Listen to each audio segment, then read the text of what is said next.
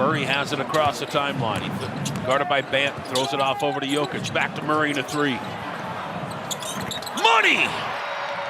Jamal Murray from downtown is 3 of 4 in the first quarter. Top of the key, Murray in a three. Got it again! Jamal Murray's on fire in the first half against Portland. Nuggets lead it by 21, their big lead of the night. Rebound tipped around and grabbed by Najee. In the front court, Murray gets down the lane, layup good! 49 for Murray, a new season high, and Denver leads at 111-93. Over to Murray. Murray gets down the lane, leans in, little floaters up and in. And a new career high for Jamal Murray, stands at 51. Murray goes to the left hand, spin move at the dotted line, jumper. Got it!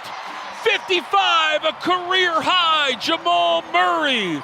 Denver leads this thing 130-117, and this thing is over!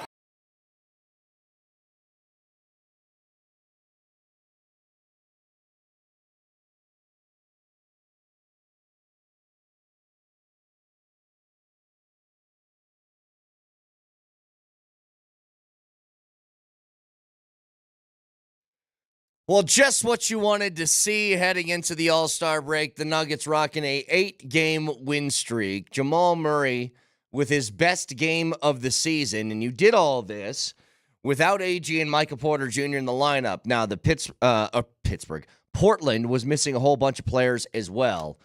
But these weren't just wins that you had towards the end of the year. The last, I would say, 5 games of this 8-game win streak were no doubter butt kickings with everybody that you faced. You faced against some bad teams towards the end, but you did what good teams should do to bad teams. Portland, by the way, just as a reminder, was winners of 9 of 11 games before this 2-game set with you. But it's pretty incredible when a game starts, Jamal knocks down a couple of shots, and you can just see that thing in his eye. Like, it's just going to be one of those nights. So he gets a 30-point half in the first half, and he follows that up with another 20-some points to finish with 55 yesterday. He was remarkable. Like, I'll put it to you this way. Nelly, the Nuggets win 132-121, but they scored 132 points with how many coming off the bench? The answer is 3 points from your bench unit. Jalen Pickett hit 1 3, and that was it. Didn't have to do anything else. Jamal, 7 of 15 from 3-point range. And, you know, maybe we just got caught up in the, how do you want to put it? Jamal Murray slow start to the season thing. Because he always starts slow, but that was an extension of how last year finished, and so it was a little bit harder to stomach this year. Jamal looks like he's back. Can we agree? Like, Jamal, I'll just give you some numbers. Over the last, let's say since, it's even been before the new year, but everybody kind of makes that, around Christmas sort of thing. Jamal has averaged 22, 23 points a game since, like, December 13th. The dude's back. Over the last couple of months, he's shooting essentially 50% from the field and 40% from 3. He's picking and choosing the games in which he does that. Look, he took 36 shots last night. 36.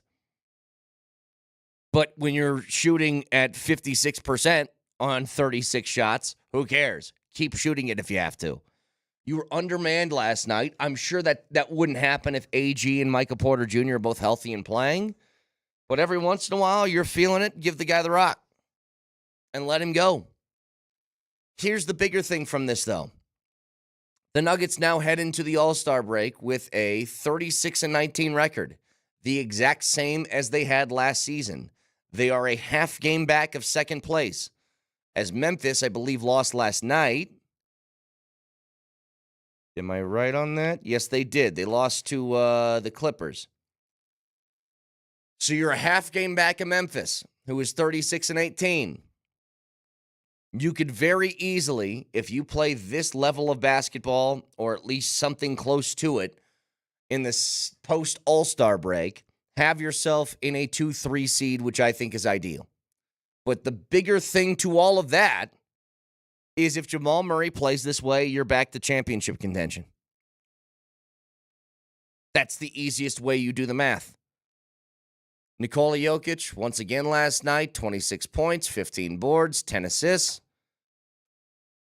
He's going to do what he does.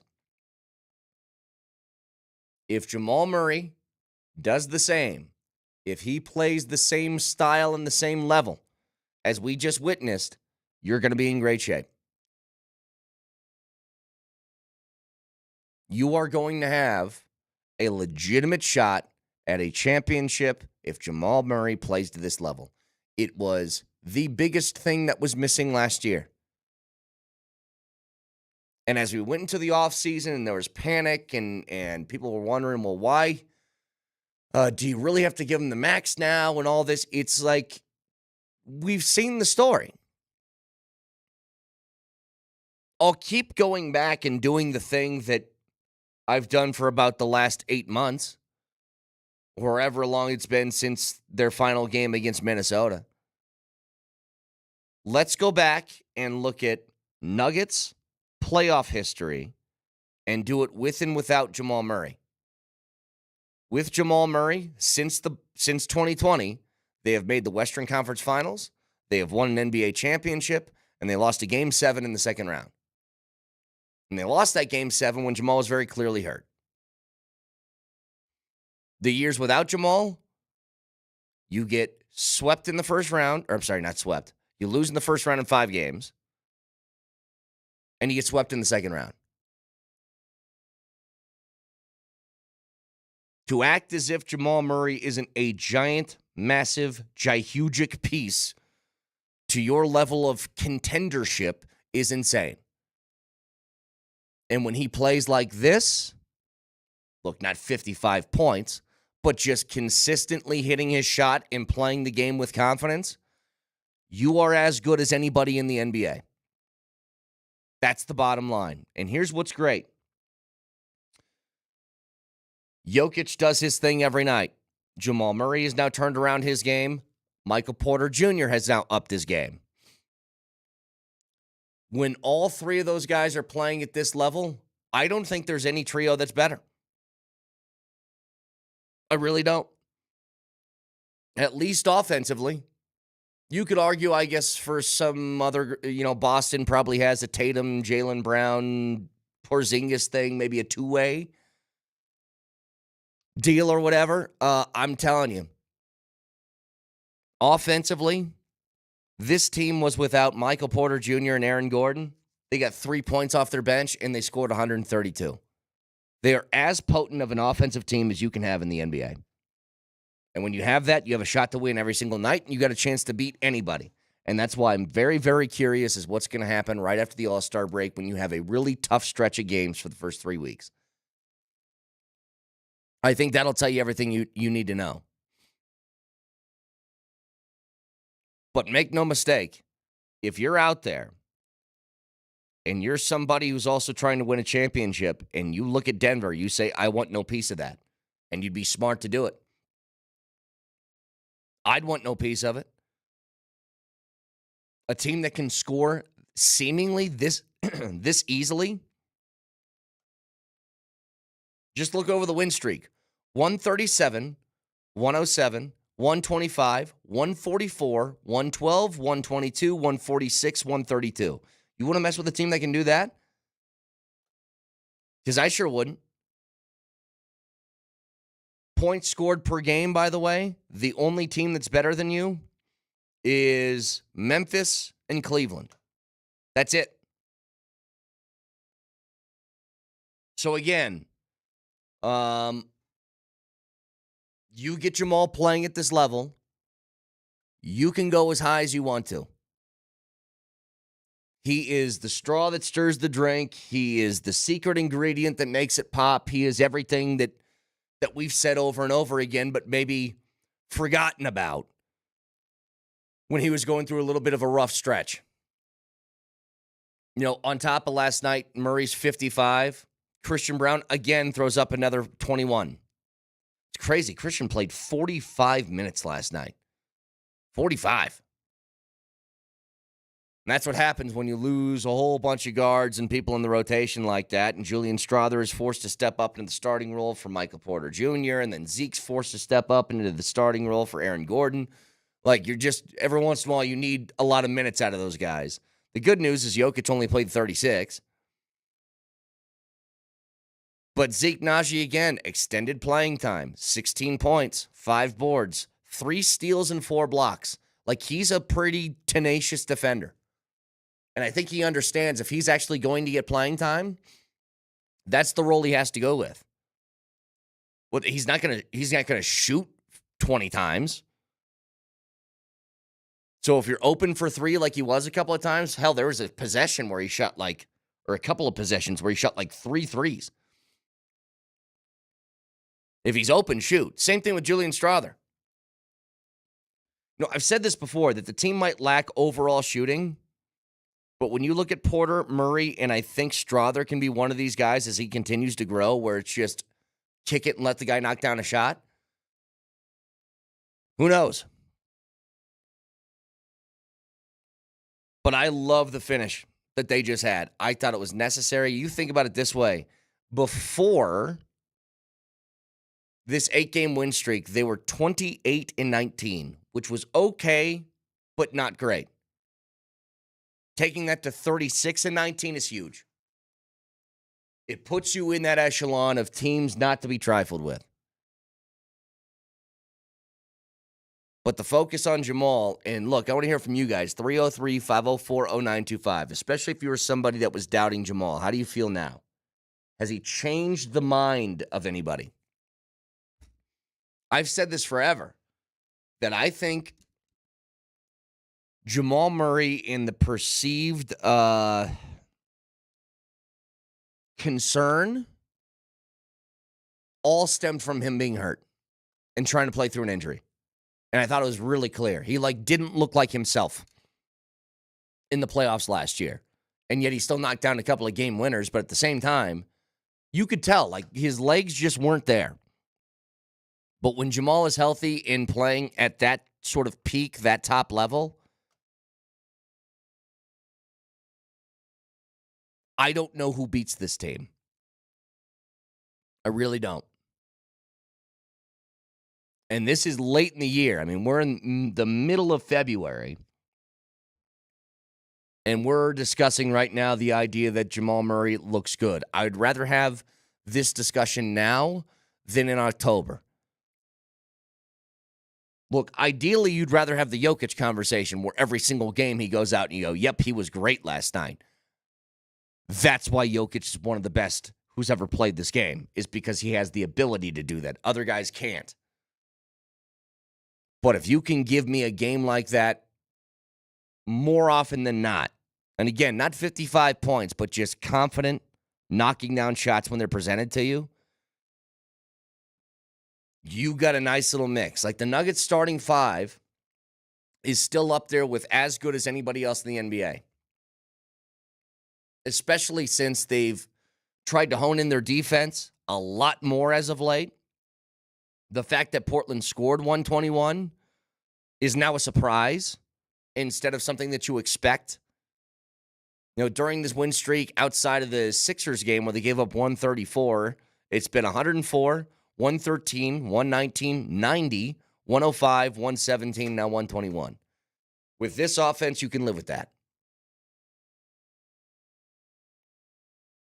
Texture says, I was a basher. I take it back, Brett. He has stepped up. But that's the thing.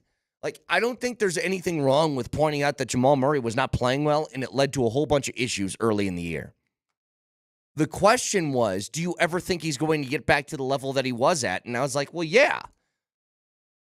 Because I've seen it. Jamal just didn't get worse at basketball all of a sudden. He's not 38 years old. He's 27. And once you find some confidence and some rhythm, good luck trying to stop that. So 8-game win streak heading into the break. Nuggets looking good. Half game out of the 2 seed, as now they got about a week off. 303-504-0925. We're broadcasting for the Backus and Shanker Studios. Serious lawyers for the seriously injured. I watched some of that Canada and Sweden game last night. And I have some thoughts. I didn't know how I'd like react to this. I know they're making this a big deal. I didn't think I would be that into it, and I sort of was yesterday. And I'll tell you why. And the NHL might have stumbled across a really good idea for all sports. We'll get to it next.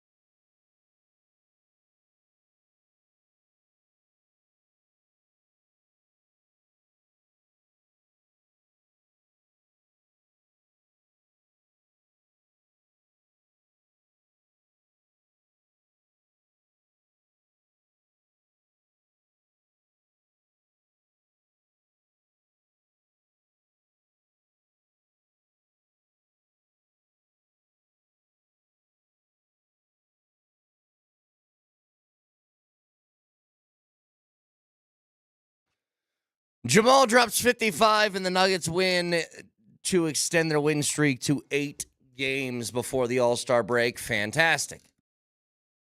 Also yesterday, we got our first taste of the Four Nations tournament between Canada and Sweden. Ended up being a great game going to OT.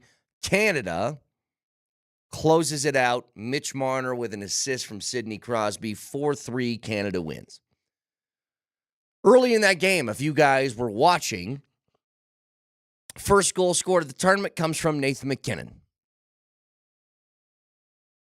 who goes, an insane pass from Crosby. Through the legs, opposite side to MacKinnon, far post, boom, nails it. They're up. His name's Nathan MacKinnon. Heard of him? And this is what I was talking about with Canada. We were talking about their power play heading into this. And you saw every bit of how strong that power play was because that was McDavid to Crosby to MacKinnon. Good luck. Oh, by the way, McCarr was on the ice with them too. Hey, Brett, here's a cool fact you've never heard before. Did you know that Sidney Crosby and Nathan MacKinnon are both from the same small town in Nova Scotia? I don't believe you. The Sidney Crosby and Nathan MacKinnon, I swear to God, are from the same small town in Nova Scotia. It's called Cole Harbor, a.k.a. Gull Harbor. And this is a fact you are hearing for the first time, and I'm excited I could blow your mind. Never, ever would have guessed it. Never. Breaking news. Texture says, I was oddly into it, but I don't really like how hard they were checking and playing. Here's the thing. Those guys cared. They cared about that game. And the NHL might have stumbled across something. But this is a two-pronged thing. There's a good and there's a bad. One of our old philosophers might call this a double-edged sword. Here's what it is. I was into it. I thought these guys were playing really hard. And in the middle of my entertainment, I got the same feeling as I think that texture did, which is this. This is really fun. These guys are putting forth effort in a way that we have not seen for any one of these sports when it comes to outside regular season or postseason games. If you want to fix your all-star problems, do something like this. Make a mini Olympics, and you'll get effort immediately. Guys love playing for their countries. And then I thought to myself, Nelly, Team Canada that is stacked has 3 Avs players who are really good and important to their success on it. Don't touch them. Everybody loves to complain about the All-Star game in the NBA or the All-Star game in the NHL or the Pro Bowl in the NFL. And then you realize if they were actually playing a game, then injuries are possible. And is that what you want? Do you want in the NBA All-Star game Anthony Edwards going out with a really hot contest to Nikola Jokic on a three-pointer where he sticks his foot underneath the landing zone and Jokic tweaks his ankle? Or worse. Here's the thing. You can't have it both ways. You can either have a watered-down game that keeps everybody safe, or you can have an exciting game that you want to watch and you risk injuries. What's it going to be? If you want an exciting MLB All-Star game, you got to have Pete Rose sliding into the catcher so hard that it breaks his collarbone and it ruins his career forever. Do you want a watered-down All-Star game? Okay, then take that stuff out of it. You can't have it both ways. It's like in what was that Pro Bowl game? Sean Taylor lit up a punter, popped his helmet off. Decleated, obliterated that guy. And we go back, we look at it, and we're like, yeah, man, that was cool. We should go back to that. I'm like, do you? Do you want to go back to where Marvin Mims is taking a kick return and Ed Reed lines up a shot like that? Is that what you want? Or do you want these guys to stay healthy so that, especially right now in the NHL, when you're in the middle of the season, The Olympics may be a little bit different. That's an off-season thing, and then you got some time to recover and all of that. But this is middle of your year. And I do think there's a balance to it. Now, I've said this from the jump. My entertainment from the Four Nations does not trump the entertainment I would have if the Avs won a Stanley Cup. And so because I feel that way, I'm erring on the side of I'd rather not. Especially not in the middle of the year.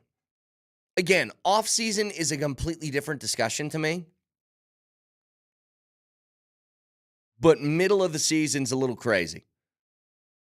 And I think you'd be kidding yourself if you weren't holding your breath at multiple points throughout that game, looking at McCarr and MacKinnon and Taves out there, saying, all right, try, but don't try too hard.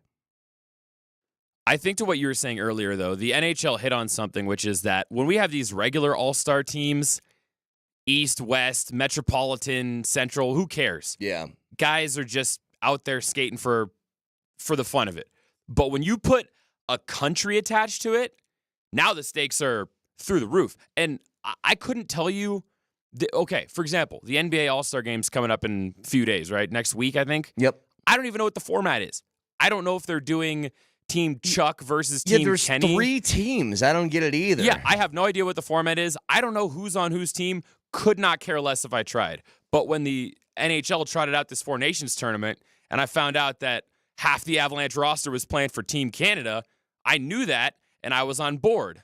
And I'll tell you what, I was all ready to roll out the Maple Leafs and root for Team Canada, except for that loser of a goalie they have in net who likes his water bottles. So you know what?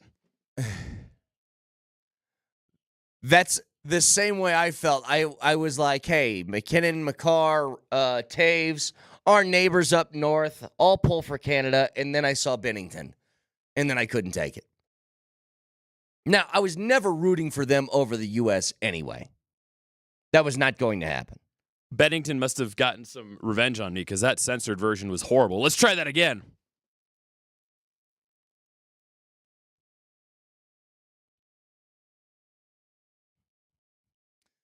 Yeah.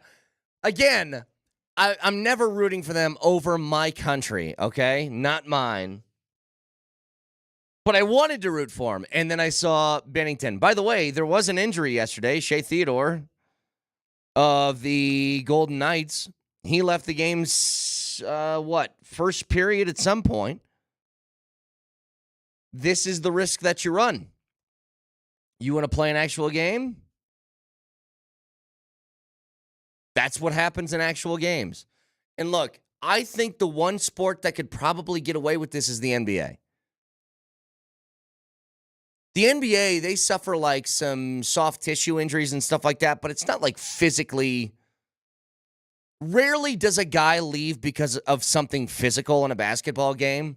They leave because they fall wrong. They leave because they tweak something. They leave because of that. The NBA could easily just be like, all right, here's what we're going to do. It's going to be the U.S. versus the world or whatever, however they want to format it. And they've basically already tried to do it. I mean, if you look at the all-star lineups now, Charles Barkley's team is virtually all international players.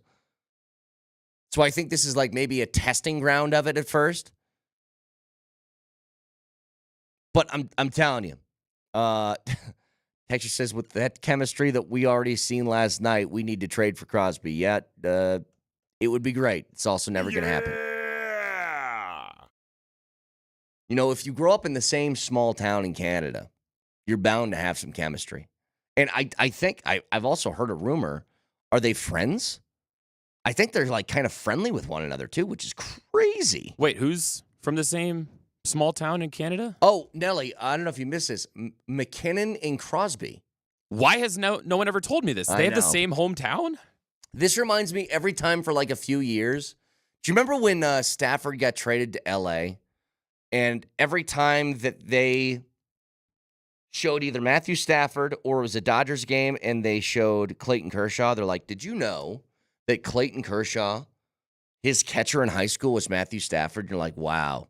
for the millionth time. No idea that was the case. Crazy. Do you remember Avalanche legend Matt Nieto? I do remember Nieto. Do you remember what his hometown is? I actually don't remember this. Well, you should remember because they said it every other word, every single game. Matt Nieto from Long Beach. Oh, do you remember that's Long right. Beach native Matt Nieto from Long Beach? A place that isn't historically known for hockey. It's known for Snoop Dogg and baseball. Yeah, pretty but crazy. Not hockey. Surfer bro. Yeah. Getting into the hockey, huh? Long Beach native Matt Nieto from Long Beach. So, bottom line is this. I was actually really entertained by it yesterday. You know, at some point in the pregame festivities, I was like, all right, guys, let's go. You said this thing was starting at 6. It's 6:30. Let's get to the anthems. But I get it. They wanted to spruce it up and make it a big thing. They already announced that in 2028, they're going to do, what do they call it? The World Cup of Hockey or something like that, right? Isn't that what Bettman said yesterday? Yeah, the World Cup of Hockey. So the Olympics and World Cup are going to rotate every 2 years, starting with the 2026 Olympics. So they'll do that. 2 years later is the World Cup. 2 years later, Olympics. 2 years later, World Cup. Locations and all that stuff will be solicited by the NHL and NHLPA. So I liked it, but I had concerns as I was watching. 303-504-0925. I want to get to the Broncos in just a second because I saw something yesterday that I think is really, really interesting. But here's how I feel about this, okay? Heading into the Broncos offseason. They are not in a place where they have a must when it comes to you have to absolutely make sure you do this and spend money or a ton of resources to do it. Like they have things in which you really, really, really want a tight end or a running back, and you need to get that figured out. But when it comes to T. Higgins specifically, that's what I want to jump to in a couple minutes. The Broncos are the favorite to land T. Higgins. They're at 3-1, Washington 4-1, Pittsburgh 5-1, goes on from there. But they are listed, according to Sports Betting AG, as the favorite to land T. Higgins. And I think T. Higgins is a hell of a wide receiver who could very easily be a number one for a whole bunch of teams. I also think that if I were in charge, I wouldn't pull the trigger. And I'll get to why in just a second. But I love something that I saw yesterday. The Eagles win the Super Bowl. A.J. Brown, who I wondered all year, he felt and seemed very unhappy despite the winning in Philly. Here's what he said on Instagram. It's a picture of him in the end zone at the Super Bowl. It was, after a few days, I've had time to reflect on being a champion. Tried to feel how everyone made it seem to be a champion, and unfortunately, it was short-lived, 2 days to be exact. I've never been a champion at the highest level before, but I thought my hard work would be justified by winning it all, and it wasn't. My thrill for this game comes when I dominate. It's the hunt that does it for me. It's when the DB drops his head in surrender because he can't bleep with me. The intense battles, blah, blah, blah. He goes on from there. And I'm sitting here and I'm like, so this guy, 2 days after winning a championship, a Super Bowl, opens up his Instagram and leaves a long caption about, winning a championship's great. But you ever burned a cornerback before? It's like, why is that your concern?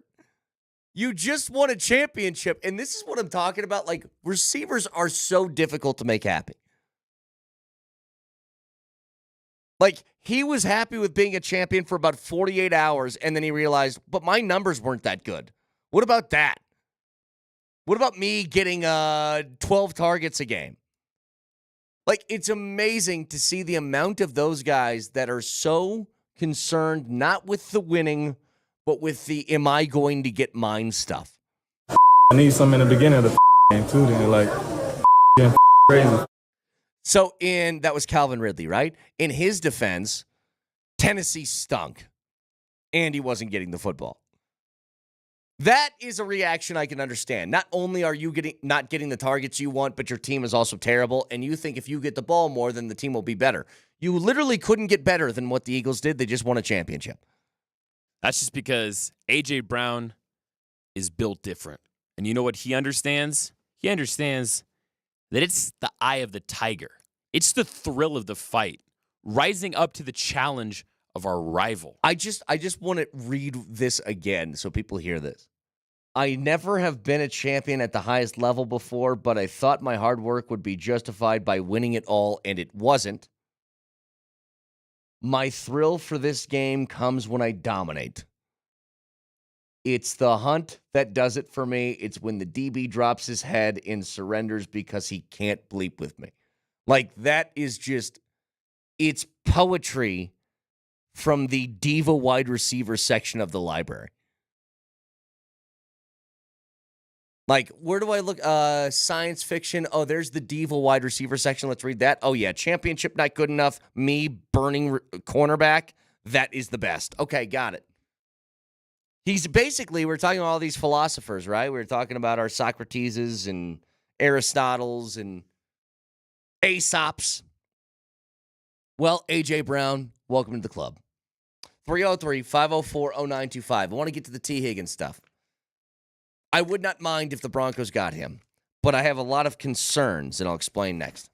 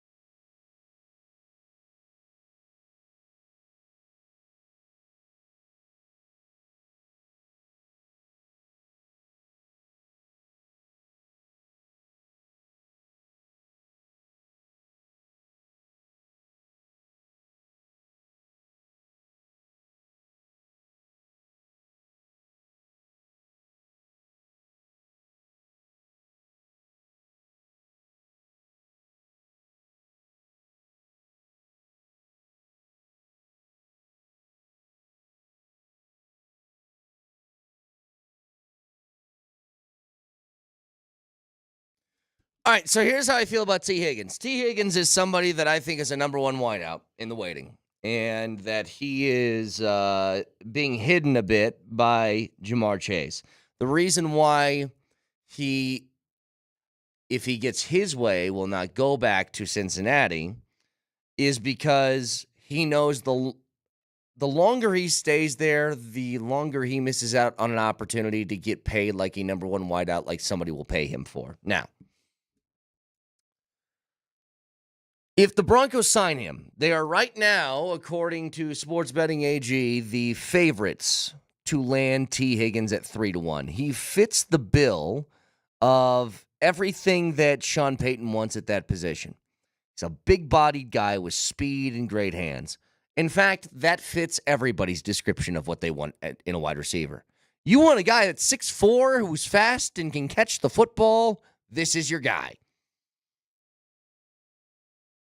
If they signed him, well, there's two ways to look at it. I'm going to give my case as to why I don't think I would first. You have cap space.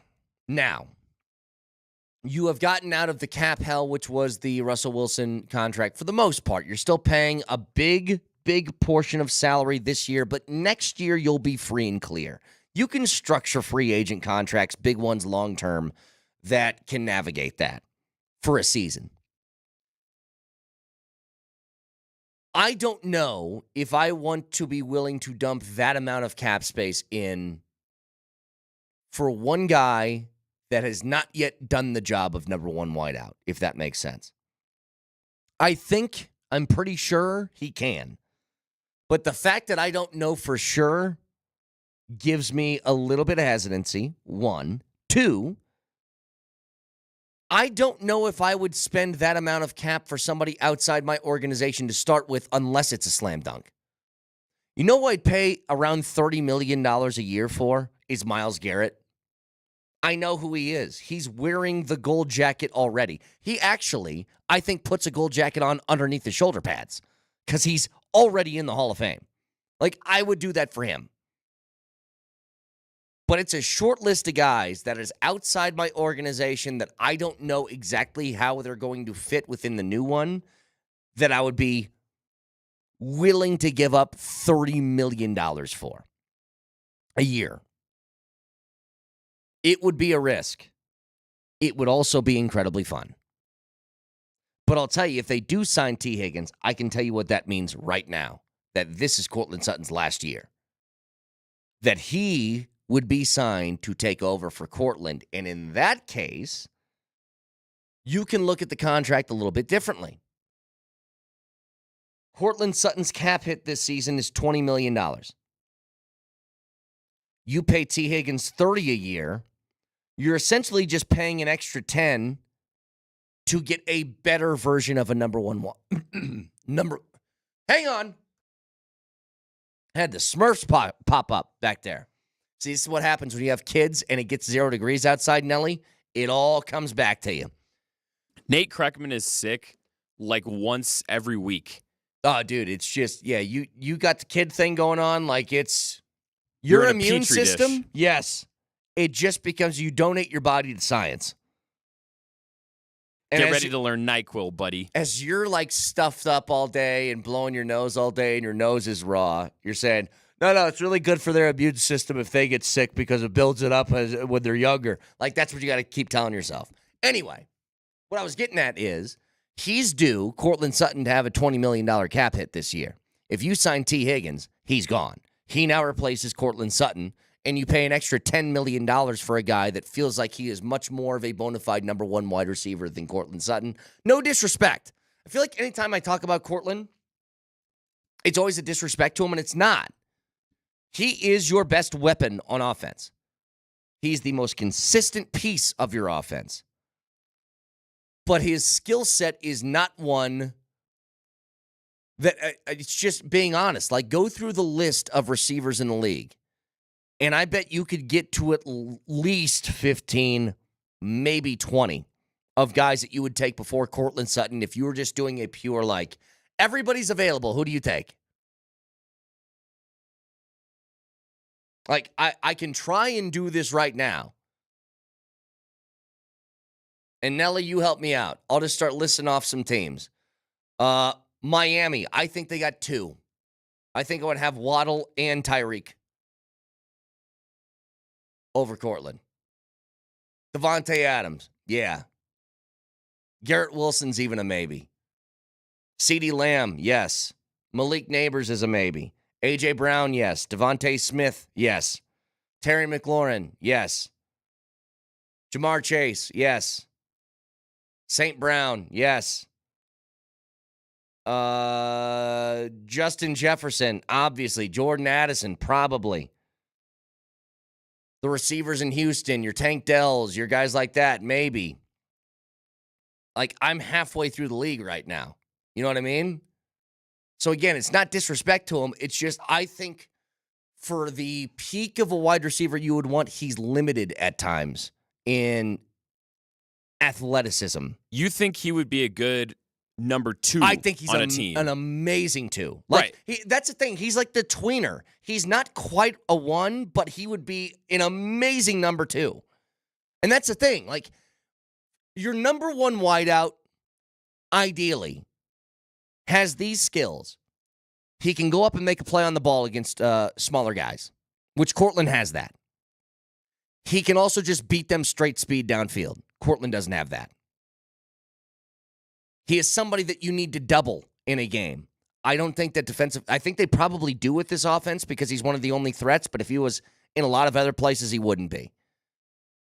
Like, that's the thing. That's what you're looking for, and that's what a lot of people, like myself, think T. Higgins is or could be. So, look, again, this is something where I'm like, if they do it, I think it's pretty neat. It could be a lot of fun, especially for a year that Cortland Sutton would be the number 2 on this team. Like, if you had Higgins, Sutton, and Mims, that's a hell of a wideout room. Not to mention Devon Vele and Troy Franklin, who are your 4s and 5s in that room. But it would be a heavy risk. And part of, like, you got out of cap hell. You're going to throw yourself right back into it by making a move like this. So, again, I'd be a little bit hesitant. But here's a reminder of what we got going on today. First of all, USA Finland tonight in the Four Nations. That is going to be right here, Altitude Sports Radio 92.5 after Kreckman and Lindahl. So you can listen to that game if you're out on the road today. Secondly, we have another $50 gift card to Safeway that we're giving away today before the $250 grand prize, which will be tomorrow. Thirdly, Adam Schefter is going to join us at 8 o'clock this morning because he had some flight stuff, so he's on PhD on Monday, and we're taking the Thursday shift with Adam. Is this the last time we talk to him for a while until free agency, right? Yes. This is our last weekly talk with Schefter, and then he's going to come back next month around the start of the league new year. That's right. So we'll get one last sort of recap of the season with Schefter before we get to the free agency period, and that's where Schefter makes his hay. Free agency in football is as fun as anything. I love free agency period in football. Jeff Legwold also at 9 o'clock. So all of that coming your way today. By the way, if you want to hang out with Kreckman and Lindahl, you can do so today at number 38 in Rhino, as they're going to be there leading you up to the Four Nations game with the U.S. and Finland. So head on over to number 38 for the live broadcast, Kreckman and Lindahl, 3 to 6, immediately followed by the viewing party for USA and Finland in the Four Nations hockey tournament, hosted by Andy Lindahl. Number 38 is live DJs and more TVs than you can count. It's true. If you guys have not been to number 38, go do it. It's an amazingly cool place. That's all presented by New Amsterdam Vodka. Visit nmbr38.com. You got the old DNVR School of No Vowels. nmbr38.com to RSVP and see more info. We'll see you at number 38 in Rhino tonight starting at 3 p.m. And by the way, Brett, anytime you bring up Cortland Sutton, this is how you think you sound. This man was a bona fide scrub. No. He can't play. No No. disrespect whatsoever, but I'm sorry to tell everybody the truth. Wait a minute. That was Stephen A. talking about Kwame Brown, I think? Yes, when he was traded off of the Lakers. That's my point. That you think you sound like that, but you don't. I think you're being more level-headed than you give yourself credit for. I think it's being reasonable, but I also don't want to diminish. Like, he's done a lot for this team over the past few years in which they had no weapons. He's been the weapon. So anyway, we can jump back to this in a little bit. Can always watch the show live on Twitch. Twitch.tv, search Altitude SR in the search bar, the Altitude TV simulcast, and that is the Safeway Twitch feed. Remember, guys, Safeway, especially around this time of year, it's a one-stop shop for Valentine's Day. Don't forget that special someone and show them that you care with beautiful flower arrangements, savory chocolates, and more. Find everything you need and make it easy with delivery or pickup. Get started at Safeway.com or in the Safeway app. Moser, Lombardi, and Kane next. This man was a bona fide scrub. He can't play.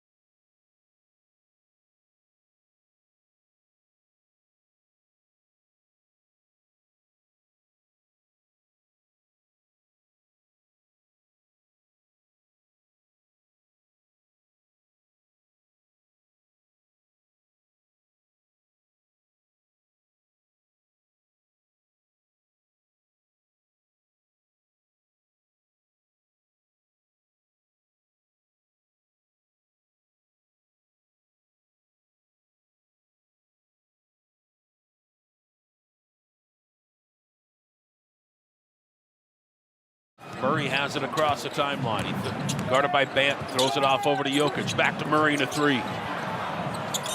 Money! Jamal Murray from downtown is 3 of 4 in the first quarter. Top of the key, Murray in a three. Got it again! Jamal Murray's on fire in the first half against Portland. Nuggets lead it by 21, their big lead of the night.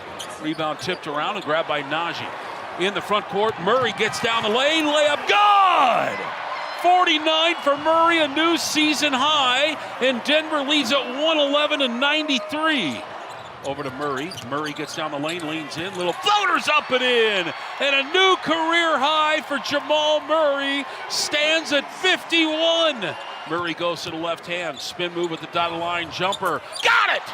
55, a career high, Jamal Murray. Denver leads this thing 130-117, and this thing is over!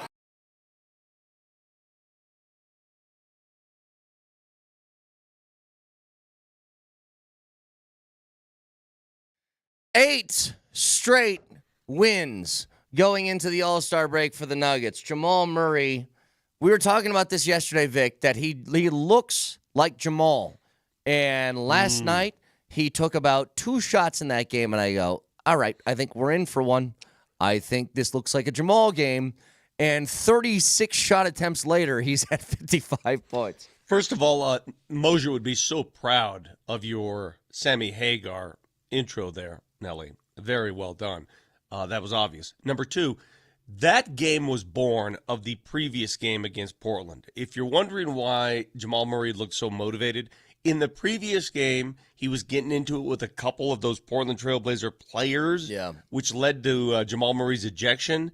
And I think he had a little something extra, a little something special for him last night. We've said it a million times, Vic. A pissed-off Jamal is a very scary thing for opposing defenses. Yeah, it's my favorite Jamal. But let's take this from just a Murray perspective first, and then we can get larger with the Nuggets and where they're at overall, half game back of the 2 seed now. Jamal, for all the people out there that were doubting Jamal Murray, and I understand why, he wasn't playing well. Raise your hand, because we all were. It got to that point. I don't like it when we in sports radio refer to everybody else as you people. We all were. Well, here's the thing. I eventually got there where I was concerned. It took me a lot longer than others. I was the one that was trying to preach to people.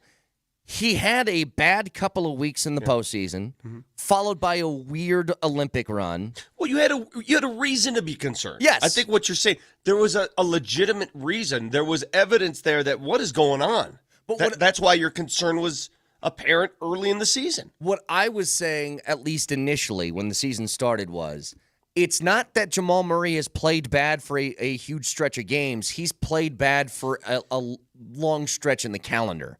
Let me help you. I'll support your theory. Not only were we concerned, fans concerned, coaches were concerned. Yeah. Jamal Murray said it himself. It's unacceptable. Right. He said it himself into an open microphone. I deserve all of it. I've got to be better. But the whole time in my head, I go, Jamal's 27.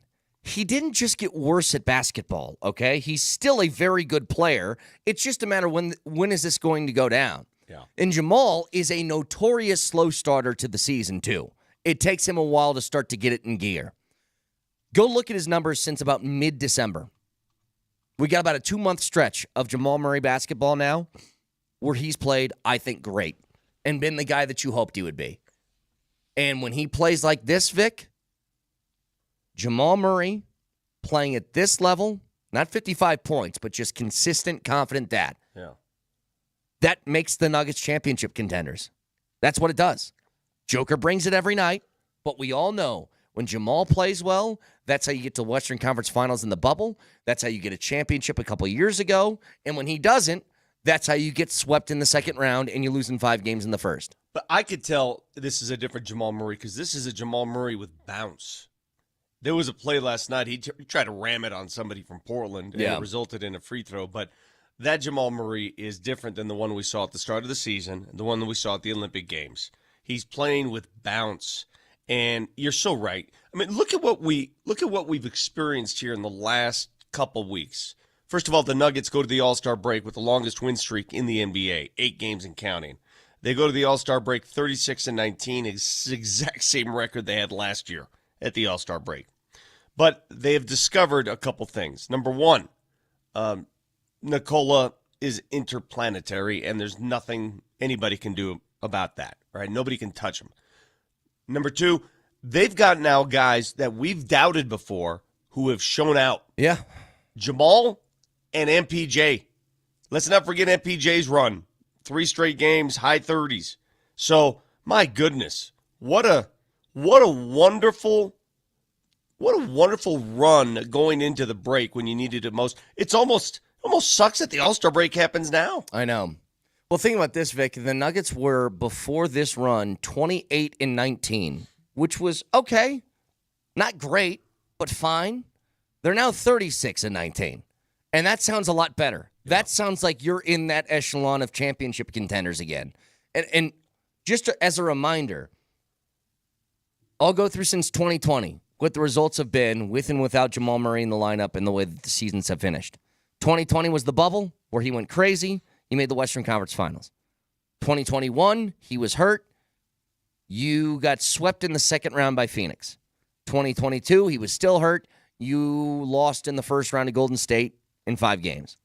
He comes back the year afterwards. You win a championship. And then last year, you go to Game 7 in the second round and lose that one when Jamal wasn't right, obviously. But when he does play at this kind of level, they are as good as anybody. I've said before, and we've said it for years, Vic, their starting 5 is as good as anybody's starting 5 in the league. And if you get Jamal playing this way, and Christian Brown is still putting up, I mean, Christian Brown's hidden last night. He put up 21, 10, and 6. Yeah. You know, like, you're as good as anybody in the league right now. Well, the focus with which the Nuggets played last night, and I know a lot of people are going to look at the schedule, and rightfully so. The schedule has been soft, right? They've got the soft portion of the schedule that they just played, and they just ate it up. They devoured it. There was no question what they did. Those 8 games, especially the ones at home, there was nothing even close. Look at some of the other teams in the NBA. These games going into the break, the final game especially, that's where teams sneak up on you. The Minnesota Timberwolves lost to a Milwaukee team last night that was missing Giannis and Dame Lillard. Yeah. The LA Lakers, with all their fanfare, got blitzed by Utah last night. Those games happen, bro. They happen. The Nuggets did not allow it to happen. Well, they just continue, like, this is what's crazy, Vic. Off-season, a lot of time was spent talking about the Nuggets and their inability to shoot from the outside. And the Nuggets are maybe the best offense in the NBA. I think they're the most complete offense. They don't average the most points. They're at 121.5. Memphis is at 123. Cleveland is at 122. So they're all around the same area. But I think the Nuggets have a little more inside and outside than those other teams. Those other teams, especially like Cleveland, they jack up a lot of threes. Memphis offense is pretty special too, but the Nuggets, they can hit you in so many different ways. You are not going to beat the Nuggets by scoring 110 points. That's the thing. Like, it's just not going to happen. They will put 120 up every single night, even with no Michael Porter Jr., no AG. And once again, Vic, you know, the 55 from Jamuri is eye-popping, and it's it's a great highlight reel. Zeke Naji goes out for 37 minutes and looks pretty good again. Like, you know what's about Zeke that I really like? And I feel for the guy. He's been here for years. He gets the contract extension. And he probably feels like he's going to be a pretty big part of this team. And then he's not. And then he's kind of thrown into a situation with a whole bunch of injuries. You got to go out and play. He knows that he's not going to be the guy who puts up 15 shots a game. He knows that. What did he have last night? 3 steals and 4 blocks? Like, dude, he was blocking everything. Tenacious defense. And he was punching the ball, too, when he blocks. He doesn't just block it. He punch. How about the one that he chased down the guy and punched from behind that looked like a dunk? Yep. He plays tenacious defense because I think he knows he has to. If I'm going to get playing time on this team, my role is not going to be to score. It's going to be like go crazy on the defensive side of the basketball. Coming up a little later, I don't want to go too deeply into it now because I want to save it for its own segment. Christian Braun may be the most underrated player in the NBA. Yeah. And I want to go deep into this. I want to stir it up a little bit because he did a couple things last night that we just take for granted, and he continues to do it, and he does it consistently. And the Nuggets are going to have I don't know if it's a problem, it's a gift, when Russell Westbrook is healthy again. I don't know how you remove Christian Braun from the starting five. I just don't think you can. Yeah, I don't think you can. I don't think you can. He's just too valuable. All right, I'll save that for later. You know the craziest stat from last night's game? Dude, I don't know if I've ever seen this before. Obviously, the Nuggets were a little banged up. They rested MPJ. They rested AG, so they start Zeke in the starting five. Julian Strawther gets a start as well. The team finishes with 132 points. The starters scored 129 of the 132. I just saw that, too.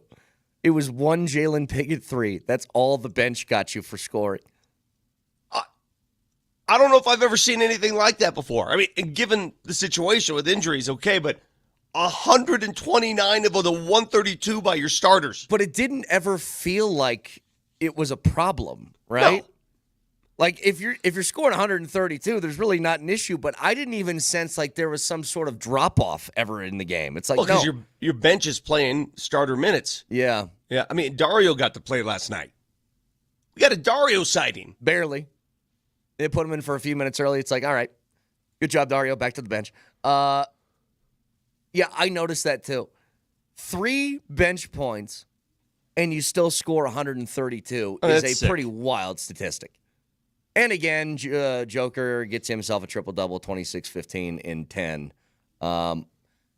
Look, I know we can all look at the schedule and say they played bad opponents. I want to remind people that Portland won 9 of 11 before these 2 games. They were playing really good basketball, and you've blitzed them. And I think that's, 6 straight games in which you have just blown teams away, crushed them. Not only blitzed them, do you know that in the regular season, the Nuggets have now beaten the Portland Trailblazers in the regular season at home 15 straight times? Goodness. At home. 15 straight against Portland. That's like crazy. When Portland comes to town, it's like, okay, shark meat. Yeah, time to roll.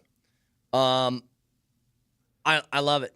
Like I didn't think I would be in a place where both the Avs and the Nuggets both have breaks in their schedule now this time of year, and I'm feeling really confident with both teams, but I am.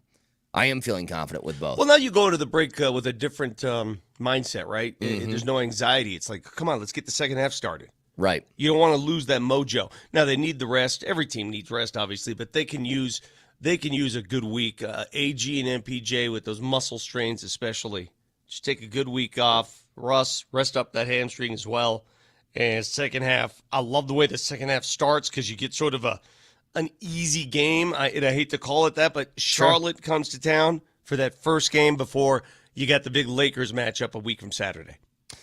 Reminder to you guys, we're going to have Adam Schefter at 8 o'clock this morning as he flipped on us. He went to PhD on Monday due to some flight stuff after the Super Bowl. He's going to join us today at 8. We got Jeff Legwold at 9. And the Four Nations, USA in Finland tonight, 6 o'clock. You can hear that right after Kreckman and Lindahl at 6 right here on Altitude Sports Radio 92.5. Speaking of, Vic, before the Nuggets game, I watched the Four Nations. And I was into it.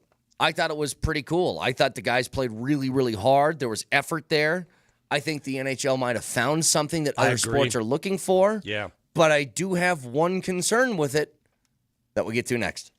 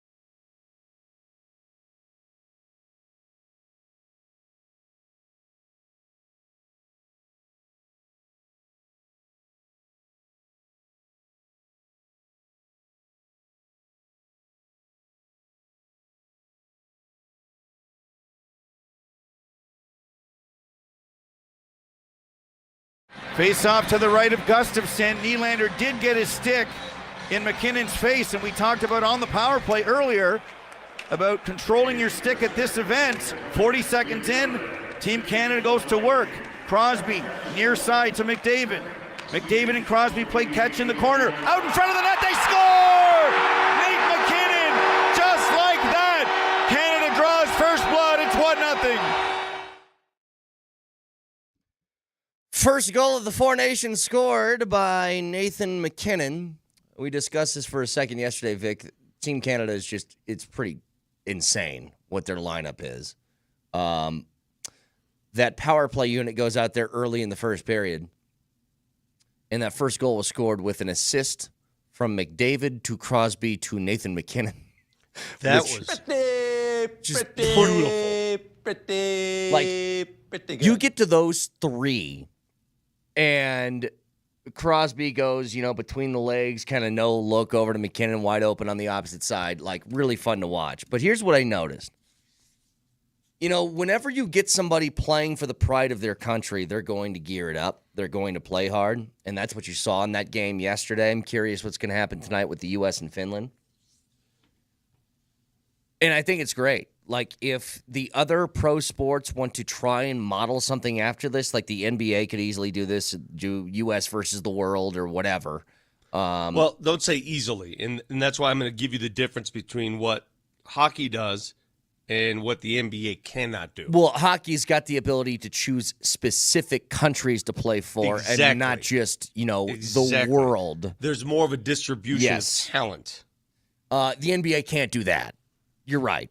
But you could make it something similar to it. But here's the thing. I was watching, I was like, dude, this is fun to watch. Guys are playing hard. They're into it. This is cool. And then I watched a couple guys take hits. And I go, this isn't so cool anymore. We're in the middle of the NHL season, and you got a chance to win a cup, and I don't want Nathan MacKinnon or Kel McCarr or Devon Taves anywhere near the hits. Well, you going to play hard or not? Well, that's the thing. You can't change the rules of the sport.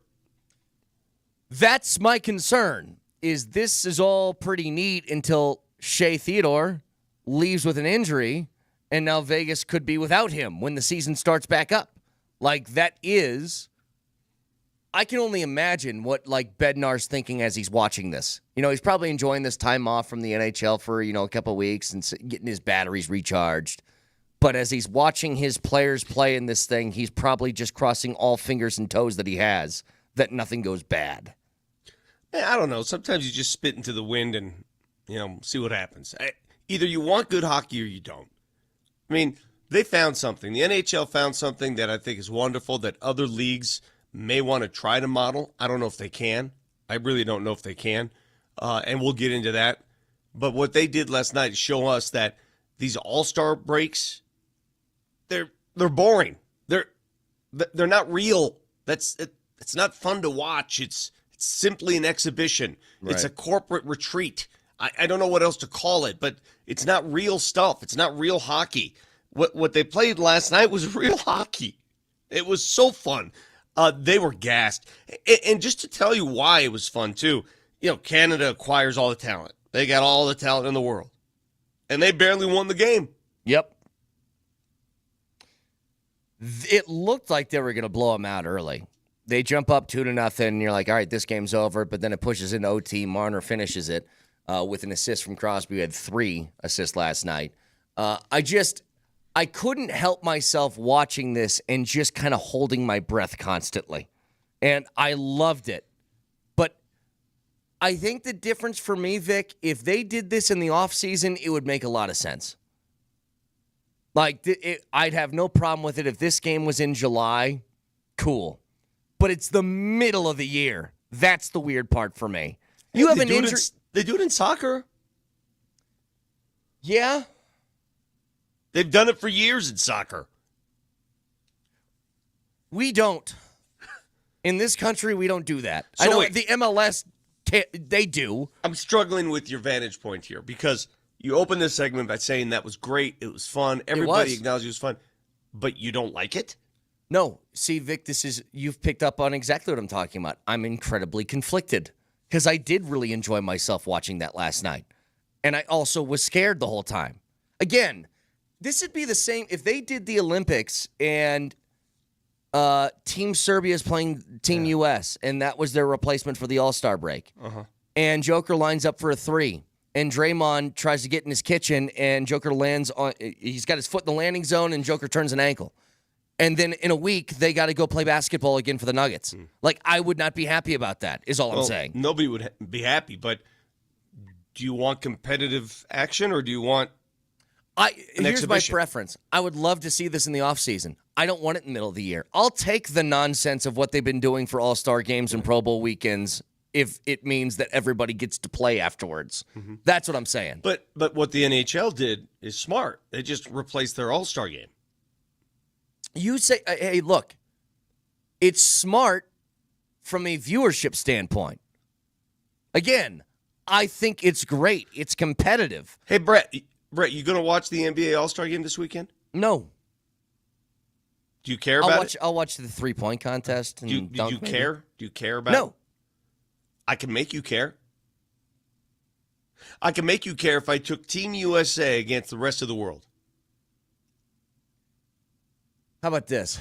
If Connor McDavid hurts himself and it's a 2-month injury in this this little tournament that they have, does this tournament cease to exist in the middle of the season at least? Are we just going to play that game, that bubble wrap game? Is that what we're going to do now? Well, here's the thing, Vic. Here's what I'm doing anyway. What do you want? What do you want? I want my team to be healthy and win a Stanley Cup. I don't care if the U.S. wins this tournament or not, as much as I care about the Avs winning a Stanley Cup. And that's where I'm always going to be. And again, it's really smart from a viewership standpoint because I'm sure that thing for hockey standards rated incredibly well because it was a lot of fun. But all I'm telling you is I have priorities. The priorities are the Avalanche is number one. Right. It's before this fake tournament thing that they've just conjured up. That's all I'm getting at. All right, so you're so conflicted, it's almost laughable. So you open the show by saying I'm telling you I'm conflicted. How great the hockey was. Yes. It was so much fun. Oh, my God. Oh, this fake tournament. Get rid of it. That's pretty much what I heard. Am I not allowed to be conflicted about things in life sometimes, that I can like something and also think it's bad for me? I guess, I don't know. I don't know what it is. Are you going to be that parent that walks around their kid with bubble wrap all day and Band-Aids? Are you going to have a backpack full of Band-Aids? Is that what you're going to be? No. I would just caution. Does this not make sense to you that my priorities lie in a certain place and that it seems like I don't know. It seems like an unnecessary risk in the middle of the season. I'm more fatalistic when it comes to this. Them's are the breaks. These guys know what they're getting into. Hey, if the player is excited and the genuine excitement you got from Nathan MacKinnon playing in that game with his friends, his countrymen, the genuine excitement those guys have going into that, you want to take that away? Nah. If they get hurt, they get hurt. I think that's a great... If they get hurt, they get hurt. Vic, I think it's a great idea in July.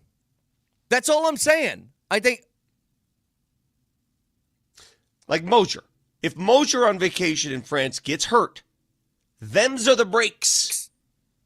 I see Moser walking around somewhere in France right now.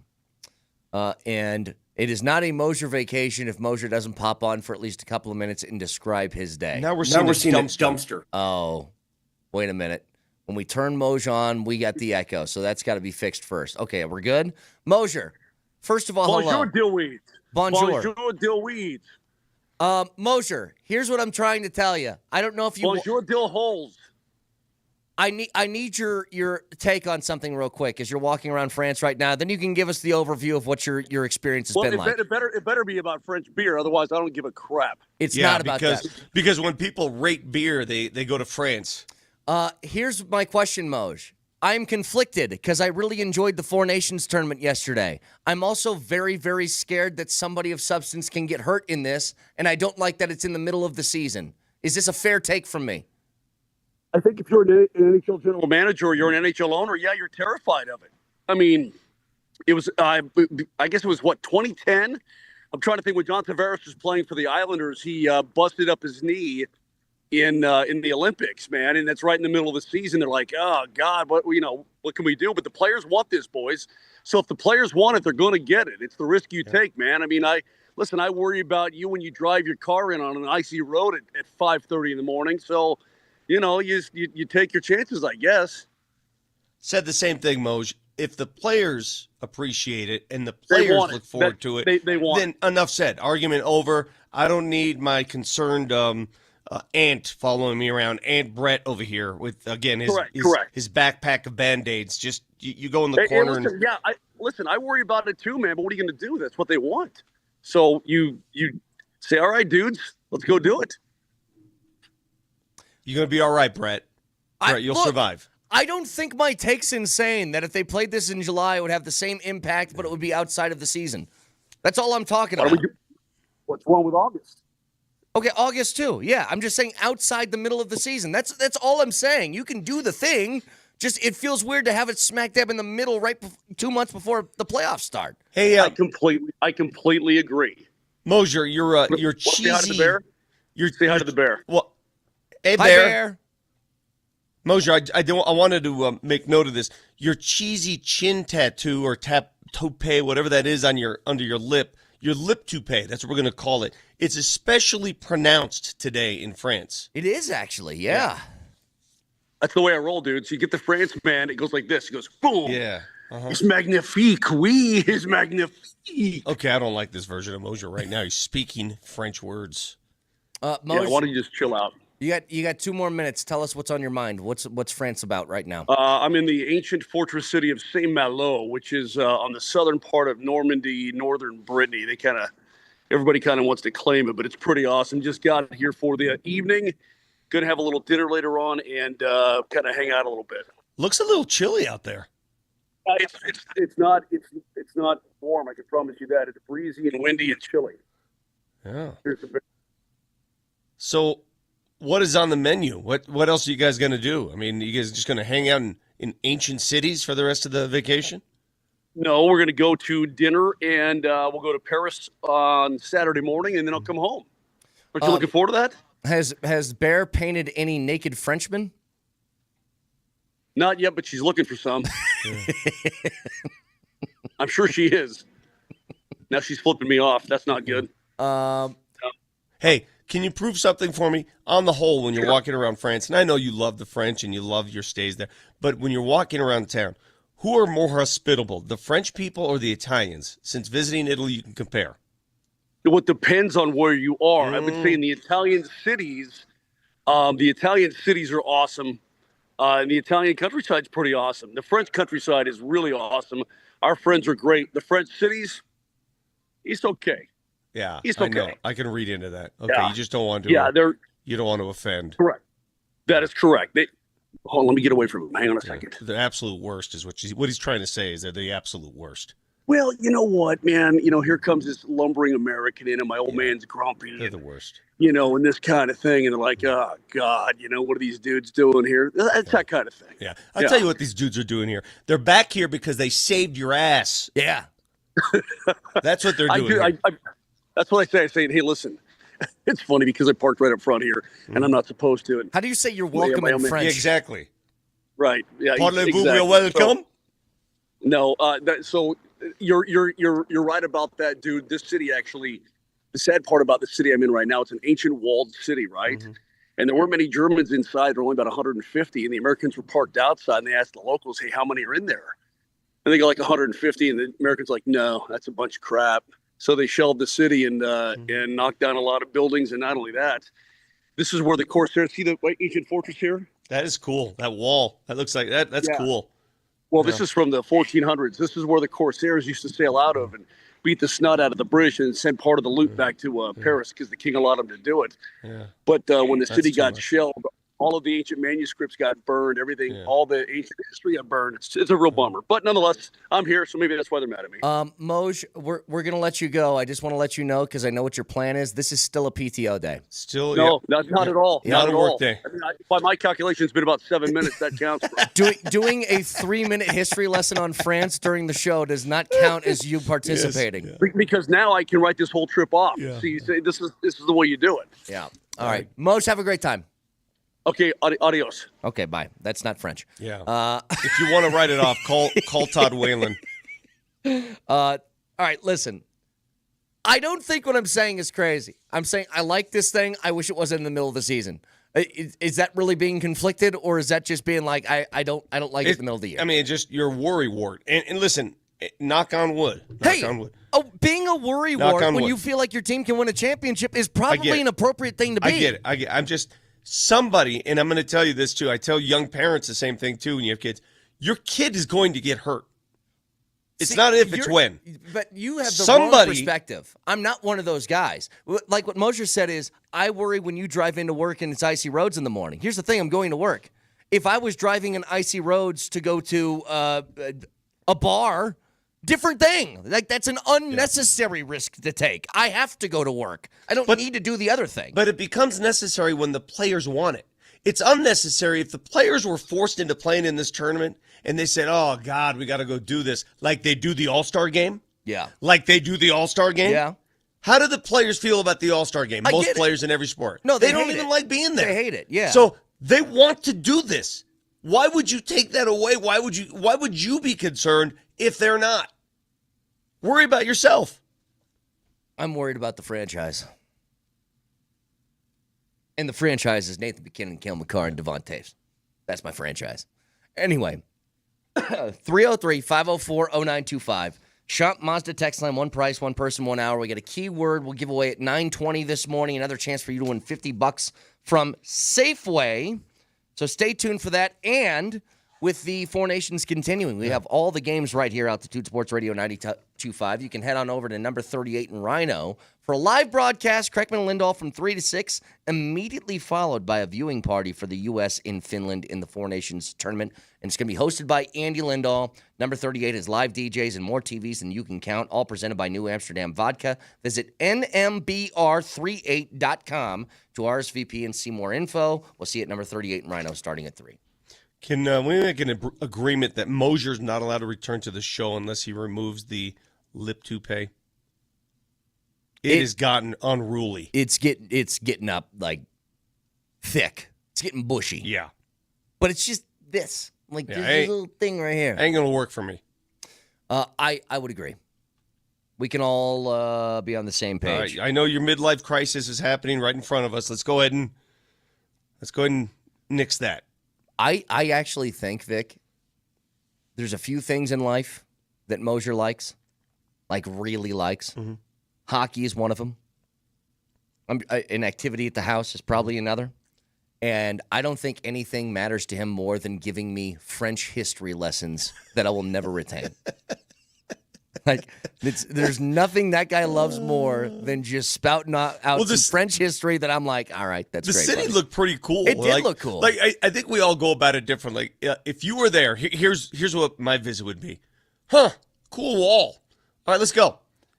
I would just be looking around going, whoa. Yeah, cool wall. Nice. If you ask anybody else, hey, what are your plans for the evening? You and your wife are in France. They'd go, oh, we're going to see some of the sights, maybe go have a nice dinner on the river. Moser's the only one that's like, this fortress was built in 1815. It's not your evening plans, man. I know, but it's his greatest love. It really is. And did you know? Look, it wasn't lost on me either. If you noticed, by the way, if you guys, for those who are just listening in their cars, he was literally in a city that was surrounded by a giant wall. Like it's just a Game of Thrones type city. Yes. Moser's hat he was wearing was his D-Day hat. And I don't think that's unintentional. I think he wears that to try and see if one of these French people want to go up and talk to him about D-Day. Yeah, exactly. You want to come up on me? Yep. And then he can bust him over the head with his big brain of D-Day and Normandy knowledge. Just be like, yeah, I'm an American, but I'm cultured. Yeah, I know your guys' country. Yeah, but I'm like one of you too because I got this thing under my lip. Surprised he wasn't wearing a beret with his cigarette hanging out of his mouth. All right. Here's the thing, Vic. Notice something interesting yesterday. The Broncos, according to Sports Betting AG, are the favorites to land T. Higgins. And much like the Four Nations, I'm conflicted. And I'll explain next. Moj, have a great time. Okay, adios. Okay, bye.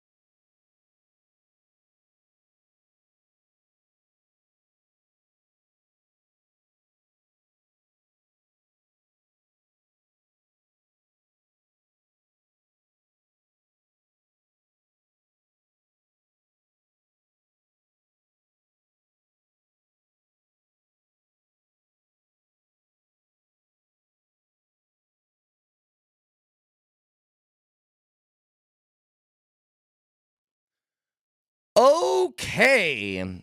Adam Schefter going to join us in 15 minutes, get a wrap on the NFL season before he takes a few weeks off and rejoins us for the start of the new league year, which means what? Free agency. Oh, interesting. Speaking of, T. Higgins, maybe the most prized free agent on the market this year, assuming he gets great there. segue. Thank you. Oh, thank you so much. Thank you.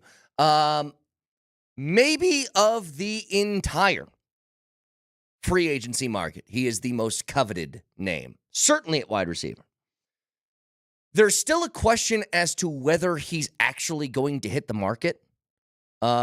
Cincinnati, I guess, is thinking about just franchise tagging him again, which would be expensive, but only a one-year deal. But let's just assume that he does. If he does, according to Sports Betting AG, the Broncos are 3-1, the favorites in odds to land T. Higgins.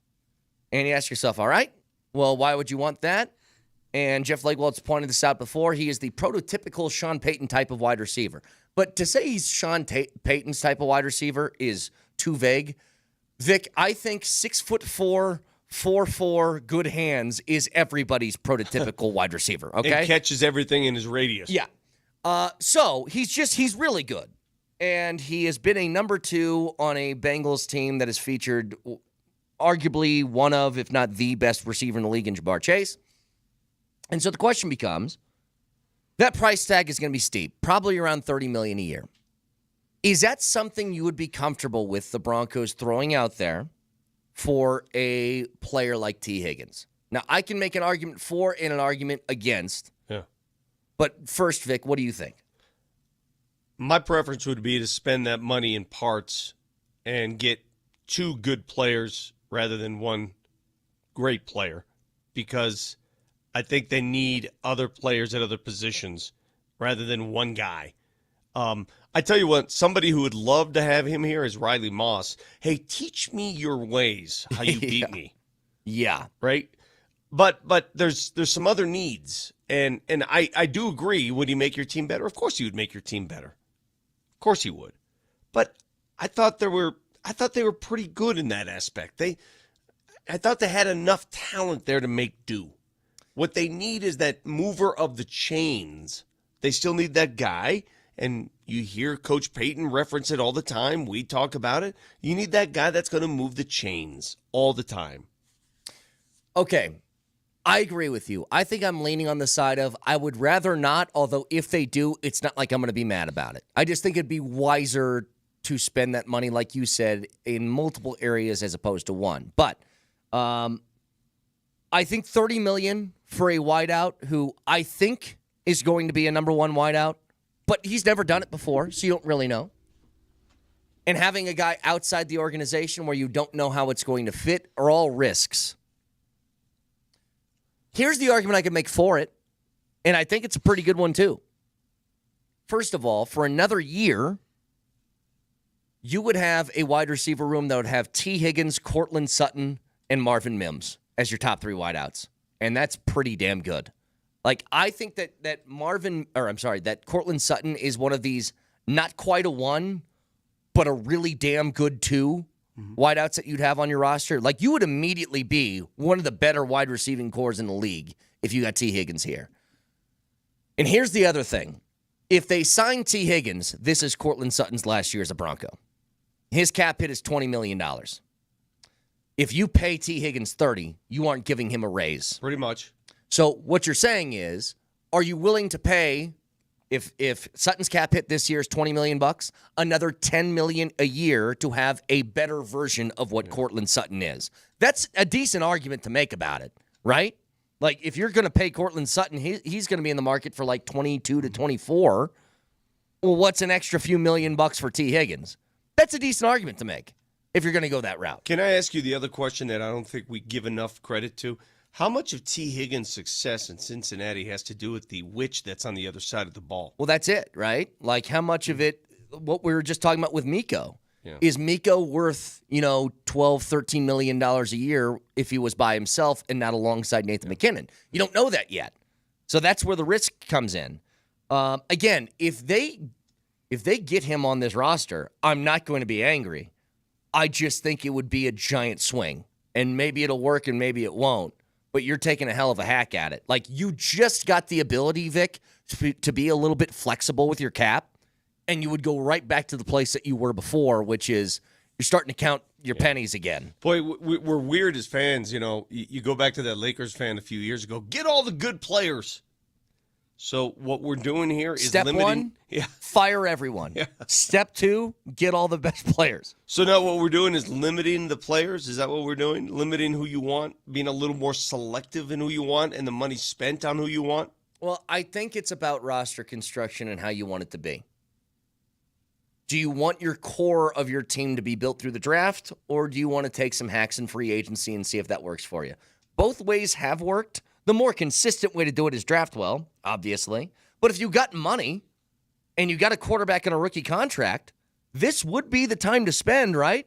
You have one more year of the Russell stuff, and this is a discount from last year on the dead cap that you're going to be taking with you.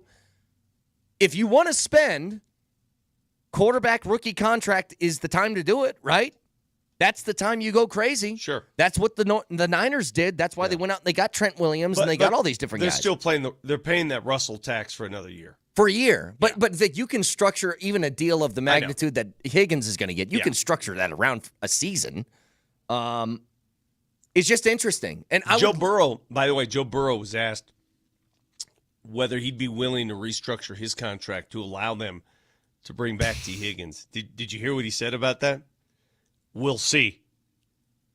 Well, he's not even talking about T. He's talking about Jamar Chase has to get paid. Yeah. T. Higgins has to get paid. He's already been on record saying, you better pay Trey Hendrickson on the defensive side. Like, he's doing all of that. Here's the thing I've heard about Cincinnati, by the way. This doesn't make sense to me. Can you help me? And, you know, we're talking to Schefter in a few minutes. Maybe he can. All I hear about the ownership in Cincinnati is that they're notoriously cheap. Cheapest in the NFL. What does that mean, though? They have a salary cap. They must spend a certain amount of money. Ask Adam that question. Yeah. We'll answer it. I mean, it's pretty easy for me to answer it because I've seen the differences between the big spenders. They spend to a floor, not to a ceiling. They don't give their teams they have some nice facilities. They redid their facilities there, but still. And I think everybody in the NFL acknowledges that they're not going to do what other teams will do. I mean, what they have here in Denver is pretty special because they have the deepest pockets in the National Football League, and they will spend to whatever the players need. So is it just signing bonuses and stuff like? Is that what they're talking about? Everything, the extracurricular stuff. Okay, you know what? I'll ask that to Schefter. Yeah. But here's the thing: a new turf field, a new practice facility that makes indoor facilities. Little things. But that makes sense, Vic. What doesn't make sense is you got to spend money for a football roster anyway. Now, the T. Higgins thing, if they made this argument, we're already going to pay Jamar Chase, and then it comes down to would I rather have Hendrickson or T. Higgins on a big contract? Like, that would make sense if you're letting him go for that reason, but whatever. We'll get to that in a second. I will say, though, Vic, to the argument pro signing T. Higgins, can you imagine a year of T. Higgins, Cortland Sutton, Marvin Mims, and then your 4 and 5 wide receivers are Troy Franklin and Devon Vele? And then let's say you go out, you find a tight end in the first round or a running back in the first round. Like, you can build a pretty dangerous offense in a hurry. Yeah. In a hurry, you can. By the way, I'm reading right now our previous segments, the argument, the debate we had about whether you're comfortable with these guys playing full tilt hockey in the middle of the season. Canada defenseman Shea Theodore out for the rest of the Four Nations tournament because he broke his wrist in that game. Mm-hmm. Yeah, he left early. Yeah. So, do you think Shea Theodore, if given the chance to make that decision again to play, do you think he would play? Oh, he probably would. I'm telling you, a Vegas Golden Knight fan is probably not happy that he did. And that's me. I'm not a player. I'm an Avalanche fan. Yeah. But they're not doing it necessarily for fans first. They're doing it for players first. I know, but I'm a fan. I'm a fan, so I'm a fan first. Players want to play. Again, Vic, my argument to this is I don't care, but the players want. Nathan McKinnon's not going to say, oh, sorry about that. Okay, we won't play. Players want to play. Great. Let's play it in August. Sounds awesome. Again, I'm not against the tournament. I'm against the timing of the tournament. That's it. I'm just against when it's taking place in the calendar, not against the thing in general. But a guy can get hurt in the summer. That'll affect him in that season, too. Okay. What's the difference? Okay. So what's the difference? The difference is the playoffs are in 2 months. In August, the playoffs aren't in 2 months. You have time to recover. Like, that's all I'm getting at. Like, I'm amazed it's so close to absolute everything on the line, do or die time of the year. That's all I'm saying. The point in the calendar is weird to me. The tournament overall is great. And the players want to play, totally get that. I think it's a great idea in August when we just have baseball. It would suck if one of your team's favorite players got hurt, but them's are the breaks. All right, let's get to a break. We'll talk to Adam Schefter. Adam Schefter will join us one last time until the new league year starts. Free agency opens up. We'll talk to him around that time, but we'll get a wrap on the NFL season. We'll ask him about the T. Higgins stuff and the Broncos' shots at it, along with why T. Higgins is going to be available in the first place. Adam Schefter next.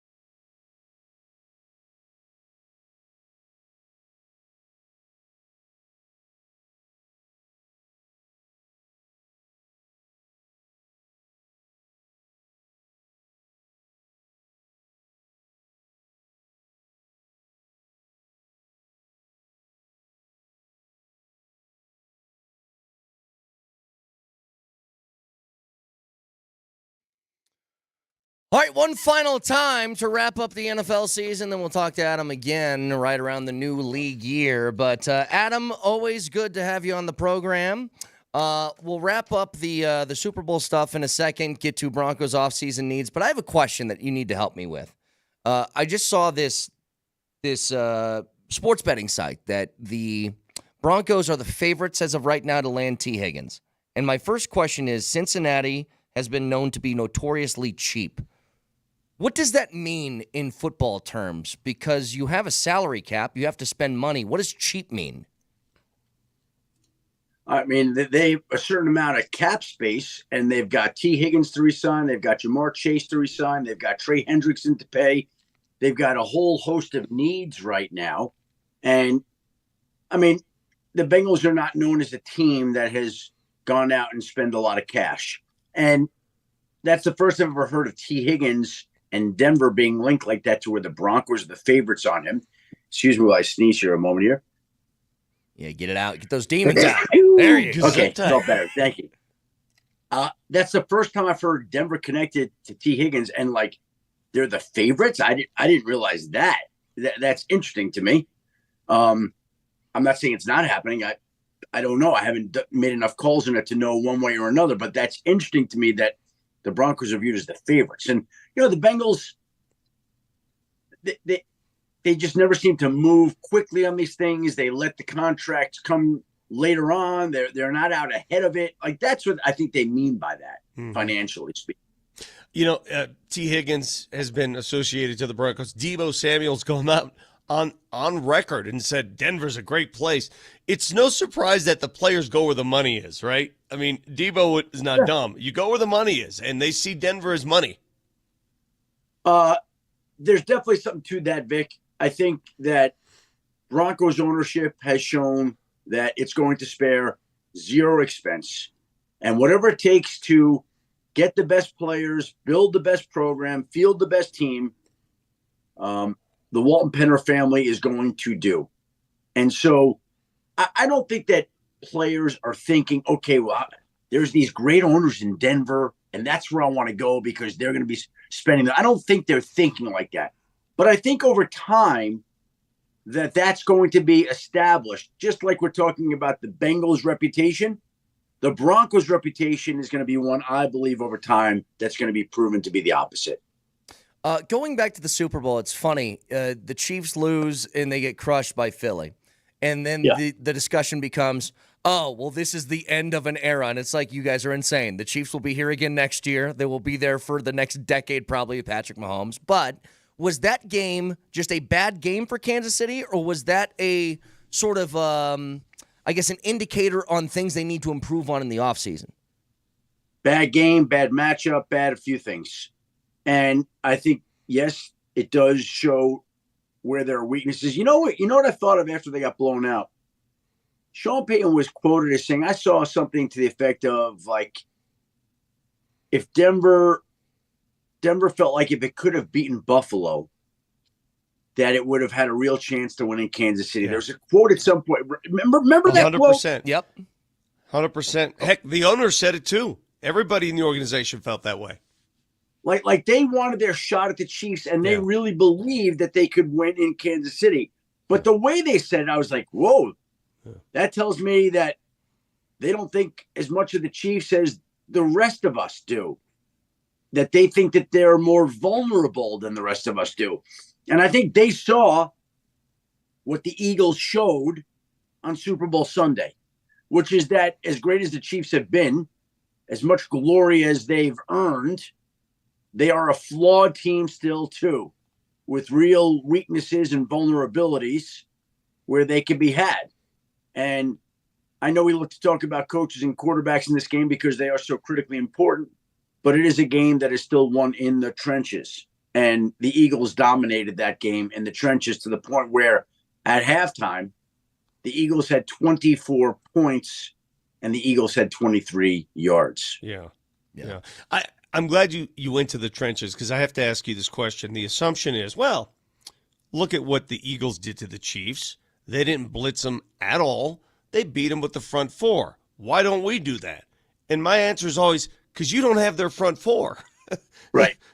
And that's what makes the Eagles special. I mean, all the credit to Vic Fangio for dialing it up, but it's one thing to dial it up. You got to have the players to dial. Jalen Carter, Nolan Smith, Milton Williams, Brandon Graham. I mean, they just kept coming at him in waves. And, you think about the times that Tom Brady was beat in the Super Bowl. What did we see? Same deal. What did we see? Front Same four. Deal. Yep. That's it. So that's how you beat a great quarterback. You beat a great quarterback with pressure, but then again, you don't want to bring too much pressure because great quarterbacks will beat it, and that's exactly what we saw. Do you think Mahomes, he got hurt early in that game and was masking something, or was that really Mahomes 4 quarters through? Why did you say he was hurt, Vic? I mean, I'm there, so I didn't see any replay, so I don't know what you're talking just the about. way he was moving around, just the way he reacted. He looked a little spooked about the surroundings. He didn't look right. It didn't look like Patrick Mahomes to me. Well, I think, and again, I don't know that he was or wasn't hurt. I didn't see anything during the game, and I certainly didn't see any replays of the game. But what I would say is most quarterbacks don't look exactly the same when they're being pressured like that on a regular basis, including Tom Brady in the Super Bowls. They even the best of them begin to look a little bit rattled and uncomfortable in the pocket. That was weird. It's so weird to see Mahomes rattled. Maybe that's it. There's something else, too. You always take a grain of salt with a guy who just lost the last game of the year talking about his future, but what do you make of Travis Kelce being undecided for next year? No, well, he was undecided all along. I was actually surprised that he came out during the week and was like, yeah, I love football, and I'd like to keep playing if I could, because I believe all along it's been up in the air, and he didn't know what he was going to do. I don't think anything changed. I just think there was an element of truthfulness after the game that was very much on point, and where a lot of people felt he was all along, that didn't know what he was going to do, and it was going to really – I think the decision is almost going to come to him and be made for him. Like, there are going to be media deals and movie companies and movies that come to him.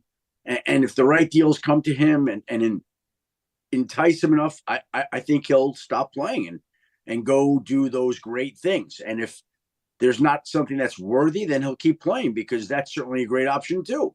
So I almost feel like somebody's going to make the decision for him, just like when somebody's in the position of free agency or leaving a job.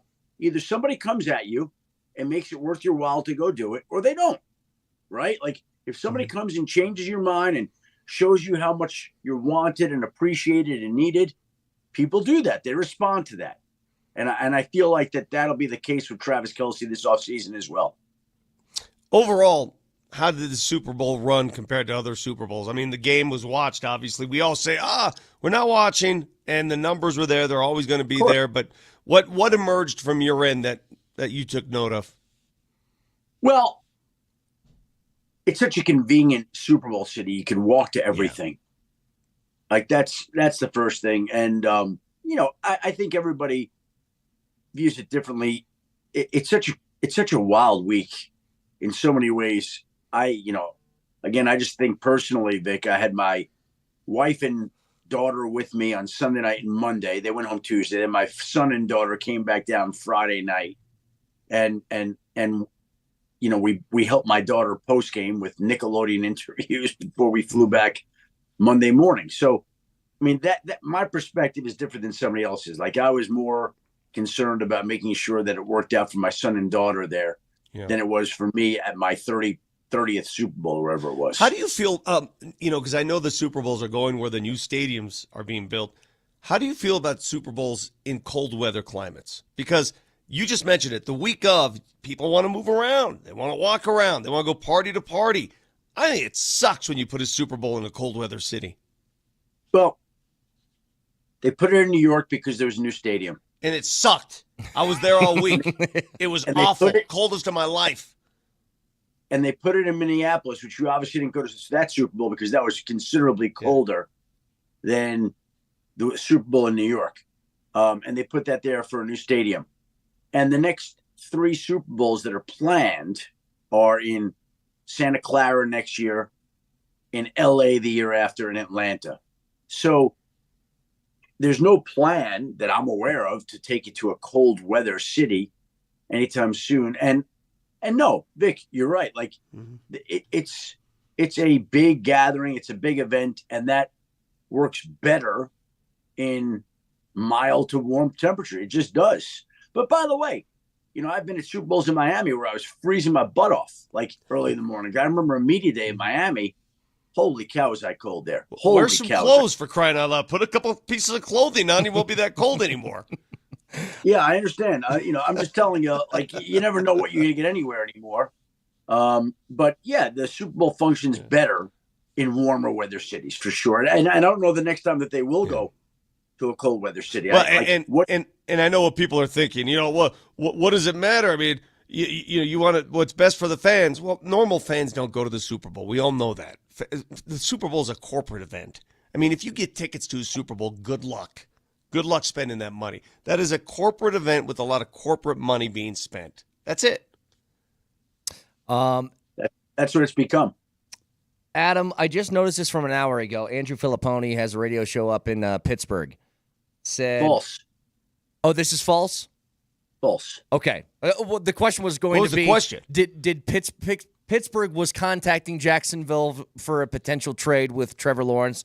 Schefter says that's false. That's not happening. Okay, cool. I listen, I'm not in the more. I don't like taking apart other people's reports. That's not my nature, right? But again, I'm trying to decompress and have my news desk reach out to me.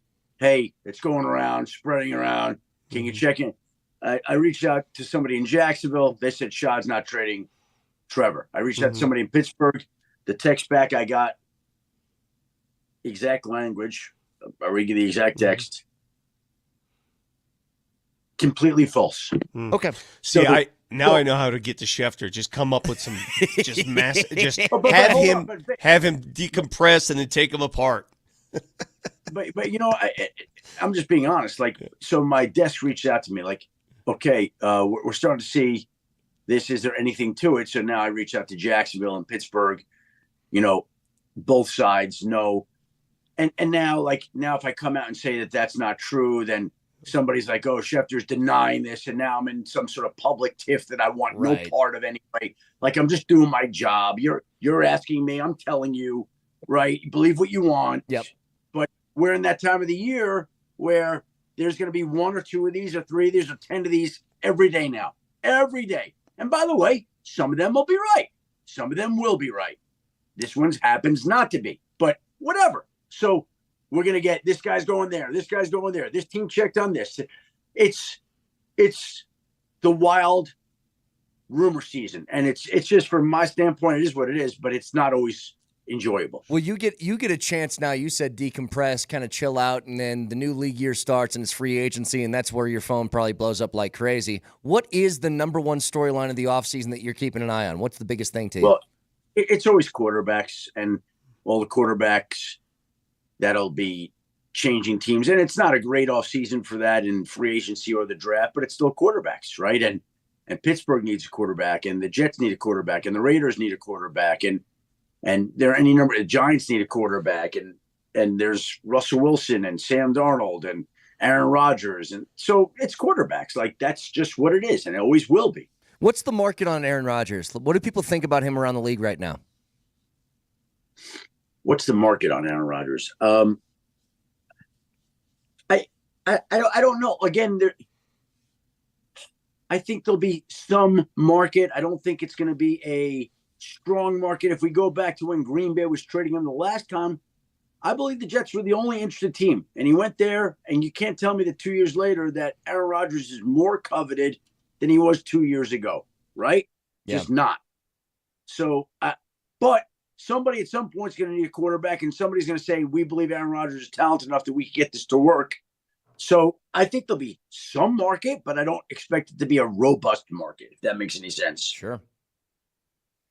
And in terms of Aaron Rodgers, can you see Tom Brady, who has a big influence in Vegas, can you see him have a soft side for Rodgers, and maybe he's got a little bit something left?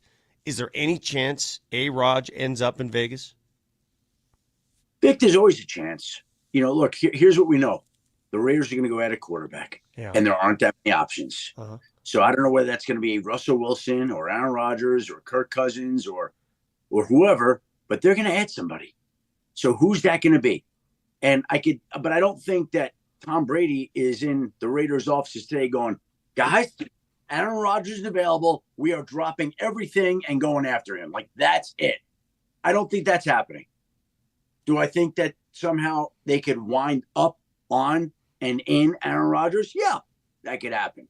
But I think Tom probably views Aaron Rodgers as one of the quarterback options that's out there, and we have to decide which one is best for our team. I think that's the way that he's probably viewing it, rather than Aaron Rodgers is going to be out there. We got to go get this guy. Adam, before I let you go, I want to give you a moment just to acknowledge that when you first joined this program, it was right after the Broncos got Bo Nix. We were trying to figure out what they were going to be this season. A lot of us, myself included, was pretty pessimistic. I didn't think it would be a great year. And you called it. You said that they could be anywhere from, I think you said like 8 to 10 win teams, something like that. I want to give you the chance for the victory lap to say, yes, I called it. Well, look, I think they were one of like 6 teams that hadn't been to the playoffs in recent years. And the one thing about this league is these things turn around all the time. And so it's very easy to just fall into the mainstream commonplace thinking that everyone has. I always try to, in football, try to think, if it's possible, the way that people aren't thinking. And I felt like Denver had a legitimate chance to go to the playoffs. I did feel like Bo Nix was going to be a good quarterback. We debated that early in the year. I know Scott still wasn't on board. I don't know how on board he is now, but I know how much they believed in him and how much they thought he could be that good for that franchise. And listen, from where they picked at the 12 hole, coming up with Bo Nix, it looked like they hit to me. Yeah. It looks like their future is secure, which that to me is the biggest win of the year. I know they won a lot of games and I know they went back to the playoffs, but the biggest win is that there are more wins ahead. Yep. That's the big win for this team. They got their guy. They got their guy. You're exactly right. I'll give you one more chance to call your shot. The Eagles win the Super Bowl. They're going to open up the year next year, Thursday Night Football. They got a whole bunch of really good home games slated. What do you think that game's going to be? I've seen Washington. I've seen Dallas, obviously, Detroit. What do you think that first game's going to be? Yeah, well, I did a little thing on my podcast this week about that. But I'm going to put my dollar, for whatever it's worth, and the NFL hasn't even begun the discussions, but I'm putting my dollar on the Chicago Bears. Ooh. So an instant dub? They want to give Philly a dub? Is that what they're doing? Well, I mean, there's not a game on there that you would say is a gimme game, right? Like the Lions would be the toughest matchup. I know the Broncos are on the schedule. And the way that I view it is, I mean, they could do a division game, but division games are always going to rate well. They're always important. And Lions-Eagles is going to be a highly anticipated game. That may be like the number one game that teams are coveting during the year. So they'll save that for a sweeps period, in my mind. Mm-hmm. And the Bears, between Caleb Williams and Ben Johnson, and a big market in Chicago, and it's the kind of game like the opening night game is going to get huge numbers no matter who they put in there. Yeah. So the best, most logical solution to me is you put the Bears there. It's a game that looks incredible in week 1. It may not look quite as great in week 12. And so it's a big market in Chicago, Philadelphia. Again, doesn't mean I'm right. I don't know anything, but I'll put my dollar on Chicago, and assuming altitude has me back next year, we'll see if I get to take another victory lap. How about that? Adam Schefter, always appreciate it. We'll talk to you in about a month when the league season opens up, all right? Guys, I appreciate everything. It was an awesome season. Really enjoyed being with you. Vic, I'll see you a week from next today. week. Yep, next week. You got that Broncos thing. Looking forward to visiting with you. Thanks, Adam. Yeah, that's going to be a great day. I'm bringing my son and my daughter with me, too. Oh, good. Yeah. All right, see you then, buddy. Take care, guys. Thank you very much for everything. Later, Adam. He was awesome. Yep. He was awesome as always. Yes, and, he was. Getting that kind of information first is meaningful to us. He mentioned next week, Adam and I are going to combine forces in an event with the Denver Broncos. And he spent a better part of a decade, more than that, here in Denver. He spent a lot of time reporting here, so he's got a lot of roots in Denver, and he's always happy to come back. All Conversations with Adam brought to you by Colorado Credit Union. Love where you live, love where you bank. Visit ccu.org to learn more. Back to the Nuggets. 55 dropped by Jamal. Have the Nuggets turned the corner to belief in a championship again? We'll get to it next.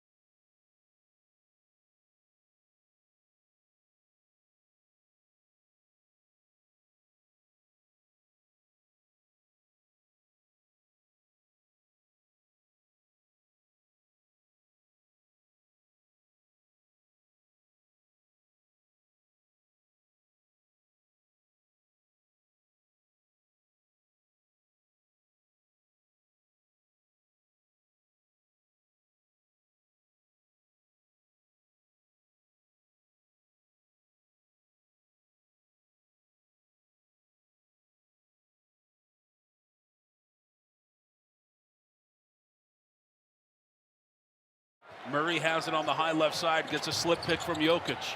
Murray goes to the left hand, spin move with the dotted line jumper. Got it! 55, a career high, Jamal Murray. Denver leads this thing 130 to 117, and this thing is over!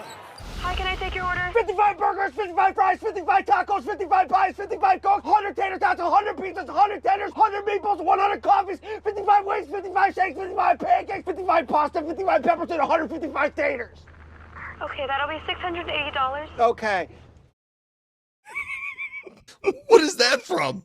Oh, what is Tim I Robinson's think you should show, leave. right? Yeah, with Tim Robinson. So the point of that thing, it's actually hilarious. This guy goes up to the window and he pays. It's a drive-through window, obviously. He pays for the guy behind him, and he's hoping to start that chain, right? So he pays for the guy behind him, and then he rips the car back around the corner, goes back to the drive-through, and does that order, hoping the guy in front's going to pay for him so he can get it back. And he wants to call him, a bleep when he doesn't, but it's hilarious. But yeah, 55, all of that, 55 points for Jamal Murray last night. And again, Jamal over the last 2 months, go look at his numbers. That's Jamal. Yeah. Like Jamal's Jamaling right now. Well, you know what? You said it best, and this is where we agree. Jamal Murray is Jamal Murray when he's mad. Yeah. And he got mad after getting ejected Monday night in that game. So what we need to do as Nuggets fans come playoff time, just make sure he's upset about something. Yeah. Yeah. I'll take care of that. Start tagging him in tweets that are derogatory about his game or something like that, and just keep sending it to him. I'll find ways to annoy him on game day. I'll take care of that because when he's mad, when he plays with that chip on his shoulder, he's a different player. He's just a different player. So 55 points for him. He's now third highest single game scoring mark in Nuggets history. Earlier this season, Nikola had 56 in a game they lost at Washington. Boy, they want that one back. The highest scoring Nuggets game ever. I don't know if that'll ever be broken, to be honest with you. That was David Thompson, 73. It's a lot. DT 73. There's also a couple 54s in there. Alex English had 54 points in a game in 85. That season when they went to the Western Conference Finals. And Michael Adams. You may not remember Michael Adams. He was a small guard who had this set shot three-pointer. He had 54 in a game in 1991. So here's the main part of all of this Jamal stuff. Jamal looks to be back to the form that we've come to expect. Over the past 2 months, he's averaging around 22 to 23 points a game. He's doing that on very efficient numbers from the field, around 50-40. He's knocking down threes at a high clip. Look, he took 36 shots last night. He's not going to do that very often, especially when guys like MPJ are healthy and in the lineup. But last night, when you're hitting at that kind of rate, go for it.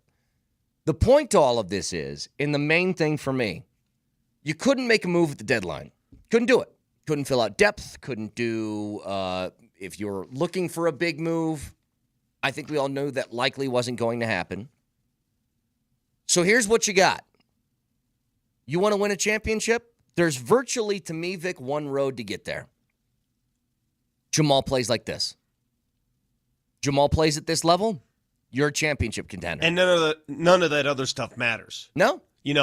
If he can do what he did last night, which is asking a lot, mind you, but if he doesn't need 55 a night, but if he can be that guy, then depth doesn't matter, bench doesn't matter, backup big doesn't matter. None of that matters. Nobody cares. In the same way it didn't matter 2 years ago when he played well and that 1-2 punch. Remember the playoff game where both him and Joker had a triple-double? Like, you get those guys playing that way.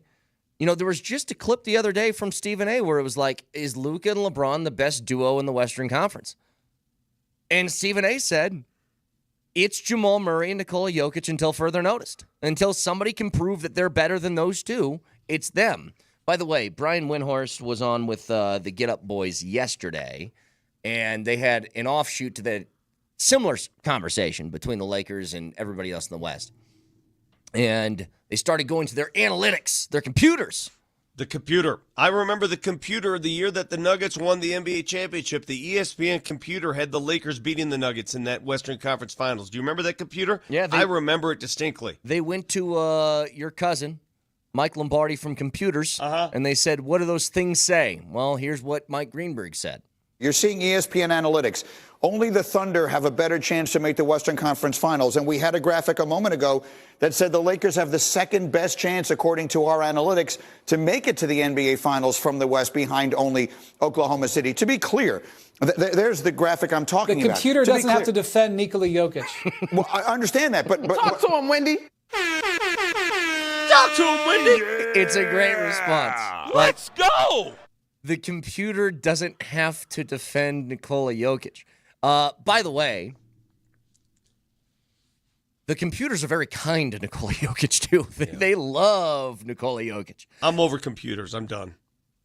Here's the situation that you're presented, though, and a texter says this. I'm not using 3 computers to be on the show, by the way. I got to pick the gelato cart. Didn't you guys say the same thing last week about MPJ? This is the beauty, though. This is what's great. If MPJ is also playing at this level, then you're afforded an off night from somebody. That's the great thing. If Porter's able to pour in 30, then Jamal can have a game where he's 5 of 15 from the field, and it's not going to crush you. It's just having options. And right now, especially as of late, the Nuggets have options. The number one is always there, which is Joker, but then you can have a Porter night. You can have a Murray night. Hell, man, sometimes you can have Julian Strother lighting it up for 5 of 8 from three-point range. Like, who knows? Stop right there. You did not mention, and I'm glad you didn't because it segues to this topic, the most consistent, outside of Joker, and the most underrated player on the Nuggets roster is a player that, after games, we very rarely mention his offensive prowess. Mm-hmm. We don't mention him much at all. But at the end of the day, the one constant in life isn't baseball, James Earl Jones. The one constant in life is Christian Brown and what he brings to this team.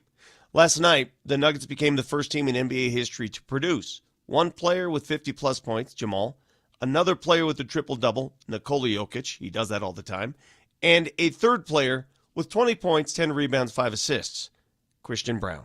All in the same game. Yeah. Christian Brown gave you a double-double last night, and he gives you things that you do not expect. Nobody expected Christian Brown to be this good offensively, correct? Mm-hmm. Nobody expected Christian Brown to be this efficient offensively as a shooting guard. A shooting guard who's shooting 57%?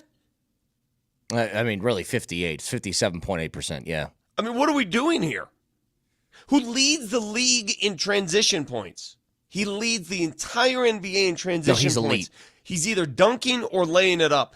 And I'm telling you, the reason we don't give him the love is, number one, he's playing with Nikola Jokic, but he does those greasy things. You know how Jared Bednar came on this show and said, we need more guys to give us the greasy goals? Yeah. That's Christian Brown. He's the greasy goal scorer for the Denver Nuggets. So he provides, I think he's in the same mold as Aaron Gordon. He's going to do things that others aren't going to do, that's going to go unnoticed in the box score. But if you're watching the game and you're a Nuggets fan, you will come to appreciate that tenfold. Now, the reason I didn't bring him up in that conversation, Vic, is because I think if you have a game in which Christian Brown's your second best scorer out of all your starting five, it's not an ideal night, is the way I'd put it. Not that he's incapable. Sure. He puts up 28 points occasionally, like he does that. But if he is your second biggest threat, then it's usually not a night that went ideally for how the team wants to play. Okay. So what is the conversation like after the All-Star break when Russell Westbrook is healthy again and Russ had run that stretch where he started a lot of games? He had that 2-game stretch where Christian Brown was back on the bench. Yep. What do you do now? To me, it's a no-brainer. You tell Russell Westbrook, you crush that bench unit as well as you can. That's what you do. Am I the only one who feels that way? What else are you supposed to do? I mean, Porter just came off 3 straight 30-point games. Jamal is back to being Jamal. And Christian Brown is having one of the most underrated, quietest, best seasons for most improved player category that you're going to have. There's nothing else you can do. And look, Vic, what a great problem to have, as opposed to where we've been in the past. What an amazing thing where you're like, I think this guy should start, but he can't because the others are too good. Think about that for a second. That's a good place to be. Sure. And look, you can stagger minutes like Westbrook can play with the other starting four occasionally or whatever. Like, you can stagger things that way. Okay, now let's be real for a second, because we're riding this high. Nuggets are just kicking butt, devouring the opposition, putting up ridiculous offensive numbers, making history. Yeah. Longest win streak in the NBA going into the break. Yep. I still got to see something. I still got to see them beat an elite team. Sure. Is that asking too much? No. Not at all. I think it's what you should be doing. Like, they are going to have, and I wish the All-Star break wasn't here. I can't wait to see this stretch of games. I'll just go through it with you guys quickly again, what we were talking about the other day. Here's what the Nuggets schedule looks like after the All-Star break, because they had this stretch of easier games heading into it, which has led to an 8-game win streak, which, look, got to take care of business, and they've been beating the snot out of these teams, but they've done it. After, so you start with Charlotte on the 20th. Nice ease your way back in game. Then it's the Lakers, at Indiana, at Milwaukee, at Detroit, who's playing pretty good basketball as of late, at Boston, Sacramento, Phoenix, OKC twice, Minnesota, Lakers again. Holy moly, the back end of what you just told me? Yeah. The back end of that? Give me the Phoenix, last 4 games? 5 games? From March 7th to March 14th. So in a week. In 1 week. You play 5 games. Phoenix at home, at OKC on a back-to-back. Oh. Minnesota at home, Lakers at home. No. Okay.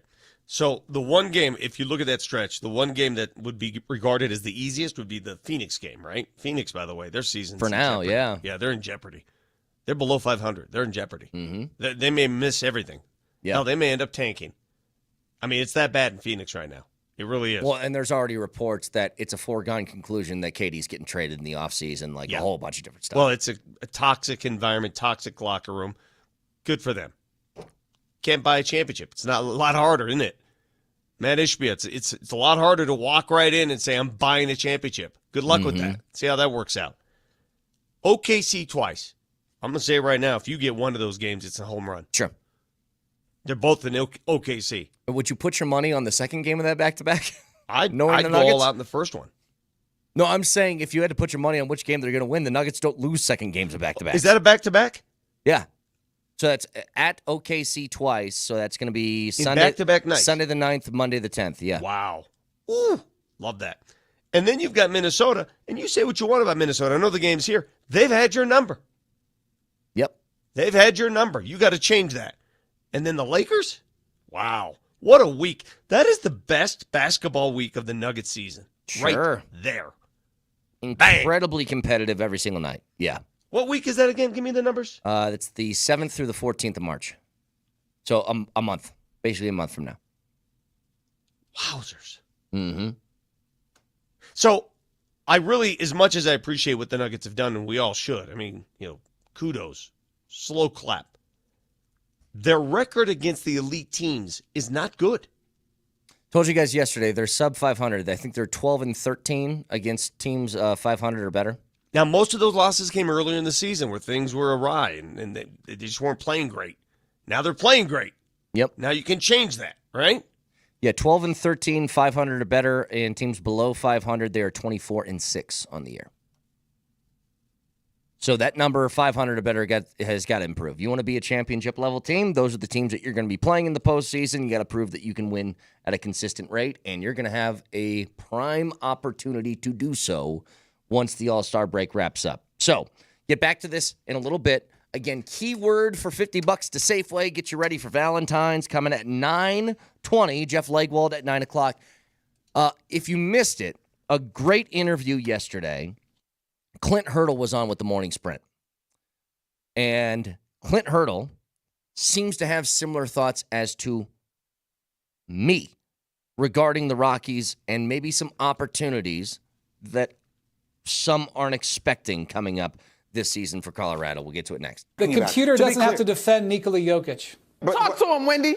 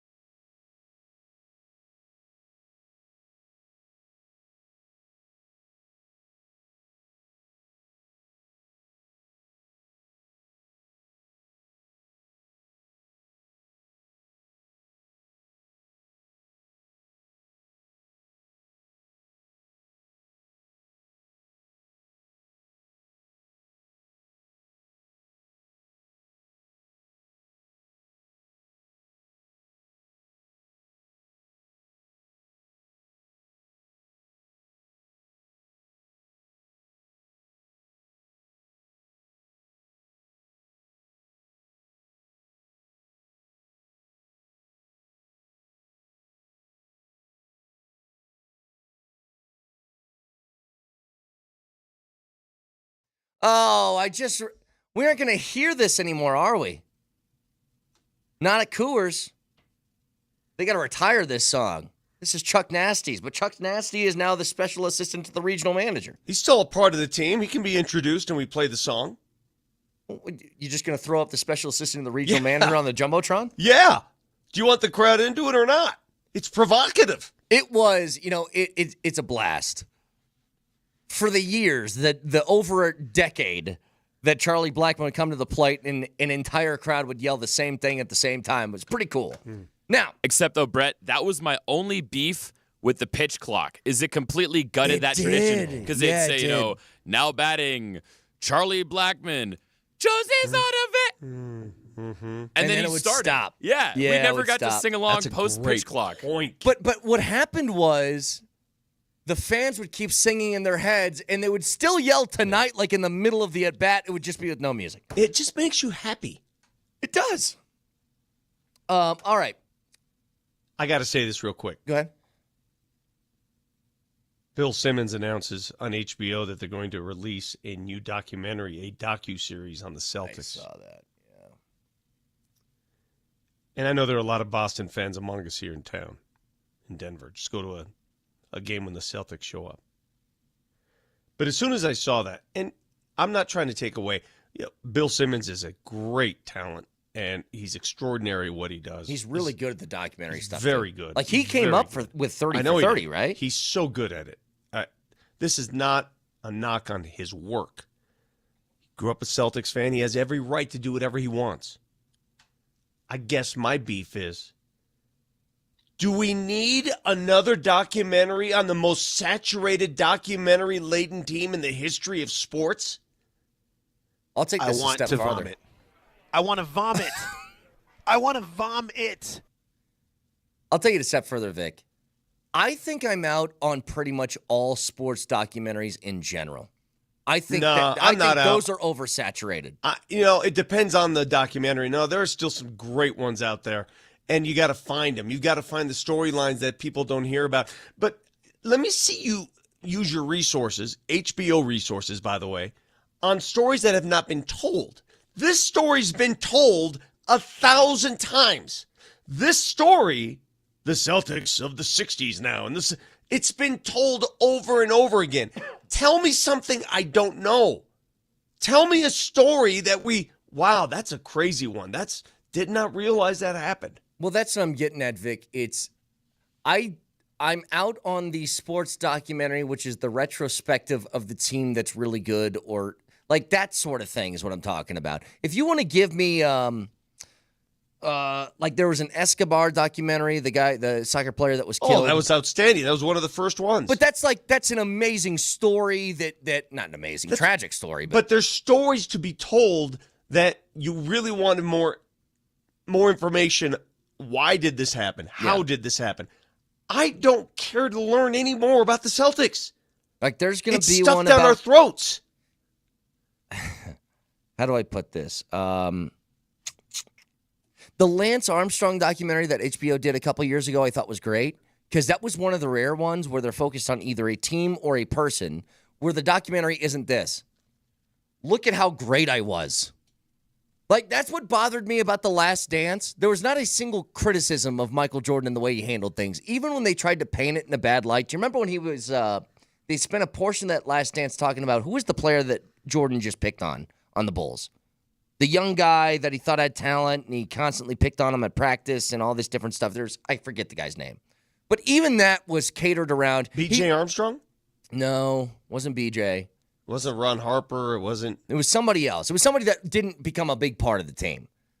But it was, look how mean Michael Jordan was to him, but here was the packaging around it. But that's because he's a competitor who wanted the best out of his teammate. It's like, all right, sometimes he's just being a jerk. Anyway, can I play some Clint Hurdle for you? He was great on Morning Sprint yesterday, if you guys missed it. He's got a message to fans who have given up on the Rockies. Here you go. Well, I can understand that. And one thing I've always shared with people is your perception's your perception. I'm not going to argue you off your perception.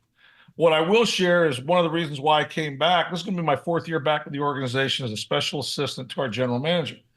And when they asked me to come back, I said, it depends on what you're going to ask me to do.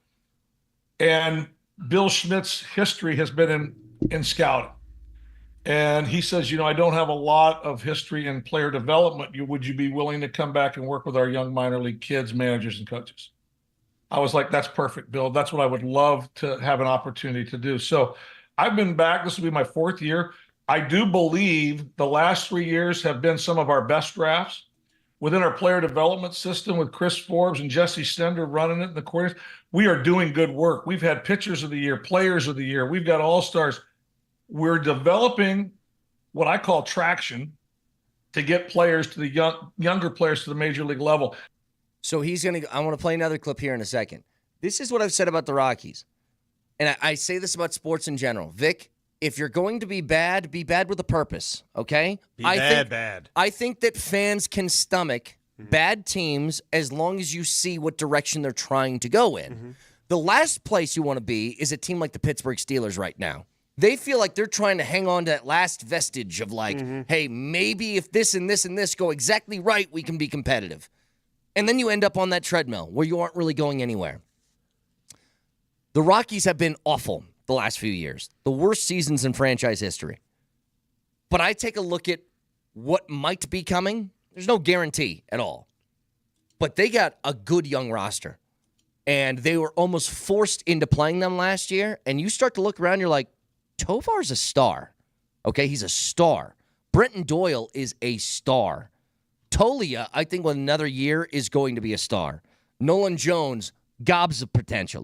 They have so many players on this roster that I think you look at and you're like, you could be set up for a few years of a nice run here, at least with the positional talent. Bud Black talked about the other day his bullpen. He thinks just from a pure stuff perspective that they're as good as anybody in the league. All right, stop talking. I have in my hand the World Series bat that I took when I bought this during the 2007 World Series, the Rockies and Red Sox. And I've had this forever because it's just a memoir. Wow, remember that? Remember this? Remember how cool this was? It was nearly 20 years ago. Clint Hurdle was the manager of that team. Yeah. I love Clint Hurdle. I love him. He's one of my favorite people. And I heard the entire interview yesterday. And he's supposed to defend the team he works for and defend the team he played or managed. He's supposed to do that.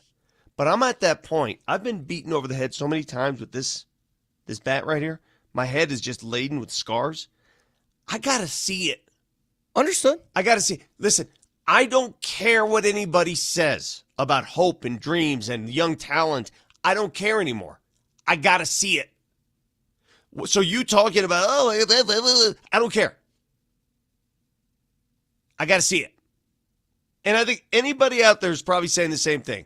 Stop talking. What do you mean? Stop talking. No,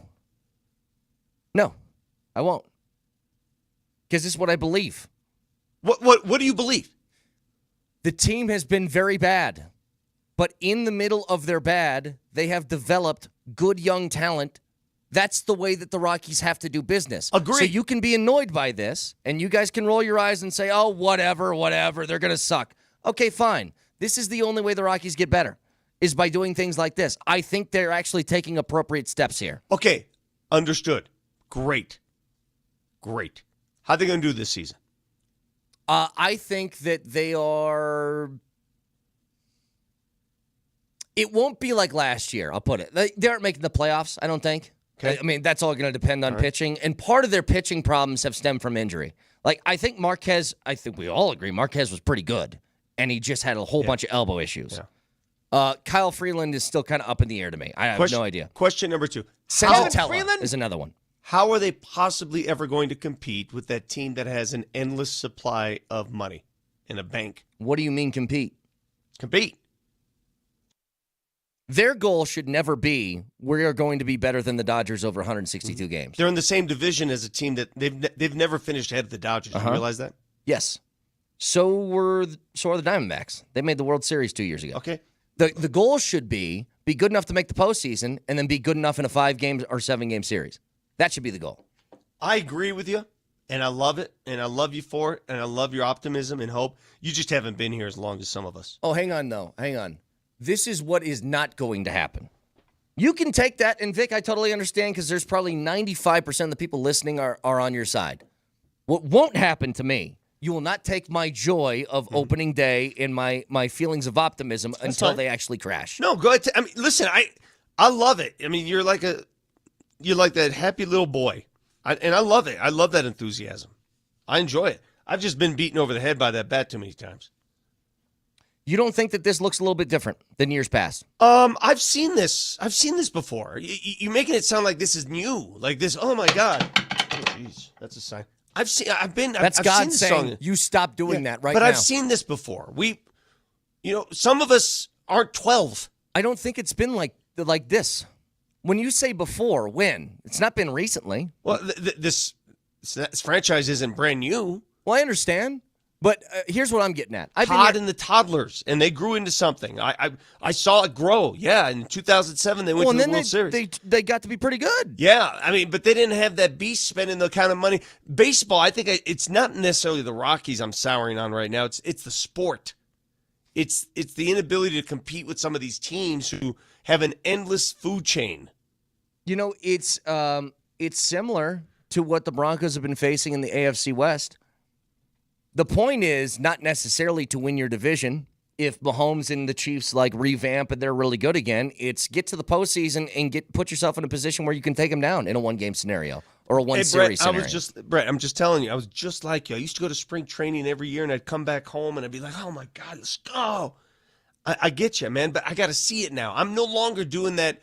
I'm not going to believe words anymore. I believe actions. Well, I'm just trying to give you a perspective of the season's coming up here shortly. It's coming up soon, a few weeks. And this is what I feel like the team looks like. What do you want me to do? You want me to get in a 3-point stance? Well, you're telling me to shut up. And I'm like, no, I'd like to talk about the baseball team. But what do you want me to do? What action do you want of me?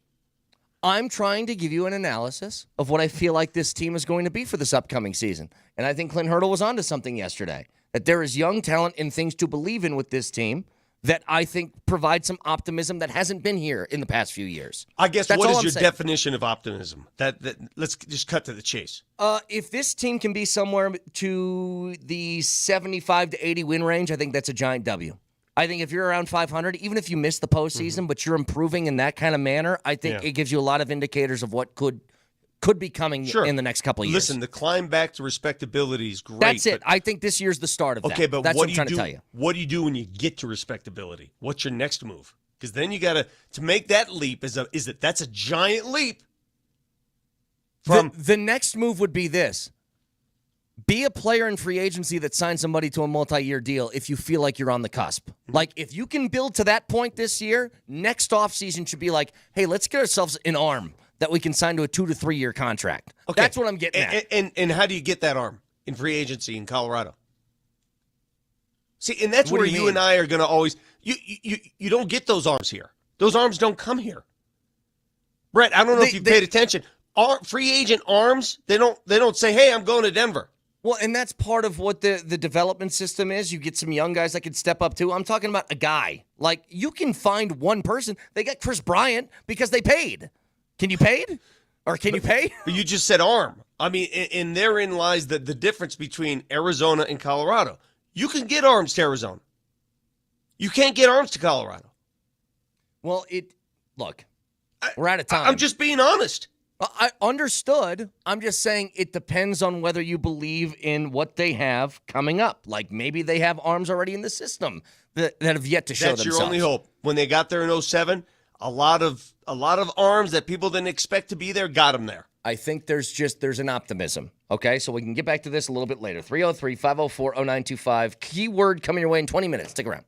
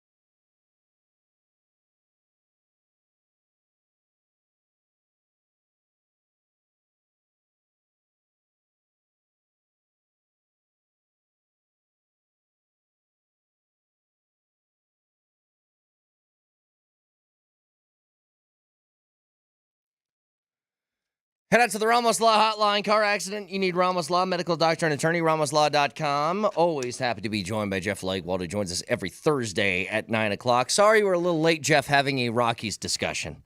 This is the time of year. Things you don't hear very often on the morning. Well, this is the deal. Like, you know, I'm a baseball guy, and so I love this time of year where spring hope springs eternal and all that different stuff, and you have optimism about the team.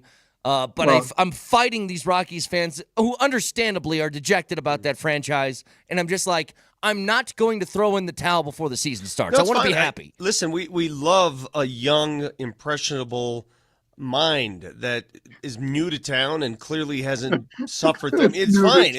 Well, I mean, I don't know how else to explain it. I mean, I just told him, like, I've been beaten over the head by this bat for, decades, and that's fine. I was in your shoes before. I really was. I get it.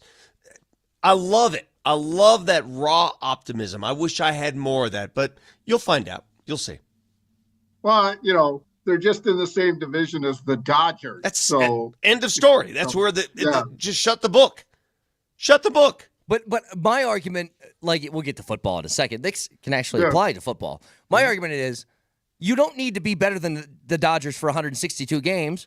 Get in the playoffs and be better for like a 7-game series or a 5-game series. That's what you need. That's it. I think it's going to be hard to be better than them for one game.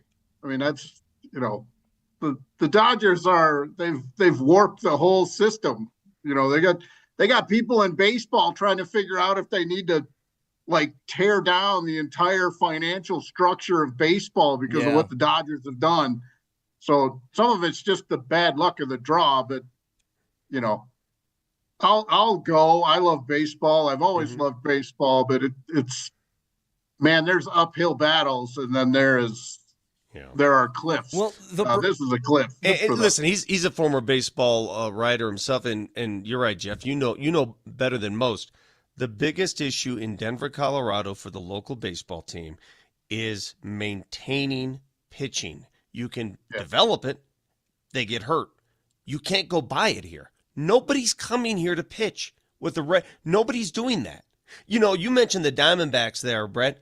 They got Kurt Schilling and Randy Johnson to go to Arizona to pitch. Well, those guys aren't coming here. Early 2000s. Okay. But those guys aren't coming here. Pitchers don't look that it's not happening. No, your agent is going to say you have these choices. Let's rank them, by money, beyond the money. You would have to have a significant competitive streak. Sure. To want to show everybody it doesn't matter, or you don't care about physics or whatever, to come and pitch here if you were a free agent, a marquee free agent pitcher. Well, let's stay on that. The agent discussing the options with their player. We've asked you about T. Higgins before. You've told us he's prototypical Sean Payton guy. Just saw today Sports Betting AG, for some reason, has the Broncos as the favorites to land him outside of Cincy. Here's my question, though. Is it wise for the Broncos to pay upwards of $30 million a year for a wideout this offseason?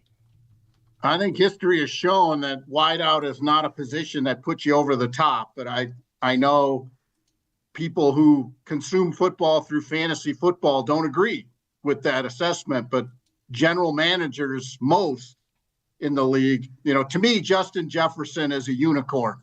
Justin Jefferson is a good enough, special enough wideout to lead you to great places. But you don't see unless they make a spectacular catch in the final minute of the Super Bowl, you don't see wide receivers in the discussion for Super Bowl MVP very often. You don't see him in the discussion for league MVP very often. I mean, there was a Triple Crown winner this year in the wide receiving, one of like fourth or fifth time ever, and this team didn't make the playoffs. Yeah. So I mean that's the problem I have from just the 10,000 foot view of diving all in on a wide receiver. I think there are higher value positions.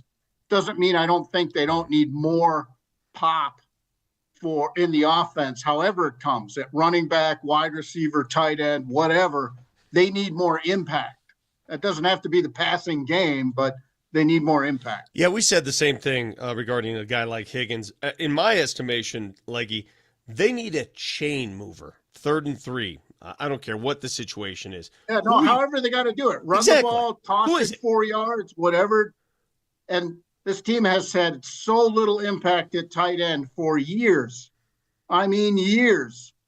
They're so far behind the league curve of the best offenses at running back and tight end that they're either going to go their own way and show that you can do it differently, or they're going to, you know, at some point get in the parade, which against all of these nickel defenses, that's the matchup the best offenses are winning down after down after down, and the Broncos don't win them.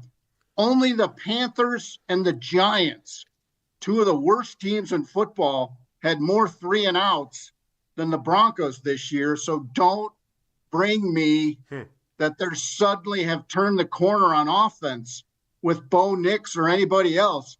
They're one of the worst in the NFL at 3 and outs. And you don't go very far, especially in this AFC, with that on your resume. You know what I noticed in the Super Bowl, Leggy? It's funny you bring that up. The Philadelphia Eagles offense, clearly a little different than the Broncos offense. But one thing they did not get away from, even though it didn't do much, they kept pounding and pounding and pounding. I think Barkley was, what did he average? Like a 2 yards a carry? Yeah. He wasn't doing much, but they never abandoned who they are. And that's the difference. Too many times the Broncos just abandon the run game. Well, you guys know my theory. It's a disease in coaching. Teams will live with 15 bad pass plays in a row and keep on chucking it. But you have one bad run and you got coaches and play callers running for the hills. I never understand it, have never understood it, especially against nickel defenses. I mean, Zach Bond was an all-pro linebacker for the Eagles. He probably played at 223 pounds this year. That's what you're looking at on the field right now. Inside linebackers are the size of former safeties. Yeah. Safeties are corners.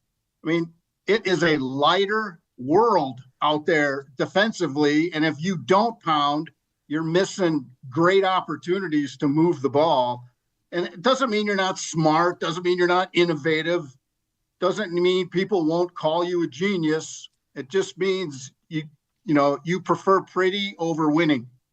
At the start of the year, your inside, speaking of that position, your inside linebacker room was Alex Singleton and Cody Barton. 0, 1, or both come back next year and play. I think Singleton, obviously has the best chance because he's recovering well from his injury. It's just a matter of what they want to do, there.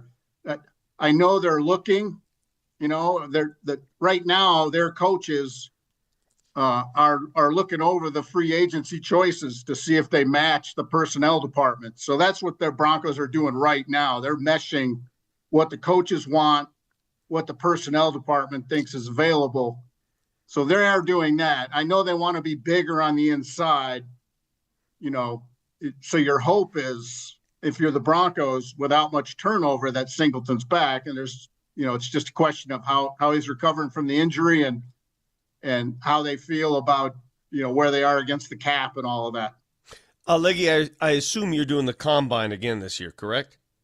Yes. And 39. Yeah, you are like the mayor of Indy. I mean, if you want nightlife recommendations in Indianapolis, talk to Leggy. I could recommend maybe everything else except nightlife. So this just came down. Travis Hunter, CU star, former CU star, is going to the combine, and he is going to be listed officially as a cornerback. Yeah, no, that's his position. I know it's not a popular opinion, but I've told people he is an awesome wide receiver, an amazing athlete, an awesome wide receiver. He is the rarest player at corner, and it is much harder for an NFL team to find Travis Hunter at corner than it is for them to find Travis Hunter at wide receiver.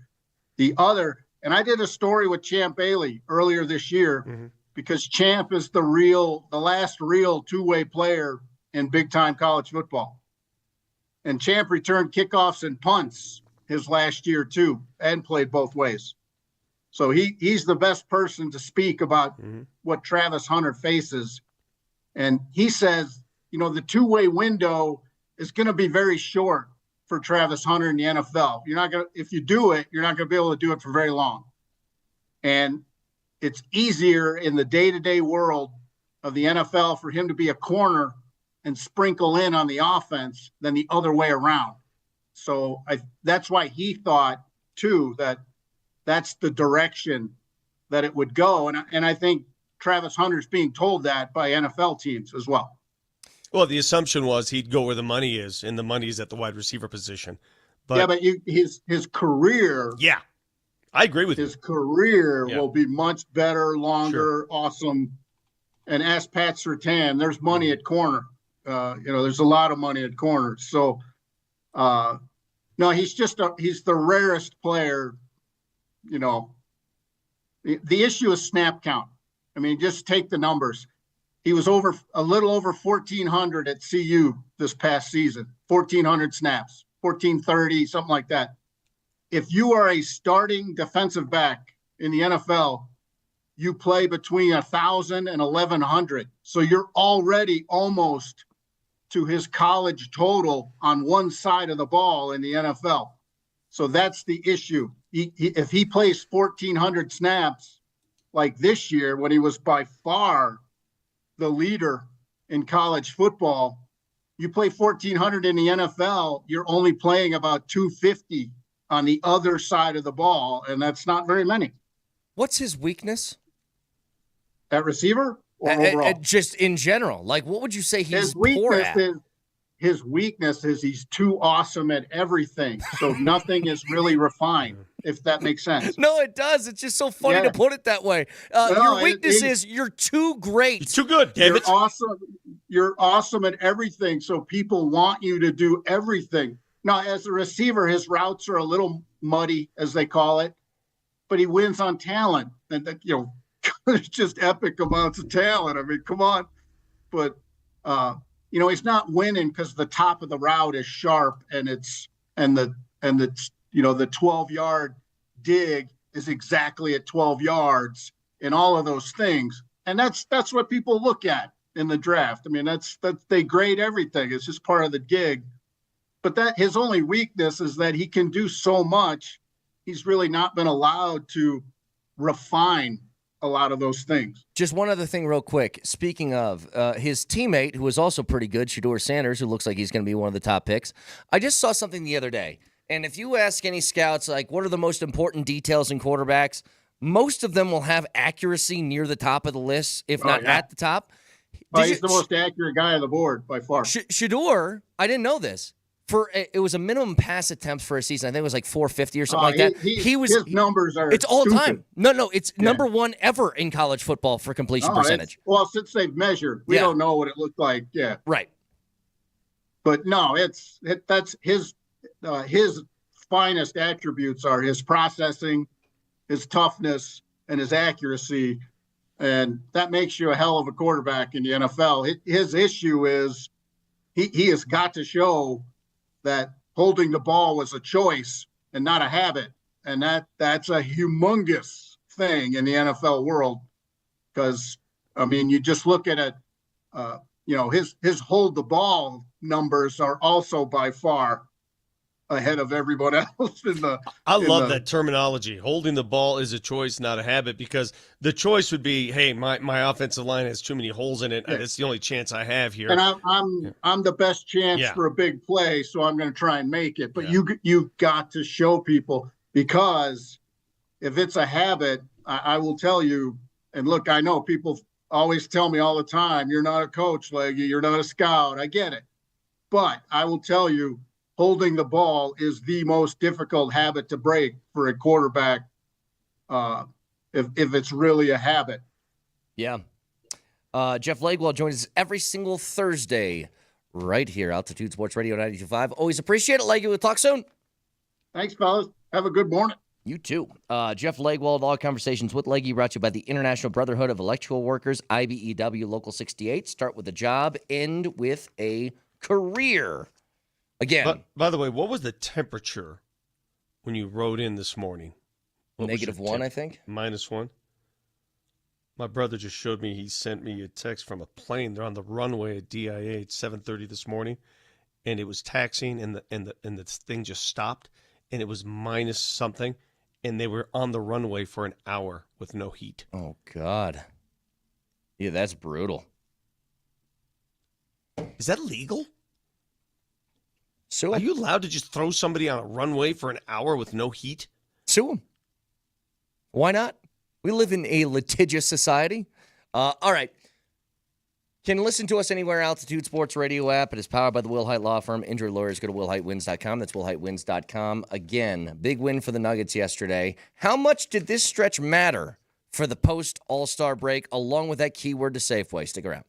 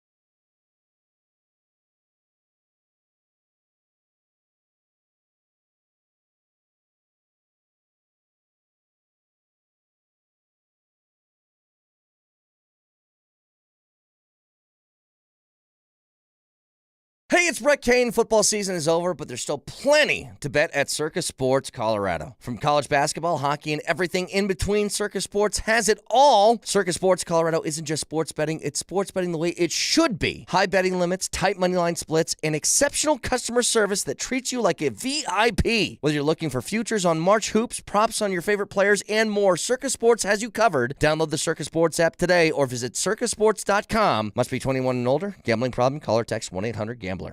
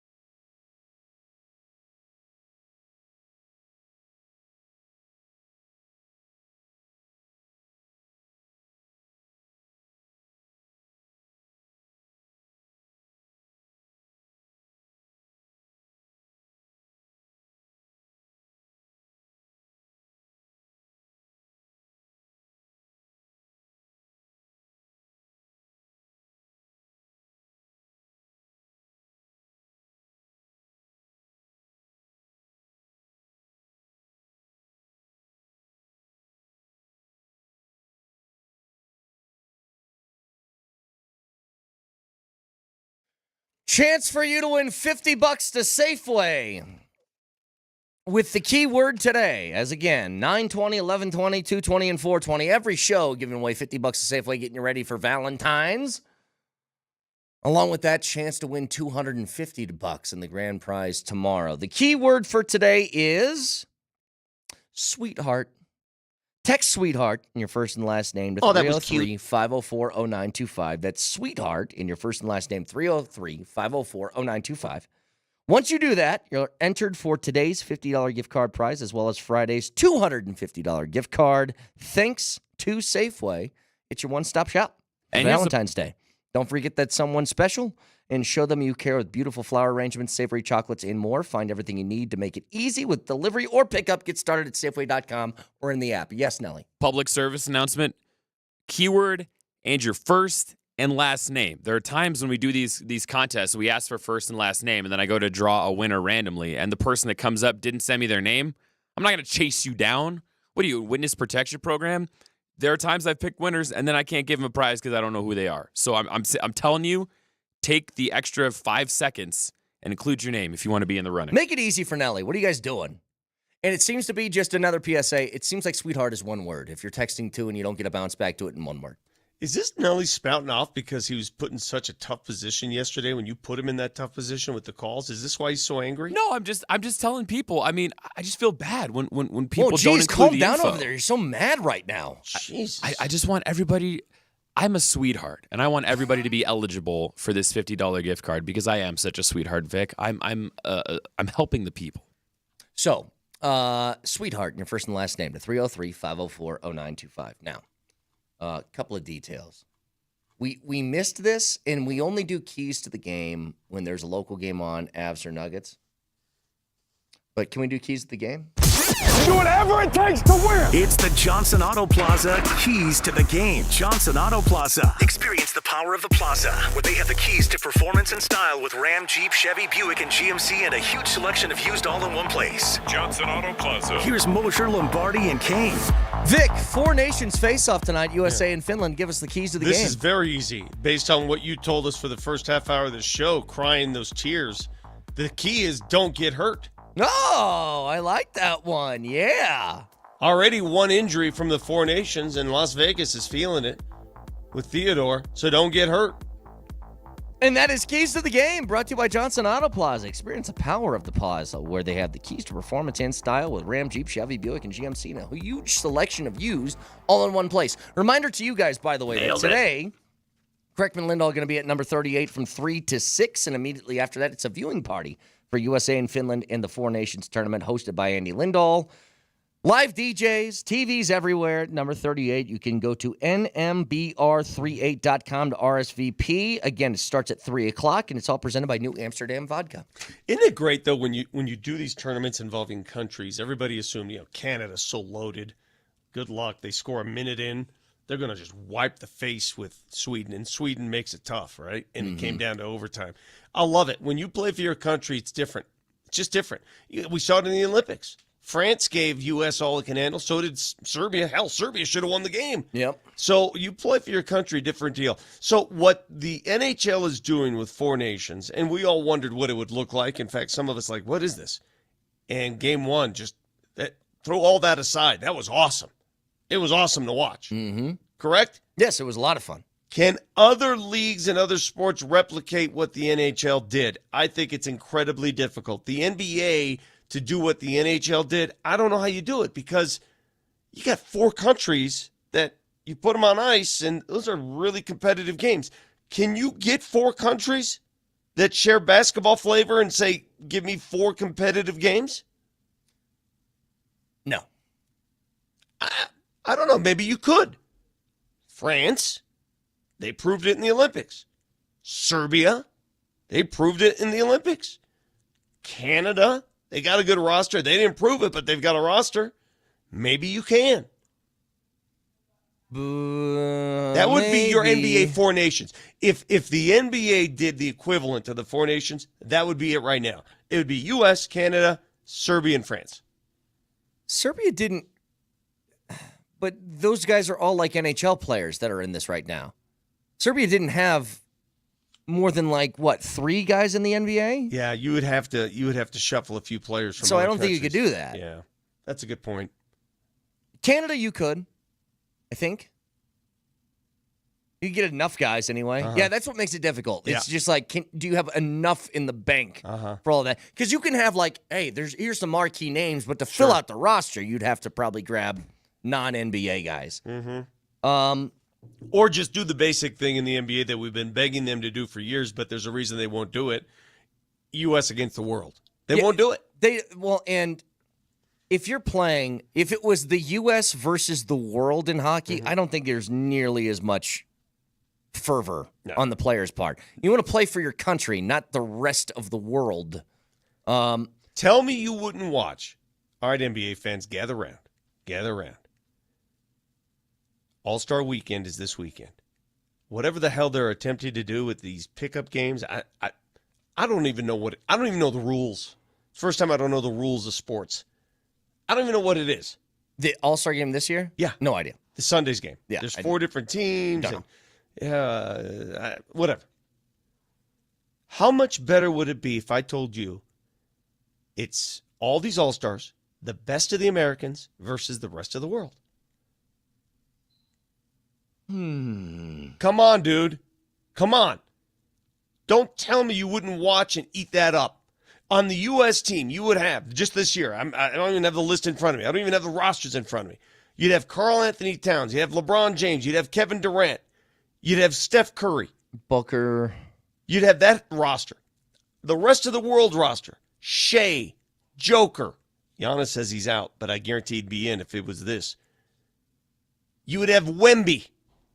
Come on, dude. You would watch that so hard. But I'm trying to think if the players on the international side would care. That's all I'm talking about. Like, what do you mean would they care? Again, you're talking about building this game. So it doesn't mean as much to them because they don't get to wave their flag. They're what are they waving? You know what I mean? Somebody also said you could do U.S., Canada, Europe, and Africa. I don't think they want to play for continents either. Okay. They're countries.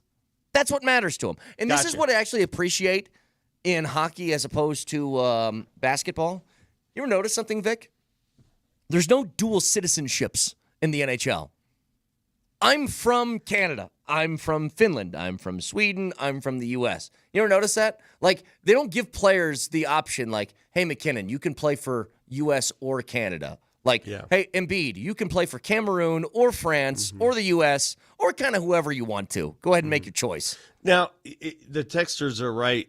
What Chuck Barkley did in his own ways, he did exactly what we're talking about. Look at Charles' team. Yeah, I know, but it's all international players. I just don't like the format, I guess, that they're playing with this year. Right. I don't understand it. Right. It's multiple games, and then it's I don't get it.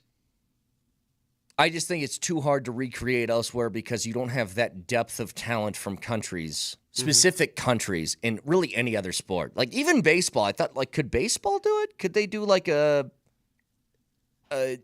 U.S., Japan, Dominican Republic sort of thing? Well, maybe you got the World Baseball Classic. I mean, the World Baseball Classic is fun, dude. Oh, but what I'm getting at, that's the same as the Olympics, though, Vic. Yeah. Those aren't all MLB players, but they're still really good. It's still fun to watch. Yeah. I love the World Baseball Classic. I think that's a blast. So you were worried, and you continue to be worried, that injuries will occur during the Four Nations. Yeah. And yet I guess my counter to your debate is so. And I say that now, obviously, without any Avalanche player being injured, knock on wood. Mm-hmm. But the reason why they wanted to do it this way, the players, is if given the choice to play in the All-Star game or do this, they chose this. Okay, can I make a proposal? They chose this over exhibition. Can I make a proposal? Sure. How's this for an idea?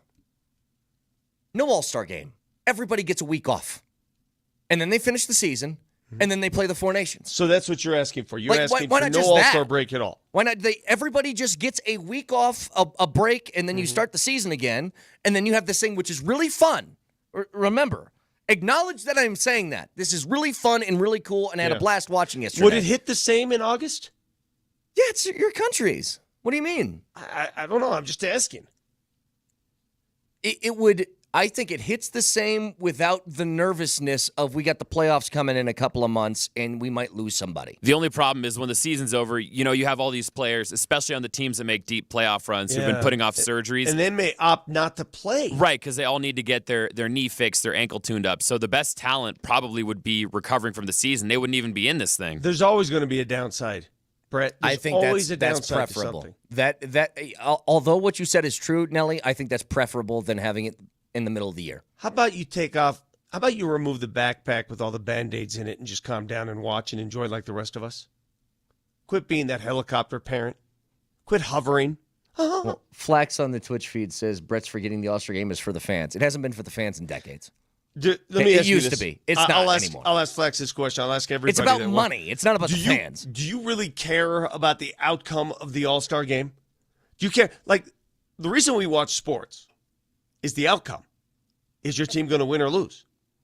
Nothing else matters. The outcome. When's the last time you cared about the outcome of one of these damn games? These exhibition All-Star games? Who won the Pro Bowl? Did they play? They played, right? You know what I'm saying? No. Who won last year's NBA All-Star game? I can't even remember it.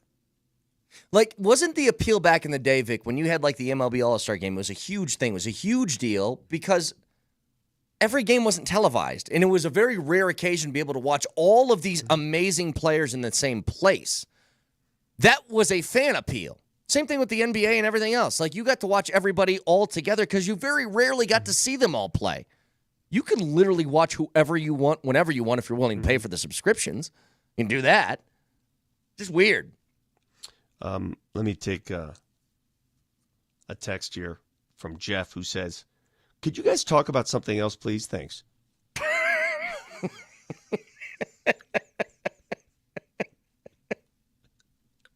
I'm actually with that. I'm with it. What do you want? What do you want, Jeff? My name is Jeff. You know what? Jeff, thank you. That was the nicest way anybody's ever told us to do something like that. I've never gotten a text. If you do it nicely, we'll change the subject. Can you talk about something else, please? Thank you very much. Just a request. We'll give away the winner of this $50 gift card to Safeway in a few minutes, along with breakdown, again, Nuggets' last game heading into the All-Star break. Winners of 8 in a row. Jamal drops 55. A very easy and important question. You can answer it on the text line during the break. Are we back? Are the Nuggets back to you saying, you know what? A championship is very much on the table. Get to it next.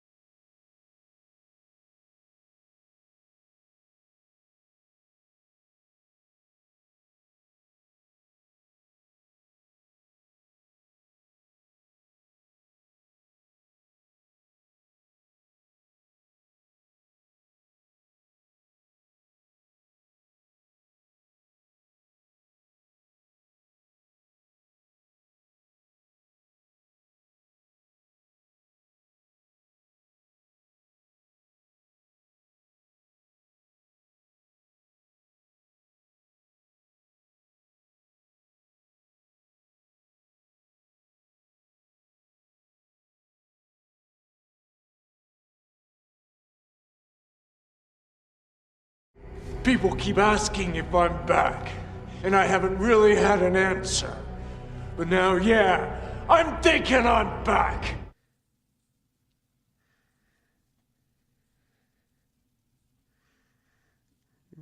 Are we back? I feel like we're back. Feel like it. No, they're doing this against the lesser opponents in the league, and I think we'll get a really true indicator post-All-Star break, especially with the stretch of games that they're going to play against top-tier opponents. But here's another way to ask the question, Vic. Are the Nuggets back to being championship contenders? Is Jamal Murray back to playing good basketball? Mm-hmm. Yes. It's the same question. To me, it's the same thing.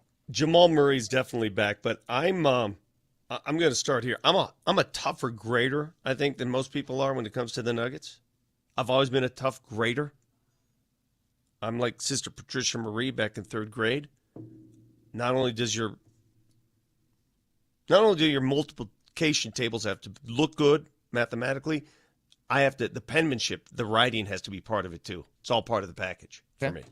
Okay? I got to see the Nuggets against elite competition. Give me a week. That week that you mentioned, that Baton Death March in March. I want to see how they do. And I'm not saying they got to win every game either. Right. I want to see how they do against that competition before I'm ready to give you a complete thumbs up. Right now, hey, man, how can you not be happy with 8 games in a row? Mm-hmm. 8 straight wins. You're rolling.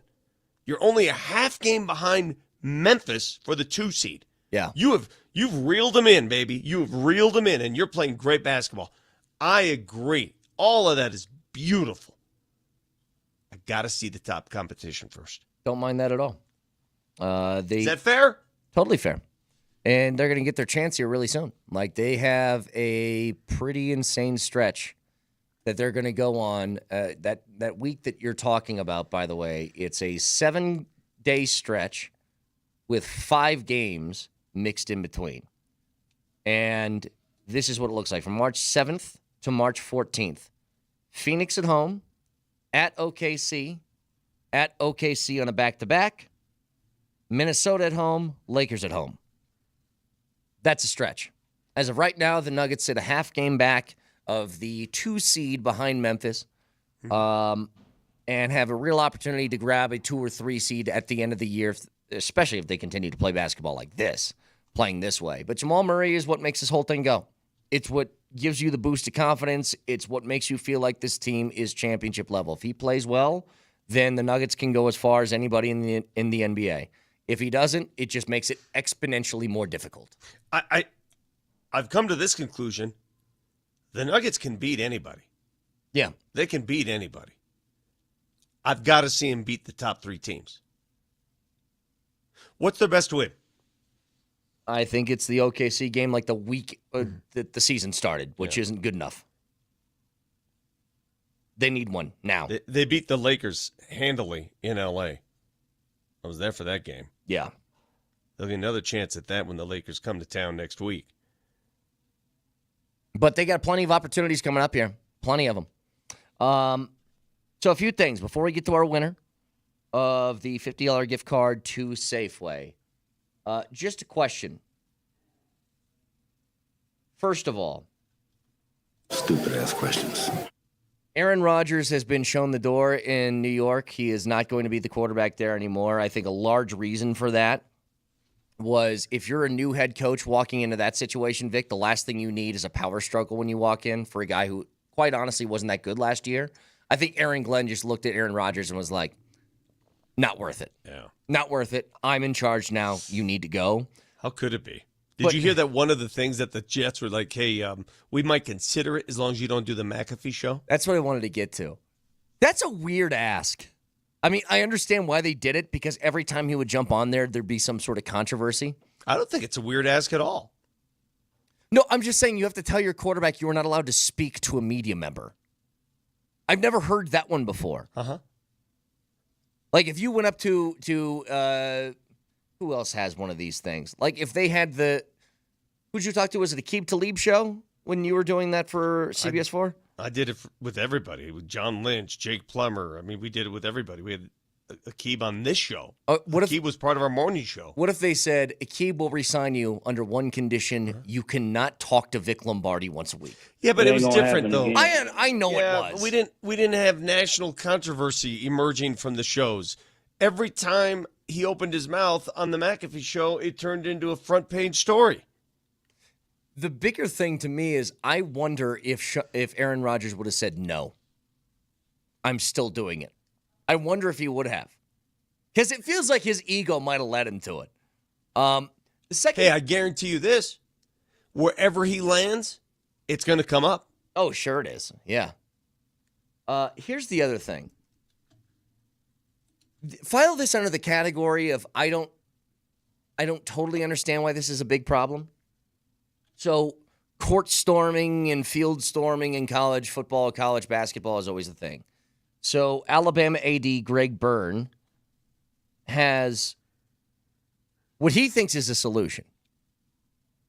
He said, if we said that the home team, if they storm the field or the court, they're going to lose the game right then and there, that will stop it. He's basically saying if your court or field gets stormed, the home team forfeits the game. That's stupid. Incredibly, right? Because all these solutions to that is like, even when it was, what was the game CU was playing where stop throwing things on the field? Texas Tech. The tortillas. Yeah. You're punishing people who don't have control of the situation, which I've never understood. Like, how do you punish the home team for how a crowd reacts? Can't. It's not their fault. Yeah. If I'm the starting linebacker for Texas Tech, I can't physically stop people from throwing tortillas. Why are you punishing me? What's to stop from opposing fan bases coming in and doing it, and then the home team gets punished? Right. And how are you going to parse that one out? Like, I got an idea, Vic. It comes down to the last week of the season this year for CU, and they're playing against Kansas State. Whoever wins that game goes to the Big 12 title game. CU is down, but guy who wears Kansas State shirt, who is actually a secret CU fan, rushes the field. Are we going to forfeit the game? Stupid. It's silly. Incredibly. Anyway. Reminder to you guys, we get the Four Nations, U.S. in Finland tonight. Right here, Altitude Sports Radio 92.5 at 6 o'clock. We are your home for the Four Nations tournament. It's also cool that these games are being played in prime time. I mean, it's set up perfectly. It is nice. Yeah, nice little point in the calendar where there's nothing really going on right now. They're not like 10 a.m. games like in the Olympics. They're right there. Well, boom. Vic, you say that. 10 a.m. on Saturday is Finland and Sweden. Well, that's Saturday. Yeah, I understand. It's not a Tuesday. Right. But let's give away $50 to Safeway, shall we? The winner today of the $50 to Safeway is Brent Burgett. Congratulations to Brent. I've actually I've seen Brent's before. I prefer Brett. I think it sounds cleaner, better. Trying to throw an N in there. I called a Brett for like 3 years before I figured out his name was actually It's Brent. easier. You feel like you have to focus when there's an N. You know what else bothers me? And those of you who have this name out there, you guys figure it out. Brendan versus Brandon. I ain't doing all that. Yeah, I'm a Brandon guy, not a Brendan guy. Listen to me, Brendan and Brandon. I don't have time to parse out what it is. And there's Brennan. Brennan, Brandon, Brent. No. No. Those little subtleties too. Like I still don't know the proper way how it's pronounced. Is it Terrell Owens? Terrell? There's Terrell Davis and Terrell Owens. Oh, it's Terrell Owens. Okay, so I did get that wrong. Terrell Davis, Terrell Owens? Yes. Can't be doing that. Pick one. I'll go to the old school Moser Olympics thing. Judo or karate? Pick one. One of the two. The martial arts. Yeah, it's just like, can't have both. Are we doing Tyrod or Tyrod Taylor, man? That too. Pick a lane. Yeah, that one's tough too. But seriously, the complexity of Brandon, Brendan, Brennan. Like, what's our sales guy's name? It's Brandon. It's Brandon. If you would have told me it was Brendan, it's too much. Yeah. Get rid of the E, throw in the A. Nelly, fact checker, please. Nelly monitors the mistakes in today's Fact Checker. Presented by Rock Plumbing, Heating, and Air Conditioning. Your local home comfort specialists. RockHeating.com. Rock, bringing comfort home and simplifying your life. It was actually a pretty clean show, boys. I had to dig deep for this one. I think this was in the first segment of the show, right off the bat. Brett Kane, came up with a very efficient nickname for Jamal Murray. Even with no Michael Porter Jr. and no AG. And once again, Vic, the 55 from Jamuri is eye-popping. It's very quick. You just cut out like 3 syllables. Yeah. That is, I like it, though. Jamuri. I like that a lot, actually. A mistake turns into something I enjoy. The 55 from Jamuri is... It's like championship. Do you think the Nuggets can win a championship? Do you guys really think so? With Jamuri playing at his full throttle, yes. That one's actually, a texture says, Brown, that's Christian Brown spelling.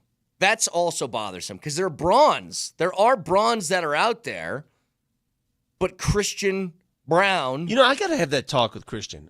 Who in his family decided we're going to go Brown with this? And when did that happen? Where? You hear it. Yeah, you hear it when, I don't know, that's dumb. See, different languages and the different pronunciations too. It's like, what's homeboy who's the golfer? His name is Oberg, but it's an A with dots in front of it. That's a foreign thing. Ludwig Oberg. Too many. I'm not doing the dots thing, by the way. People always get on me. You got to put your dots in those little things. Little accents. I ain't doing it. Does your name have an accent? I don't think so. I have an I with a dot over the I. Did you ever put the heart over the I? Did you ever do that move? Maybe that's the keyword tomorrow for Safeway. Who knows? It is Valentine's. Be sure you get your stuff together, by the way, guys. It's tomorrow. Make sure you're on it. 303-504-0925. Reminder, Kreckman and Lindahl, 3 o'clock today, going to be out at number 38 in Rhino, leading you up to the Four Nations and the viewing party hosted by Andy Lindahl. Visit nmbr38.com to RSVP and go check them out. I want to shout out to all the Brandons, the Brendans, the Brennans, and the Brentons who are listening. Thank you. Well, if you're named any one of those, you can check out our podcast, iTunes, Spotify, wherever you find your podcast. Moser, Lombardi, and Kane. Have a fantastic Thursday. We'll talk to you tomorrow. Love you. Bye.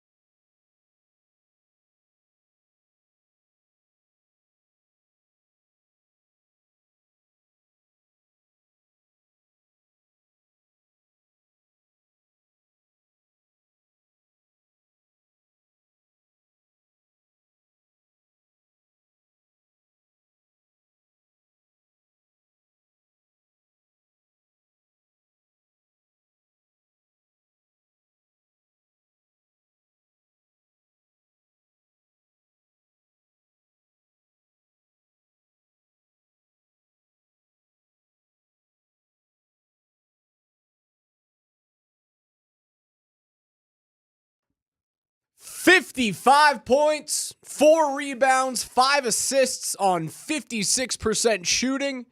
And the Nuggets go into the break with an 8-game win streak. It bests his previous career high, Jamal Murray, who had 50 on the road in Cleveland in 2021. We all remember the game where he dropped 48 on the Boston Celtics here in Denver, but 55 last night. Jamal Murray, that was sensational. What was even more sensational was hearing KJ Granderson, our guy behind the glass, doing the Lord's work with that intro. Because, man, having some day after 55-point Jamal, some dancing in the intro, which you and I were doing, some white man's overbite, however you look at it, while crushing an office donut. That's glorious, man. Does it get any better than that on a Thursday in February, which is typically a slow sports time? That was awesome, man. It's good times.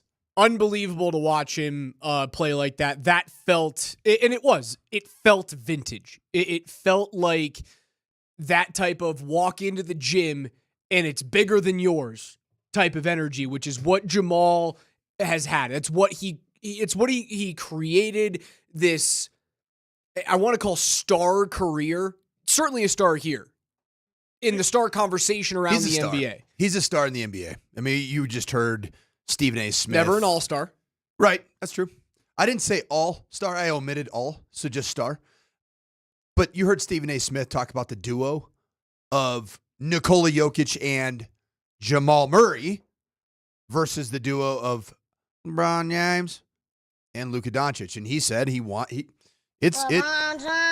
is Nikola Jokic and Jamal Murray until somebody else proves otherwise. Well, Jamal came out and said it last night after the game when he was, giving his presser. He had the ball up there. There's a reason why I brought the ball up here. It's because of the guys around me, right? It's because of the chemistry that we've been able to build for the last decade, essentially, since he's been here. Has it been a decade? 9 years, right? If I'm correct. 9. Yep. Jeez. I'll round up and call it a decade. Yeah, I mean, that's so wild. That is the reason why they are, when they're on, the most dangerous duo in the NBA. When they are playing and when Jamal has that type of effort, that type of swagger, and I do think they're, especially in basketball, being able to play with that energy that I am better than you, I'm going to outscore you and there's nothing you can do about it energy, which is what, again, Jamal was going into that title season. When he plays like that, man, that's an all-star guard. Raj, what's been different, though? What's different about Jamal Murray from, we'll say, January 2023 to June 2023, and then now, all of a sudden, it just looks like it's back? You tell me. But everything in between was kind of hard to watch. It's very uneven. Just felt like something was wrong. The great thing is that Jamal Murray told us a couple weeks ago, told us exactly why this resurgent Jamal Murray is coming back. Man, he got himself on some really, really good anti-inflammatories. The Inflamacion, man. They're gone, man. Inflamacion is gone. We have a Jamal Murray without any inflammation. I think yesterday was more about him being pissed off that he got the double tech and got bounced on Monday night. But the body's got to be willing too. I mean, the body has to be able to cash the checks that the mind wants to write. And right now, Jamal Murray is showing that his body is there, which it has not felt like it's been there since the stretch run of the 23 championship season, the end to it. Jamal's, let's go back to the beginning of February. 20, 10, inactive against Orlando. He drops 30 against Phoenix, 17 against Portland in game 1, but only plays 28 minutes because he gets the double tech and is shooed out of the game, and then 55. 33 in their last loss against the Knicks, 31 when they hammered Philadelphia. He's one of the main reasons why they're arguably the hottest team in the NBA. You might be able to take arguably out of that sentence. 8 wins in a row. And last night when I was watching this, right? Because my thought process going into Wednesday's game was what? I went, sit everyone. And if you lose, whatever. So glad they didn't listen to you. Sit all of your guys. So glad I they just didn't want listen to everyone you. to be healthy and get the extra days. Gosh, I'm happy. And as I watched it, Right? What do you have? 26 in the first half? Right? You had 23 right before that last three? It was like 29. It was 25, right? 25? 25. Okay. Let's just throw out random numbers. I think it was like 23. I don't know. I was close. Was it 31? I'm making No, an it was I'm making 27. an approximation. When I watched him hit that last 3.5, I went, okay, I don't care now. Okay, I was wrong. Because for me, the energy that Jamal Murray carries has to infect the rest of the team. And if that means he doesn't get the extra 2 days off for the All-Star break, I'm okay with it. I will admit, Monday and Tuesday, my thought process was wrong. Go get your wins and don't put a lid on what's happening with Jamal Murray right now just for the sake of maybe an extra 2 days now in February will help you in the middle of May. Coming off the weekend, you and I had talked about the Nuggets in their last 20. He had 30 at the half. 30 at the half. Okay. we named every number around 30 except for 30. I thought it was 26. All I remember what I like is KJ was very confident driving in 25. Like he really sold it. But I then here comes the text line. Got 30. You get 30. You guys are wrong. All right. So we talked about the Nuggets were 15 of their last 20 they'd won.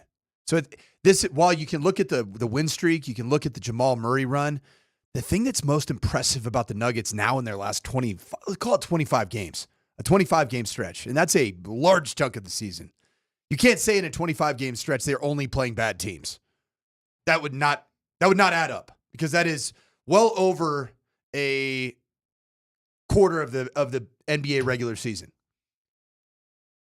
During that 25-game stretch, there have been a couple things that have come in a positive direction for the Denver Nuggets. Namely, Christian Brown has been spectacular the entirety of not just that 25-game stretch, but the entire season. All right, that 25-game stretch, if you stretch it an extra game, will bring you to the change of the calendar, back to January 1. Here are your teams. Atlanta, 2 against San Antonio. But hold on, okay? Is Atlanta a playoff team right now? Okay, thank you. Keep going. So we have to be careful. We have to be responsible because we can throw Detroit in there right now as a terrible team. The Detroit is one of the hottest teams in the NBA right now. So like a lot of the teams that a year or 2, 3 years ago that were terrible teams, like a lot of those are going to be in the playoffs. Atlanta's a playoff team, but they're like 3 games under 500. Well, so calling them we can't say there's only is, 5 good teams in the NBA or 3. I mean, I can call a 26 and 29 team a mediocre at best basketball team.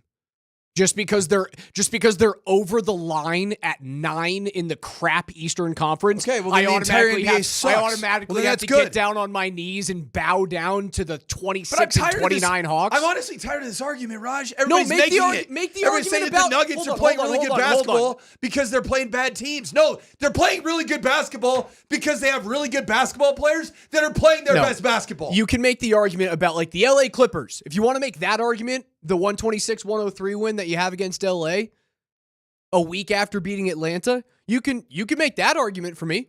That's a legit playoff team. The Clippers are 30 and 23. They're above the line in the 6th seed in the Western Conference. But if you're going to make that argument for Atlanta at 3 games under 500 in the Eastern Conference, that's where I'll stop you. Just because you are a playoff team in the NBA where literally 20 teams make the tournament if you add the play-in. Not all playoff teams are created equal. All right? I don't think you're wrong, though, in terms of this 25-game stretch. You lose by 12 to Boston. You beat LA. You beat Dallas twice. You lose to Houston. So that's two losses against legit playoff teams, Houston and Boston. You beat Miami, Orlando, Philly, Sacramento. Philly, crap. Orlando, I don't believe in. Miami, meh. But 7 and 8, I guess I'll give that to you. Keep going down the list. You have losses at Minnesota, playoff team. Bad game. Also, a loss at Chicago. Too. Terrible loss at Chicago. Now, that was pre-Levine being shipped out. Loss at New York. Legit playoff team. Yep. Loss. So the 3 legit playoff teams that I have named thus far at the beginning of this 25-game segment, you have lost. And you haven't been close to beating either one of those teams. You lost by 10 to New York. You lost by 20 to Houston and 12 to Boston. Everyone else you're beating, right? So you're playing the teams in front of you, you're beating them. The last 8-game stretch I've liked better. New Orleans is a terrible team, but you looked good. You looked in control of both of those games. Orlando, you hammered them. And that is an above-the-line team, right? If it was just a 16-team tournament, Orlando gets in. Portland's garbage. Phoenix is in shambles. But Portland had also won 9 of their last 11 games. Right, but that's not... If you're looking still at... the NBA. They're 10 games under 500. You can't sit there and tell me that beating the Portland Trailblazers twice going into the break is the same thing as, beating the Clippers. Okay.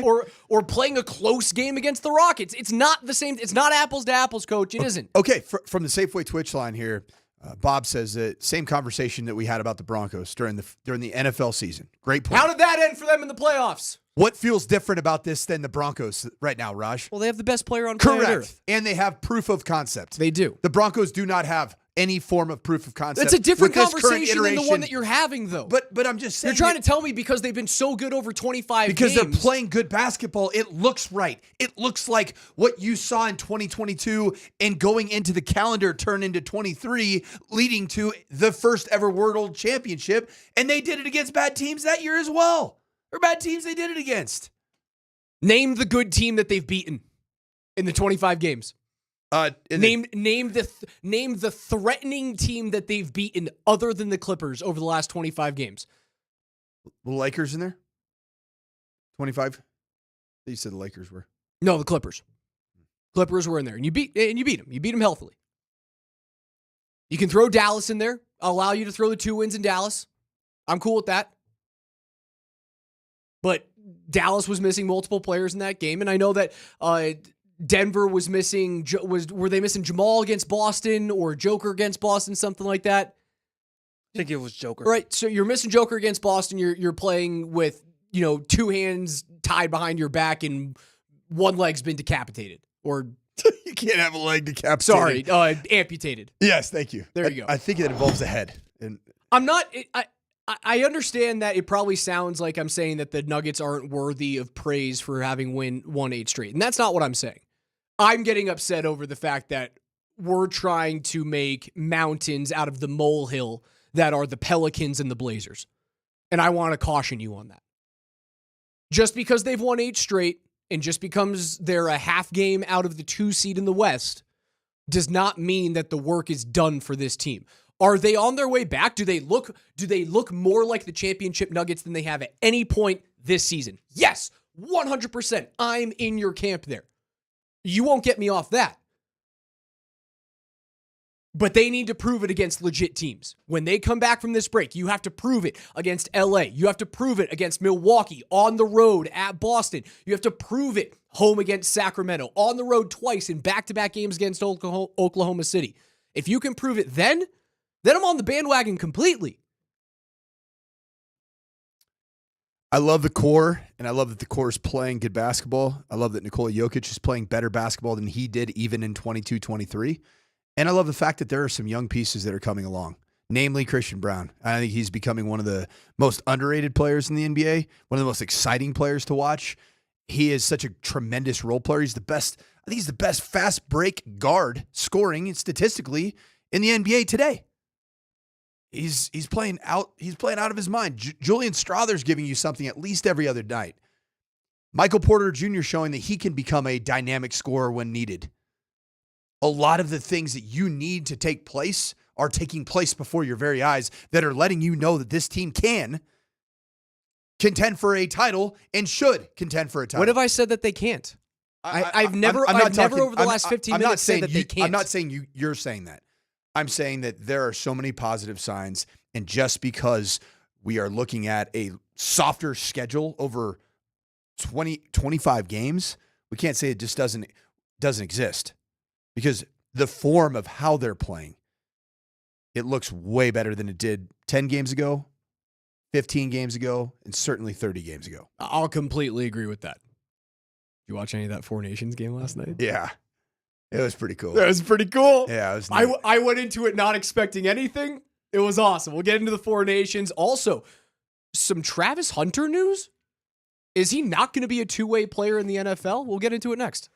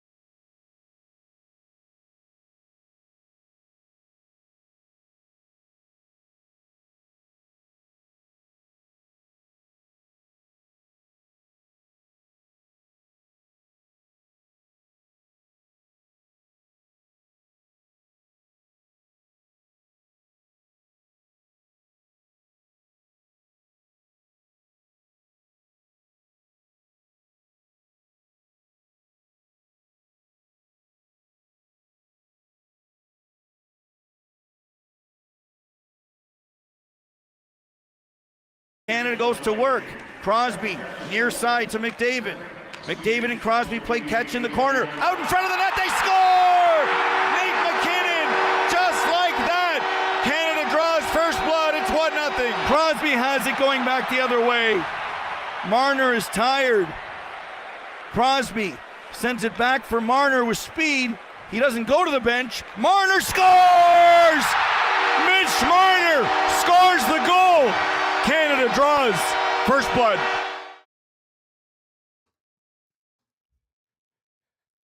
I know I'm a hockey guy, but that exceeded my expectations tenfold last night. And the Americans weren't even playing. When you looked at the lineups between the Canadians and the Swedes, you thought that this was going to be a convincing Canadian victory. When you and watched it looked like the first 15 minutes, you thought it was going to be 7-0. And it was 3-1. What a third period it was to make it really, really. Swedes came back, and you know what? You know what it was, man? Jordan Binnington's not good enough. He ain't the guy. The best Canadian goalie on the planet is chilling, Mackenzie Blackwood. Mm-hmm. And Binnington lets in 2 softies, and one was a beautiful tic-tac-toe backdoor goal. It ends up being, that was the perfect exhibition that the NHL could have asked for. And there's a couple of reasons why. Your star power was on full display.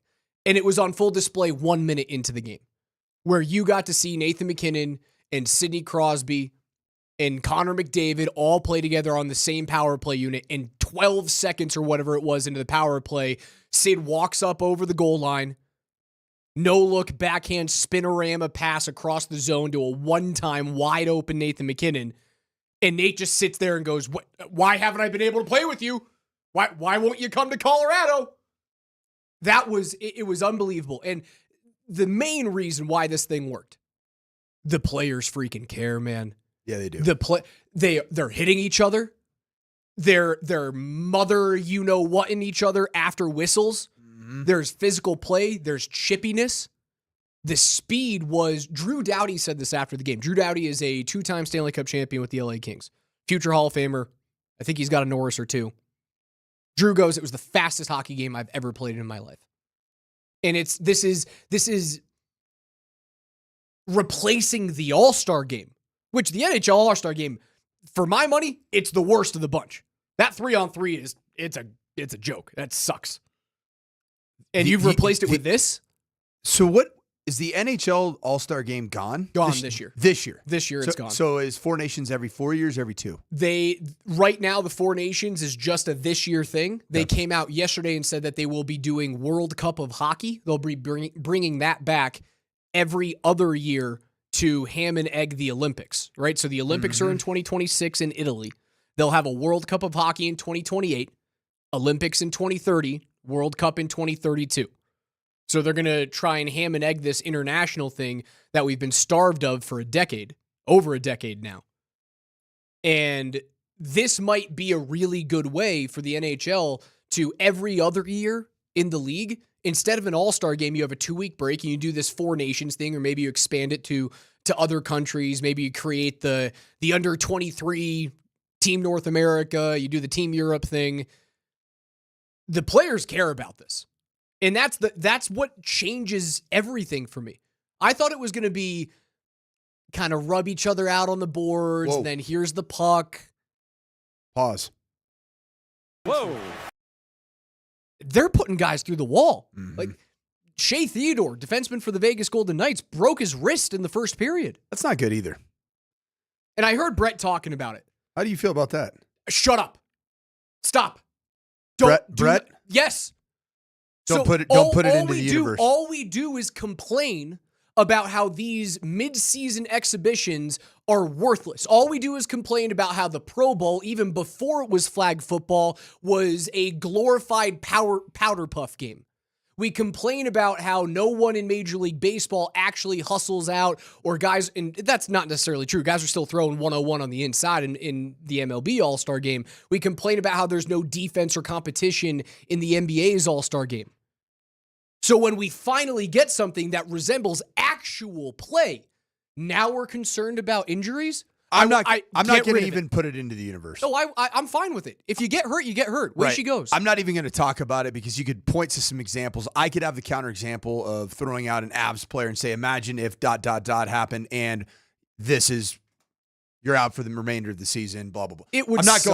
going there. I'm not going there. You know why? You know why I'm not going to go there? Because I think hockey, like football, even though the Pro Bowl is the stupidest thing on planet, it's way worse than hockey's 3-on-3. Way worse. It's terrible. Pro Bowl's dumb. Even before it was flag football?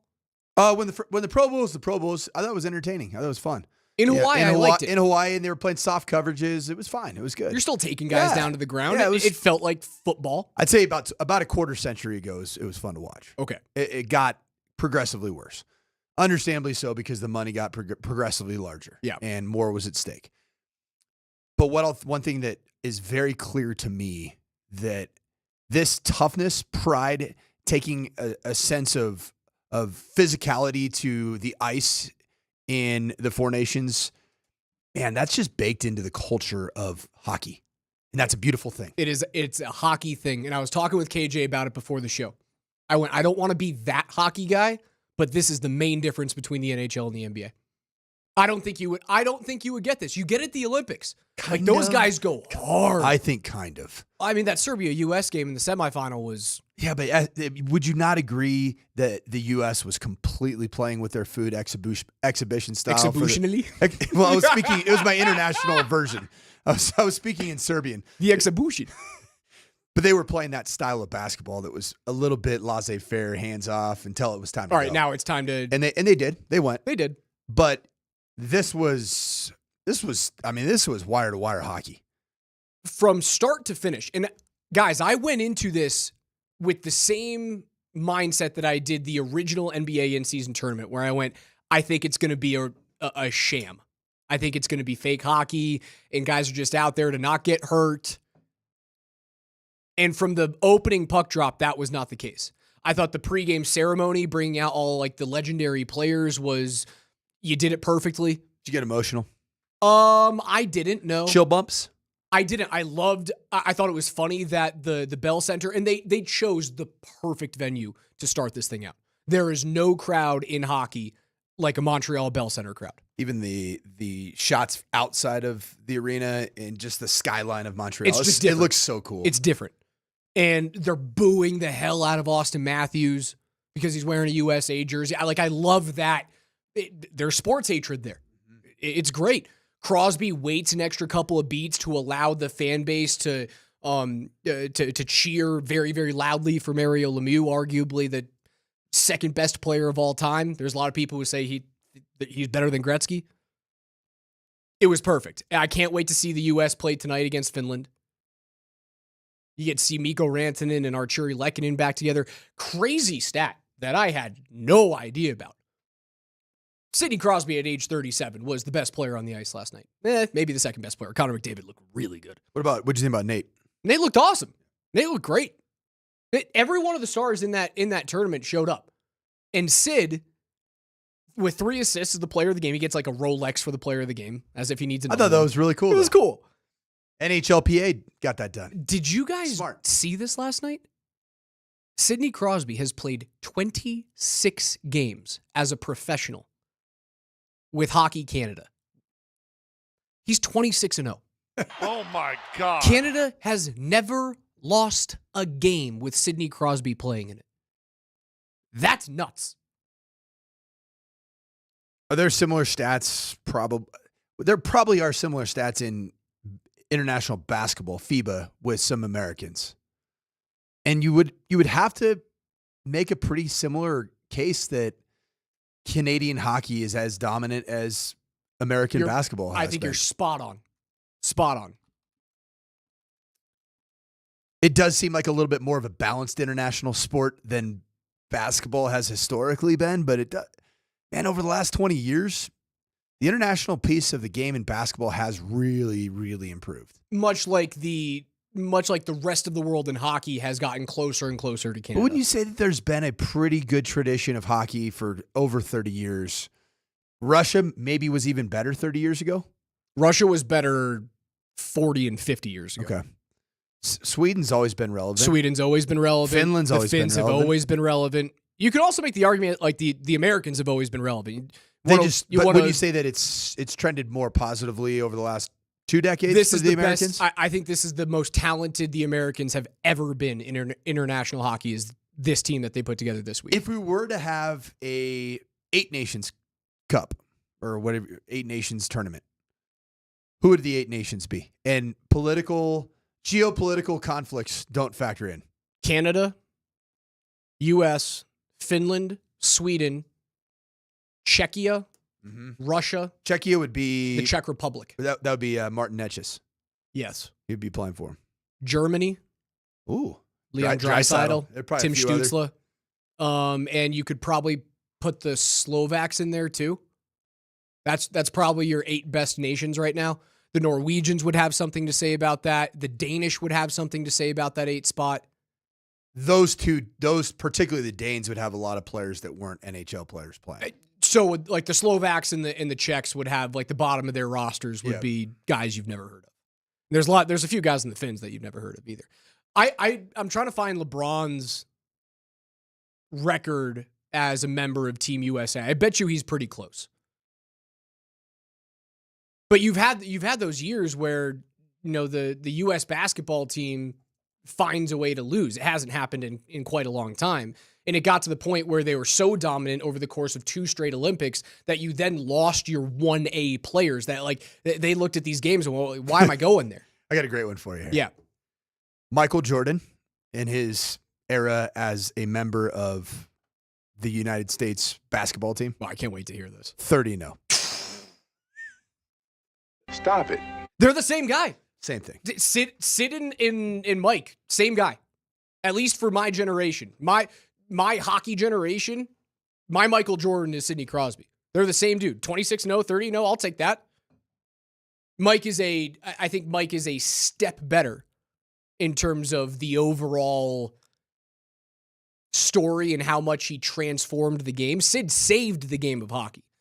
Mike transformed basketball. And Mike was and is the strongest brand. I mean, just look at what I'm wearing right now. Right. I'm wearing his North Carolina Jordan. There is no one like him. And it does not shock me that he's 30-0. That blew my mind last night. That Sid hasn't ever lost a game as a member of Team Canada. If you guys are driving around tonight, your home for the Four Nations face-off on radio is right here on Altitude Sports Radio. You can hear it on 92.5, 6 p.m. start. Any idea who's on the call? I have no idea who's on the radio call. It's not like we don't get him. It's not like it's Moj.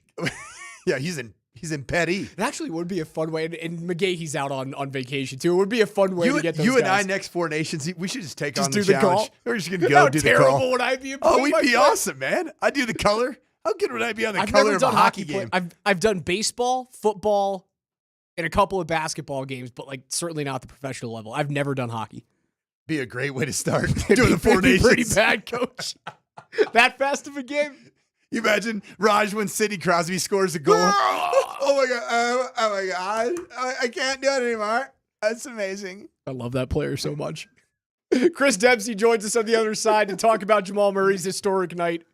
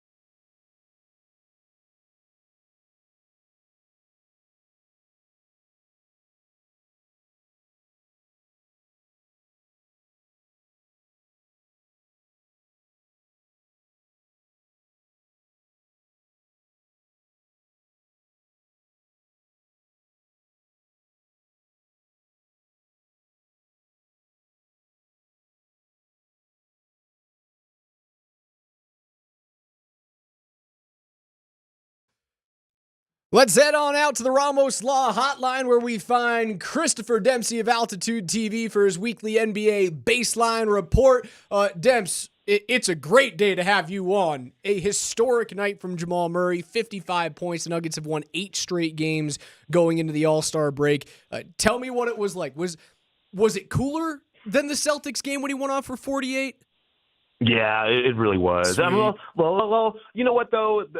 Anything that you do against the Celtics, it's definitely meaningful, just because of the opponent. But last night was remarkable. You know, I mean, even in that first half, he's just making all the shots. He's looking very aggressive. He's getting to all his spots on the court. And then he's just rising up and knocking things in with confidence. And the other thing is it wasn't gimmicky. And the reason I say that is, you know, sometimes you get these high point totals by a player, and all of a sudden this player has now just caught scorching hot fire, right, from like the 3-point line. And he's hit 10, 11, 12 3-pointers in the game, and that is what pumped it up. And certainly Jamal hit 6 3-pointers in that first half. But he had 18 points in the paint in this game as well. And so it was just a very well-rounded, well-crafted, super aggressive performance. And wow, he looks like he's back in form. Debs, when you look at his game and you look at Jamal Murray in terms of what has been a bit of a disappointing and frustrating year and a half, if you will, between the 23 NBA championship season and then into the Olympics last season, and the postseason wasn't great outside of a couple of critical shots at the end of games. Man, it looks like Jamal Murray over the course of the last month has really trended back into some of that same form that Nuggets fans have been just desperately wanting to see and knowing how important that is to the success of this team. What is it for Jamal Murray that you've seen, and just being around the team, covering the team as closely as you do, that you can just sense something just feels different about this? Yeah, I think it's 2 things, Coach. I think it's health and conditioning, and those 2 things in order. And, you know, he spent a big chunk of the first part of this season with little knick-knack injuries here and there, and now he's in and out of the lineup, or if he's in the lineup, he's not necessarily his normal self because he's hurting in some way, shape, or form. And Jamal just, I mean, his game right now is based on so much explosion, quick twitch movement stuff, that if you are robbing him of those things, and even if he's just a half step to a step slower, then it really just robs him of a lot of the things that make him Jamal Murray that we all have come to know. And so I think, you know, the absence of those injuries and the, you know, kind of the bumps and bruises that kind of take away from that has been a really big deal. And then I think if we're all just being honest, when we look at him on the basketball court, we see an individual who is really in great condition. And, you know, and for me, I think it was right about the time of the hamstring injury, where when he came back from that, to my eye, I saw a player that was, quite honestly, that had lost some weight and looked like he was in much better condition. And I think rounding into that kind of game playing shape, plus being a lot more healthy consistently, has really been the 2 things that have gotten him back into a space. And, you know, I don't think that it's been for Jamal. I think the absence of Russell Westbrook here for about a week or so, or a little bit more, however long he's been gone with the hamstring injury, has also helped him get back into the rhythm with Joker that he used to have, right? And so I think that's one of the things that I also saw on the court yesterday was there's that 2-man game, and you know, they're doing that dance out there again, and they look like, you know, the tandem, one of the best duos as they have been for the last few years. And so can they retain that when Russell and everybody else comes back into the starting lineup? I think it's the next layer of adjustment for this basketball team. All right, Dems, hey, you scratched the itch, and I just got to go for it, man. You mentioned something there about just the 2-man game, certainly with Nikola Jokic and Jamal Murray being the best duo in the NBA. Also, a take that I've had for the last week, 2 weeks, 3 weeks, in the absence of Russell Westbrook, is that you're getting better transition defense. Your defensive numbers are better. with the absence of Russell Westbrook, in addition, because there have been fewer turnovers. Where do you see this thing going with Russell Westbrook being reinserted into this lineup? And is this something that Russell Westbrook can control in terms of not turning the basketball over at the level that he was?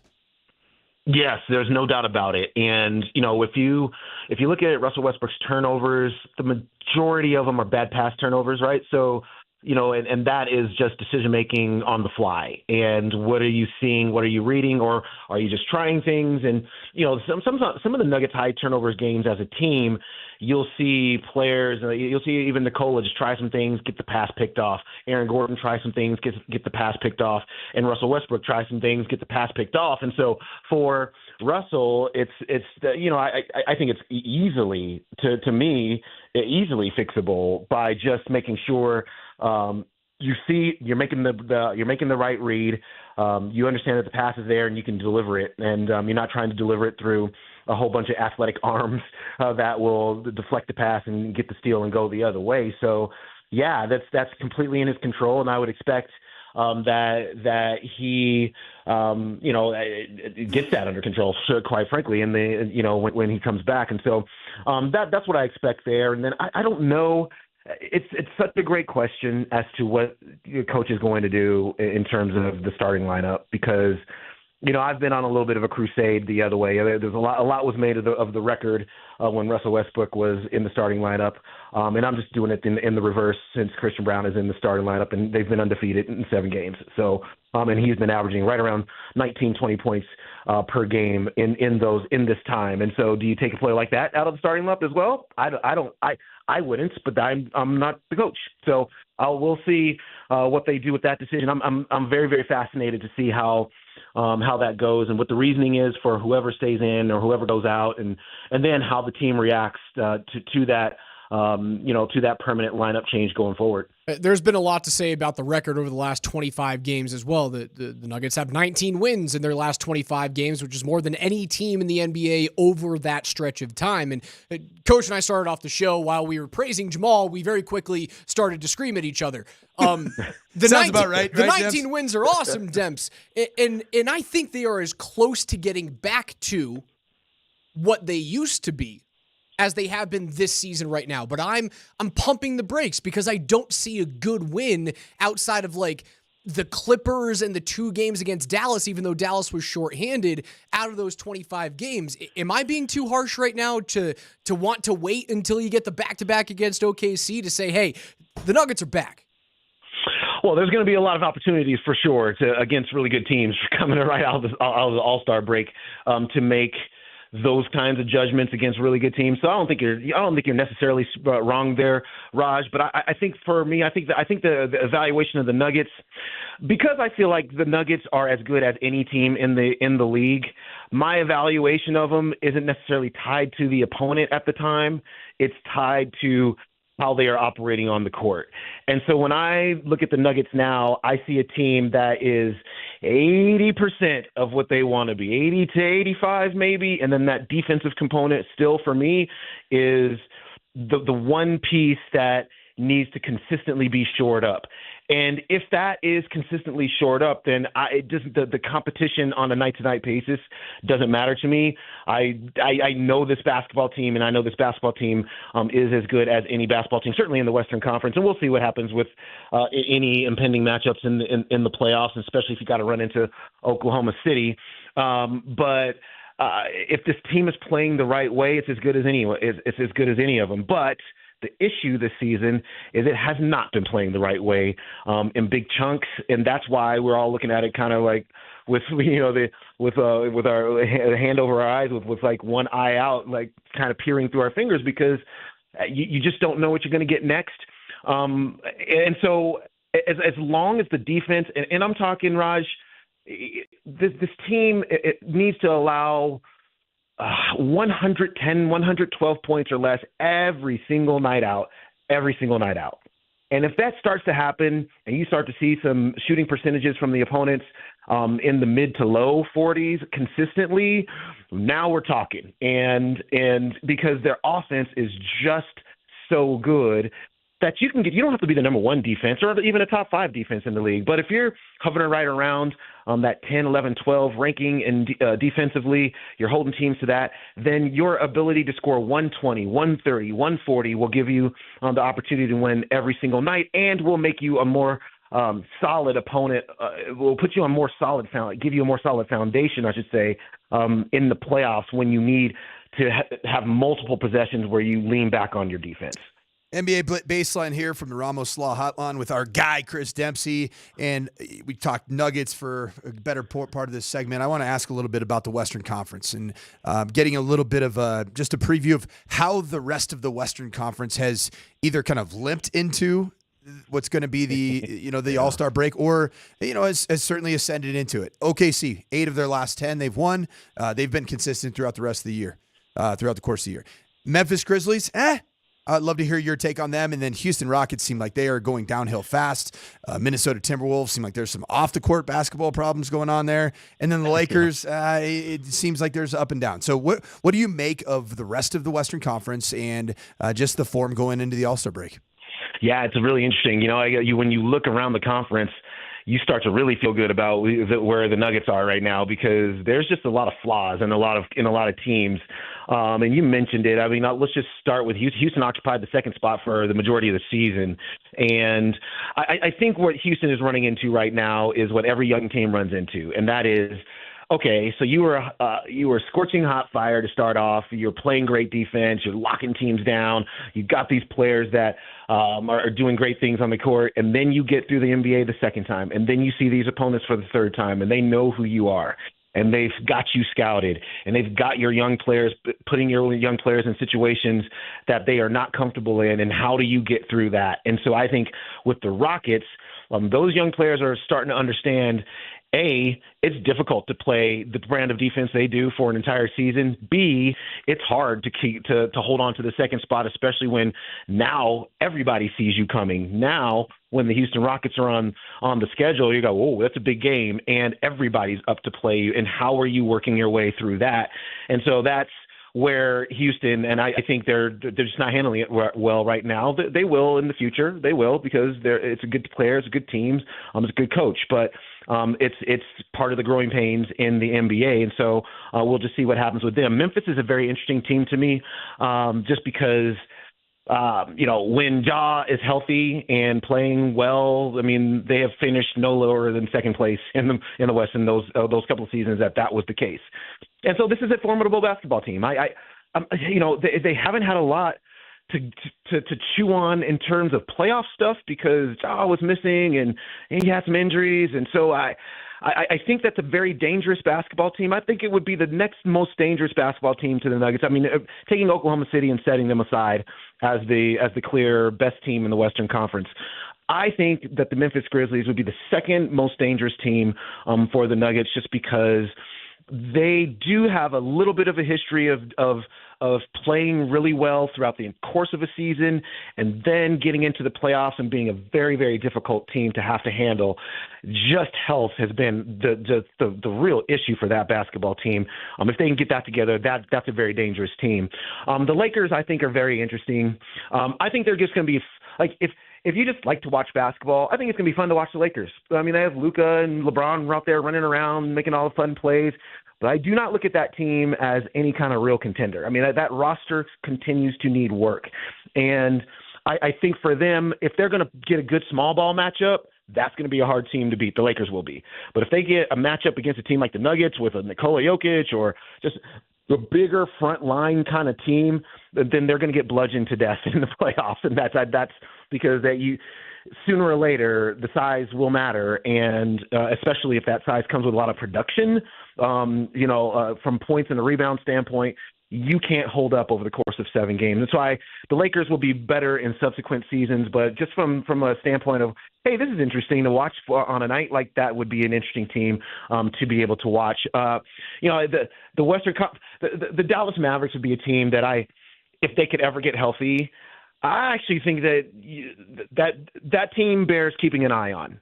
They all their bigs are hurt right now, including Anthony Davis now for a month, and but if all they got to do is stay in the top 6, if they stay in the top 6 and all those dudes come back, with the way Kyrie's playing, and if his back holds up, which we don't know if it will, he's got a bulging disc in his back, and he's just playing on it right now. Defensively, rebound-wise, that is they will be a very difficult customer. So, look, in order, if they are healthy, I would put them right behind Memphis, and then, pretty much everybody else in whatever order after that. There it is, your NBA Baseline Report, Altitude TV's Christopher Dempsey, every week here on the Morning Sprint. Demps, enjoy the week off. We appreciate you, brother. All right, guys, we'll talk to you. On the other side, Travis Hunter. Are we moving away from him being a dual threat player when he gets to the NFL? We'll hear from Jeff Legwold on the other side.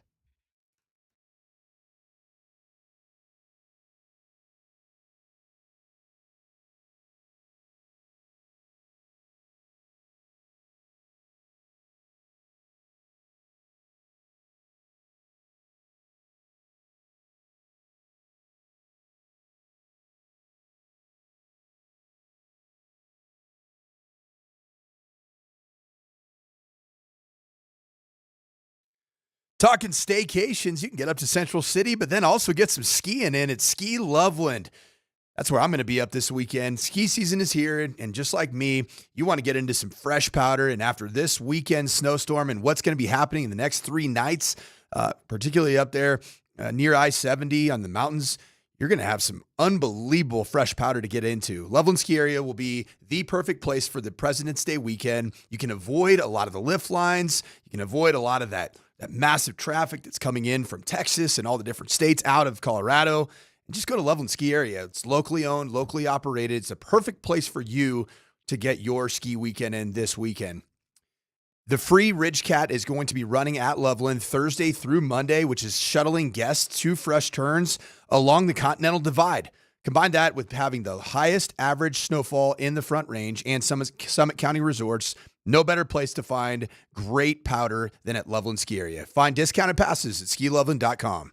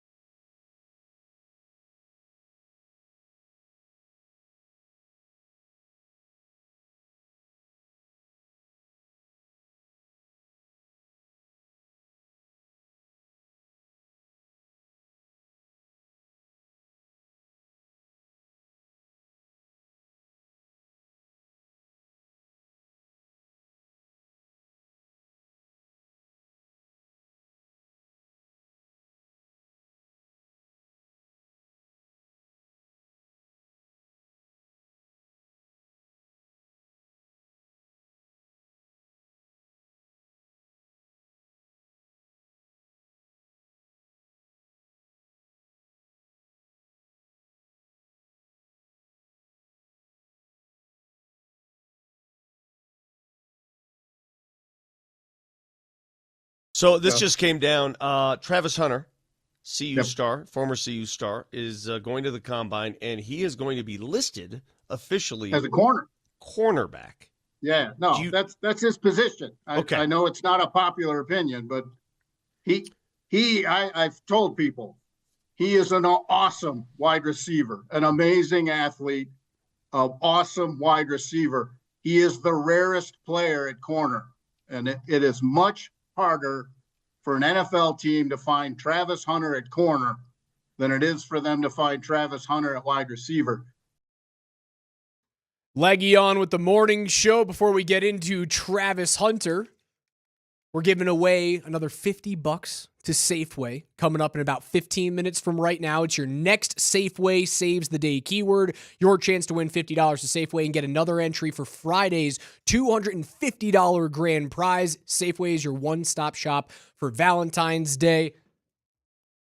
Also, if you guys are looking to watch some hockey, enjoy some libations, some massive slices of pizza, if you haven't been out to number 38, go this evening with Kreckman and Lindahl from 3 to 6 p.m., immediately followed by a viewing party for USA versus Finland in the Four Nations Hockey Tournament, hosted by our very own Andy Lindahl. Number 38 has live DJs and more TVs than you guys can count, all presented by our friends at New Amsterdam Vodka. Visit nmbr38.com to RSVP and see more info.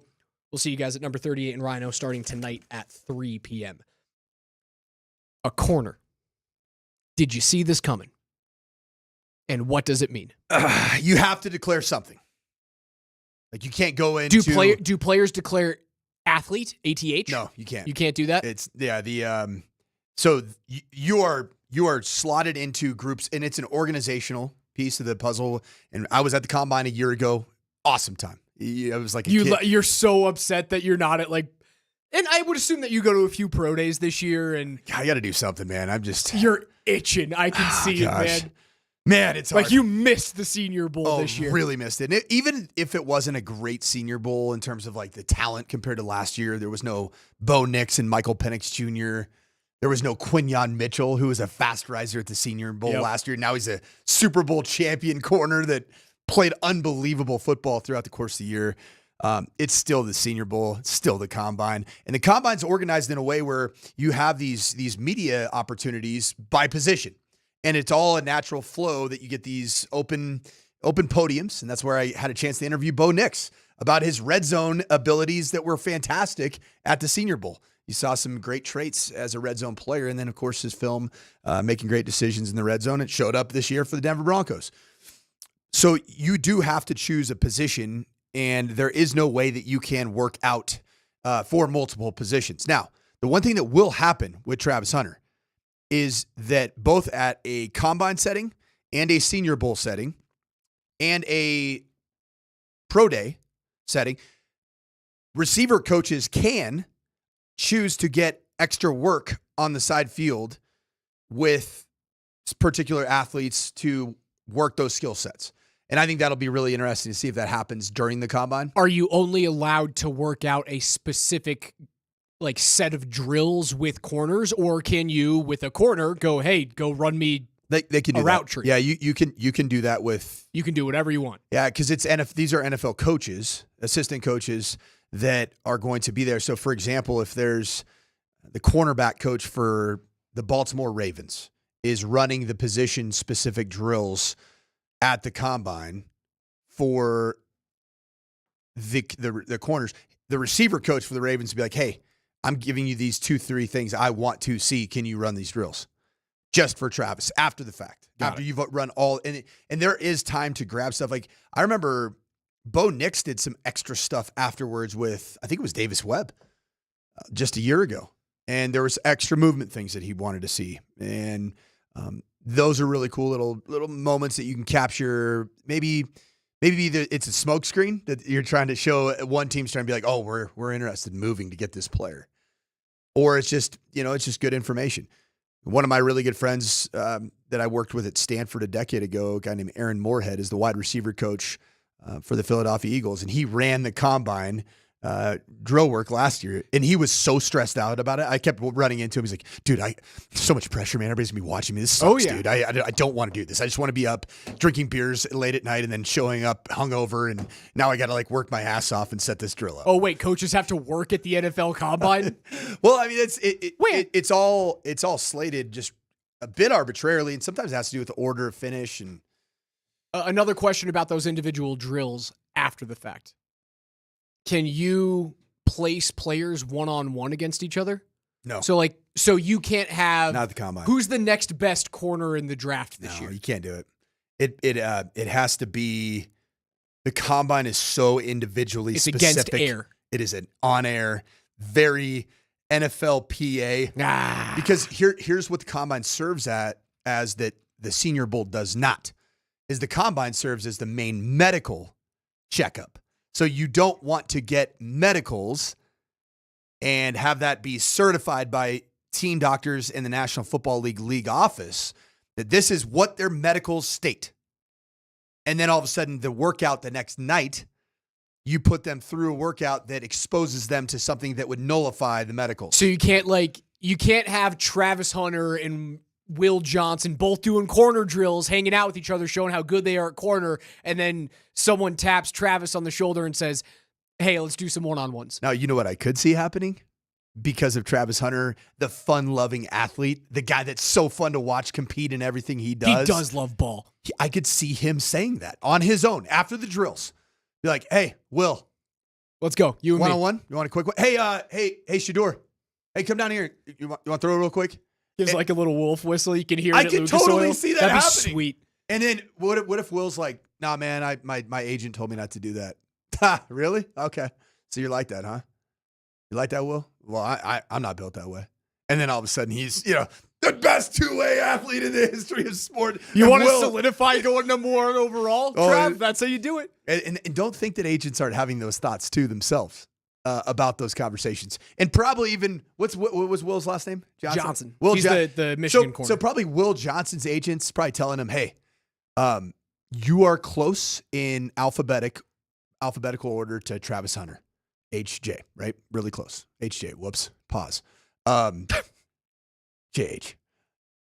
Whatever you do not hang around after the workouts. Beeline for the locker room. Get out of there. Because he will probably try to grandstand your ass. Make sure you don't. So this delineation of going in as a corner, it's clerical. It's clerical, but I also believe it is true. And I Jeff Legwold is a guy I respect so much, and I can't say it enough, and I've said it so many times. Being at the combine and kind of sneaking my way up to the Jeff Legwold section of the combine so I could just pick his brain about everything. This is his 39th combine he's going to.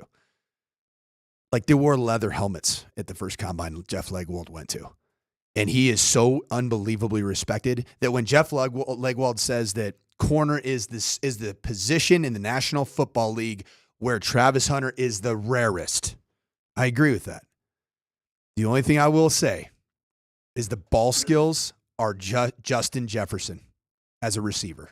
They are Justin freaking Jefferson. And that's the one thing that I cannot unsee. And for me, it was the North Dakota State opener this year. So what's more valuable? Yes. In today's game? It's the receiver position. It's the receiver. And also, you don't necessarily have to have that girth that an NFL corner, like the NFL corner is getting bigger. Look at Pat Surtain. The guy's big. Trav's thick. He's not. He's dude, he is thin, bro. I saw him in person at the CSU-CU game. I'm like, oh my gosh, that guy's rail thin. And it's incredible. He's not Devonta Smith thin. It's not. That's not a far off comp, dude. Really? Yeah. But it kind of doesn't matter because he's so functionally strong, and he's so freakish that it's almost like padding and a lot of the common thought processes around like being able to have armor on you as an NFL football player. I almost feel like it doesn't apply to Travis Hunter because he's so flexible. He's Gumby. He doesn't get hurt. Like, the guy's incredible. You don't have to look like DK Metcalf to. At DK Metcalf, that build does bring about more injuries. You're tightly wound. You're big. You're bulky. You're strong. Remember Vaughn, man? When Vaughn put on all that weight and then he blows his ACL out. It's tough. He came back way thinner, and he's been way more healthy ever since that injury. Let's talk about Travis Hunter and his injury history. It required a cheap shot and an internal organ to malfunction to get him off the football field. Yeah. Outside of that, he's been available. And the greatest ability as a pro football player is availability. And Travis Hunter has shown that. NFL Notes is coming up on the other side. And on the other side, we will give you your next keyword to win $50 to Safeway. Don't go anywhere. That keyword's coming up next.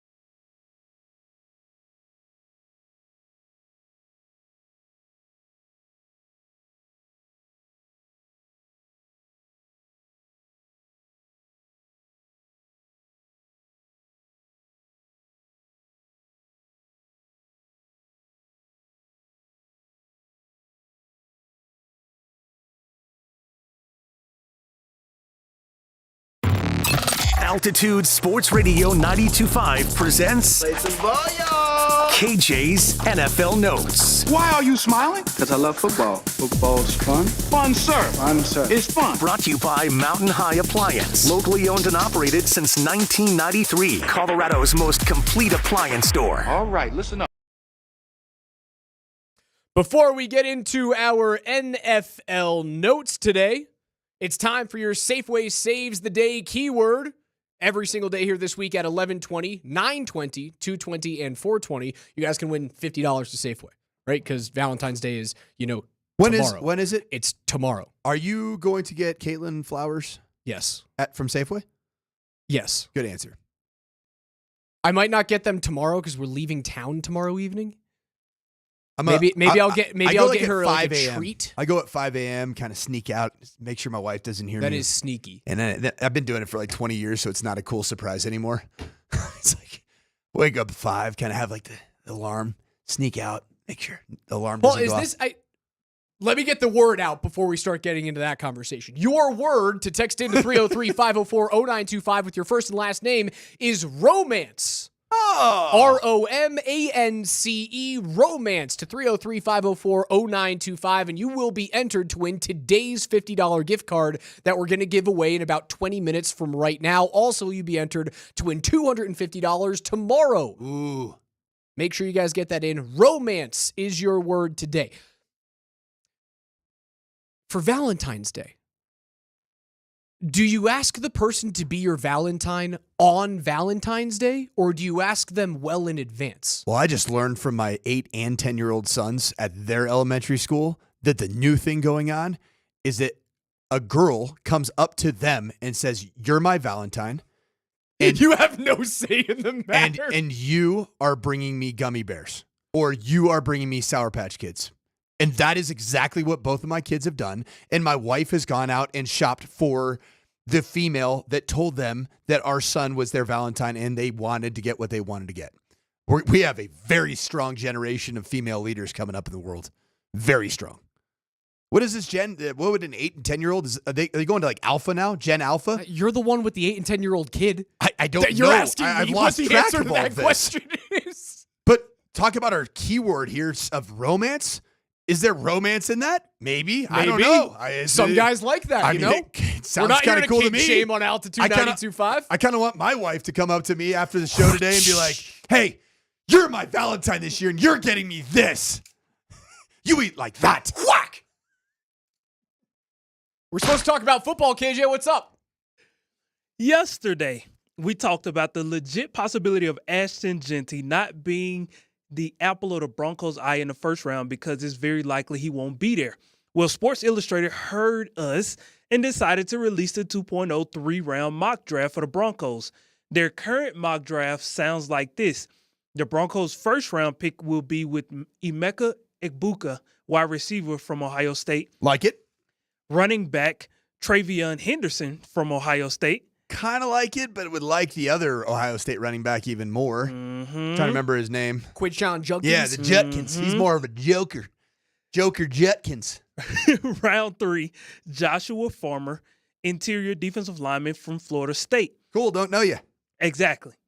If the Broncos leave this draft without a top tight end, how much faith should we have that Sean Payton's offense can still take that next step in 2025?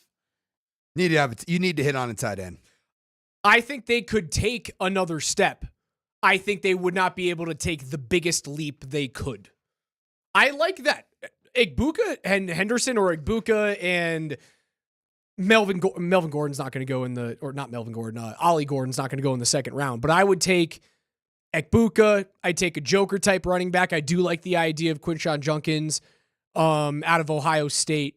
If you leave the draft without a tight end, I'm going to be upset. I'm going to be really upset. My local product here, I think from, is it Heritage High School here in the Littleton Highlands Ranch area? Heritage is correct.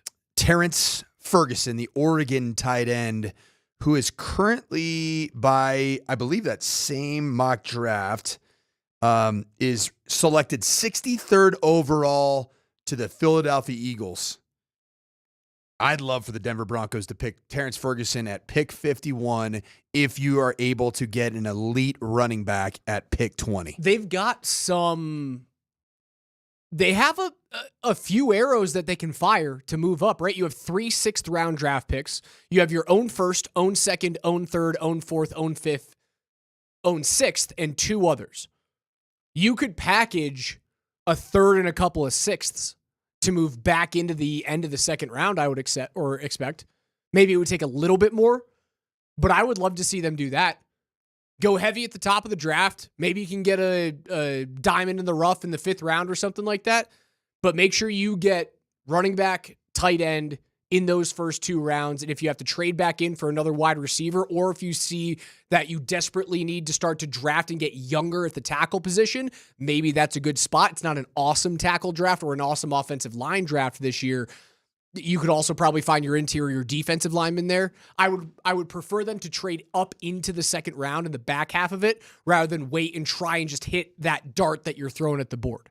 Yeah, conversation here about the Joker running back that we're talking about. So Quinshon Judkins in 2024 had 22 catches, 161 yards, 2 touchdowns. 2023, 22 catches. This was at Ole Miss. He transferred to Ole Miss from to Ohio State from Ole Miss. 22 catches, 150 yards, 2 touchdowns. And then 2022, as a true freshman, had 15 catches, 1 touchdown. Whereas on the flip side, this year in and of itself, Travion Henderson had a career year with 27 catches for 284 yards, 1 touchdown. Years before that, he had 19 catches and 4 catches combined. So I still think that the skill set of 6 feet tall, which is what Quinshon Judkins is, versus Travion Henderson, compact 5'10", I like the profile of a receiving running back as the Joker that has a little bit more length. What's next? Joe Burrow was recently on the Pardon My Take podcast, and he discussed the different ways he could restructure his contract to fit all of the other weapons he would need around him under the umbrella if needed. Joe Burrow, in so many words, mentioned the Tom Brady method, which could be possible if they want to keep T and Jamar Chase for the long term. I know you're going to be asked this a lot because obviously T. Higgins is a free agent, and they're going to be like, hey, Joe, will you take a restructure of your deal? I'm not going to ask if you're going to restructure your deal. I'm going to actually ask, what does that mean, restructuring a deal? Can you explain it to us like we're 5? Yeah, so you could do a couple different things. You could convert some of the money to a signing bonus, which will lower the cap hit. Mm-hmm. You can push some of the money to the back end of the contract, and then when you get to that lowers the cap hit, and then when you get to the back end of the contract, you can restructure it and convert it to a signing bonus. Okay. And then you can also just take less money. And which one were you going to do? We'll see. He's not going to take less money. No. Is Joe Burrow kind of turning into Bill Belichick of quarterbacks? What do you mean? His interviews sound very Belichickian. Just kind of very, I don't know, just dry, a little bit smarmy. I wouldn't call it smarmy. I do think it's dry, and I think it's by design. Because Burrow has, if there is name a bigger threat to Patrick Mahomes in the league. Jalen Hurts. Don't look at me that way. That's what happened. Jalen Hurts. Okay, recency bias. It's called proven commodity in a Super Bowl. The only other one that lost to it lost to in a Super Bowl. Oh, not in a Super Bowl. Who did he lose to in a Super Bowl? Tom Brady. Yes, thank you. Jalen Hurts. The only other AFC quarterback that he's lost to in the playoffs is Joe Burrow. Joe Burrow. In my mind's eye, Joe Burrow is the next biggest threat to Patrick Mahomes. And I think over the past couple of years, with them falling short in Cincinnati, certainly this year, I think Burrow is very clearly starting to narrow his focus and also narrow the aura around Joe Burrow. Does that make sense? It does. There's a lot going on with the fashion and big talk and the frosted tip hair. Like, I think a lot of that he's going to start to. And the weird house sitter situation? Have you gotten to the bottom of that? I haven't, but like his house sitter is She's not like she's your an employee. She's not like your or my house sitter. I don't have a house She sitter. looks a little different than what if we did have house sitters. If I was Joe Burrow, that would be my house sitter. How do you have a Sports Illustrated supermodel as your house sitter? Because you're Joe Burrow. Okay. And you're worth $60 million a year. It's a very different world. That would be my house sitter. I don't even know that world exists. No, it did. It doesn't exist for you and me. It doesn't exist for 99% of the people. Nor in the world. should it. That was a really weird deal. I think a lot of what's happening with Joe is he's taking, I've been this superstar, I've created this brand, but I'm not winning. And I need to tighten this thing up. I didn't get smarmy out of that. We'll see what I do, but I need to be more like Tom, take less money, either restructure to bring in my guys, whether it's to keep T. Higgins there or it's to make sure that they can get a lot better on defense. Yeah, they have to get a lot better on defense. If you ask because Joe, it already proved out that they can't just outscore people. If you ask Joe to the tune of winning an AFC championship, Sophie's choice, you get one of the two, Hendrickson or Higgins. I bet you Joe takes Hendrickson. Yes, T. Higgins is available. Just get that into everybody's thick skull. He is available. He is 6 feet 4 inches tall. He is a true number one wide receiver talent. The Denver Broncos need to take T. Higgins. If they have the space, I'd be okay with it. Pay for it. Why not? Give Bo Nix a dude and then see what happens. And then go draft the other two positions. Let's go. It's Sean Payton's team. He wants to be really good offensively. He wants to be the damn genius, correct? Go get the best receiver on the free agent market, pay for it, and then go get a tight end in the first round or a running back. And I think the rest is history. What's next, KJ? I know what I'm doing. James Cook is looking for an extension. The Buffalo Bills running back appears to be looking for an average salary of $15 million per year, as was stated when he was on Instagram Live. Just to kind of put this in context, Christian McCaffrey just got $19 million per year. Jonathan Taylor is at $14 million per year. Saquon's at $12.5. Alvin Kamara is at $12.25. And Josh Jacobs is at $12 million per year. So if Saquon just got $12.5 in free agency, he's the best running back in the NFL right now. Has the James Cook sample size been enough for him to begin the process of resetting the market for running backs coming off their rookie deals? I don't know if he gets to reset it, KJ, but is he worth more than Alvin Kamara and Josh Jacobs? The answer is yes. I think he's legit. He's not Saquon. It's Josh Jacobs, man. He's pretty good, man. I got to watch him a lot this year, watching the Green Bay Packers, and when he was healthy and Jordan Love was healthy, and they started getting into their mode. The only thing about Cook is he is young. Jacobs isn't. I mean, he's a fifth-year player. Cook didn't get utilized down the stretch like a team that is going to commit fiscally to a player of his stature. I don't know. Why would the Bills pay him like that? Because they haven't had a running back like him in the Josh Allen era, and it made a big difference this year. At least in the regular season, obviously you don't get through it. 3 years he's been there. James Cook? Yeah, I think it's as the starter, 3 years. Yeah, I think it's 3. He was drafted. Josh Jacobs. Josh Jacobs just turned 27 on Tuesday. Okay, and James Cook's 25. 2 years difference. Right? They haven't had a running back like that guy. They've been searching for James Cook. That's the reason why they're going to extend him, or the reason why I think they should. He's been in the league for 3 years. He turns 26 in September. You know where he went to college? James Cook? Yeah. Was he a Georgia nice guy? Job. Candidly, I had no clue. Well, it's because that running back stable is 7 dudes deep. I know. I watched him all season, and I had no idea. I didn't even consider looking up where James Cook went to college. All right, so he was a 2022 draft. Who was on the 2021 Georgia Bulldogs? It seems like there's a billion guys that you can find on those rosters. Jersey, position, sorry. I'll find this, coach. Sorry. I won't find this. I can't find it. It's too far away. You go have some fun, and I'll look it up. KJ, what's next? That team beat Alabama 38-18 in the national championship. It's because this stupid website.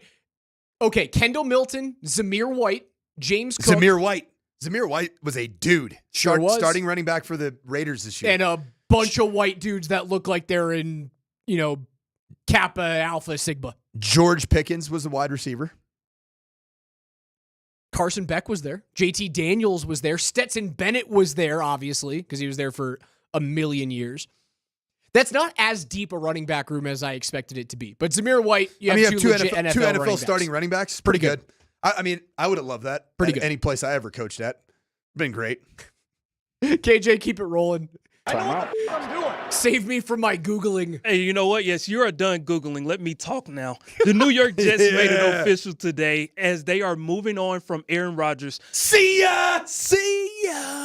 Jets owner Woody Johnson said today, quote, I personally want to thank Aaron Rodgers for his time at the New York Jets. His arrival in 2023 was met with unbridled excitement, and I will forever be grateful that he chose to join us to continue his Hall of Fame career. And he talked about all of the other things about him embracing the organization in the city. Also, he wanted to end with, he will always be welcome, and I wish him only the best in whatever he chooses to do next, end quote. The Jets will face a $49 million dead money hit when they release Aaron Rodgers. But if they choose to make him a post-June 1st cut, they'd carry $23.5 until June 1st, and then it converts over to $14 million, so ultimately $14 million this year, and then it would turn into $35 million in 2026. With the constant cutting of quarterbacks who are taking on huge dead cap money. About to see it with Kirk Cousins here in Atlanta. Hey, we sure are. Are NFL owners going to eventually make a push in the next CBA to have a separate salary cap for quarterbacks? They should. It would make a whole heck of a lot of sense.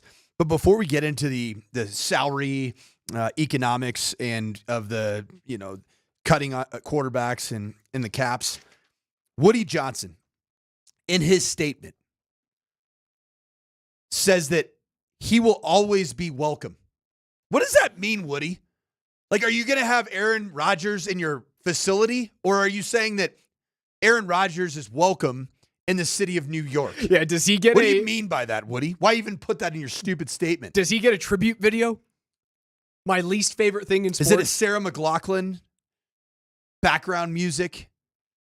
Aaron Rodgers, welcome back. Like, what a terrible tenure. I think terrible tenure and a terrible thing for the owner to say. I guess it's saving face with future players. Like, I'm not going to kick you on your way out, but you're going to try and tell that to that fan base, to the Jets fan base. You're going to go, yeah, we're so thankful that he's been here. We can't wait to see Aaron Rodgers come back to MetLife for a game. Aaron, thank you so very much for throwing a Molotov cocktail inside of our facility and leaving after 2 years. Thank you for all of the different people that you got fired. And thank you for the gift of Nathaniel Hackett. We really appreciate you. You're going to tell that to Vincenzo Di Pasquale in Cherry Hill? You're going to tell it to that guy? In Hoboken? In Hoboken? I was trying to find the most Italian name I could find.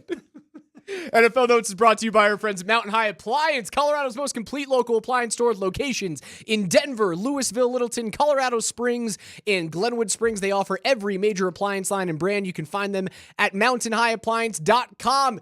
You guys can still enter to win $50 to Safeway. Just text the word romance to 303-504-0925. We're giving away a gift card on the other side.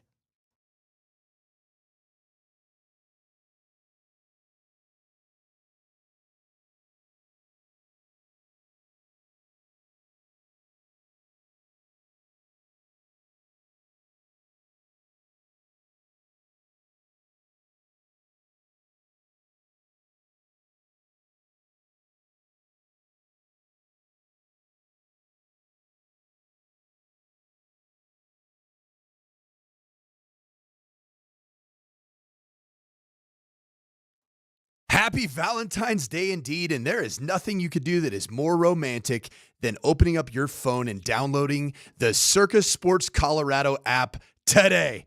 Football season may be over, but there is plenty to still bet at Circus Sports Colorado. From college hoops, hockey, and everything in between, Circus Sports has it all.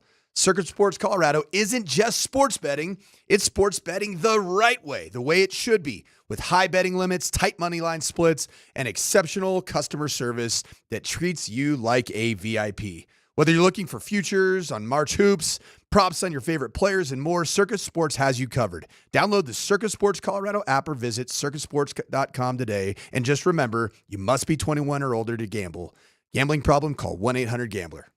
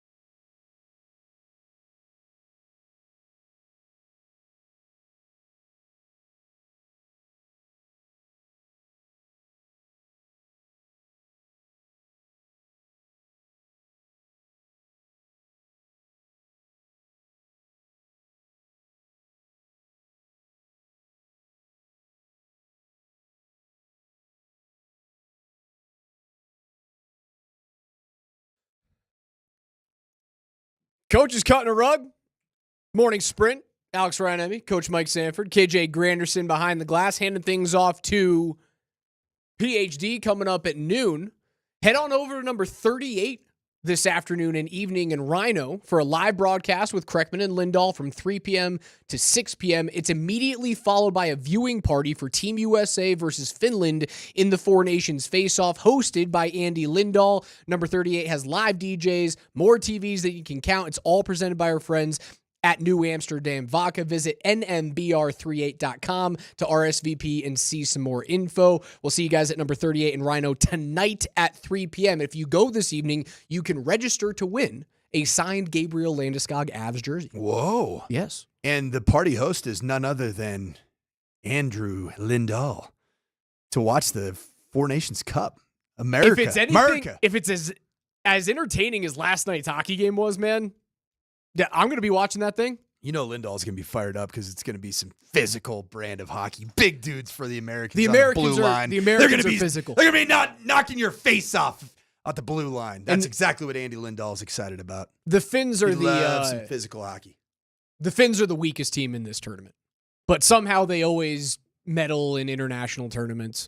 They are the weakest team. Their blue line is decimated with injuries. The Americans should come out on top in this one. How does Mikko Rantanen fare? Mikko's he has not looked good in Carolina. He hasn't been a fit. Hasn't been a great start. He has not been able to drive offense by himself, which big question coming into this. Big question going into the trade. McFarland knew something. Big question going into the offseason is, hey, you want to bet on yourself? Cool. All right, let's bet on yourself. Mm-hmm. If he doesn't look good in this, like if he doesn't look like, he'll never look like McDavid, he'll never look like MacKinnon, those type of guys. But if he doesn't look as impactful to Team Finland as McDavid and MacKinnon looked to Team Canada last night, I think there's some big questions over whether or not his camp vastly overrated his market value. If that plays out in a way that his market value, we won't say plummets, but reduces significantly because he can't produce on his own. Is there a world that it does exist where he's back in Colorado? It would have to plummet.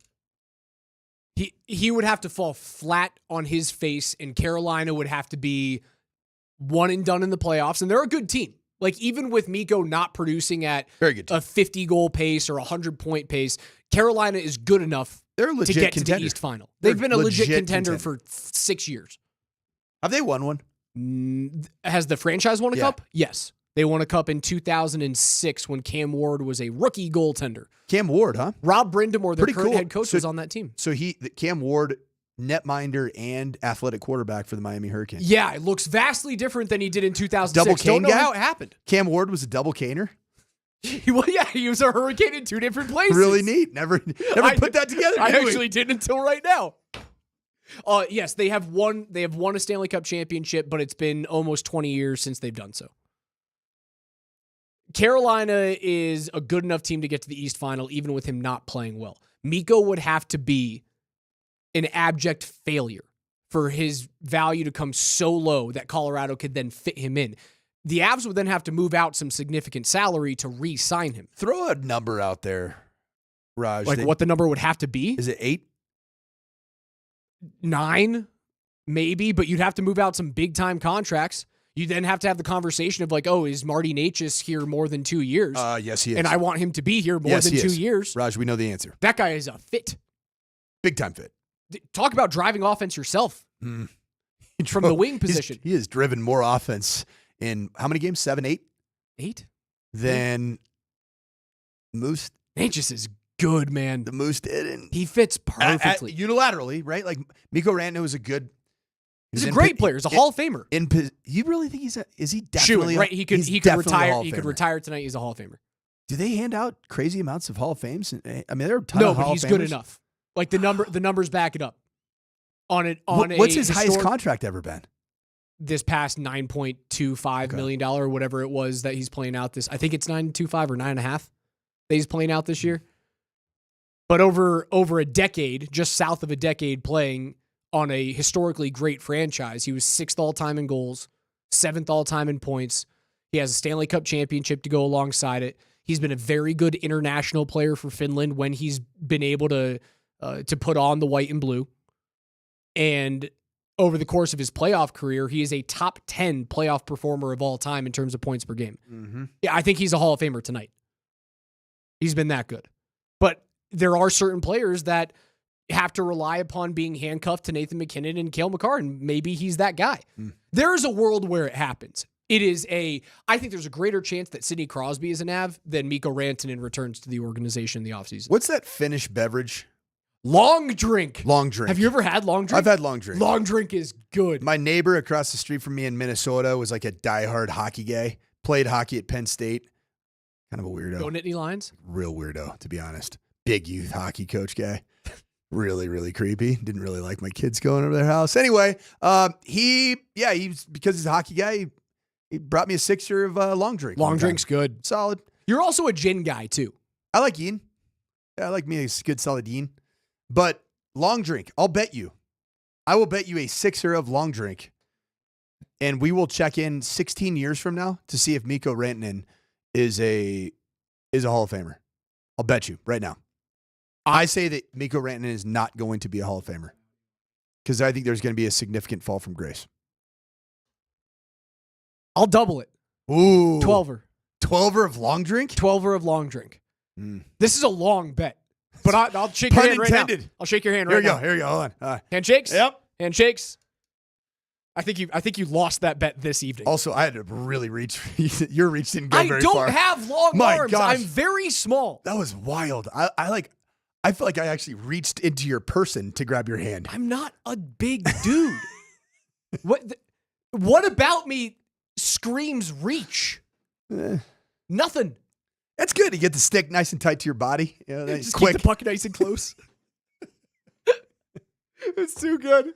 KJ, do we have a winner for our $50 Safeway gift card? We sure do. Lucas Bissell is our winner. Lucas Bissell, congratulations. Let's go. $50, man. The romantic Lucas Bissell better be ready to give out some kissels because it's coming. If you have not won yet, your next chance to win $50 to Safeway is coming up at 2:20, also 4:20. With Kreckman and Lindahl, who are going to be broadcasting live from number 38 at Rhino, 3 to 6 p.m. And Andy's going to stay there for Team USA versus Team Finland. Make sure you guys get on out there to Rhino, hang out with them. For Coach, for KJ, I'm Raj. Can't wait to talk to you guys tomorrow morning at 10.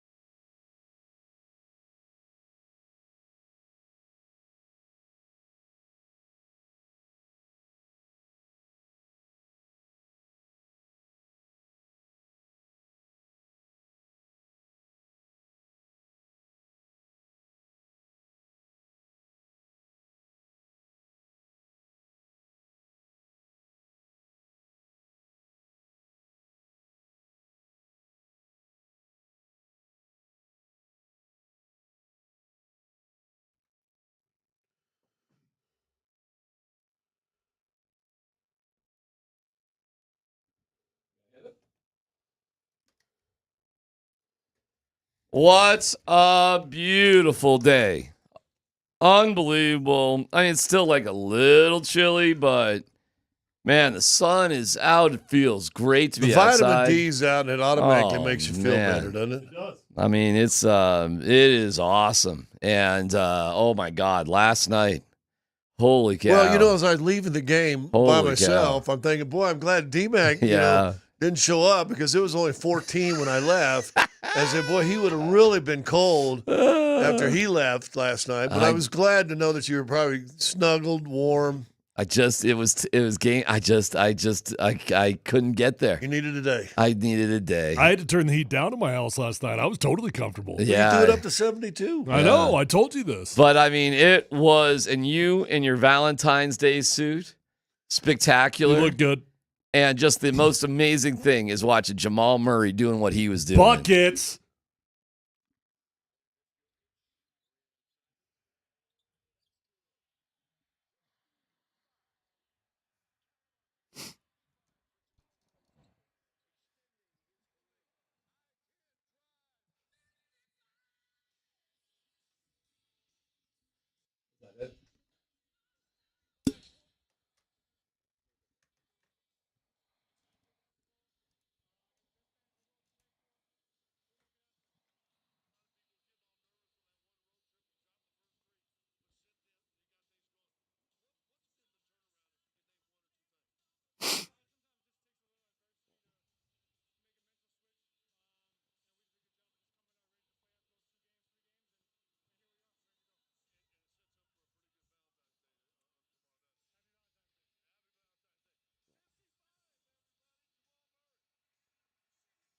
Woo!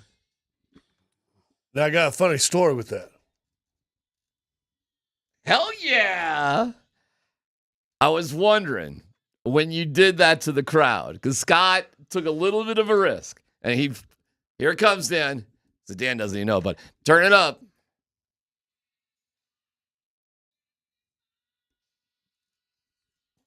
I love our guy, Dan.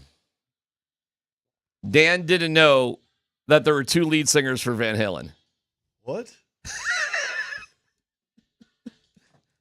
It's actually a little bit of a trick question because they even did a whole album with the lead singer from Extreme, Nico something or whatever. There's actually been 4 or 5 guys. Right. Well, the Van Halen was the guitarist. So what's the band with the 2 drummers then? There's a lot of bands with 2 drummers. No, there's the one. Well, the Allman Brothers is pretty famous. So was the Grateful Dead. So was 38 Special. I mean, there's quite a few. Even when Phil Collins was touring with Phil Collins, he had a secondary drummer. Yeah, because he had to, go play, and then somebody else had to play. But it brought me to an interesting point of culture last night. Because, of course, when he hits 55 in my head, it's like, oh, I mean, you're like me, first thing. It's automatic. Right. And then you were a little brave to say, hey, everybody. Right. I can't drive. And you put the mic out. Yeah. And I was just like, whoo, boy. But the crowd responded. Did they? The crowd responded. It was hard to tell on TV. Because as soon as I said that, I wondered, and sure enough, you could hear it, 55. Okay, all right. So then I knew I was okay. But Dan, you would have been lost with that, correct? No, 100%. I think that was the first time I ever heard the song. Oh. You would have been lost with it. I really like that. Literally, might have been the first time in my entire life. I asked Jamal. All right. Afterwards, I go, "That's cool." I said, "Did you hear how the crowd responded?" He goes, "Dude, I didn't know. I thought you wanted me to sing it." I said, "I've never heard that song." Jamal knew it. No, he didn't know it. He told me after I was in the locker room before he went to meet the Muggles. He didn't know what you were doing. He goes, "Man, I was like, does he want me to say something? Sing?" And the crowd went 55. Enough of the crowd. Yeah, enough of the crowd. And I told him, so I even played it for him in the locker room. Oh, that's hysterical. Yeah. It's Tyler, seriously, you're not familiar with that song. I'm being dead serious. Like, it's the first time I've ever heard it in my life. Dan, is this the first time you ever heard it? Yes. Wow. What is that Rubicon of demarcation of pop culture? My dad was disappointed in me as well. Yeah. We're also talking about one guy here sitting by us that was mostly rap, growing up, kind of. Pop punk. He's in pop punk. Some right, 41, Blink 182. And over there with Bong Boy, it's all, reggae, right? I mean, it's all 90% reggae, right? Well, and pop punk, too. Pop punk and reggae. Yeah. Yeah. So what do you? Yeah, what is that? But Steve Nelson, who I think is even younger than Dan, knew it right off. Knew it right Well, away. he's a musician, and That doesn't musicians count. appreciate all music, and they don't just box themselves into one. All right, so what is the age that you are just not aware of the Red Rocker, Sammy Hagar? I can't even. Tyler, Dan, I'm telling you, I saw it that song was freaking Monster. everywhere. It wasn't even like a small hit. And the video, I remember to this day, is he's driving a car like out in California, getting busted by the cops, and he's wearing his cut off like shirt and everything, and wearing his jump pants, and that's before he joined Van Halen. That was his solo career. But that hollering sounded enough like David Lee Roth. That then now he could sing Van Halen type songs. Well, I mean, there's Van Halen, there's Van Hagar. I mean, the Van Halen evolution is legendary. Yeah, because Roth came back. They've had it's crazy. They've had a million different in and out, and Eddie's dead now, so that still considered one of the great guitarists of all time. Yeah, of course. But Sammy Hagar's a good guitarist too. I mean, he's legit. And he's got a great band with Michael Anthony called Chickenfoot, and they play in Cabo and other places all the time. Well, I went to Sammy Hagar contest or concert at Fiddler's. I bet it was awesome. It was unbelievable. But you had never heard of it. You never heard of it. Sup? That is crazy, man. Okay, I don't know where the age is because you're almost 40. He didn't know what clackers are. Clackers? Those things? Yeah. Well, I didn't know that was the name of them, but I know what Well, you're we talking called them about. clackers. I don't know what they were called. Yeah, I don't know. The little ball I don't on the recall paddle. ever having a conversation about clackers. Was when did we ever have a conversation about clackers? You had a little rubber ball. No, they weren't. When they first started, they were like hard glass. They were? Dan, did we have a conversation about clackers? No, I'm just thinking things you don't know about. We're missing me. Oh. Yeah, and I guarantee if you don't, then Dan does. Well, I'm curious on the text line. Like, you know clackers? Oh, look at that. Dan knows clackers. Who was caught by surprise by I can't drive 55? Like, how's that? Yeah, but 1984, Tyler, really? So how far back do you go with music then? Well, I was born in 85. Okay. Does that mean you know everything from 85 on? I don't know. I mean, generally speaking, I don't like go back in time. But you certainly know about Mozart. I know who the Have you band heard the is. Emancipation I know who Proclamation? Sammy Hagar is. Emancipation Proclamation happened before you. I couldn't tell you. I probably Gettysburg couldn't. Address? No, I know for a fact I couldn't name 3 Led Zeppelin songs. Really? Yeah. I'm not great with names, but I'll know them as soon as I hear them. Wow. Okay. I'll tell you. Well, all right. Well, Dan's a bit of a stoner. I mean, do you know any Led Zeppelin songs? I don't know if Led Zeppelin's really a stoner band. Somebody says the people in my section repeated, "I can't drive" back to you. Well, that's fine too. That's funny. That's fine too. I can't drive. I can't drive. None of us can drive. We're hammered. I can't drive.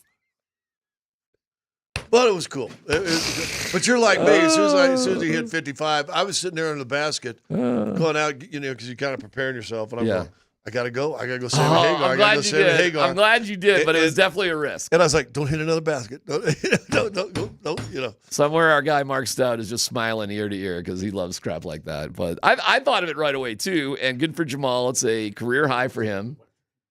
It's, 4 times he's done 50 plus, something like that. Alex went for 73 or some ridiculous number back in the day. Well, David Thompson did 69. Oh, did he really? Joker had 56. He did take 36 shots. All right, let me ask you guys a question. But he made 20. Yes. Good NBA player takes 36 shots. How many points is he walking away with? What do you think? I had a college coach tell me years ago, and this was before the 3-point line, that you're great / elite, whatever, when you can average over 1.5 points per shot. Well, I mean, I would say if you're shooting that many shots, you're not shooting them unless you're hitting them, right? Fair point. Yeah. So fair point. So I would say at least 40%. Well, I would say if you're hitting them, you're over 50%. That's a good point because you're not just going to be jacking up. Yeah. But again, it's not. Well, and Melo was king of getting 26 points on 24 shots. Yeah, he was the king of doing that. But again, I'll go back what my point and a half coach told me. It was a 1.5 or above is elite. It's when Joker gets 28 points and he takes 13 shots. All right, so I would say an average night at 36 shots, you would probably be shooting slightly above average because why are you taking so many shots? And there's a need to do it because the game is relatively close. You still got to shoot, so you're not taking out of the game, as last night was. I'd say the average guy's probably putting down at least 40 points. So for Jamal to go above and beyond that is really, really good. It's excellent. But most guys, if they're taking 36... a point and a half last night for him would have been 60. And I probably saw 3 guys walk by and said, so you make a couple shots, you should have had... Or actually, they just said, should have had 60. You should have had 60. At least 3 guys walked by and said, you should have had 60. That's pretty funny. But hey, man, good. He did miss 2 free throws, didn't he? Miss 2 free throws too. Yeah. So there's 58. Yeah. Hey, listen, he had a great night. The Jokic tip in at the end of the first half when they at the free throw line. Unbelievable. Russell Westbrook does do that move though. I wonder if Jokic did pick that up from Westbrook. Well, the king of it was Jordan, right? But he would dunk it. Yeah. Well, I mean, you do whatever you can with it, right? I mean, I suppose if you can. But Jokic was all geared up for it. He knew everybody was going to be relaxed. And you got to take a chance. What side you going in? You going left side, right side? I mean, you got to get a little lucky with the whole thing. Nobody's really going to box you out. There's 0.5 of a second left.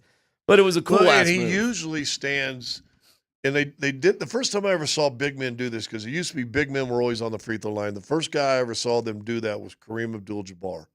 And they would let him stay back so he wouldn't, it saves him a half court of running, however many times you're shooting free throws, right? And so Joker was actually back kind of where he was at half court where he started. And I guarantee everybody just went to sleep on him. So I'd love to find out. Malone said after the game, he kind of pinpointed December 8th as when Jamal turned the corner for this team. Is there a way for us to figure out what the stats are since December 8th? I don't know if that's out there. If it's but look at easy to find, I'd be Zeke very curious. Doesn't even move. Oh, I'll just tip it. And Klingon he's like, okay, all right. That's just IQ. That's heads up, yeah. Yeah, Zeke, look at Zeke's doing nothing. Zeke could have gone to the basket because look where Klingon went, into the middle of the lane. So Klingon doesn't even touch Zeke. He goes to the middle of the lane. Zeke's just standing. That's kind of that's a little bad on Zeke right there to just, that's a little coaching session for Zeke. How about the fact that they're entering the break here with the exact same record they had last year? It's awesome. Pretty wild. It's awesome. I feel great about the Nuggets. And their championship season, they were hard to define because they could win in so many ways. Jokic was 28, 12, 10, whatever. But how they won that year, what night is it? Because we can beat you in what game do you want to play or are we going to play tonight? And we're going to beat you in a variety of ways. And that's what this team feels like right now. It's pretty cool. Game 3 in the finals, Christian Brown has, 14 in the third quarter? Exactly. You want to play tough defense? All right. You want to just bomb away? You want to run? This team is intimidating as hell, man. They are putting teams away. And I respect Portland for fighting back in the second half. They could have really quit. Right. And they didn't. So I was pretty close. I said 12. It was 11. Did I say 12? You said 8. You said 30. No, I said 18. Oh, okay. Scott, I just want to let you know that I was watching then, I was watching all that. Despite the fact that I didn't understand, I thought you knocked it out of the park at the moment. I'm being dead serious. Hey, well, what did you think Scott was referring to? I didn't know. I didn't have any clue. So he does a shout out to the crowd, and you're just like, I'm like, what is he doing? Yeah. And there was probably some there. I realized I thought that was, of all old rock songs, that's it's classic of all of them. Listen, there's a lot of songs about numbers, but that may be. Wait, what is the 55 in reference to? The speed limit. Speed limit. In 1984, almost universally around this country, the speed limit was 55 miles an hour. A federal law. Damn. They put into place. Yep. That was a miserable time to be alive. It was, and they raised the speed limit in all sorts of places, But it was 55 for a bunch of years. It was 55 for a bunch of years. Have you ever drove 70 east, like going over to Kansas? Yeah. 55. Ooh. Right. But he can't drive 55. You Sammy Hagar. I can't drive 55. Didn't he have like a Lamborghini or something like that? It was awesome. An old hot car in the video or something. It was like that. yellow, but he is the Red Rocker. Yeah. Scott, what's Scott doing? I can't drive. I can't drive either. Were you at home? I was laughing. I thought Should we see if Jamal There's no way. I do want to see his. Yes, yes, I would love to see He that. told me, he goes, man, I thought you wanted me to say something. I said, I didn't know what you wanted me to say. Ready? Follow me. I can't drive. See, look at his face. Look at his face. I had no clue. No clue. He told me afterwards in the No locker room, he said, clue. man, I had no idea what you were going. He said, I had no idea where that was. Oh, great moment. Fun. All right, we'll have that to talk about. The hockey game last night. Oh, man. Game changer. Game changer. We'll get into that as well. So you stayed home to watch the formation? I stayed home to spend time with my wife. Watching hockey. I should have gone to the game. I'll tell you that story too. It's like, I tried to do something nice based on, you know what? I'll give you the story. It had nothing to do with that. And then it went horribly sideways later on. It's not a great story. I'll tell you about it coming up next.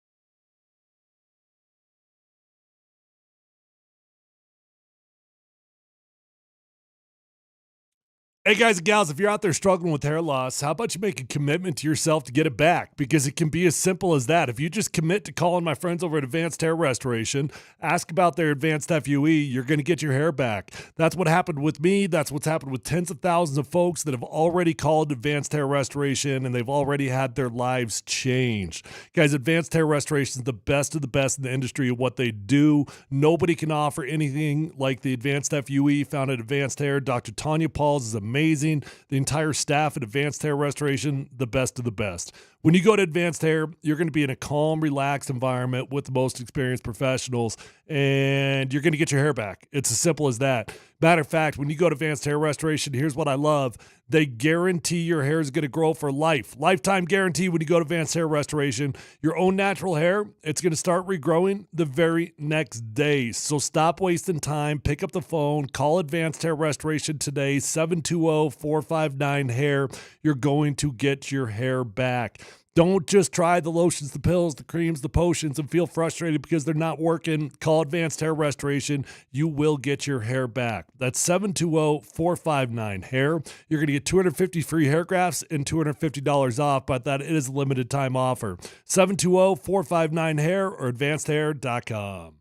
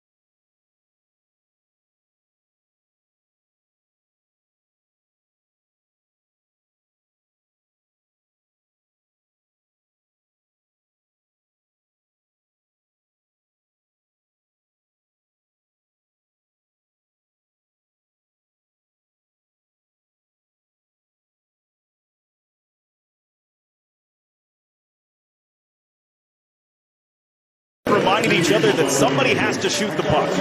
Here's McDavid down to Crosby. They'll go back again. Crosby for the goal line across, and they score! McDavid to Crosby to MacKinnon, and it's 1-0 Canada. Last night was awesome, man. It was like Sandstorm. Hockey style. Now listen, I made my wife a promise because maybe I do go down to Ball Arena a little bit too much. That there's an argument. We had a very romantic weekend. I really just want to count that as Valentine's Day. I wonder if I can just get away with that. I actually said that during our dinner. Like, this counts, right? It might be too far away though.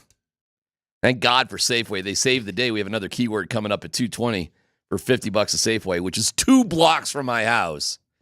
One-stop shop for Valentine's Day. So I'll figure something out. But I said, you know what? She loves hockey, and she is into Team Canada. I'm Team USA. I think I'm Team USA. I said, I'll stay home, watch the game. And I come downstairs she's home, and the game's on. And on the big 85? 75. 75. Let's not go crazy. No, it wasn't turned on because she was watching like YouTube videos about Kylie Kelsey, the wife of Jason Kelsey. Mm-hmm. I'm like, the hockey game. Because I'd already committed to not going to the Nuggets game at that point. I'm like, the hockey game. I'm not here to watch Kylie. He goes, oh, yeah. He says, do you want anything for dinner? And I'm like, I should have just gone to the Nuggets game. Free dinner. Because then it's just like a whole thing. Start going downhill. It's just like, you know what? But she told me out there at the old mountain prison, somewhere deep in a hot spring. Yeah, it'd be nice if you just went around a little bit more, you know, that sort of thing. Oh, okay. All right. I'm like, noted. What could possibly happen at the Nuggets game? 55. And then I saw what he scored at halftime. I'm like, 30. And I'm like, can I leave now? I'm like, that's a bad look because we did turn the hockey game on, but she was barely watching it. But then I started getting more into the hockey game. So I got the hockey game on the 75er. I got the phone on the Nuggets. I'm feeling myself a little bit more interested. Spending a lot of quality time between the phone and the TV. I know. I don't know where the quality time came in. No kidding. It was dissipated, and I realized, no. She says she wishes I was around more. She doesn't mean it. She likes when I leave. It's a good thing. But it's just a little control thing. But I'm watching the hockey game, and I'm like, oh, my God, this thing is awesome. I know you were working, doing a great job, and the Nuggets game was great. And Jamal, I'm telling you, tonight, USA-Finland, I'm pumped. That was and maybe if you have a chance to go back, Nathan MacKinnon scored in the first minute of the game. Canada went 3-on-3 in Sweden in overtime. How long were they in overtime for 3-on-3? 10 minutes? Well, it's 10 minutes total. I think they got 7? Down to it was like 7 or 8 minutes into the overtime. NHL's just got to do this. Forget about shootouts. I don't care if they're dropping dead on the ice. Seriously, it's so good, just 3-on-3. And the longer it goes, the tension builds. And it would make regular season games so much better. And it does sort of feel like how long can it really go? It feels like it's about to end every second. That's what's so exciting about it. It always feels like you're on the brink of it ending. And despite that Canada was dominating in the overtime, the puck could just, a fluky thing could happen for Sweden and they might win the game. And by the way, let's get rid of points in the NHL. Wins, losses, 3-on-3 until somebody scores a damn goal. The idea, I still don't understand the logic of getting a point for going to overtime. Frankly, I don't either now. I really cannot logically, I can't figure it out. Tyler, to keep more teams involved, to spread the excitement per team. Why do you think you go to more teams in playoffs in the NFL? Why you've gone to more teams in playoffs, playing games now for the NBA? Well, surely there's other ways how to figure out how to get more teams in the playoffs. But not if you go straight wins and losses, unless you expand it. I think it's an old-fashioned Canadian scoring system of hockey that makes no logical sense because games... Why do I get rewarded for still losing? Because they're going by rules when games just ended in a tie. Okay. Hey, way to go 3-3, we'll see you later. That actually makes sense. That makes sense. But they don't end like that anymore. No. There's always a winner in every game, which is smart, but they still stick with this stupid tie thing. with a point. Get rid of the points. Play with. It was so exciting last night watching it. And when Canada, I forgot the dude that scored. It could have easily the four guys on the ice the most for Canada. I looked at ice time later. Makar, Taves, McDavid, MacKinnon. Our boys were out there as much as anybody. It was awesome. So I think I'm rooting for USA. But I'm telling you, when Canada scored, I was like up off the couch. I was like pumped. They got to do this in basketball. I don't know how. I don't know how you figure it out. But this is better than an All-Star game. Better than an All-Star game. It's 10,000 times better. And every single one of those guys was given it 1,000%. And they're up in Canada, which is a great idea. They're going freaking nuts. It was awesome. Could basketball just simply do USA versus the world? But I don't think the world would have, it's like President's Cup in golf. And I just... Well, you need more teams, so that doesn't work out, actually. I think if you're doing it in basketball, it would be USA, and they would have a rotating amount of countries every year. That would make sense. So, for example, if you were to do it this year, especially because Shay's from Canada, it'd be USA, Canada, France, and Serbia. I mean, I'll give you this. It's night and day better than the in-season tournament. The night and day. The Serbia one would be weird because you'd have to allow quite a few players who aren't in the NBA to be in the tournament. But so what? You cannot exclude the best player in the world. And you could make the argument. If you want to make your game even more internationally branded, yeah, then why wouldn't you anyway? I agree. And you might make the argument this year, Leon Draisaitl's from Germany, and he's having one hell of a year, and he's not part of this because he's from Germany. It's like, okay. But if the NBA were to do this, oh, my God. It was the best hockey game of the year last night. It was the best hockey game of the year, the end period. I'd fight somebody that wants to argue. Not really, because you beat me up. But you know what I'm saying. Yeah. It was that good. So hockey just went from what? No ratings, nobody's paying attention, to like, oh my God, that was incredible. And we have 6 more of those games to come. And we got USA Canada on Saturday night. Do you think the ratings will show that? I don't know. That's a damn good question. That's a great question. I don't know. I guess I'd be a little surprised if it had a huge jump. I don't know. It's a great question. I think hockey fan is just hockey fan. I'll bet you 90% of Canada watched. Well, that's fine, but they're already hockey fan. Yeah, and questioning whether or not these guys want to be there, I'll tell you this. If there's a player on earth who didn't want to be there, I'd question them as an athlete, period. That's how much it seemed to mean to these guys to play in this thing. So, and we're watching lines. There's Sidney Crosby had 3 assists out of the 4 goals. So much for being an old guy. And I'm watching MacKinnon, McDavid, Sidney Crosby, Taves, McCall. It's all the guys. It's all those guys. It is pretty cool to see those guys out there with Sid. When we've dreamt of that. We've tried to find reasons why it logically would make sense, and we never really could. But how many years have we actually talked about that? A couple. By the end, we were watching the game together on the couch. We had a nice moment. Oh, there you go. Yeah, it was good at the end. So thank God you didn't leave it half. What did you say about dinner? Just chicken sandwich will be fine. Did you say, no, I don't want to eat tonight? You know what? So she asked you, do you want to eat? Hey, was that the question? My thumb was hovering over DoorDash. It was like, are we doing this or what are we doing here? Are you making something? She won't let me in the kitchen if she's home. I don't have any problems cooking. I can cook crappy food or I can grill a chicken. But she doesn't. I cannot. I'll say this. All right, I'm going to make something. She goes, I'll make it for you. She thinks I'm a pig and a mess and a slob, So she doesn't want anything to do with me in the kitchen at all. Actually, kind of nice when you think about it. Yeah. Mm-hmm. Kind of get food on demand anytime I want. Yeah, all you got to do is say, hey, I'm going to go cook. It's the most disingenuous offer ever. Hey, I'll take care of it. I'll take care of it. Yeah. When you do the dishes, just make sure you splash water everywhere. I kind of can't help myself. Anyways, it turned out to be a great night, and then I flip over to the Nuggets. Actually, the hockey game might have it went for a while. I don't know if the Nuggets ended before or after. I was kind of in and out of the Nuggets because the hockey game was so exciting. But it was great, and we have the game tonight right here on Altitude, 6 o'clock. So who's tonight? USA Finland. So you get to see Arturi Lehkonen against a bunch of USA guys you don't know. But, whatever.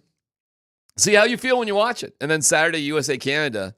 You know what? I think, Tyler, I'm rooting for USA. I think I am. But man, was I really rooting for Canada last night watching that thing? What's the real difference between basketball and hockey? I mean, if you were rooting for Serbia in basketball, I don't know. why is it because different? you know in I don't know. basketball, I don't know. you know some of the players in basketball. And what Yeah, you're but he basically knows- saying, you don't hardly know any of the USA hockey players. No, but that's exactly what I'm saying. That's my whole point, is that he had an association to Serbia because of Jokic, and he's got an association to Canada. You might be right, because I'm telling you, last night, every time MacKinnon and McCarr, Taves were out on the ice, my heartbeat started jumping up a little bit, especially in overtime.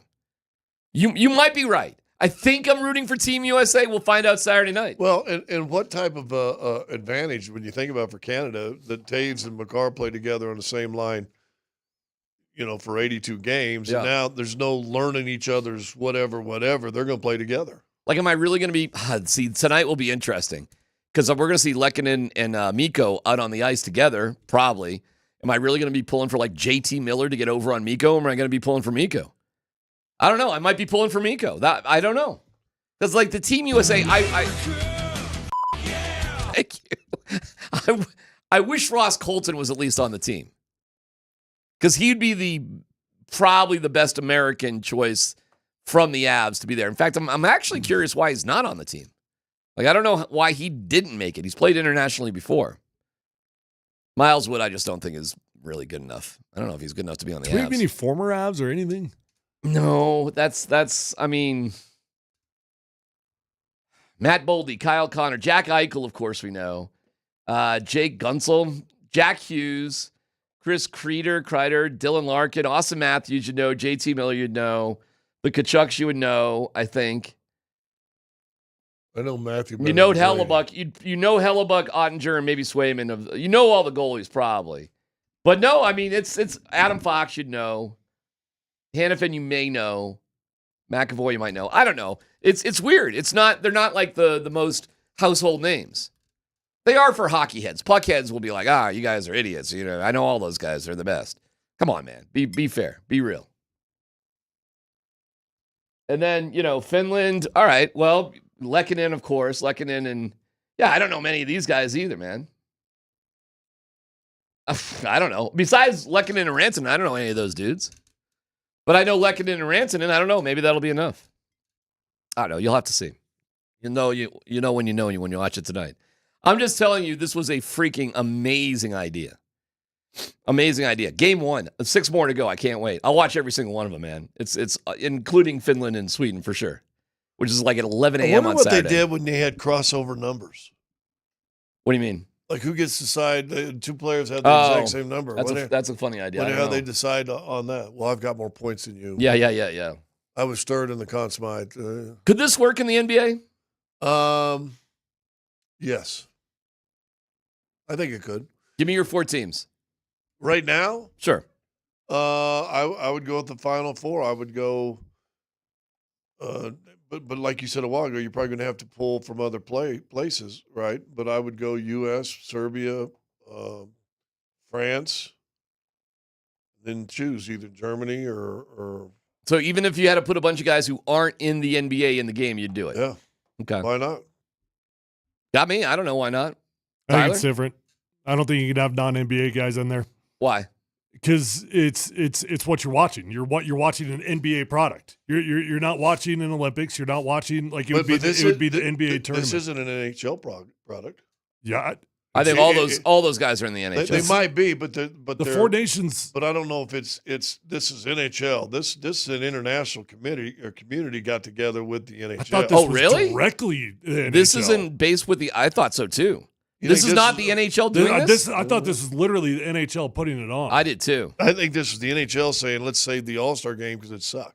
Well, I agree. Yeah. Agreed. But does the Finland national body go in on it? Does that's a great question. I don't. Canadian national hockey not go in on it also? So I see what you're saying. They're representing the countries, but are they playing for the countries? It says the NHL is putting the 4 nations tournament together on its own and not in concert with the International Ice Hockey Federation. Okay, so it's not USA Hockey. It's NHL. Okay. Cool for the NHL. But that's my point with the NBA. Like, it would have to be NBA. Yeah. But the NBA could make their own rules. I know, but it would be weird. Like you want to watch the NBA guys. I want to watch good basketball. Then how would you get that? Jokic? Would replace this horrible game we're going to see Sunday. So you would have to do it regionally. Like you just have to do like Eastern Europe. I don't know how you do it, but you'd have to do it regionally where you could get a collective. Well, they made a change this year in the NBA All-Star game to try to get it competitive by having different teams. Having Larry Bird come in and say no, by having different teams represented. In fact, we just saw Strother got put on the Rising Stars. The winner of the Rising Stars little tournament gets to go into the big tournament. Correct. Against NBA All-Star. And isn't it like mini games to 40, something like that? Something. Yeah, it's the NBA All-Star game this Sunday is completely different than it's ever been. It's a whole new so maybe it's good enough. We'll see. Yeah, we'll see how we'll see how it works on Sunday. Maybe they do have it figured out. I'm just telling you this was a great idea and it was an awesome watch. And it'll be fun for the next 10 days to follow along. I've always said this, or recently said this, I guess. I think they ought to do away with preseason as we know it, and have for like a NCAA type tournament for basketball. Bring all 32 teams. Maybe you do it in 3 or 4 locations. Culminate it into Vegas because you want it. Have it sponsored by your Emirates or whatever. Yeah, that's a fun idea. And now you still you make it so every team's still going to get their at least 4 preseason games, something like that. 4 to 6, whatever it might be. I love that idea. It's almost like the bubble. You have a preseason champion. Well, the World Baseball Classic more or less does that. Preseason, you do represent countries, and it was awesome. That's where Shohei struck out Mike Trout. And it was one of the better baseball moments I remember last year. Well, good deal, man. I didn't know how it would play. I didn't know how it was going to go. I thought it went great. And if the NBA has figured it out, we'll watch on Sunday. We'll watch Friday through Sunday. Have an interesting twist on our Jokic bobblehead giveaway. Interesting twist on that. Details coming up next.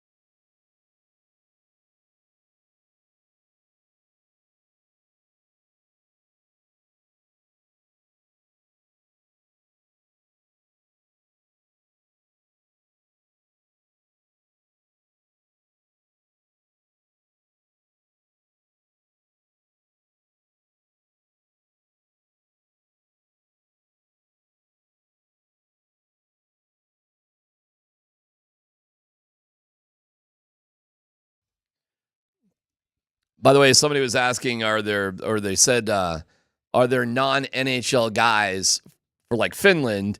I'm reading, at least here on the old Wikipedia, that everybody who's playing in this thing is in the NHL. NHL.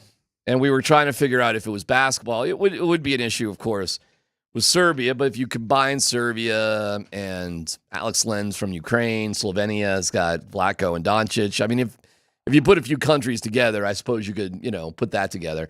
I don't know if it would mean as much to them representing that region. I think it would. I bet they all kind of identify as the same thing. Yeah.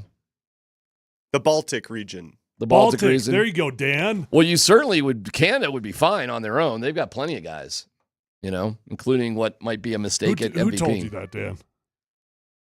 I know geography. There you go. Show off. Right. All right, here's the twist on the it was fun yesterday giving away the bobblehead and doing the old school Tradio sort of thing. We got all sorts of offers. We ended up giving to our boy Jordan with the cornhole. I'm glad we did, as it turns out, because we just threw it there in the office. Jordan's a super cool guy.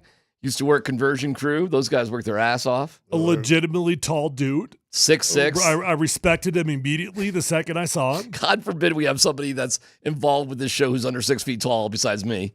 It's great. He wasn't just 6 feet tall. He was 6'6". Like, he's just a big guy. Yeah. I see you big guys. I wouldn't call him tall if he wasn't over 6'5". Yeah, I got you. I see a little glimmer in your eyes when you just see other people who are, you're one What's of up, us. dog? Yeah. We have a secret handshake. He's in the club. You're in the club. Yeah. 6'6" gets you in the club. Yeah. I'd hang out with Jordan anytime. Yeah. Where's Sanford then? Because he's 6'4". He's a tweener. He didn't know the secret handshake. Yeah, okay, he's not in the club. Yeah. He really thinks he is, but he's just not. So he's in the Mouse in the House Club. So people who are 6'4" think they're tall, but they really aren't. Yeah. They're normal. Okay.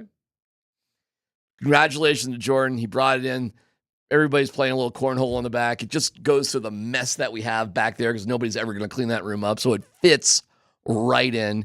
And there'll be endless games of cornhole that are thrown because of that over the years. That long hallway right you could easily we're definitely not regulation length in that room. No. We need a hallway. You could easily put it anywhere you damn please. I mean, go knock your socks off. I mean, that's ours now, and it's cool. The guy from New York, John, reached out to me because I give my number out sometimes on the air. 719-229-8152. I know. He's sending us the Russ stuff anyways. Wow. He's sending us the Russ jersey anyways. Just because. He don't want that thing. Nope. He don't want that thing. You know what that means about him? He's a real Bronco fan. And you know what he told me? He goes, I understand how Scott felt, but let me tell you, I would have been on a plane and I would have been there at 2:30. Wow. So he can come on in if he wants to say hey. Well, he's just going to put it in the mail now. But he definitely said, had I won, it would have been no big deal. I'd have been on a plane to pick up that bobblehead. Can you imagine that? So I actually can't. No. Like what?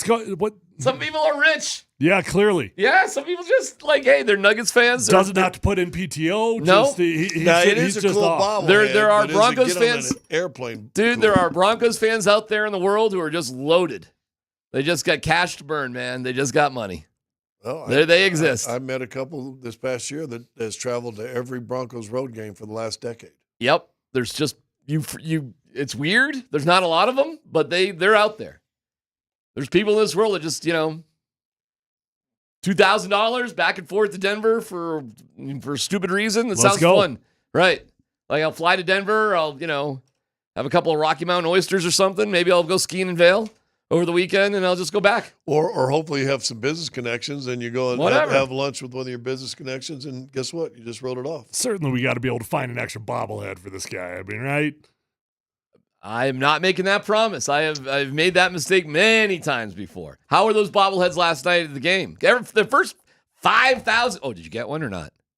Hey, there's my guy. Oh, so Scott's got one. Of course he did. What'd you think?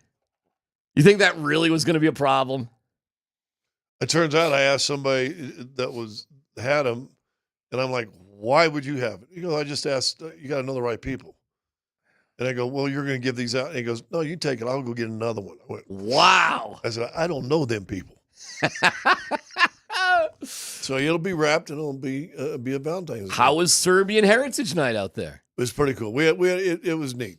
It was cool. How is that the first one the Nuggets have had? Somebody said it wasn't. That doesn't make sense. They had one before, but that's the first one they kind of said, here's what's happening beforehand. The old in-house marketing people used to have these special nights and not tell anybody until you got there. Got you. And now they've gotten better. What? Yeah, Really? Oh, trust me. Yeah, okay. Many times we've done a broadcast and, it's Star Wars night. Oh, I would have liked to dressed up like a Wookiee or something. I'm into costumes. I'm looking at Jokic's numbers because we say, what do we say? 28, 12, and 10? Yeah. 26, 15, and 10. Wow. I mean, pretty close. Yeah. What was the stat Dan sent us, or one of you guys sent in there? Was that the first time ever? Oh, yeah. We got it. First time ever you had a 50-point game and a triple-double? I got it for you. 55 and triple-double for sure. 55? No, because Chris, 50 points, Jamal, triple-double, Nikola. Another player with 20 points, 10 rebounds, a double-double, CB. Oh, wow. First time in NBA history you had those three things happen in one game. That's kind of amazing. Mm-hmm. First team in NBA history. It's hard to imagine there's that much space on the court for all that to happen. You know what's crazy? There wasn't a game where Magic, James Worthy, and Kareem pulled that off. There wasn't a game where Danny Ainge, Bird, and McHale pulled that off. But you know what I'm saying? When Magic might have had the triple-double, but Kareem, by the time Magic got there, was on the back quarter, of his career, right? Back 6 years of his career, so he may have gone past his 50-point prime. Worthy can get you a double-double. Yeah, by the way, another thing true, that you're right.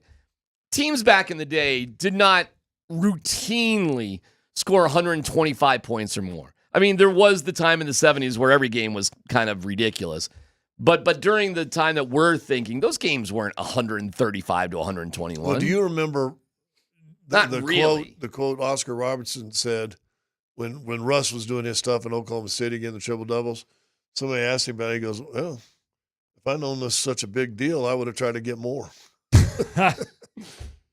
But how about this? Joker's got however many he's got now, 130, 31, 32, 40, whatever it is. Yeah. I mean, amazing. He's got 58 where he's missed a triple-double by one digit. Crazy. I mean, he'd be over 200 now, too, if he'd had all that. He doesn't care. He doesn't care. He doesn't care. I think he cares about winning a championship, though. I do. I think they all do right now. And I'm telling you, man, if for the first time and I get it. These have not been killer row of teams. And look at their schedule. There's a lot better teams coming up, including your last 7 games you pointed out were all playoff teams. Yep. So, but that being said, you're just like that loss against Chicago. I think that loss against Chicago, and I know they lost the next night to New York, but I think that loss against Chicago may be a little bit of a turning point. It's like, we can't do this.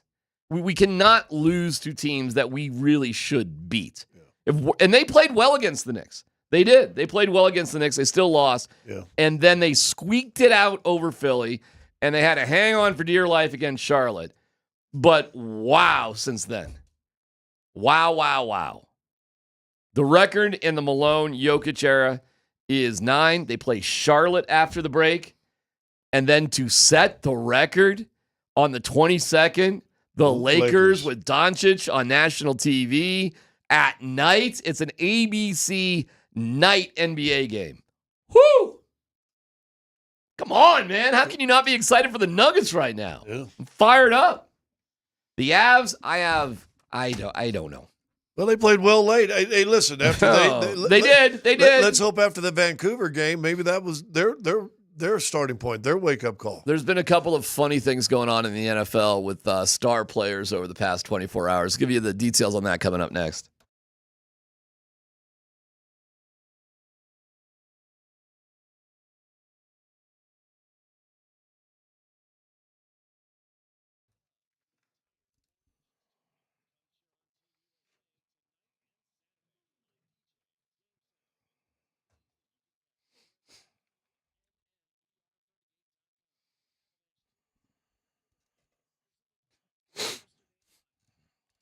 Hey, it's DMac for the Rocky Mountain Men's Clinic.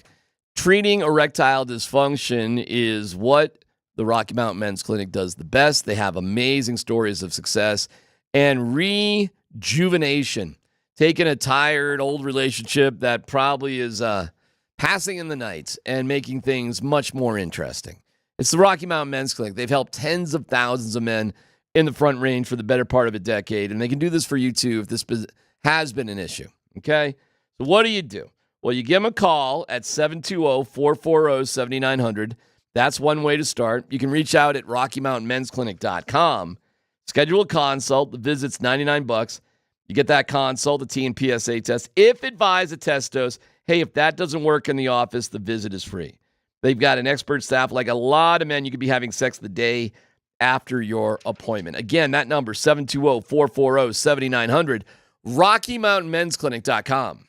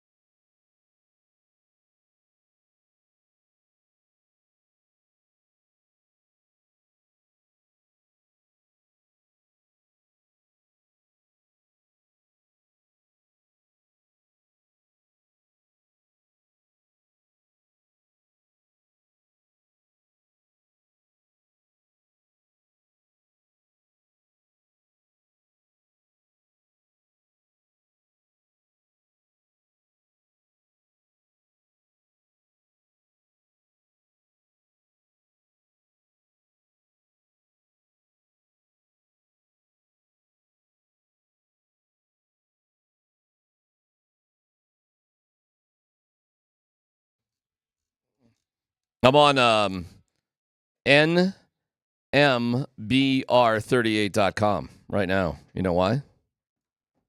No. I'm making a reservation for my wife and I. Go check out America.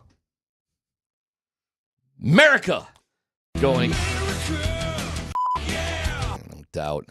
Taking on our future 51st state. Saturday night there at number 38 in Rhino. Andy and Nate are going to be there. They're there actually this afternoon, too. Getting you ready for USA Finland. How'd you know? Not on the board. Oh. Somebody gave up on DMac's whiteboard? Yeah. The board that he demanded? Somebody stopped updating his board? Somebody should get back on that. But anyways, that's where the boys are going to be today, and they're out there Saturday as well. You got to be. That's number 38 is an amazing place. It is a cool place. But they are looking for reservations. Wow, so they're really anticipating a lot of folks there. So, all right, all presented by New Amsterdam Vodka. Again, visit nmbr38.com to RSVP. We'll see you at number 38 in Rhino tonight, starting at 3, and then they're out there Saturday as well. So go see our guys, Nate and Andy, out there. The best patio in Denver. I know that because I'm on the website right now. Is it supposed to be better this weekend too? That'd be nice, wouldn't it? It is supposed to be nice. Yeah, they open up the big garage doors. They just get it going there. This weekend, 33. I don't know, 52 tomorrow. We still got some cold. Still winter here. It's all right. We'll all live. We'll be fine. Okay, so last night means what for the Nuggets? And then I'll give you some quarterback gossip, but I want to touch on the Nuggets real quick. Last night means what for the Nuggets? That maybe they're where they're supposed to be right now. Okay. And they're still not healthy. I mean, I think we slept on that in the first part of the year when in the first 22 games, I think Gordon at that time had missed 12. Jamal missed 4 or 5. Now you don't, and then Russ stepped up, and everybody's talking about look how great Russ is, and now he's missed 5 or 6 in a row. You take Christian Brown out of the starting lineup, you put him back in, and all of a sudden you win 8 in a row, and he's averaging 19 points a game. Let me give you some quick hitters. When healthy, does Russell Westbrook go back in the starting lineup? Yes or no? I say no. I don't think so. And the main reason is, is AG going to ever be back? Is he? Well, your prediction is no, so that's why. My prediction is no. I think what the Nuggets are dealing with now, they're going to have to be dealing with the rest of the year, including the playoffs. Let me just say, assuming AG does get back and he is healthy, I don't think you can take Christian off the court. Let me be clear. I think he'll be back, but I think he's going to be dealing with this injury all year. Okay. I think he's going to be in and out the rest of the year. I think you're going to have to be careful with Jamal's knee. I think he may be a little in and out. There was a segment yesterday on Nate and Andy, and they showed Embiid making a bonehead kind of play, lose the ball, and the crowd booing him late in the game. And Nate's take was, this guy sacrificed maybe his career trying to win that MVP, bad knee, whatever.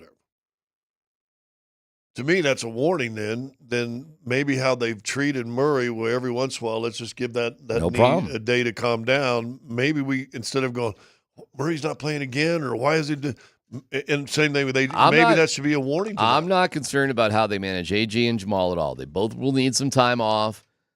It's fine. I am just a little pinch concerned about MPJ. Just a pinch. Like, what is going on there?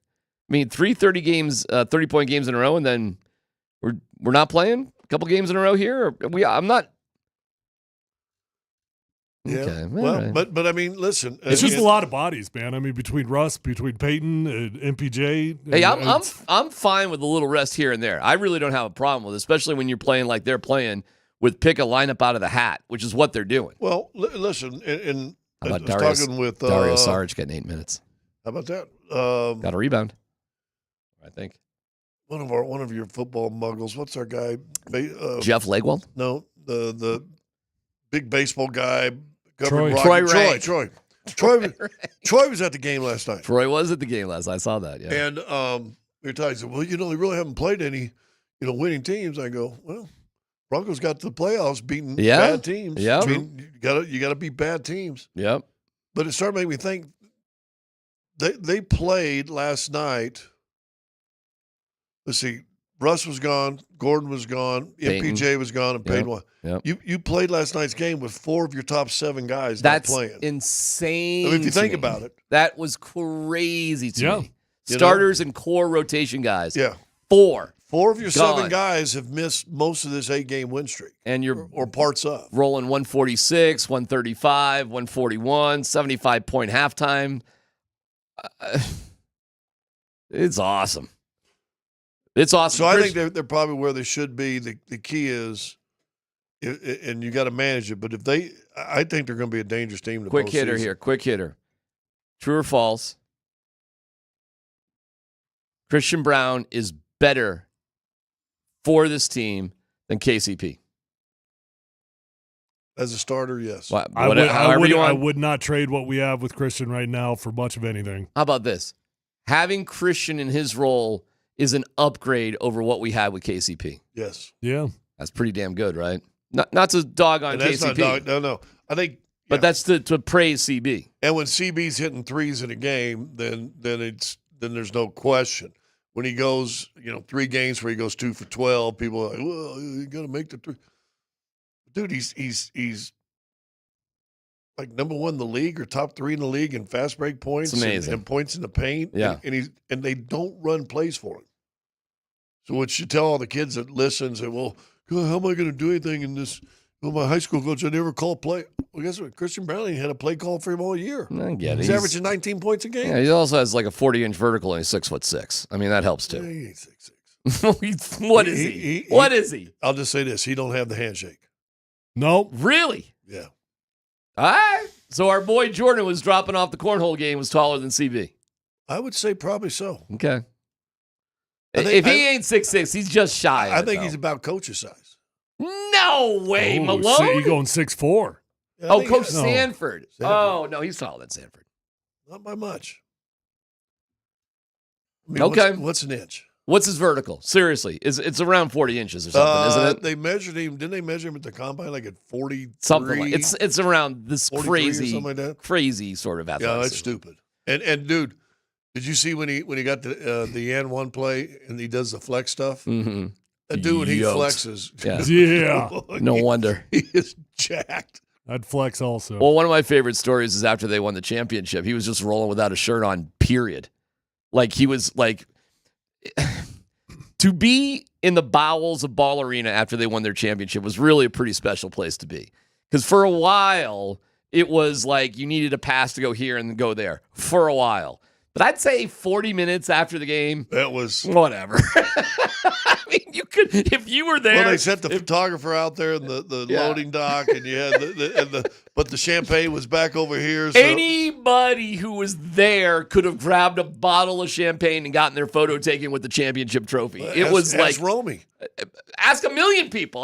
There's a lot of photos out there. A lot of muggles got their picture taken. A lot of muggles were walking away with championship bottles of champagne. Yeah, and getting pictures.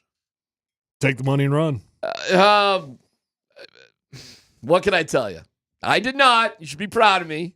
But I don't cast aspersions of those that did. And I think there is a difference between those that work for the company and those that don't. But it did not seem to matter. I mean, magnums of champagne were just walking out of that building left and right. It was crazy. Christian didn't put a shirt on the entire night. I'll never forget it. It was hysterical. He just went shirtless, and he had some of his boys there. I think his brother was there. And I'll never, ever forget, because I ended up following him out unintentionally, but I was going out the same time he was. I saw him talking to Michael Malone. It was like a dad telling their son, be careful. Thank you. Be careful out there. Yes, sir. Yes, sir. Yes, sir. He rolls out in the parking lot.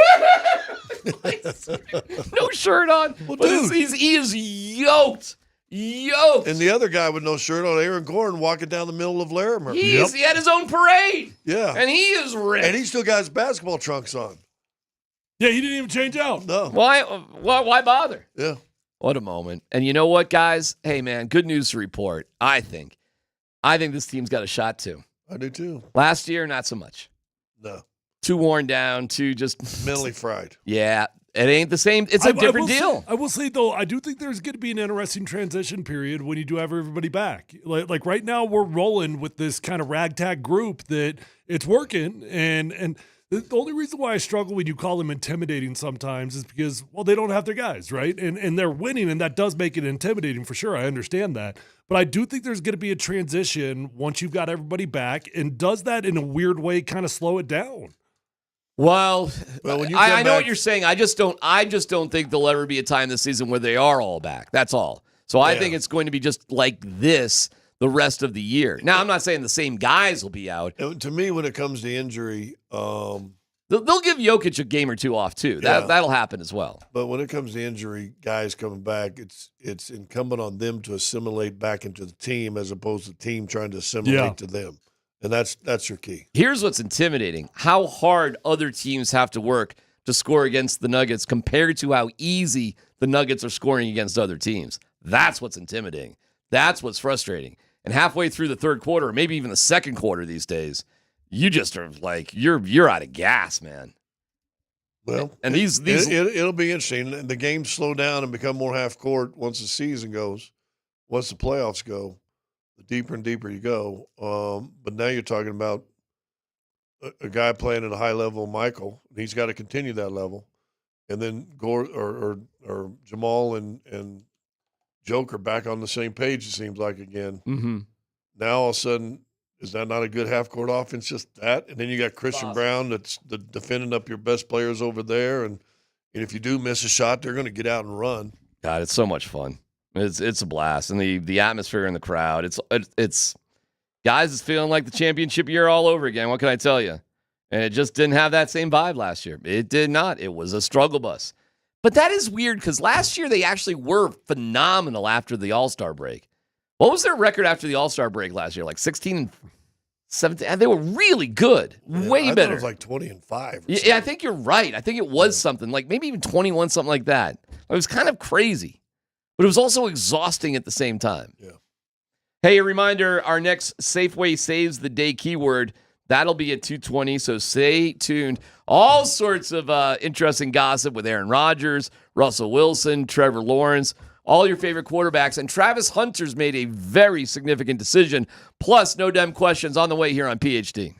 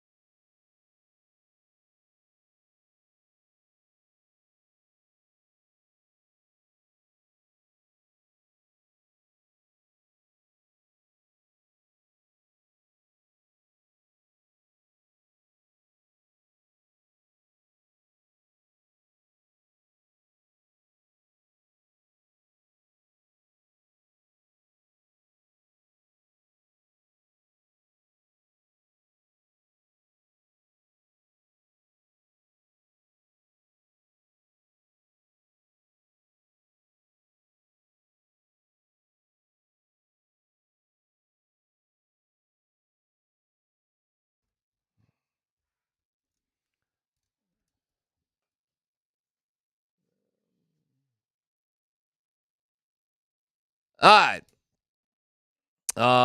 No dumb questions. If you got one for us, 303-504-0925. Get that going for you. We're going to hear Shadur Sanders' song, a little Like It or Spike It today. We got new music. We got new music from Shadur. We got that new from Shadur. We got a little Like It or Spike It. We got a Slam It or Yam It. It's awesome or it sucks. Slammed a few Krispy Kremes, I'll tell you that much. I know, those are dangerous out there. I don't know whose fault that was. I had a protein bar. Good for you. Good for you. Good for you, Jack LaLanne. And we're gonna revisit Scott's whole I can't drive 55 thing. I think that's really fun to go into with Jamal. We'll get to all that here in a little bit. Got some football stuff for you. First of all, here is Adam Schefter saying Trevor Lawrence to the Steelers. How about that report? Adam, I just noticed this from an hour ago. Andrew Filipponi has a radio show up in Pittsburgh. Said false. Oh, this is false? False. Okay. Well, the question was going to be, the question? Did Pittsburgh was contacting Jacksonville for a potential trade with Trevor Lawrence? Schefter says that's false. That's not happening. Okay, cool. I listen, I'm not in the I don't like taking apart other people's reports. That's not my nature, right? But again, I'm trying to decompress and have my news desk reach out to me. Hey, it's going around, spreading around. Can you check in? I reached out to somebody in Jacksonville. They said Shad's not trading Trevor. I reached out to somebody in Pittsburgh. The text back I got, exact language. I'll read you the exact text. Completely false. Okay. But today is a day. But it would kind of make sense. I mean, it might be false, but it certainly would make sense that Pittsburgh would be exploring the options to go find a quarterback. It does. And they might have a suitor today because the Jets officially put Aaron Rodgers out to pasture. No. I think Aaron Rodgers is out to pasture. Really? Yeah. You think that's a wrap, huh? I think it's over, man. Who's taking that on? Pittsburgh Steelers? They would be like the only organization that would maybe I'd give it like a 4 out of a 10. I'll give you a scenario. They draft Jackson Dart at 21. Yeah. Something you shouldn't do, but they do it. And they know he needs a redshirt NFL year. And they say, hey, Rod, get us to the ayahuasca promised land. And we'll give you, I don't know, $10 million, whatever you're going to give them. And you get, A-Rod, one more crack at it. By the way, they could do that in Minnesota, too. So Pittsburgh is so desperate that, okay, that adds up. Pittsburgh is also taking a lot of chances on players that have got larger-than-life personalities. Okay, that adds up. Mike Tomlin just went for a veteran quarterback last year in Russell Wilson. Okay, maybe he would do it again. I just got to think, well, what's Pittsburgh going to do? I don't know, man. I mean, that's why I say, clearly I believe Adam Schefter. Obviously I believe Adam. But on the surface, it certainly makes sense that Pittsburgh would be calling Jacksonville. On the surface, it certainly makes sense that Jacksonville would be like, yeah, we're not trading Trevor Lawrence, right? Mm-hmm. Because Pittsburgh's got to be exploring any and every option they could possibly find right now. God, it's so great looking at these teams. And what's Jacksonville's third pick? No, they are 5. 5? Yeah. How's my memory on that? I think they're 5. I'm pretty sure they're 5. They're 5. Would you swap if you're Tennessee for Trevor Lawrence in 1 and 5? And maybe Tennessee turns around and gives you their second. Okay, so I'd have to take on Trevor Lawrence's salary, which is gargantuan. But I get the 5th pick. I get the 5th pick, and then I'm I give him Tennessee. my first pick next year. Oh, really? You're probably going to have to do something like that. Yes, I would take that deal. So if you're Tennessee, you would give them swap 1 and 5. We'll take Trevor. We'll give you a first next year, a second this year. You give us our third next year. And you could do something like that. I get right? Jacksonville's first next year too. No, Jacksonville gets Tennessee's first next year. Jacksonville gets Tennessee's first. Nope. I wouldn't do that. No. Although I'll give you this though, I think it's an intriguing scenario because in theory, what Tennessee's telling us right now, we don't love the quarterbacks. We don't love Shadur Sanders. We don't love Cam Ward. We're going to take a generational player, whether that's Abdul Carter, whether that's going to be Travis Hunter. So If they really just don't like those two guys, I guess it's a scenario that might be intriguing. If I'm Tennessee and Jacksonville offers me Trevor Lawrence and their first next year, though, I'm leaping at that. Oh, yeah. I'm making that one happen you're- because Jacksonville right now is favored to be like one of the worst teams in the league next year. If you think you're any good, okay. So then Not going to happen, though. So why not get what you can get? So swap this year's, and Tennessee gets Trevor. And then Tennessee gives them the first next year. Maybe you swap seconds or thirds. Hey, man, it's an interesting conversation, but that dog ain't going to hunt. But then Jacksonville, if they're going to be bad and start over, then you go get Cam Ward. He's down in your neck of the woods anyway. I think Jacksonville's just got to give it one more year there with Trevor Lawrence. I think Jacksonville's a crappy organization. Yeah, well, it is. Newsflash. Yeah. What makes it crappy? The owner's not cheap. Shad Khan ain't cheap. Yeah, he's erratic though. Yeah, it just doesn't seem like there's a stability with I'll give you this, and you said it a long time ago with Penner. Penner Group brought stability into this organization. Whether you like, Sean Payton or you like the draft, but it doesn't matter. The Penner Group brought stability in this organization. I don't feel Khan has brought stability. You don't think it's Jacksonville. You don't think it's stable being London's de facto home team? Not anymore. They just built the stadium. Or they are building a stadium. They go to London every year. Sometimes, they'll play multiple games in London in one year. They did last year. And you know what? It worked out like a charm because they got Jacksonville to pay for the stadium. Yeah. Yeah. I mean, that little threat of I'm going to London. Well, it felt real, didn't it? It sure worked. Yeah. All right. So that ain't going to happen. But the bigger news today, too, is with Aaron Rodgers just being cut loose. If he's not a perfect fit in Pittsburgh, to me, Pittsburgh and Minnesota are kind of like the same thing. They're both playoff teams. They both have young quarterbacks to mentor. Because I do think Pittsburgh is staring down the barrel of rolling the dice at somebody at 21. That, to me, makes a lot of sense. They could go in the second round, too, and that's where they could pick up a guy like Kyle McCord from Syracuse or Quinn Ewers or something like that. That doesn't have to be second round. But don't forget, Pittsburgh has a history of rolling the dice on deeper quarterbacks. Mason Rudolph was a second-round guy. Ben Roethlisberger was a little bit later on. I thought he might be better than he turned Kenny out to be. Pickett was the only quarterback that went in the first round a couple of years ago at 15. You want to talk about a bizarre, terrible quarterback class. Pickett was the only one, and he went at 15 to the Steelers a couple of years ago. Here's where I think Pittsburgh makes a mistake. And I'm going to say this knowing that I think Tomlin's a great coach. I think he is a great leader of men. I think he's a great motivator of young men. I would take him here in a heartbeat. I love Mike Tomlin. They need to start over with coaching there too. It's tired. But the problem is Pittsburgh hangs their hat on the fact that we've only had 3 coaches in our entire history. Blah, blah, blah, blah. Well, we had 3 in an 8-year period, right? Yep. Or 4 actually. They got to get off that and probably start over. Tomlin needs to replace Jimmy Johnson on the old broadcast booth for a year. He needs to pull a Sean Payton move. Okay. He needs to tap out and recharge his batteries and come back with another team. It's done there in Pittsburgh for Mike Tomlin. It's been a great run.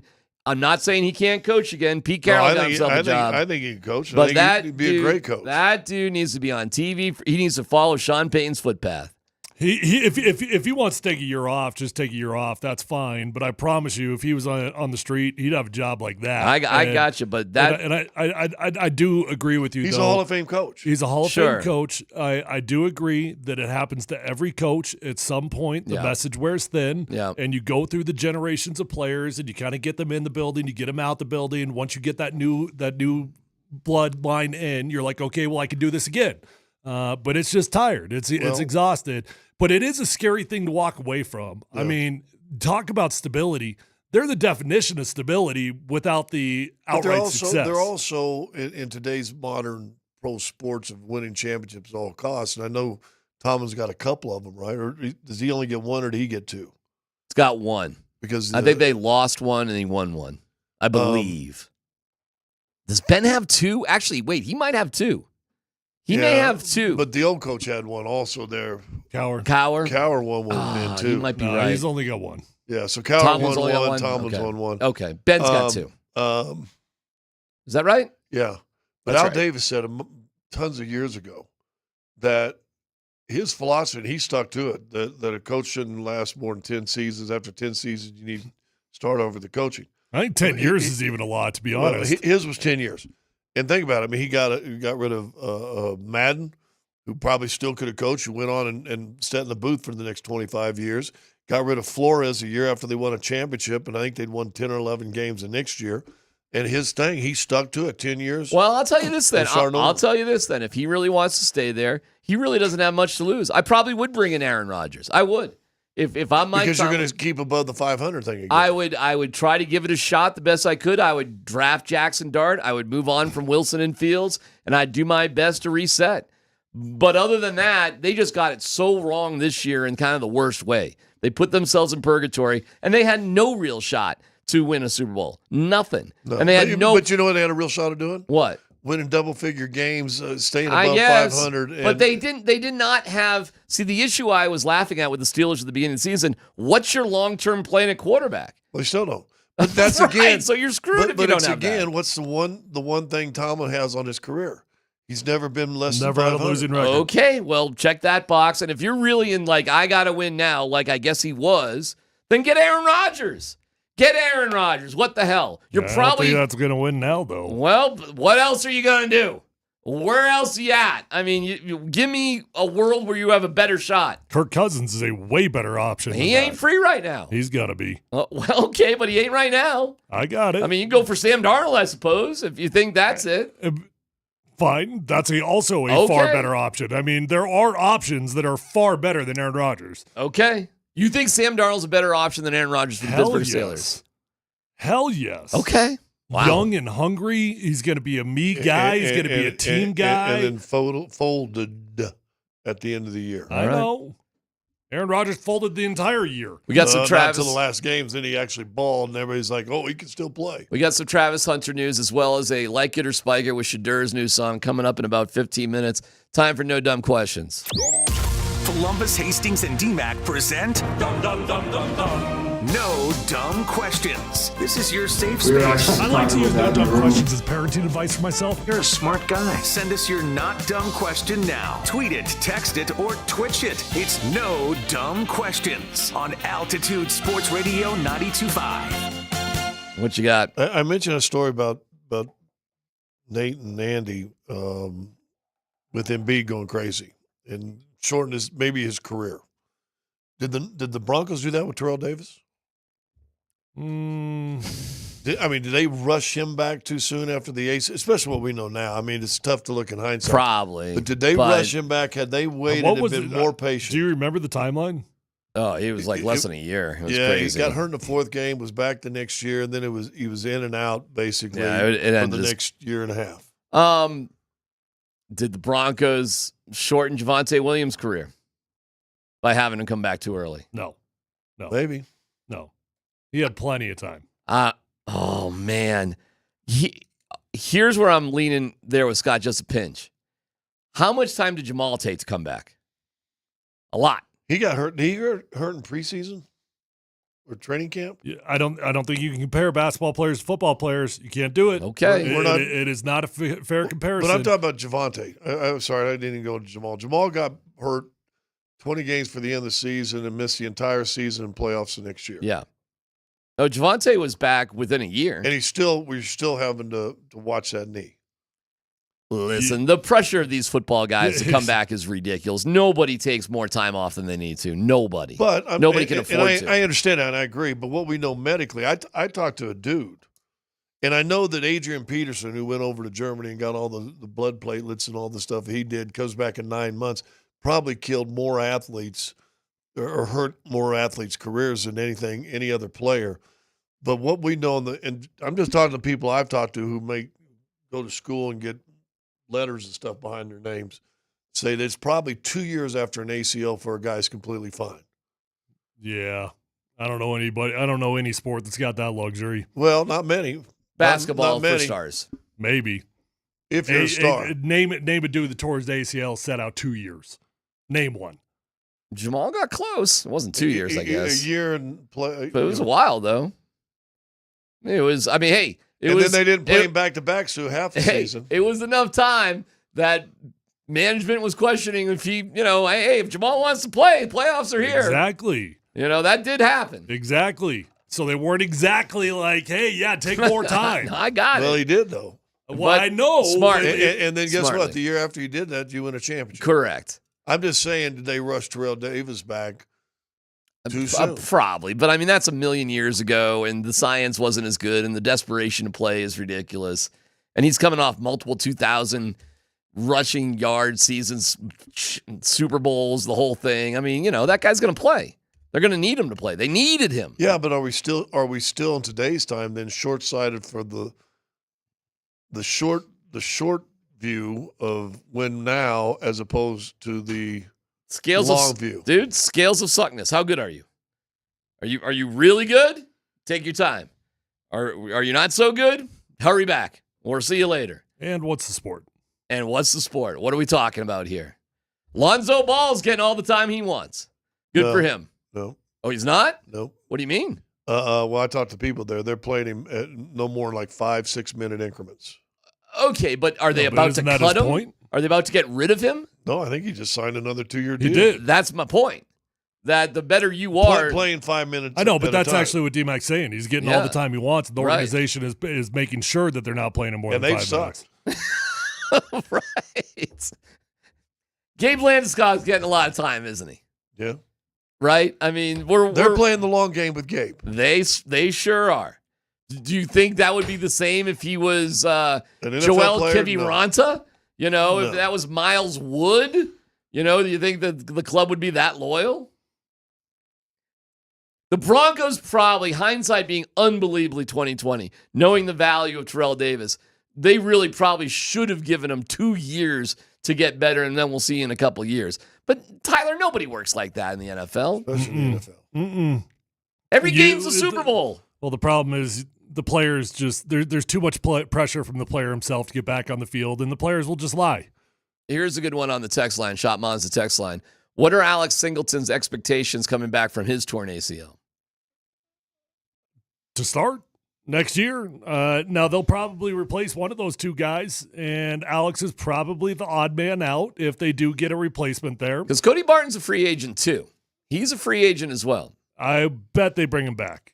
I bet they bring him back. And I'm sure they would like to have both those guys on the team and a new starter. If Greenlaw's on the team and they sign up Cody Barton in free agency, it'd probably be Greenlaw and Cody.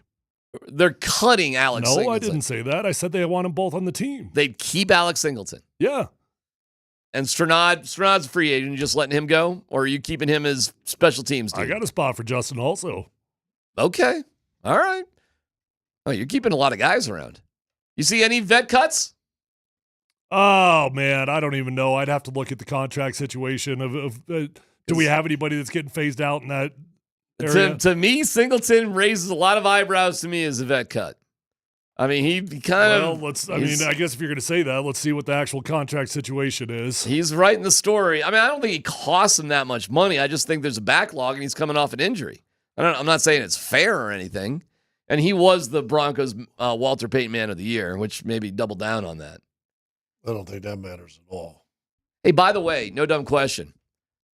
Actually, it's a really... He's only making 5.5. It's not that bad. No, I know. It's the money's nothing. It's more like... So what's the pressure to cut him? Playing time? Who's playing? Who's not playing? Yeah, but I mean, don't you want great depth? You do want great depth. Hey, listen, I'm not trying to get rid of Alex Singleton, but this time of the year always brings forth a vet cut here or there. That's all I'm saying. Well, I'm not looking to get rid of him. How old is Alex Singleton? It's 31, 32, something like that. I mean, this dude has had one hell of an NFL career, from somebody who was barely hanging on, barely in the league, to being like a core guy for an NFL team, like a captain. Keep in mind, leader. though, about Zach Bond, if you thought Alex Singleton was a one-hit wonder, Zach Bond is the definition of it. Okay, all right. I'm not hating on Zach. I'm not, but it's just a reality. Hey, I know. It's a literal reality that he has had a season of football. I gotcha. A season that he's played at a high level. Hey, welcome to free agency, right? Closing time at the bar. What are we doing here? This is the essence of free agency. You just don't know. The guys all become free agents for a reason. Nobody is... The best guys are guys that are on like a Super Bowl team because they just may be getting squeezed out by their salaries. The ultimate free agents are like Malik Jackson, who say no to an option to extend. Danny Trevathan was one of those two. And then ball out the rest of the year because, see you later. Yeah. And plus he gets a championship and then says, see you later. And you know what? Malik had some good years down there in Jacksonville. Yeah. First couple years were really good, and then the injuries crept in. And then he ended up in Philadelphia and had a decent year out there also. Yeah, you know what? He had a great year at the bank is where he had great years year after year. That's where he had the best years. But if you're not getting in season or before the season starts an offer for an extension and you hit free agency, you better hope you had a special year. We got some interesting Travis Hunter news, and we'll play a little Like It or Spike It with Shadur Sanders' new song coming up next.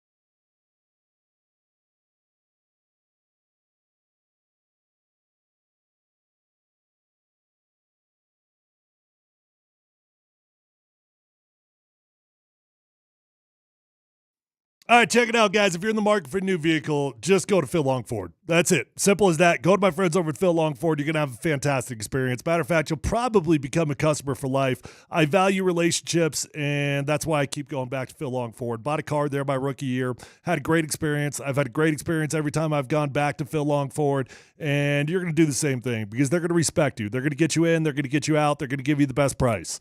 The incentive deals are incredible right now. The interest rates are rock solid. And maybe as important as anything else, you don't have to dread the experience when you go to Phil Long Ford because you're going to find the vehicle of your dreams and you're going to get it and you're going to get in and you're going to get out. Guys, at Phil Long, they've got over 1,000 cars, trucks, vans, SUVs, electric vehicles, even commercial fleet vehicles on their lot right this minute. So whether you're looking for new, whether you're looking for pre-owned, you're going to find the vehicle of your dreams. And with an award-winning service department, keep your vehicle serviced over at Phil Long. You're going to have a beautiful ride for a very long time. Let them know your friend Tyler sent you on over, and feel free to shop from the comfort of your own home at phillongdenver.com.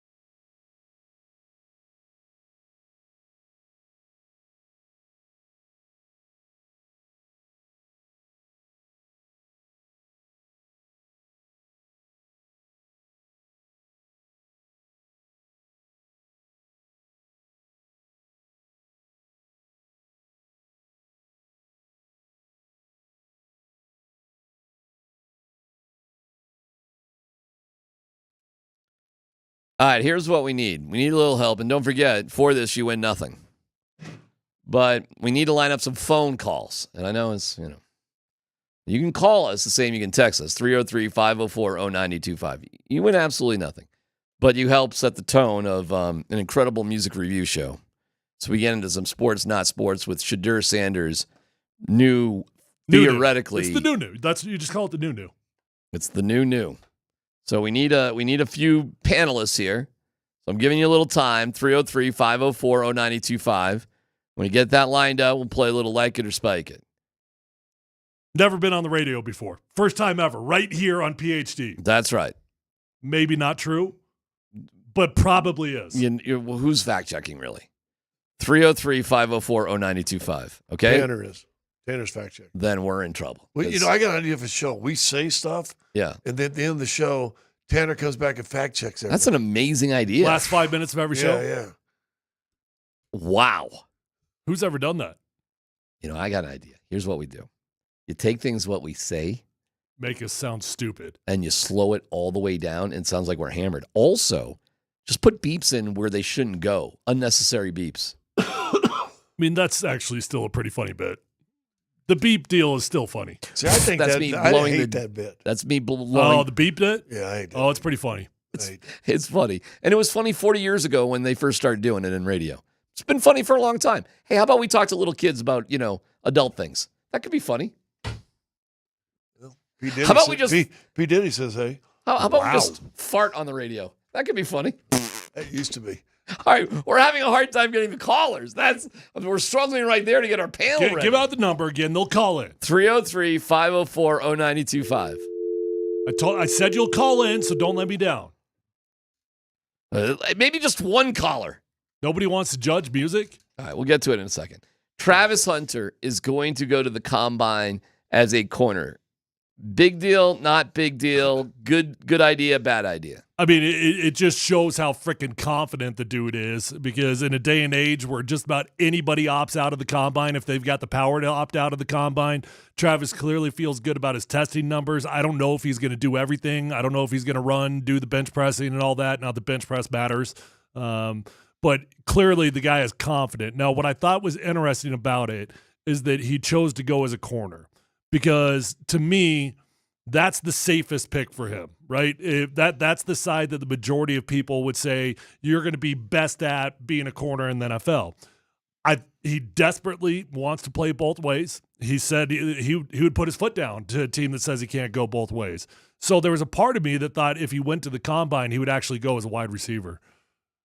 I think all he can do is hurt himself. However, I don't think he can hurt himself.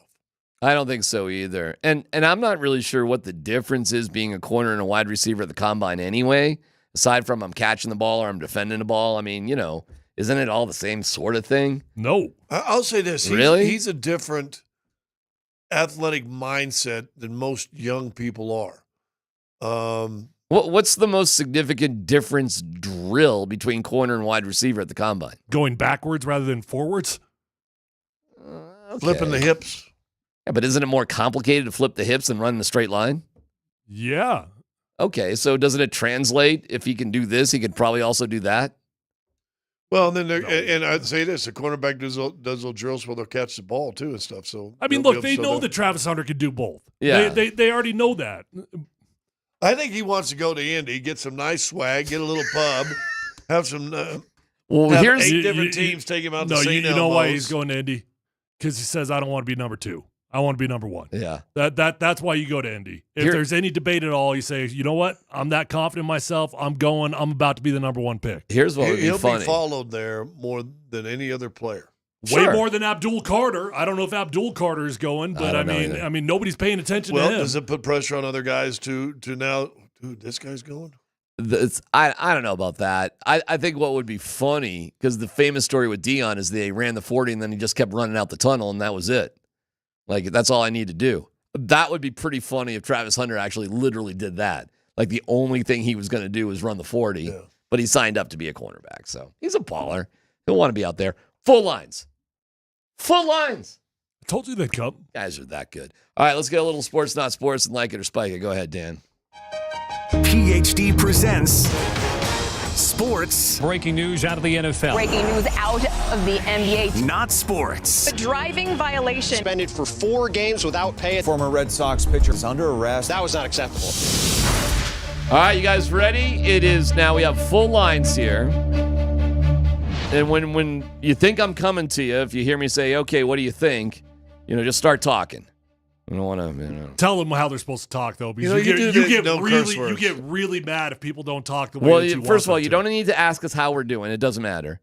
And you're just the grumpiest guy that try to get these things done and people involved. you just need to say like it or spike it. That's it. It'll be fun. We'll see how it goes. Yeah. I'll let you know. So you don't want Anastasia to they like to say their names, though. Whatever the lady was. You know they like to say their names. Okay. You ready for your the song? name and say I spike it. You ready for like it. wait. Oh. Wow. You ready for the song? Scott's already made up his mind. He hasn't even heard it. Turn down the bed there, Dan. Let's hear Shadur Sanders' new hot hit, which is called I don't know what the name of it is. But it's this right here.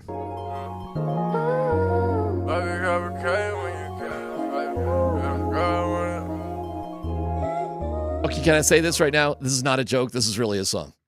I know it sounds like I'm goofing. This is literally really his song. No, this is actually the style. This is called sad boy rap. Okay. That's what this is. It's called auto-tune, no talent rap. Spike it. Dan spiking it too. Shut up! We gotta get. Would you guys shut up? You like this? There's something wrong with you.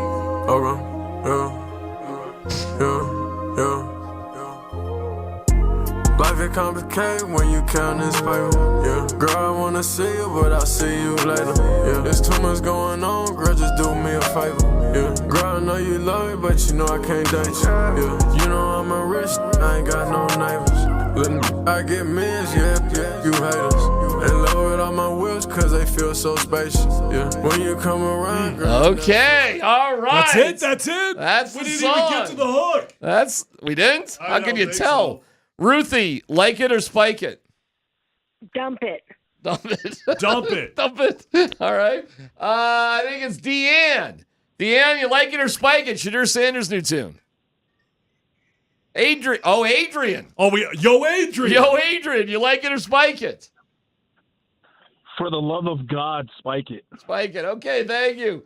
Move on to Donovan, I think. Donovan, like it or spike it, pal? Spike it and spike Jello's song too. Okay. All right. Oh, that's Jello. Yeah, we'll get to that in a second. Ryan, who's on a hoverboard on I-70, like it or spike it? Spike it. Okay. LiAngelo Ball is a legit hip hop artist now.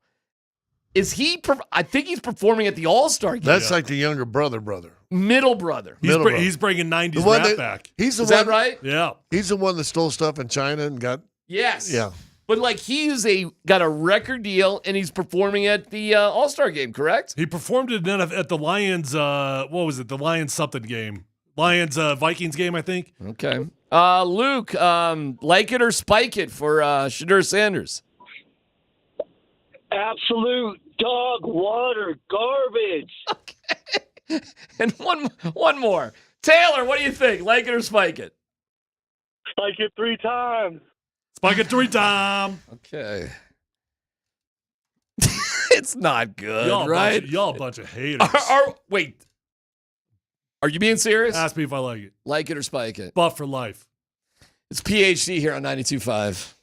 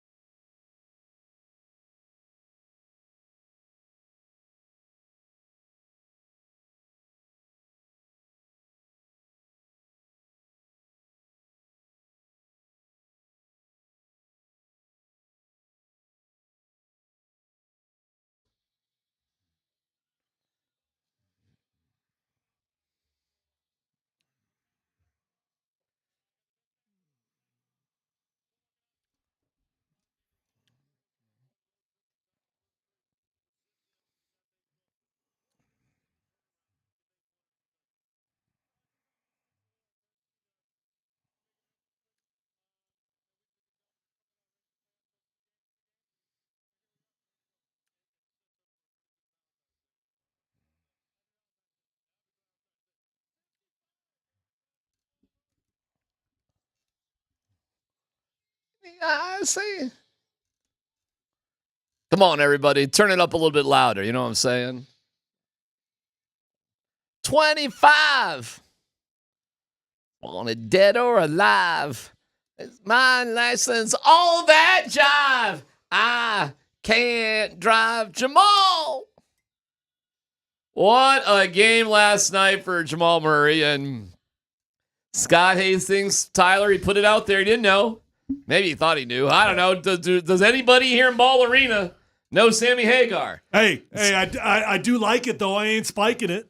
Oh, hell no. Spike this song? He went to see you, too. Oh, Sammy? What? Yeah. Oh. Okay, that's Buff for funny. life. Buff for Turn life. it up, Stan. Ba-dum, ba-da-da-ba-dum. I got no dumb question for you. Hold on. Go! After watching Jamal get 55 last night, Yeah, we've yeah, seen yeah. Joker get 56. Yeah. Could you imagine what it'd been like to be in L.A. when Kobe goes for 80 or Wilt goes for 100 or what was it? Gervin and Day went for 73. What's the score of those games? No idea. I could look. I feel weird about this because I have so much respect for these NBA players.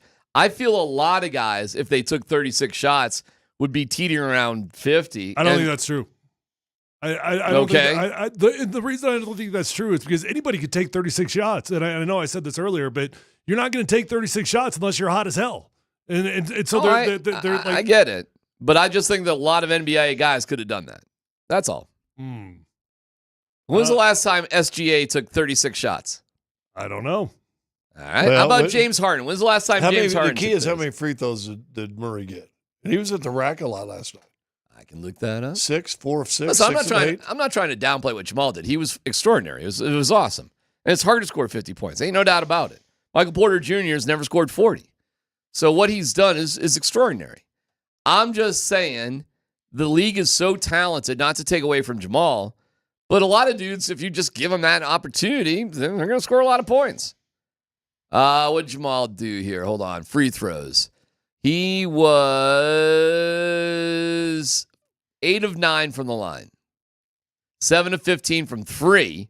That is 15 three-pointers. That's a lot. There's 21 points right there. And overall, 20 of 36 from the floor. When Wilt scored 100, the score was 169-147. Well, then they needed those points. Yeah, right. What a game. Wow. No three-point line? No three-point line. That's a weird game. You know what? I would have thought it was a much bigger blowout than that.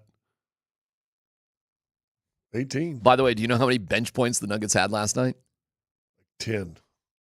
Well, you had three You're guys too high. doing all the work. We'll play too high, too low. You're too high. Well, Pickett made a 3. 6. You're too high. 3. 3 is right. Pickett hit a 3. Jamal made a shot. Pickett hit a 3. 3 points off the bench. So 100. How many they put up scoring? 100. 132 and 3 came from the bench. 129 from starters. And Pickett played 29 minutes and DeAndre Jordan played 12.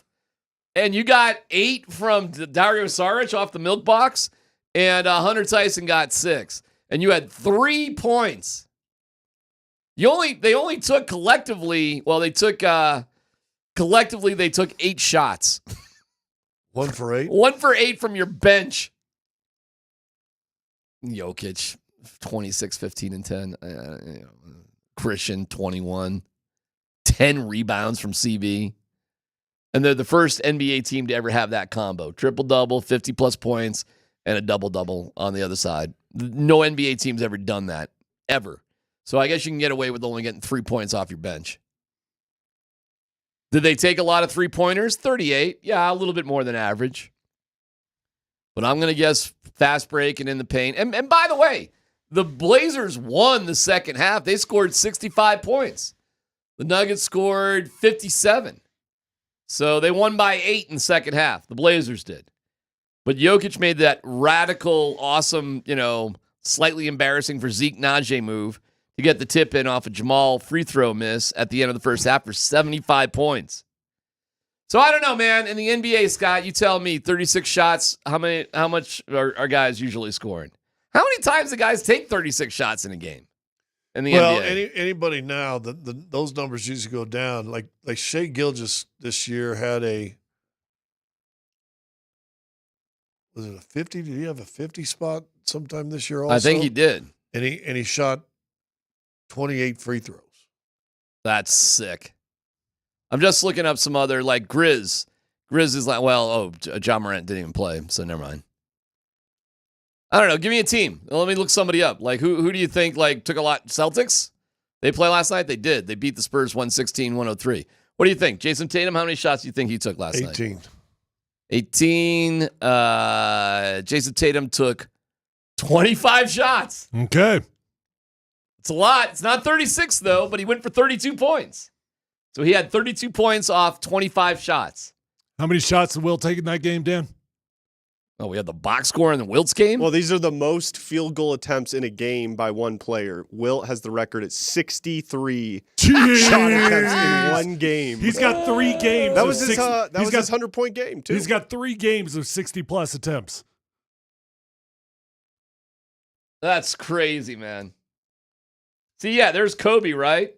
50 attempts for 60 points. I mean, you know what I'm saying? Like, sure, okay, cool, but you took 50 shots, bro. Yeah, you should get that.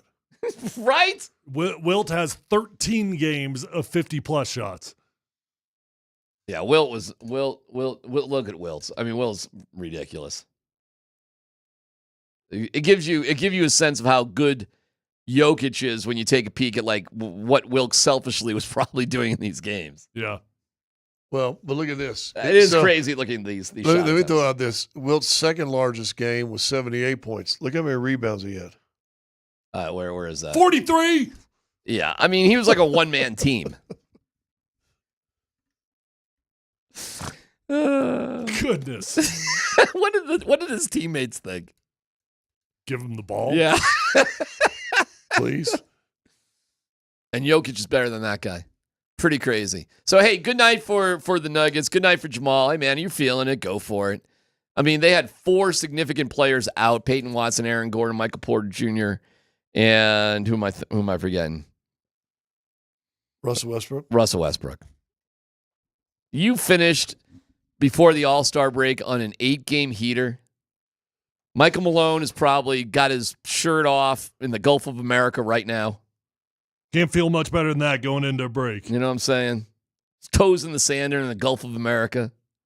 He loved that line. He hit the. Do you think he was really going to the Gulf of America? Yeah, he hit it walking off the stage. See you guys at the Gulf of America.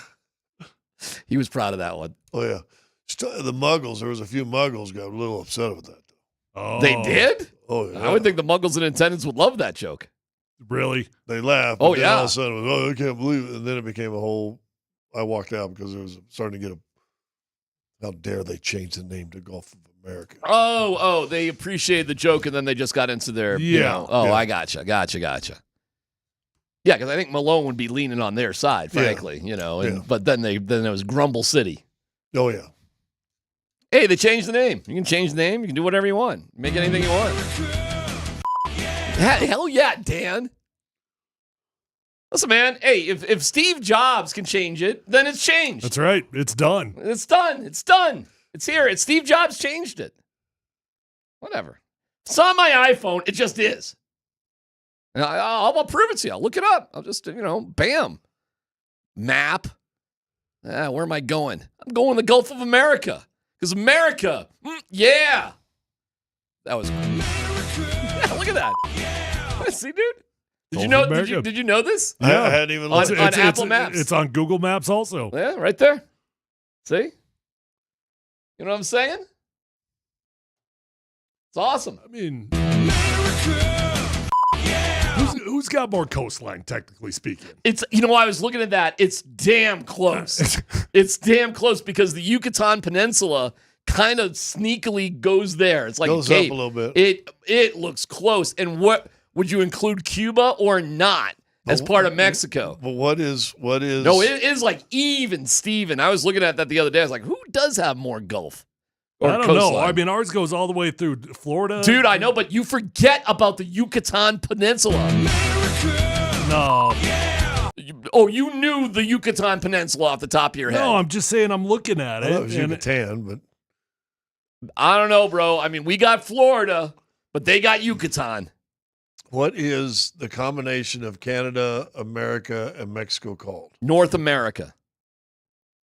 Gulf There you of go, America. Scotty. There you go, Scotty. What is Case Canada? settled. Wait. Canada doesn't get a vote in this. It's North America, though. Is Yeah, the no, point. no. The whole thing is in North America. You can't be 3,000 miles from the water and get a vote on what it's called. I thought they were the 51st state. We're working on it. Hey, by the way, that will be interesting. I'll bring it back to sports a little bit. What do you think happens Saturday night at the Bell Center in Montreal when it's USA-Canada? When that moment happens, when the American anthem is played. Well, it's in Montreal, so That is right. It'll be a big-time road game for Team USA. No kidding. How do you think that's going to go over? I'm sorry? Well, they've been booing the American anthem in hockey arenas when it's been played. It'll be brutal.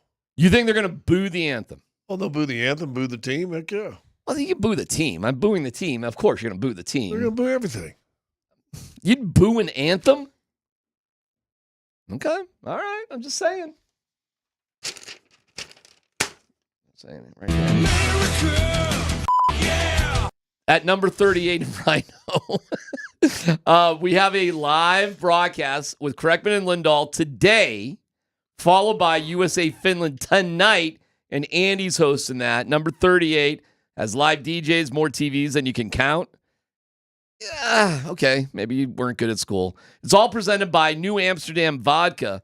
Visit nmbr38.com to RSVP and see more info. We'll be there, number 38 in Rhino tonight. I think we're there on Saturday, too, for USA Canada. I believe we are, too. So that is the place to be. Thank you, number 38. Great place. So you should check it out. What are you laughing about? Getting mad at the people thinking we're being political about the Gulf of America. Yeah. No sense of humor. Lighten up, Francis. If you don't get it, look it up. I will tell you about that hockey stuff. It was awesome. I know you haven't had. Did you watch it a little bit? Did it cross your radar there, Tyler, or not? I watched the Nuggets game start to finish. You did? That was Okay. all I watched. Well, it started a little bit earlier. It started at 6 o'clock. I completely forgot it was on, but okay, I'm it's fine. engrossed in whatever I was doing. I gotcha. It's not too late, and the fact that the game went to overtime was pretty awesome. Well, I'll watch Saturday. There's no question about that. Now, will I watch tonight? Will you watch tonight? USA Finland. Does that have your interest? If I'm supposed to go to dinner with my kid, so it depends if when you get home, and then all of a sudden I want to watch. See, we don't have a 75; we only have a 65. Oh my Lord! What if you had an 80? Well, I know, I don't even but know how you get and by. that may be some of the problem. But we get home and Legoland wants to be on TV. Guess what's going to be on the 65? Oh my God! I have such a better life than you. All right, we get to Let's Football Go coming up. DMac lives by F them kids. Kids. It's PhD on 925.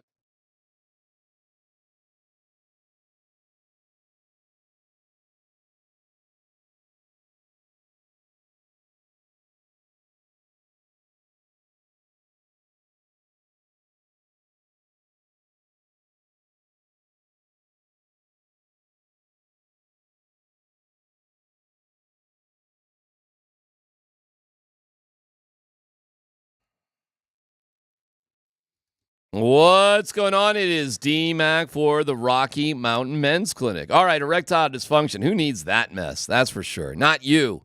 Heck no. So let's get rid of it. Let's solve it. Let's get you to the Rocky Mountain Men's Clinic.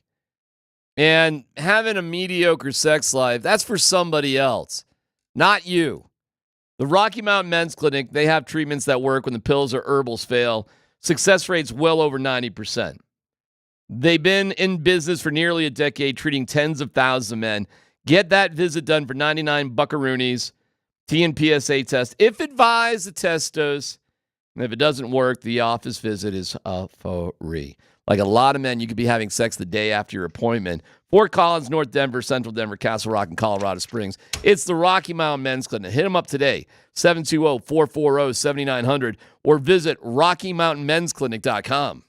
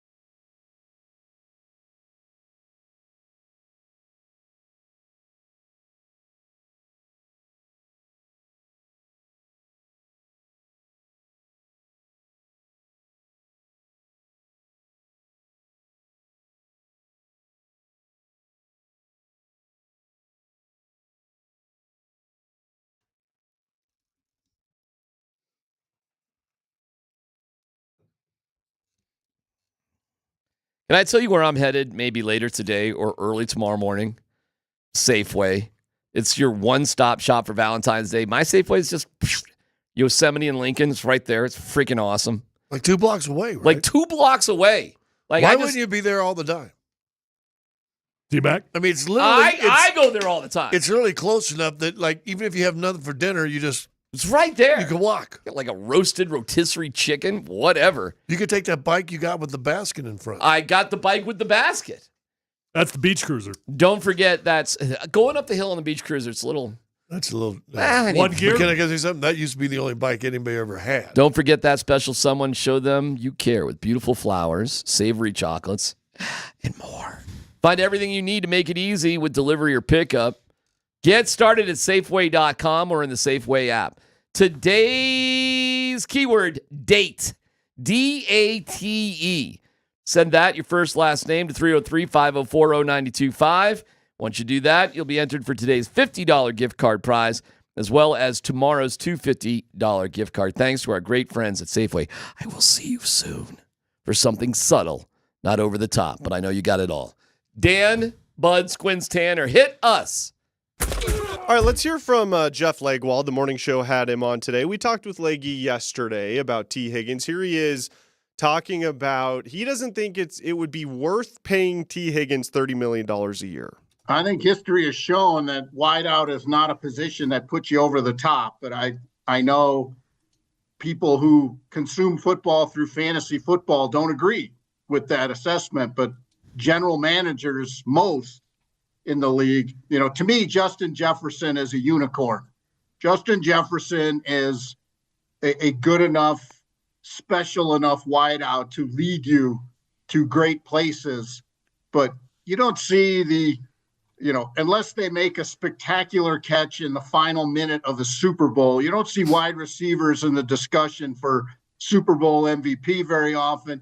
Okay, so the bigger question I have here for you guys, at this stage of the Peyton Bo Nix era, how aggressive do you guys want to see the Broncos be in free agency versus maybe they can push that back a little bit and just build through the draft? When do you want to see this team start to be super aggressive when it comes to free agency? Is that time now, or should they kick that can down the road and just focus on the draft? I think in general, in free agency, there's one guy that you're probably paying a little bit too much money for, and that's free agency. Then there's another guy where you kind of got to judge it, and then you take it where it comes. So I'm a big fan in free agency every single year, as long as you got the money to do it, to overspend on somebody. And my question back to you guys would be, who do you want to overspend on? Because that is the nature of free agency when you have some cash. So before I answer that really quick, I just want to address Legwald's comments there. So I tend to agree with his assessment in terms of wide receivers generally don't push the team over the top. Because when you look at the highest paid wide receivers, do they make it to the Super Bowl or not? More times than not, they do not. However, I disagree with his statement of GMs currently don't view it that way, right? Actually, they kind of do. I mean, GMs are currently paying wide receivers as the second highest paid position in the NFL. Money would tell you. So they are coveting the position. Yep. I think Jeff is correct in historically stating that it doesn't work out, but that is the trend of the NFL right now. They are paying these dudes. How many of those guys, and I'm asking this as a legit question, have been high-paid free agents that go to different teams? A lot. Quite a few. Well, like who? I don't. Well, Tyreek would be a good example. Yeah. Jamar. Actually, maybe I shouldn't say a lot. But Yeah, I can look it up. That's my point. Maybe I thought Jeff was getting to was how many of them get really paid to go somewhere else. Now I've seen them get paid at where they were, and then traded a year or two later. Mm-hmm. But other than Tyreek Hill, because I was trying to think how many of those guys get those big paydays and then, in free agency, because it seems like what they do is what they do. Franchise. Right. Now you can go. All right, let's go. I'll go through the list.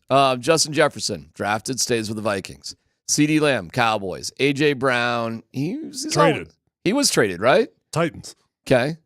Amon-Ra St. Brown. He was traded, right? He was, so that's just one. St. Brown was been with the Lions the whole time, right? Mm-hmm. Yeah. Tyreek Hill, there's two. Brandon Ayuk, well, they're keeping him, I guess, because they're getting rid of Deebo Samuel. And he just signed last year for his injury. Jaden Waddle, he's always been with the Dolphins. Devontae Adams. Okay, there's 3. DJ. No, wait. Adams signed a free agency with the Raiders, or did he get traded and then signed? He's signed in free agent. There's a difference between getting traded and then you get extended. I'm talking about, actually get stolen from another team because we pay you. I guess I don't really see a huge difference there personally. If they trade for you and then they sign you, I think that's pretty similar. Well, I don't. I think if they sign free agency, teams are either going to match it or they're going to franchise you, so you can't just walk away. It is crazy looking this. Jefferson 30. This is average per year. Jefferson 35, CeeDee Lamb 34, A.J. Brown 32, St. Brown 30, Tyreek 30, Ayuk 30, Waddle 28.5, Devontae Adams 28, 27.5 for DJ Moore. And there's Cooper Kupp, who they're looking to dump, right, at 26 and change. But here's where I agree with Jeff in terms of it usually doesn't work out. How long you been hearing me say they're going to hit a bubble here? They're going to regret overpaying these wide receivers. It's going to happen. I don't know if it's going to happen with the next year or two, but it's going to be like safeties. It's going to be like running backs before that. They are going to hit a wide receiver bubble here. We're like, this is stinking insane. All right, well, let me just ask you guys. The opening day, 24 hours of free agency, almost everybody gets a little bit overpaid for. Yep. What position, if the Broncos were to overpay for a position, would you want to see them overpay for? Well, I'll give you 2 specific names, and it's for me, it's Dre Greenlaw and it's T. Higgins. Either one of those are fine. I think they're both serious needs on this football team. I don't know that there's any tight ends. We should look at the tight end free agency list. I don't think there's. Zach Ertz, what's his name from Cincinnati? Yes, thank you. Gesicki, yeah, I like him a lot. Yeah, and Juwan Johnson is an interesting guy because of his New Orleans roots. Yeah. So, wide receiver, linebacker for me. Yeah, there's no running backs I'd want to overpay for. There's probably not any tight ends I'd want to overpay for. I agree. I'm not sure. Unless something changes over the next month, 3 weeks, whatever it is, I don't think you're going to see Denver in the first tier of free agents. Oh, I don't know, man. They sat out that dance last year. I think it is so hard to sit out it entirely. And they did last year. They sat it out. They might target a dude, maybe 2 dudes. Well, they targeted Darnold last year. They wanted Darnold. We'd heard that. We talked about it. They did, actually. Good memory there, yeah. They got a little too rich for their blood. And they got too rich for his blood. Yeah. I don't see them paying $30 million for a wide receiver. Okay. Well, that's what it's going to cost to get T. Higgins. I mean, that is what it's going to cost to get T. Higgins. You're right. Well, that's why I don't think they'll be in that first tier. But why? Why? What's the reason? I think they got a solid room that they think is only going to get better and has a chance to improve.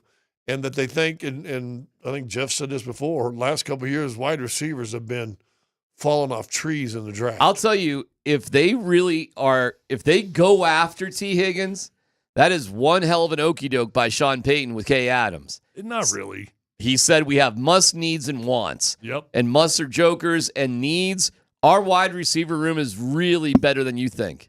So that to me is an okie doke if they go after $30 million. You know, he's playing some games there, and hey, he's entitled to play games if he wants.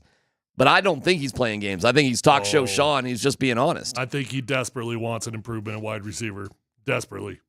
So you think he was just kind of okie doke in there with Kay? I do. Okay. All right. That's fun. I don't either. Because I think talk show Sean is like proud as a peacock and wants to be the smartest guy in the room. And I think he's dying to tell everybody he's looking for that joker player. You think he's happy with Marvin Mims? I actually do. Yeah.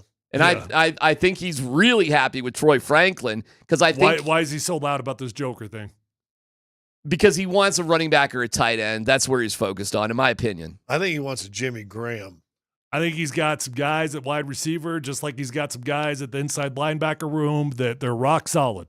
And you're good. Okay. You like him. You like him. I love Alex Singleton. I love Cody Barton. They're dudes. They're guys that are pretty good at their job. Tyler, you're singing the sweetest song I can hear because if you're saying this is somewhat of an okie doke and he's about to go get Godwin or T. Higgins, I am pumped up. That would be my number one choice. I promise you this: if you don't get a wide receiver in free agency, you will get a wide receiver high in the draft. I promise you. I don't disagree with that at all. But that's different. That's two different scenarios. What's different about that? A high draft $30 pick million. It's money. Versus money's the difference. Versus $2.3 million. Yeah, it's strictly the money. It's a huge difference. Picks are valuable, man. Yes, they are valuable. We're saying a lot of the same things, but there's a huge difference between, hey, we're going to draft somebody high and we're going to spend $30 million. I think they'll have a better chance, not a better chance. I think there's a bigger chance that they would trade for a Cooper Kupp than sign a T. There's Higgins. no doubt they need at least one more dude at wide receiver. Ain't no doubt about it. No doubt about it. Well, the guy I'd go after would be Chris Godwin personally, because I think you could get him done at a $20 million type of deal, maybe 22, somewhere in that ballpark. You get Cortland Sutton locked up on another deal, 22 in that ballpark. So you're doing a new deal for him too. And now you kind of got two wide receivers for the price of one. I heard the morning show this morning saying that Sutton really is a tweener between a 2 and a 1. He's kind of that.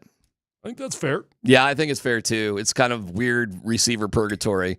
Like that tweener guy, you're not going to want to pay that tweener guy $28 million. But the sad reality about it, though, if Cortland Sutton was doing what he was doing right now next to Jamar Chase, he would be getting a $30 million contract just like T. Higgins is going to. That's what T. Higgins probably is as well, for the record. He probably is something closer to Cortland Sutton than he is to Jamar Chase. Well, Chris Godwin picked a bad year to be a free agent, right? Why? Well, he only played in 7 games last year. Yeah, he has but no numbers that's why from I last like year. it. That's why I like it. Yeah, I think it's going to be cheap. He's the second highest rated free agent receiver in a heavy desired position. I don't know. I think he's going to do all right. I think everybody's. Well, then how does Tampa Bay let him go? He's only 28. Teams get in weird salary situations. I mean, it happens. You know why? You know it happened. Why did the Broncos let go of Danny Trevathan in 2015? Why did that happen? I mean, why does any of that crap happen? Either the guys are beat up, they just don't work out culture-wise, or the team is just in a bad spot. Danny Trevathan, they also thinking, we can find more of those guys. We can find another guy like that. That's going to be easy to replace. We're not going to pay him. I don't even know what he got paid by Chicago. 20 million, 15 million, 12 million. Wasn't even monster. But I'll tell you this in all honesty, and Tyler's right about this too. Every year there's a new swimsuit model on the cover of Sports Illustrated. They make new 25-year-olds slamming hot supermodels every year. And they do the same with wide receivers. You keep getting older and they keep staying the same? Every year, there's a brand new model on the covers of Sports Illustrated. And I'm telling you, every year out of college football, there are unbelievable wide receivers coming out every Here's single my biggest year. fear, and I agree 100% with Tyler, that I think they will draft one early. And I'm talking early, probably before the 3rd round. Mm-hmm. But I really do worry. And why I would like to see them get a Godwin or a T. Higgins, or I still think he wants a Jimmy Graham type. I do too. Well, I don't think he plays rookies. Can we just I make don't one think thing he's clear? a good rookie coach. If you do not go after a T. Higgins, if you do not go after one of those guys, you have no choice but to extend Cortland Sutton. True.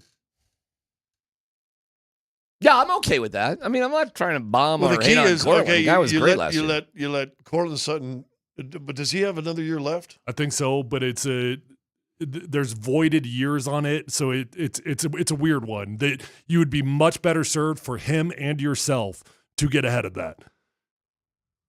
All right, it's time for story number 2. Dan?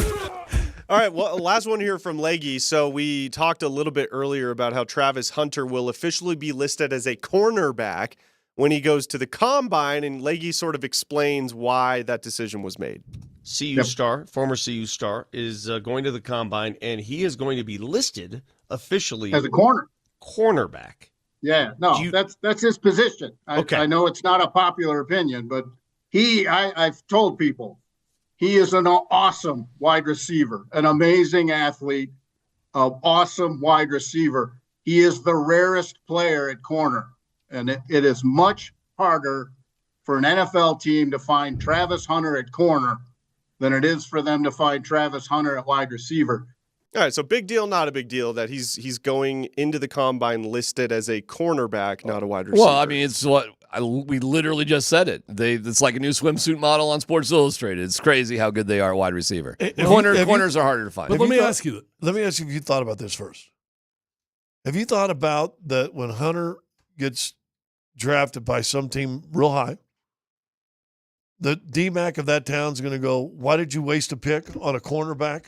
Depends what the team is. I mean, well, that's what I was. That sort of kind of leads into what I was going to say. If the Titans do it, the DMac of Nashville is going to be saying that, rightfully so. Cleveland? The DMac of Cleveland, Aaron Goldhammer, will be doing that. I actually know the DMac of Cleveland. Yeah, I mean, it kind of leads into what I was just about to say, though. If it's so much easier to find these wide receivers than it is these corners, why the hell are these wide receivers getting twice as much as the corners? It's a great question because there's more serviceable probably corners than there are wide receivers. In my opinion, football... But there's a difference between serviceable and elite. Because, all right, I would ask the question back to you. Percentage-wise, how much zone defense is played compared to man-on-man? Yeah, but that doesn't really apply to the question because if we're talking about the elite of the elite, they should be getting paid as much as the wide receivers if they're truly hard to find. But that much harder to find. But because how does supply and demand work? Supply and demand works. When there's more supply, the price goes down. But my counter-argument to that is because there's so few Pat Surtains out there, you're forced to just deal with whatever you got to deal with. But that would make Pat's value go up. Theoretically, if you've got to play a zone defense and you can just stick him out in the corner and you can just move things away from him, you can neutralize the value. But when you got those guys, you don't just do that. That's why the Broncos are able to blitz as much as they are. I got it. And they got two really special ones, but not every team's so lucky. I know. So that's my whole point. Well, you're kind of arguing the same thing I am, but I guess we're arguing differences in supply and demand. I just think that the receivers, all right, let me make it more simple. If you got points for interceptions, like you got 6 points for an interception, those guys would be paid more. And that's really the difference. Well, the receivers result in points. But how many guys you say were over 30 that you just read? 3? 2 guys? I got it right here. Tyreek Hill's 31. Devontae Adams is 33. Cooper Kupp is 32. So 3 out of like 20 guys. And then how many in the 20s? They're all, the rest. What do you mean? Like age-wise? Well, I'm just trying to figure the discrepancy. So top 11 guys, corner making 19 or more. Do you want me to just give you the ages of the top 10 guys? 26, 26, 28, 26, 31, Tyreek Hill. 27, 27, 33, Devontae Adams. 28, 32, Cooper Kupp. Well, and I was like looking, and I don't have the ages, but you look at the cornerback, there's only 3 guys over 20. Mm-hmm. Jalen Ramsey, Pat you're talking about money-wise. Well, I'm sorry. I'm sorry. I didn't understand. So you're talking from the elite. It's a difference of $10 million per year. You're talking $10 million between. There's 6 dudes that are making $30 million or plus per year as wide receivers. Yeah, and there's only 3 at over plus 20. So the elite guys on that list are making $10 million more than whatchamacallit. The value of a wide receiver is more than a cornerback in today's NFL. Is what Jeff's saying is he's elite at cornerback. He's really good at wide receiver. So what are the really good? Is Courtland Sutton a really good wide receiver? Yeah. What's he making? 14? No, not now. Like he's 20. Yeah, he's getting up there. I can look it up. He'll make 20 next year. Listen, if Travis Hmm. wants to get Probably paid, more. If Travis wants to get paid, he's a receiver, not a corner. I just think that regular receivers ain't going to make 20 plus million. Well, Travis Hunter is going to lead to the most fascinating franchise tag in the history of the NFL. Yeah. when it comes time to it and they can't settle on a contract and they try to tag him as a DB, and he's like, nope. And what was the other guy that had the same type of situation? Well, it was our guy. What's his name? Julius. No, Julius I Thomas. Saying, Jimmy Graham, didn't he? They played Jimmy similar. They played him wide, so he said, "I'm a wide Same receiver." thing. Said, "No, you're a tight end." And the discrepancy there was like $15 million. Yeah. I'll never forget because this was a conversation a long time ago with Julius Thomas, and I was being a bit of a wise guy, I guess. And I just asked him flat out, "Are you a wide receiver or a tight end?" And he looks down at me and is like, "I'm a tight end." Because he knows that's what he was supposed to say, but it certainly wasn't how he felt contractually. You know what I wish you would have said? Power forward. Hey, man, Julius Thomas, no joke, had 24 touchdowns in 2 years with Peyton Manning. Now, it came with Peyton Manning, but he did catch those passes. And there was a minute there where Julius Thomas was unguardable. Yeah. It was incredible to watch. He was that kind of, and he could not block. He's a basketball player. He was a basketball player, right? But so what's the value? Okay, he can't block. Maybe it's a bit of a tip when he's there. Travis Kelce can't block anymore. Well, Shannon Sharp wasn't the greatest blocker in the world. No kidding. He's Shannon Sharp would be a twig in terms of size-wise for tight ends now. I don't know if he'd even be a tight end, would he? Probably. Still probably wouldn't.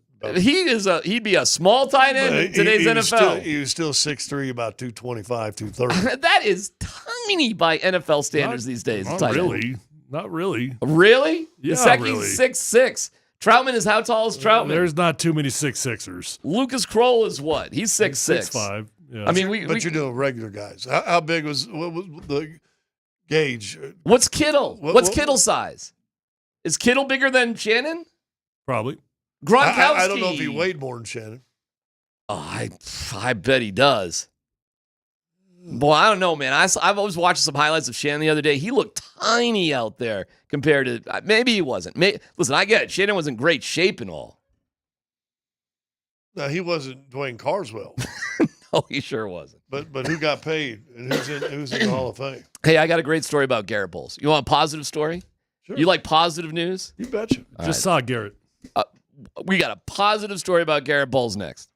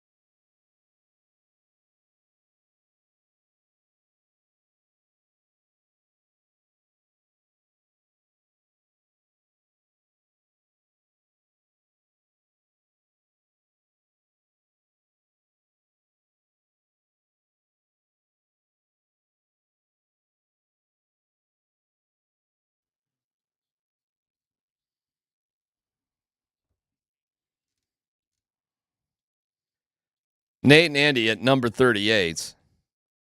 Starting at 3 o'clock because we've got Team U.S. freaking A going against Finland, and they're there for you. So check it out. Number 38 with live DJs, more TVs than you can count because you're not that bright. All presented by New Amsterdam Vodka. And who wants to see a guy walk around a bar going, 1, 2, I've lost. Visit them at nmbr38.com to RSVP. Nate and Andy with all that info coming up. Good news. You like good news, right? You. Garrett Bowles has taken a side job. It's not really a job. He is going to be a mentor to Jake Heaps, who I just assumed moved on to Pittsburgh with Russ, but I guess not. Jake Heaps is the legend high school football coach, and Garrett Bowles, who I'm going to assume got to know Heaps because he was very close with Russell Wilson and that crew. He will be a mentor to those kids, and he'll kind of come in and come out when he has time just to sort of be a voice and to help them out, not like a on-the-field sort of coach, but sort of a life coach, as far as I can tell, Tyler, from the description, at Legend High School. He's got it's like director of player development of high school kids. They right? gave him a title, yes. Yep. And as a proud new coach at Ponderosa freshman football team, they can go pound sand. Congratulations, by the way. Are you making a press announcement right now? Or we've already done this before. Okay. Yeah, we've already done this before in the show. All but they can pound sand as the local competitor. Okay. Right? All right. I actually ran into both Jake and Garrett Bowles just a couple days ago at the rec center, and it was cool to see both of them. Jake is still he's still coaching Russ, and he's still doing all the personal stuff. How? But lives here. Yep. I don't know. He flies out when he's needed. Okay. I guess. All right. I mean, I didn't get into too many details about it, but all right. And Garrett is right by his side. They're really good friends. They're really good buddies. Garrett was obviously very close with Russ. Right. And so they're going to work sides. I think it's a cool deal. I think it's a cool deal for the kids over at Legend. I mean, Pondo gets me. They get Garrett. You choose which one's better. Okay. That's up to you. But, Hey, school of choice. Yeah. One has a ring. That's right. Yeah. That's right. Well, that's true. You got that on That's him. right. You got that up Take on that, him. Garrett. One's going to hardly be at practice. One's going to be late every day. So, I mean. What time do those freshman practices start there at Ponderosa? I'll get there when I get there. Okay. All right. Well, first of all, I think it's tremendous that you're coaching. I think let's just start with our home turf here. I don't mean to, No, I was not totally making fun of myself. No, I think coaching. We've all coached on a variety of levels, and I think it's one of the better things you can do. There's not enough good coaches out there, and I think coaches, teachers are some of the most influential people in your life, both positive and negative. Garrett Bowles genuinely loves mentorship. I think that's awesome. It's arguably part of that comes from his life too, his upbringing and everything. So Yep. It's arguably the single most important thing in his life is mentorship specifically. Well, I think it's great, and obviously he's got a connection enough with Jake Heaps to do that. And yeah, but I would assume I don't know what the situation at Legend was though. It's fascinating to me. I mean, they were just in the state championship, and now Jake's there. I guess so. I don't know. That just seems a little bit weird to me. Got me. That's high school football. You'll be. Did their high school coach go somewhere else? I don't really know. Are you into winter high school practices right now, or I'll start when the freshman kids start. My kid's in 8th grade. So okay. So summertime. Oh, hold on. It's hire the coach to get the kid. Lafayette Norwood. The big drama is going to be, where's Marshall Manning going to go to high school when he eventually goes to high school? But that's another story for another day. You just can't help yourself. Sometimes. I'm a bit of a jerk. They got a whole new campus. I can't tell him anything. Eric Stoffel. Congratulations to Eric. He is the winner of the Safeway $50 gift card, and that's good. I love those stuff of meals you can put in the microwave. Okay. I'll take your word for it. Oh, that's Stouffer. USA or Finland today? America. Yeah. Did you say who's going to win or who we cheering for? Oh, is it different? What, do we know anybody on Finland? Yeah, we do. We sure do. We sure do. How's that going to go Why down? can't you cheer for those guys, but you're cheering for Team Canada guys? Canada was not playing America. Canada was playing Sweden. All right, on Saturday, who are you cheering for? I think I'm cheering for USA. But I got to admit, man, I was getting out of my seat for Canada last night. So you'll see yourself get out of the seat tonight, maybe. We'll see. But that's going on. Like he hits one of those back end, boom, boom, boom. Random with the one-timer. Oh, man. Am I going to be happier for Finland if Lecky is scoring goals? No way, man. America. Scotty, have a good vacation, brother. What if Serbia were playing? I'd be rooting for Serbia. Tyler has been consistent with Team USA. You really were rooting for USA over Serbia in the Olympics. I was. So Tyler's more American. Yeah, so was I. Scott, with all those flags on that truck. No, I mean, jack squat. Didn't mean a damn thing. All right, number 38, Nate and Andy. They take it away. Coming up next right here on 92.5.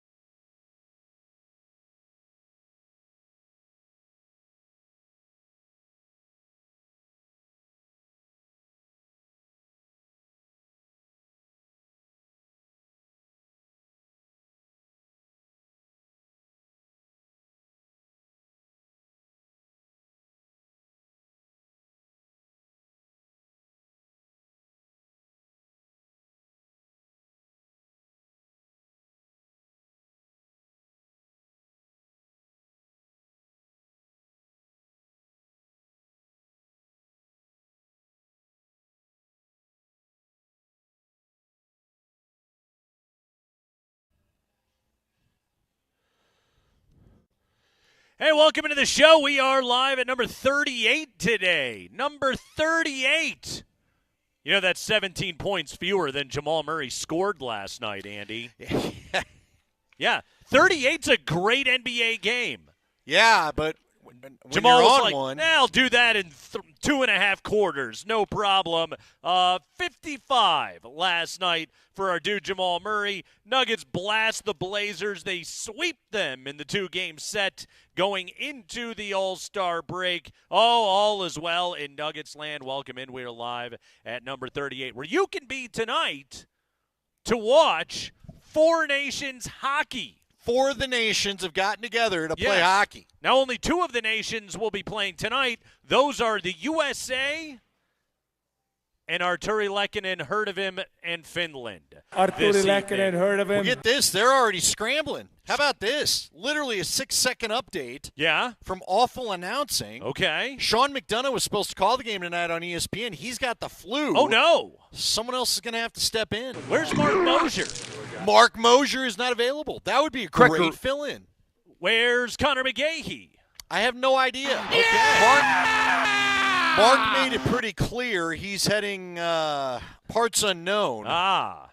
Probably has an umbrella drink in his hand. I bet you if you called up the Moj and were like, hey, man, we got Team USA and we need a man behind the mic tonight, Moj is the kind of guy that would cancel his vacation for that. Yeah, but remember the movie Sleepers? Where they pure guts! Remember that movie Sleepers with Brad Pitt and a bunch of other famous actors? Dustin Hoffman was the lawyer who they had to get. The mob put him up to this fake case so they could expose the Nasty Boys school. Kevin Bacon was in it. You don't remember this? Anyway, Mo should be Dustin Hoffman, the lawyer that we'd have to coffee up so he could go do the job. You landed the plane. Well done. I landed the plane, and quick. We got there. Saw the runway, got the landing gear down, and here we are. There it is. They were waving you in. Nice job. Oh, they didn't know I was coming. I buzzed the tower on them. Yeah, Mikko and the Finns. Arturi Lekkinen and the Finns take on Team USA tonight. You should watch the game right here at number 38. Great spot to be able to watch the game here in Rhino. They've got great Avalanche signage outside on the stage. I don't know how much you want to hang out outside tonight. You probably want to be indoors closer to the bar, but there's great food, great drinks here at number 38, and a great place to watch some hockey tonight. Team Canada, by the way, overtime victory last night. My guys, well done. Obviously, much more on that coming up today here on the show. Nathan MacKinnon, goal number 1 of the inaugural Four Nations face-off. Can we open up with some beef tweets? How about let's go ahead and get to it. Hey, Mark, if you don't mind, can we just get the beef tweet music going? Somebody is tweeting beef because already? I got a feeling that Denver's going to have a little beef in response. Okay. So I saw this late. Sent it to you guys. Greg Wisniewski. Oh, Wyshynski. ESPN. Yeah. Wyshynski. Yeah. Kaluski. Jake Driscoll. Ostrazer. Still don't know how to pronounce that name. So Greg Wyshynski is quote tweeting Pierre LeBrun. Okay. Another fine hockey reporter that writes for The Athletic. Pierre writes this tweet. We'll have to get into this maybe a little more later. Nathan MacKinnon said no thanks to the idea of 10-minute OT plays coming to league play. They had a 10-minute OT last night. Didn't make it the full 10 minutes. I believe they got it to 7.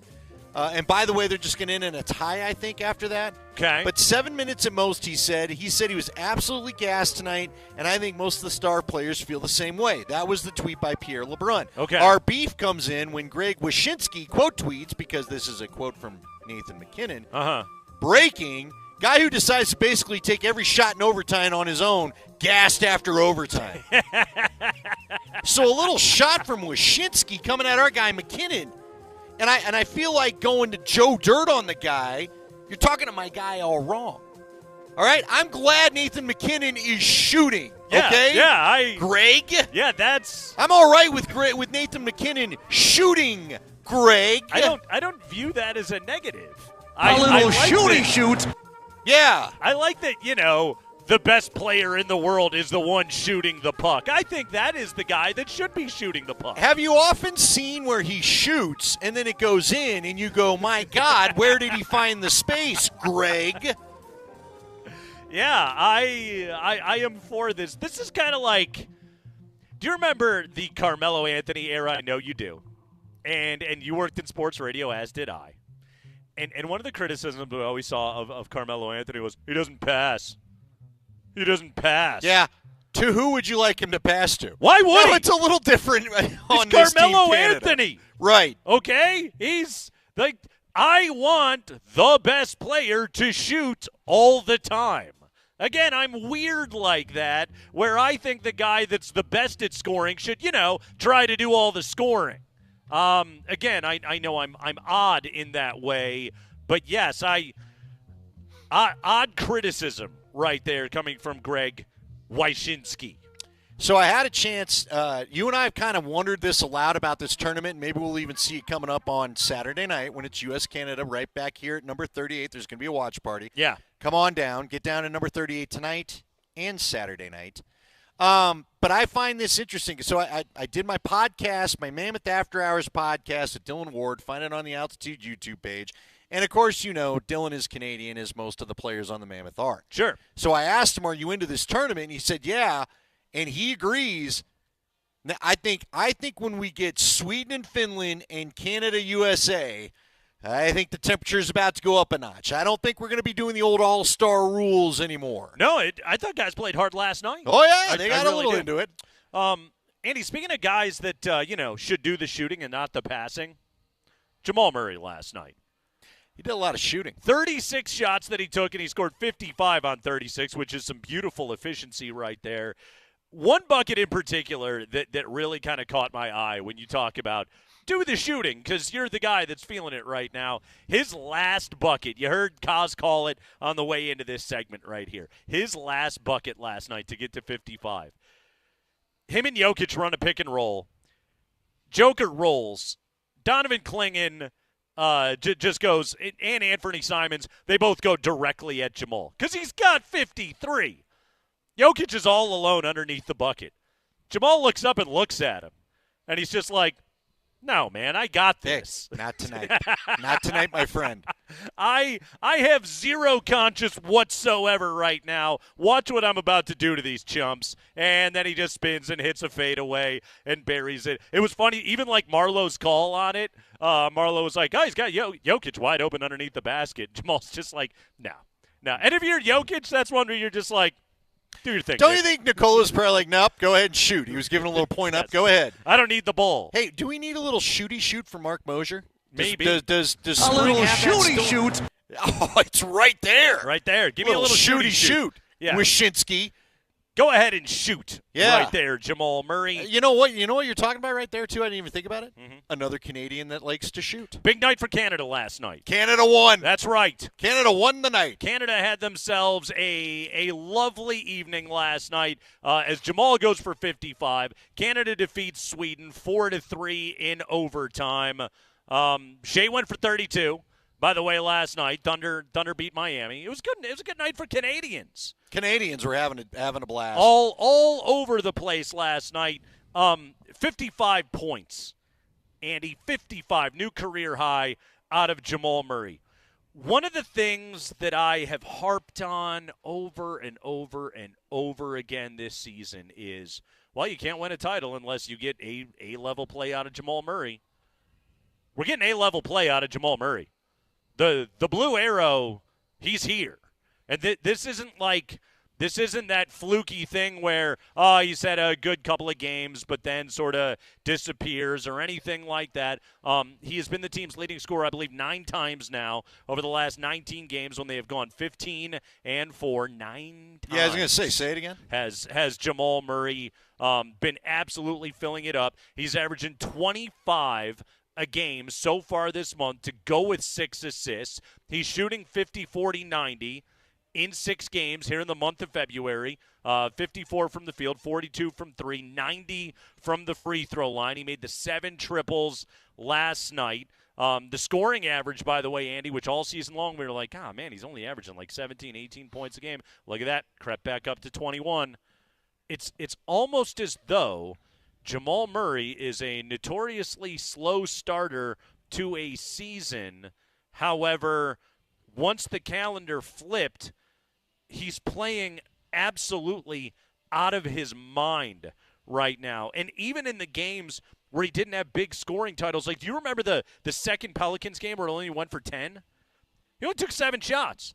He had 6 assists that night. Everybody else was scorching hot. That was one of those crazy MPJ games where it was just like, okay, and Jamal played the facilitator game. Now, over the last couple of nights, they didn't have Porter last night. They didn't have Aaron Gordon. They didn't have Russell Westbrook. Haven't had Russ for the last 7 games. By the way, they won all 7 of those games without Russell Westbrook. And it was, okay, I am going to dominate everybody. I'm pissed that I got ejected. I got a chip on my shoulder. I'm going to come out for blood. He made 1 billion threes in the first half last night. Second half, they start throwing bodies at him, and he's just like, okay, no problem. I'll go inside the arc, I'll put you dudes in jail, and I'll kill you all night long. That was assassin-level Jamal Murray last night.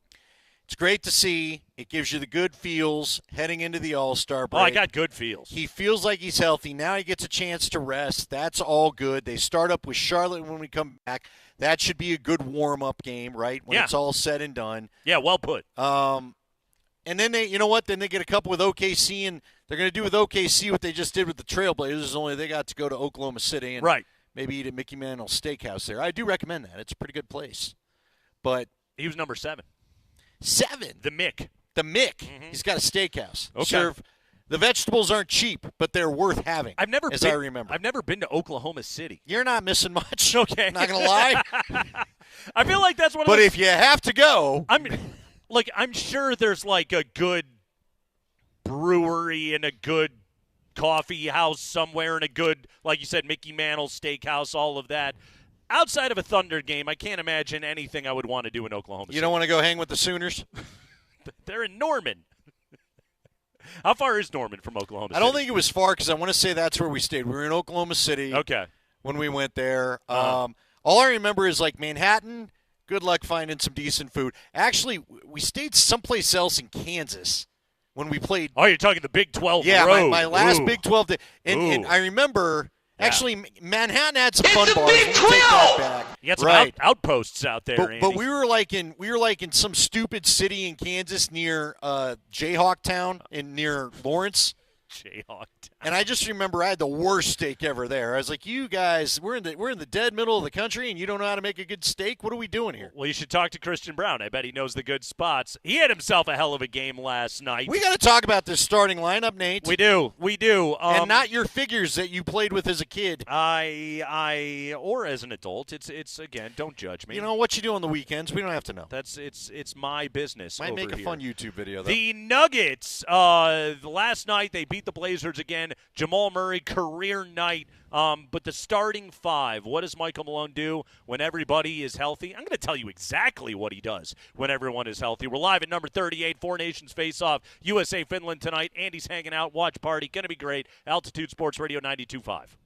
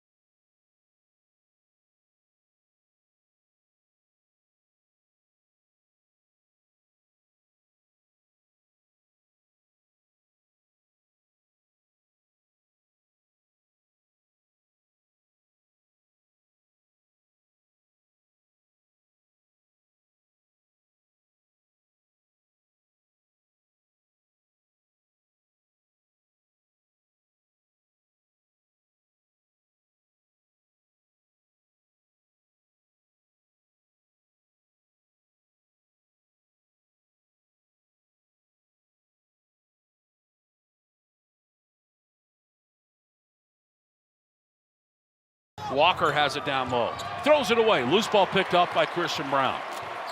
Nuggets lead it by 13 with the basketball. Christian has it on the high left side, goes right to the rim. Euro step, layup. Got it, and a foul on Simons.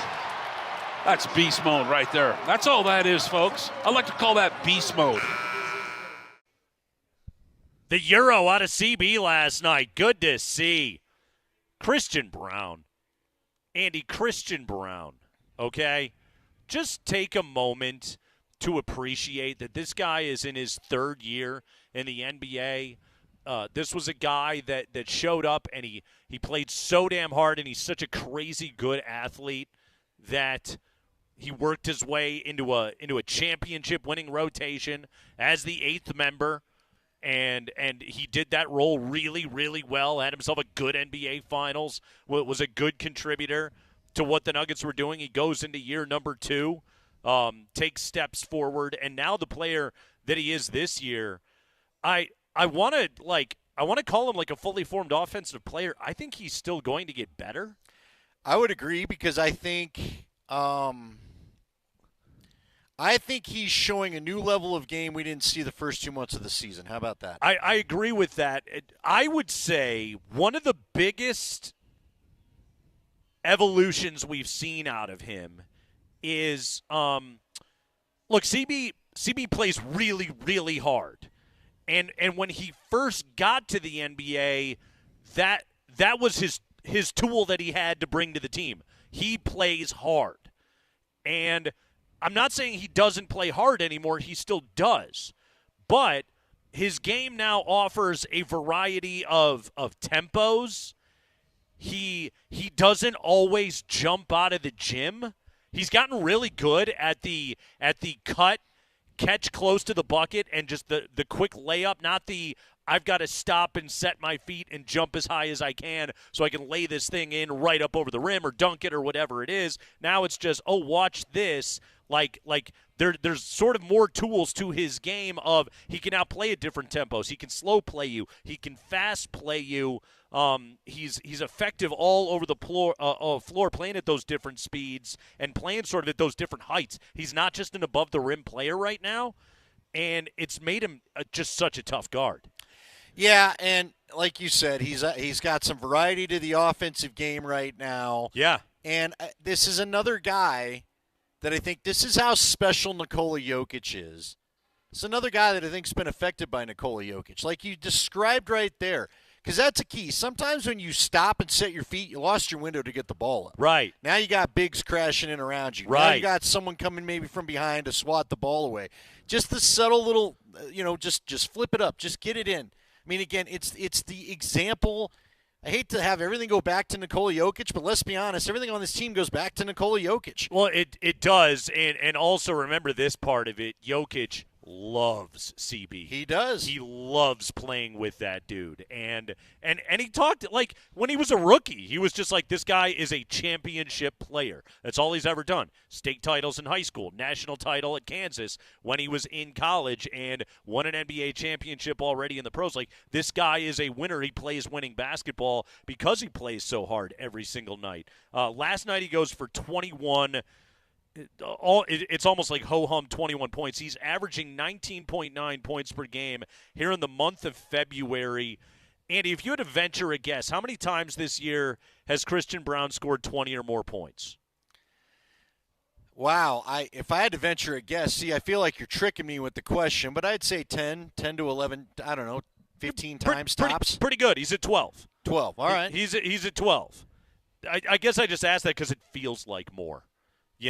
But he's done it 12 times. He's also very consistent. There's a lot of 18s and 17s and 19s in there in his game.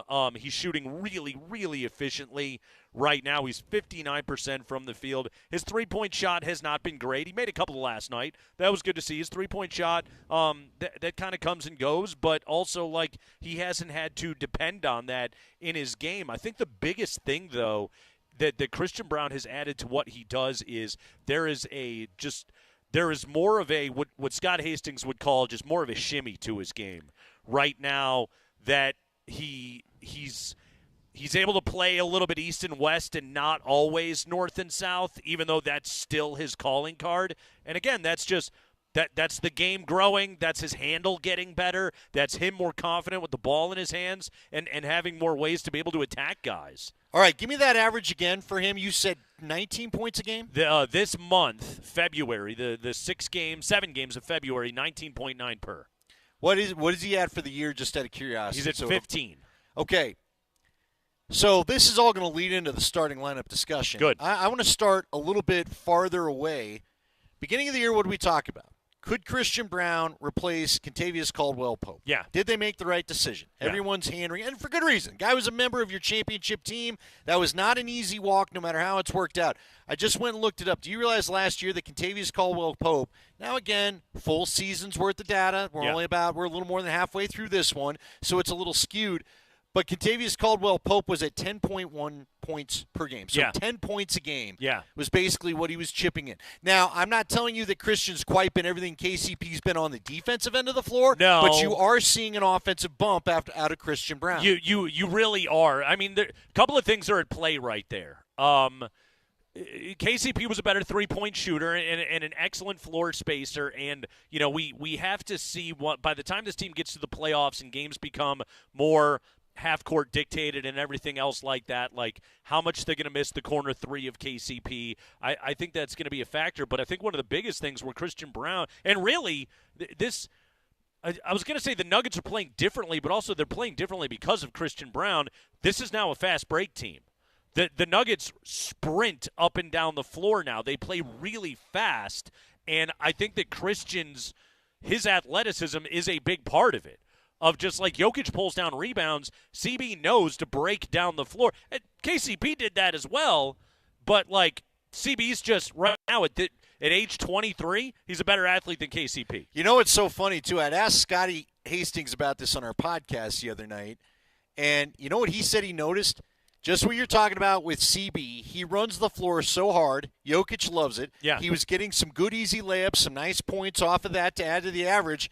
And now that he's doing it, to your point about the whole team, everybody else is like, well, if I get out and run like CB is, I'm going to get past you. You'll get I'm going to rewarded. Get a couple free buckets, so to speak. Yeah, no, this team goes. When they decide to, put the hammer down and go, they friggin' go. And, again, like, does that get tougher to do in the postseason? Of course, but also – if you can get stops and go and play with tempo. Think of the biggest problem they had last year when they were playing Minnesota. It was getting the ball up the damn floor. Right. Everything was clogged up. Right. Nickeil Alexander-Walker just being a nightmare to Jamal Murray and everything else like that. Again, like, how can you counter that? Get stops and get up the floor faster. All right. So when they come back, I think we're all assuming Russell Westbrook will be ready to enter the fray again. Maybe we'll be wrong. Hopefully we're not wrong, but maybe we'll be wrong. And look, he's a guy that can add some of the defensive presence that you got out of KCP. We do know that. But this last bit of work, and I pulled up the wins and on the schedule. Now, let's just go back to the beginning of the year. They've won a lot of games. Mm-hmm. They beat the Hawks. They split with the Spurs. They lost to the Celtics. They've taken the Mavericks a couple of times. They beat the Nets at home. They were able to really just destroy the Heat. Lost to the Rockets. There's that ugly T-Wolves loss hanging out there. The Bulls one that you can't quite understand. Had a fun one with the Sixers, even though I think we wish it hadn't been that fun. But the bottom line is this team's found its flow. Yeah, 15-4 over the last 19. Your only choice is to put things back together the way they were. Now, let me ask you this. Let's say AG, and I'll pick out AG just for this reason. AG's been going in and out with the calf. Yeah. We've been told by Michael Malone on this very station it's something he'll deal with all year. Let's say AG's not ready to return to the starting lineup. How does that look? Christian Brown is back in the starting lineup no matter what, is I guess my point. Yeah. Are you comfortable with that statement? No, I'm not. What would put him back to the bench? I'm not comfortable saying that because I can't read Malone's mind. But let's listen. Let's go for Nate Kreckman's money. Let's listen to what Michael Malone had to say after the game last night about how are you going to play this when everybody is back. It's when you're fully healthy, probably a lot of these guys may not play at all. But the good thing for me is that they've shown and proven that if called upon, they can go out there and get the job done. And as much as I hope and pray that we stay healthy for the remaining 27 games and postseason, injury is always a part of it, unfortunately. And we have guys like Jalen Pickett. I thought Dario gave us good minutes in the first half. DJ's been really good for us in that second unit. Hunter Tyson's getting a chance to play. Julian's been starting. That's only going to help their confidence in themselves as we move forward. And we can rely upon them if we need be. Good job by Malone ducking the lineup question. Although, probably don't want to go with the starting five of Jamal, Julian, Zeke, CB, and Jokic. Right. But they did. They played well last night. They really did. Okay, but starting five is the usual starting five. This is what I would do. This is what I said they should do when they put CB on the bench. Jamal, CB, Porter, Gordon, Jokic. That's your starting five. You bring Russ off the bench. Right. That's what I'm now doing. Now, again, like it isn't Russ comes in, 6-7 minute mark of the first quarter. Jamal takes his rest, then he comes back towards the end of the first quarter. All right, you get a few minutes of Jamal and Russ playing together. By the way, those lineups have been good. Not great, but still plus 6.5 net rating. That's okay. That's very good right there. But I'm using Russ off the bench, and I'm trying to maximize the time of my starting five playing together. By the way, your regular starting five, when I say the starting five you started the season with plus 11 net rating on the season. That's over 250 minutes played together. That's a substantial sample size right there. Tell you one thing that's sidetracking me from that comment. How many guys should still play when this is all healthy? I'm not saying you got to go terribly deep into the bench, but look, it was not awful to see Dario Saric back on the floor last night and get a little bit of a run. I would like to see if you can get something for your money out of him. I'd like to see Zeke continue to play a bit. I mean, how many guys are you sending back to the bench? Look, if there's not room for Jalen Pickett, then so be it. If you keep smoking teams, guess what? Minutes will be made for these guys. But as long as Watson is out, I think Zeke has earned minutes. Plays? Yeah, I think Zeke has earned minutes as long as Watson is out. As soon as Russ is back, Jalen Pickett, he probably not going to see a lot. Yeah, of him. He disappears. Sarge, that was just a spot duty thing. I can't imagine any planet on which he's in the plans. I'd say that, and I didn't imagine a world where Zeke and Pickett were going to have any positive contributions to this team. Maybe there's a 2-week stretch where where DJ would play as much as he has. Sarge gets minutes. The DeAndre Jordan Jamal Murray 2-man game, it's working. It's not bad.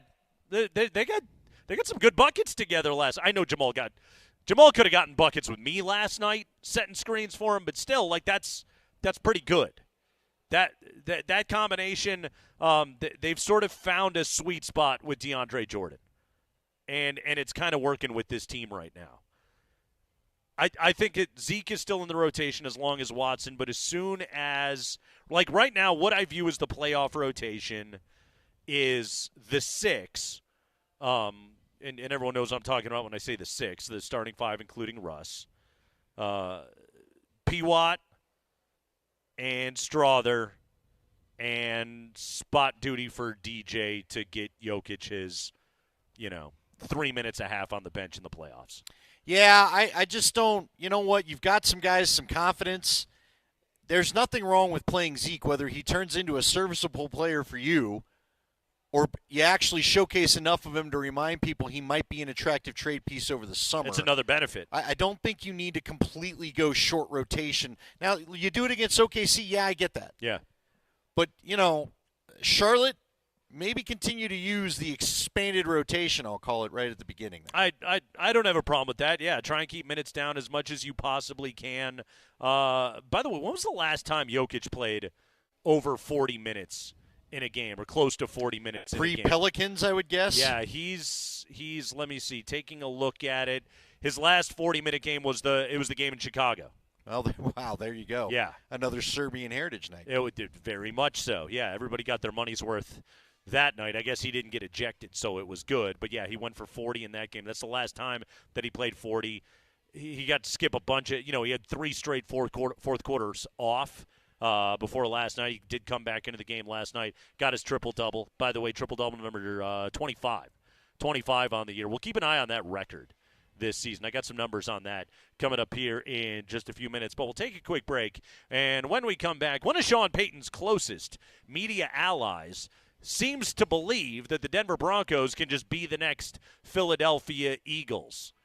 Hey, I'm subscribing. I'm interested. Hear that coming up next.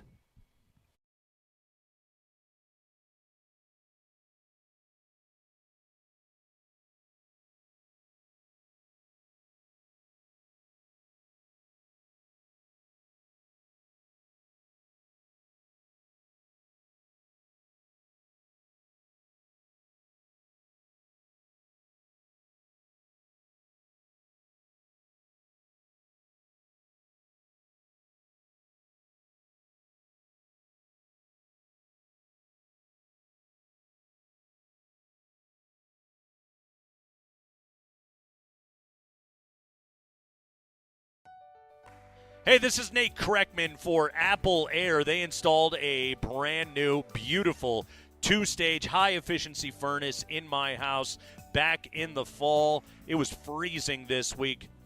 Felt great inside our house. That thing was running as smoothly as could possibly be. Love our new furnace that we got from Apple Air. Guys, this is one of the last family-owned and operated HVAC companies in Colorado. They're not owned by private equity. They are driven by trying to keep your business. And the things that Apple Air provides standard are upcharges with other HVAC companies. They're going to give you value. Apple Air is not there to upcharge. They write a quote. It's not an estimate. They write you a quote. And right now, Apple Air is giving you $1,000 off a brand new heating and cooling system. That's for a limited time only. Give them a call. Ask them about it. 303-733-2813. That's 303-733-2813. Or go online. Visit appleair.com.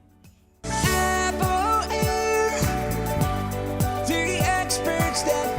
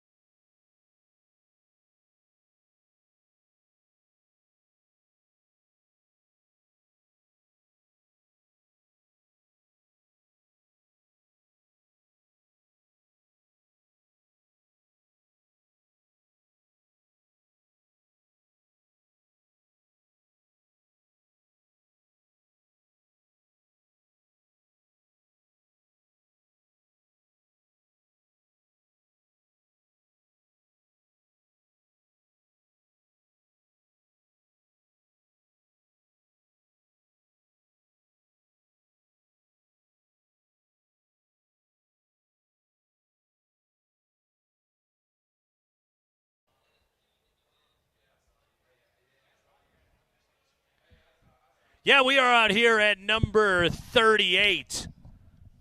We have got Four Nations hockey tonight, USA, Finland.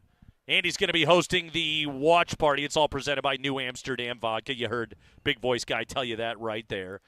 Visit nmbr38.com to RSVP and see more info right here at number 38 in Rhino.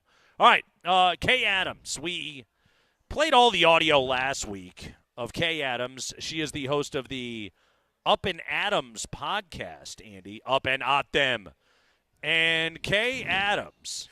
And again, to clarify, because some people got confused, why are you saying it plurally? Adams is A-D-A-M-S, her last name. Up and Adams. Adams. Not Adam. She's Kay Adams. But she gets up and Adams. Thus. Right. Yes. However, Radioactive Man says, up and at them. Okay, let's listen to Kay Adams. She is what we'll call a media ally of Sean Payton. She and Sean Payton seem to be friendly. Yeah, basically Kay Adams and Colin Cowherd, they drive the Sean Payton media bus. They do. Yeah, Dan Orlovsky was, but it appears Orlovsky has Well, he's out at ESPN, right? Well, he's in limbo. Nobody seems to know. He made it sound like he was beginning of the week when he basically said goodbye to everybody Monday, but nobody seems to know what that meant. Is he still on? I haven't watched all week. No, he's not. Okay. It's basketball season, baby. That's true. Monica McNutt has taken his spot. Kendrick Perkins is all over the place. I haven't seen him yet. You'll be happy about that. All right, that's good. So, Kay Adams is talking about Philadelphia wins the Super Bowl. Naturally, one of the post-Super Bowl hangover media things is, and hey, we did a little bit of it yesterday as well. You got to take a look at the Eagles and say, okay, how did they do it? What's the model? What's the new model? How did they get this done? And how can other teams emulate what Philadelphia did? Well, Kay Adams seems to think that Denver is a team that can do what the Eagles just did. I'm all ears. Let's have it, Kay. But one team that I think can pull off the Eagles' vibe is Denver. Because you talk about the formula, the ability to get pressure with four, to hold up in coverage, a team that's got the Defensive Player of the Year in the secondary, a DPOY finalist up front, Nick Benito. They fit the bill, okay? And the Broncos, they have a little money to play with this offseason. Russell's working his way off the books. By the way, insane that they were so successful and the most expensive person on their team was playing for somebody else. What they were able to do is insane, okay? And I don't know if they could land on Myles Garrett. Can Sean Payton sit down and reel him in, give him some Jordans? I don't know. This top 5 defense might jump up to top 2 if they make the right moves. What about the Joker role we talked to Coach about? Does Debo fit that role? We're seeing the rumors percolate about that. So a lot of good things going on in Denver. And whether it's in the trade market, whether it's in free agency, we heard Coach talk about the buckets, the bucket of a want, a need, and a must-have. He knows what he's doing, and he's digging in, and the culture is set. A lot of the things that he had to deal with to establish where they are in the past 2 off seasons. One was cut short. He just got the gig. Last season, he went all the way in. This is going to be the biggest jump that we see out of Denver in this AFC West. Biggest jump that we see, Denver in the AFC West. Going right over the Chargers, baby. Chiefs, we're coming for you. The Broncos! What do you think, Andy? You heard it right there. Can the Broncos emulate the Eagles' vibe? Do they have the vibe?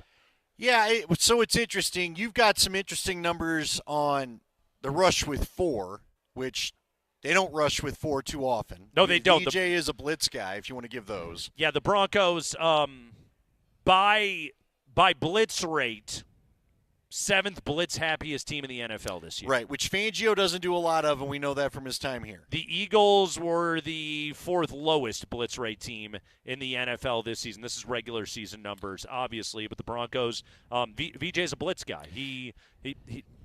He's from the Brian Flores, school of thought of send pressure, create pressure, do whatever it takes to get after a guy. So, yes, like rushing 4, dropping 7, it's how the Giants beat Tom Brady in the Super Bowl. It's how the Eagles beat Patrick Mahomes. It's not the only way to be able to win, but there are certain quarterbacks that can be very effective against, and we saw the way that Mahomes struggled with it. Denver doesn't win rushing for a ton, but also that's not really their MO. So already there's one where you can't mimic that necessarily. Now, right draft choice, if they were to go after one of these highly thought of defensive linemen in the draft, maybe that changes. They also have really good defensive players. Like they do. One They've of the got biggest a good defense. One of the biggest parts of playing good defense in the NFL, and maybe we're getting caught up in the semantics of scheme, is have good players. Right. Well, the Broncos have good players. They have Benito and Cooper are both good on the outside. Jonah Ellis looks like he's ready to be good. Drew Sanders came back at the very end of the year. Who knows with him? Zach Allen is the anchor of your defensive line. He is good. Another year, John Franklin Myers. I believe Malcolm Roach is around for another year. If not, I wouldn't be shocked if they try to re-sign him. But they're both going to be here. DJ Jones is a guy you got to make some decisions on. I wouldn't be upset if they kept him, but we'll see. He's and you're more really of a good stopping guy. Really good at corner. You're really good Well, at she corner. brought up how you had a DPOY finalist. You've got the Defensive Player of the Year, by the way, in the secondary. Yeah, you got that Let's guy. not forget that. You got Riley Moss. The Broncos' defense is locked and loaded and really good. And maybe you use a high draft pick on a safety. It's supposed to be a good safety class. Maybe you go get a good safety, okay? Now, let's go to the offensive side of the ball. I did say yesterday I could see Bo Nix, and I could see him being the Jalen Hurts type. I don't think it's the worst comp in the world. I do think Bo throws the ball better than Jalen does from the pocket. But Jalen Hurts, who's going to complain about what that guy just did? He's been a really, really good quarterback and probably doesn't get the respect he deserves. So I don't mind Bo Nix modeling himself after Jalen Hurts if that's what he wanted to do with a little more passing mixed in. But do they have – this goes back to the skill position people, right, Nate? Now, I don't know how far the Broncos are away from having the best offensive line in football. I thought it was interesting because I was checking out my guy Chris Harris's Twitter feed today. Yeah. A few people asking him what he thought. Chris immediately zeroed in on they need a little better center play. He said one of the guards wasn't good, so I'm assuming he must have been talking about the left guard. Why am I spacing his name? The Baltimore free agent signing. Ben Powers. Ben Powers. Yeah. I wanted to say Howland. I don't know who that is.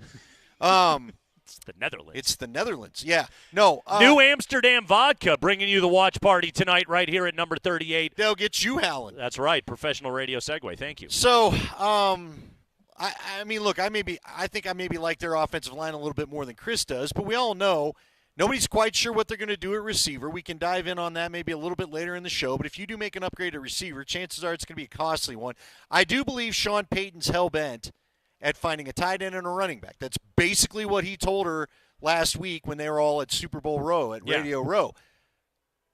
Some of what she said there, I got to believe that Sean Payton had a few pep talks for her that had her buying in that they're going to make that jump. Without a doubt. Yeah.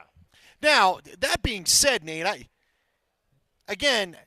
I think they're in. We're going to compete for the playoffs every year now, right? I think they're there.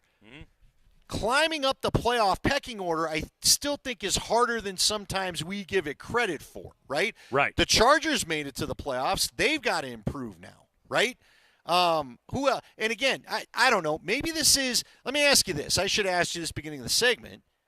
Do you buy into – the reason why Kay Adams is having this segment, everybody's saying that you buy that with a guy like Mahomes. No, they always adjust. I agree. Yeah, he. So I do think it's a little bit of a simple thought to say, "Oh, we'll just do what the Eagles did." Right, exactly. Now, to me, again, like the things to take off of what the Eagles do is they spend, they go and get guys, but also they know they're in a win-now window right now with as good as their defense is, as good as their offensive line is. They added Saquon. That's also a team that has no problem. You know, they put void years on the end of contracts, and they put things in signing bonus, and the Eagles are kicking the can down the road. Like, in a few years, the Eagles are going to be in some salary cap trouble, but that's okay. Right now's the time to go for it. They're doing exactly what you're supposed to be doing when you're in a contending window right now. Denver is walking towards it at the moment.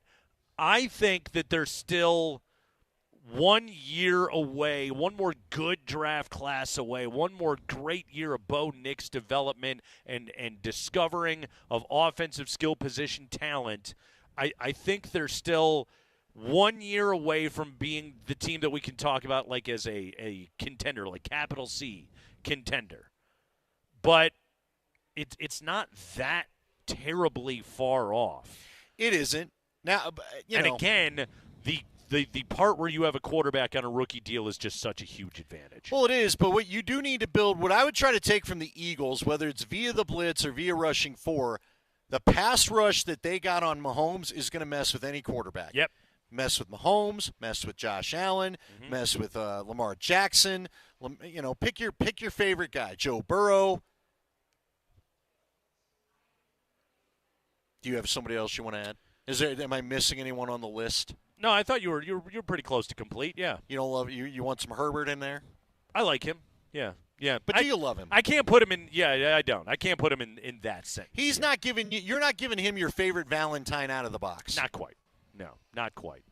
No. For you, that goes to Lamar Jackson, I think. The biggest step forward that this team needs to make is, like she talked about, it is finding a joker. I don't know if the Broncos are going to go spending big on another wide receiver, but it is the joker thing. It is getting better on the offensive side of the ball in the NFL. And again, I was checking it here for just a moment, Andy.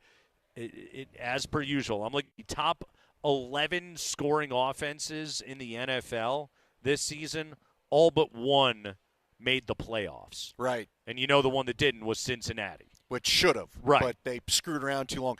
Real quick, though, when she had that point where she said they've got a little bit of cap room, again, doesn't that feel like that's coming from Sean? Yeah. I think that what's going to be fascinating to watch the first 48 hours of free agency, George made it clear at his end of the season press conference, I want to stay fickle and conservative. I think Sean wants to have a little drunken sailor night. I think Sean wants to go hit the Bourbon Street of free agency for a minute, and we'll see who wins. And I like that. I like the dichotomy inside the room. Have those arguments. I don't want groupthink. Yeah, if somebody wants you to spend, go spend, baby. Those Walmart folks, they got some money. We're out here at number 38, Kreckman and Lindahl. We got USA Finland tonight. Altitude Sports Radio 92.5.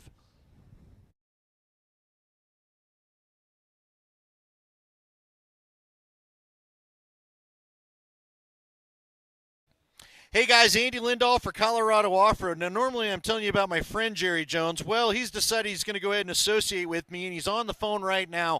Jerry, I can't get this truck topper thing right all week long, but you told me about him. Tell everybody about the new brand you're excited to have exclusively at Colorado Off-Road.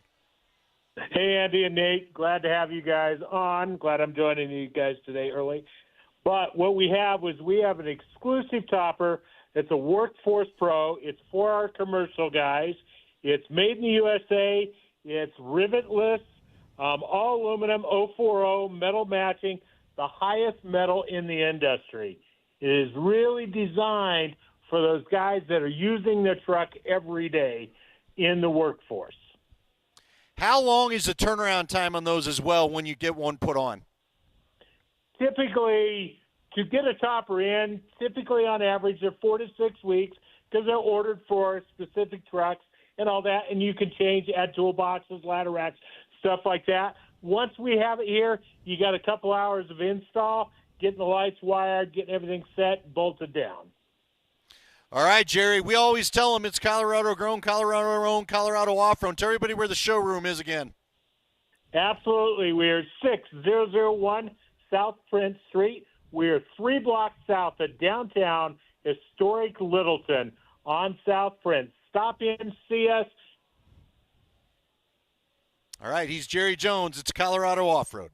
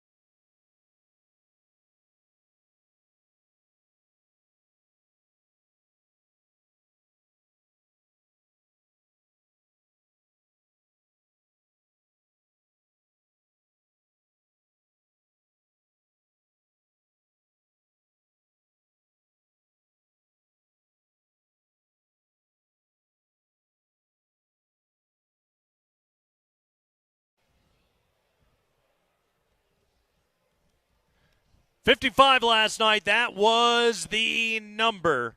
Jamal Murray goes for 55 points. Nuggets beat the Blazers 15-4 over the last 19 games. They're riding an 8-game win streak going into the All-Star break. No Porter, no AG, no Russ, no problem. Last night, by the way, they got 3 total points from the bench last night. That's it, Andy, 3. Well, most of the bench was kind of starting, so Yeah. I guess we'll cut them a break, right? Also, the 3 they got was a Pickett step-back tray that was pretty nice. Our guy Jalen Pickett, you can't tell me after the beginning of the week conversation you're not rooting for that guy. Yes, I'm a fan. I'm all in on him. Spring, do you have the highlight of the Jokic tip-in from the end of the first half? So I tweeted out the video of, or I suppose the GIF last night, Andy, of Jordan. You know the famous tip slam off the Scottie Pippen missed free throw against Portland? Where he just snuck in? Right. Just so cool. Random regular season game. By the way, my cousin was at that game. I was always so jealous of him. But yeah, it's like an all-time great MJ highlight. That was Jokic's version of it, which is very below the rim, but just as effective. I think there was a half a second left on the clock when Jamal missed that free throw, and Joker just, oh, you're not going to box me out? Okay, boom, busts in, banks that thing in, and gets the bucket. Do we got the highlight, Spring? Roll it. Second free throw for Maul. Missed that one. Tipped by Jokic at the horn. Goes up and in. The big fella comes streaking in from the three-point line, and nobody saw him coming. What a play. Okay. Nice. Did Spring, did you do the work on that, or did somebody else? I pull it up, I give it a quick listen, I'm like, oh, gotta bleep that. Nice work, Spring. Rim Mike picked up some some banter, some friendly banter. Dude, nobody in Nuggets history has had more F-bombs picked up by the Rim Mike than Kenyon Martin. Dude. Kenyon was the GOAT of pulling down rebounds and just screaming the F-bomb as he did so. And bleeping one or whatever. Right. Hey, nothing will ever top, if we're going to go that route, nothing tops the St. Louis Blues to this day. Each dropping one as they handed the cup to each other. Remember that? Stanley Cup NBC couldn't figure out that. Just get away from the ice, Mike. What are you doing? Doc Emmerich is out there just apologizing. I'm sorry. Extends both arms high into the air, and then the audio just cuts out for 3 seconds. Oh no, they had to. They were saying so many they couldn't keep up. Right. Hey, don't forget Safeway saves the day. Keyword coming up at 4:20. Your chance to win $50 to Safeway. Your one-stop shop for Valentine's Day will give you the keyword coming up at 4:20. My other favorite part of that bucket, though, from last night, from Jokic at the end of the half, is, and I didn't really notice it until I rewatched it today, he was so bored. He was so bored by it. He went and got that bucket, and, like, his teammates are freaking out. And he's just like, I'm going to walk to the locker room now, okay? It's the All-Star break. I am tired. I've had it with you people. I got a lot of problems with you people. He's about to have his own Festivus. Like, Joker's got to go to the All-Star game, which you know he's so annoyed He does not with. want to do. He already got the thing. Remember when Katie was interviewing him about, like, you want to thank the fans? And he's just like, thank you for not giving me any rest. I appreciate that. Yeah, he's like, nah, I don't want to thank you for anything. Yeah, he's ho-hum triple-double last night out of Jokic. He's so over it right now. He'll be good to go. I don't worry about him, but this is a guy that, like, the senioritis is completely kicking for Nikola Jokic. Spring, I'm not sure you can find it. I forgot about it till this moment, but I don't know if you watched postgame. I was checking out postgame on Altitude, of course. Now, you know, it cut off. I don't know if I caught it on 9 News or if I went over back to Altitude when it was done. But Jamal Murray talking about Nikola Jokic, I thought it was a really cool moment and a really cool answer. By the way, I was locked in on Wyoming, New Mexico last night. But I can't say I was going to join. Boy, you really are dedicated. Oh, you have no idea, my friend. A lot friend. of wind in that matchup in the 2 states that he resides. Very mainly coming from Wyoming, but New Mexico does all right, too. Very much so. Donovan Dent for the Lobos, damn good. That's going to be a fine NBA point guard. Yeah, I'm going to have to take your word for it. You know what? You're locked in and may have bought us enough time to find this cut. Go ahead and play this, Spring, because If it's the answer, I think it is just a really cool insight from Jamal. Let's hear from Jamal last night talking about Nikola. Adjustments. It's the adjustments. You guys do not understand the amount of coverages and the timing as well that he's facing. You know, I get blitzed, but I'll be aware of. You know, sometimes they might surprise me, whatever. But to be doubled every time you touch it, and know where everybody else is going to be on the court, and nobody else is going to move. And we're going to move where he knows you're going to move. But for them, we don't really always know what the defense is going to do and see all five guys. I know he's 7 foot looking over the defense, but like the consistency and how well he handles double teams, I think that is super impressive and something I like to add to my game when I'm playing and being blitzed or whatever. Just taking my time, taking an extra dribble. Sometimes he takes a certain angle to find a better one.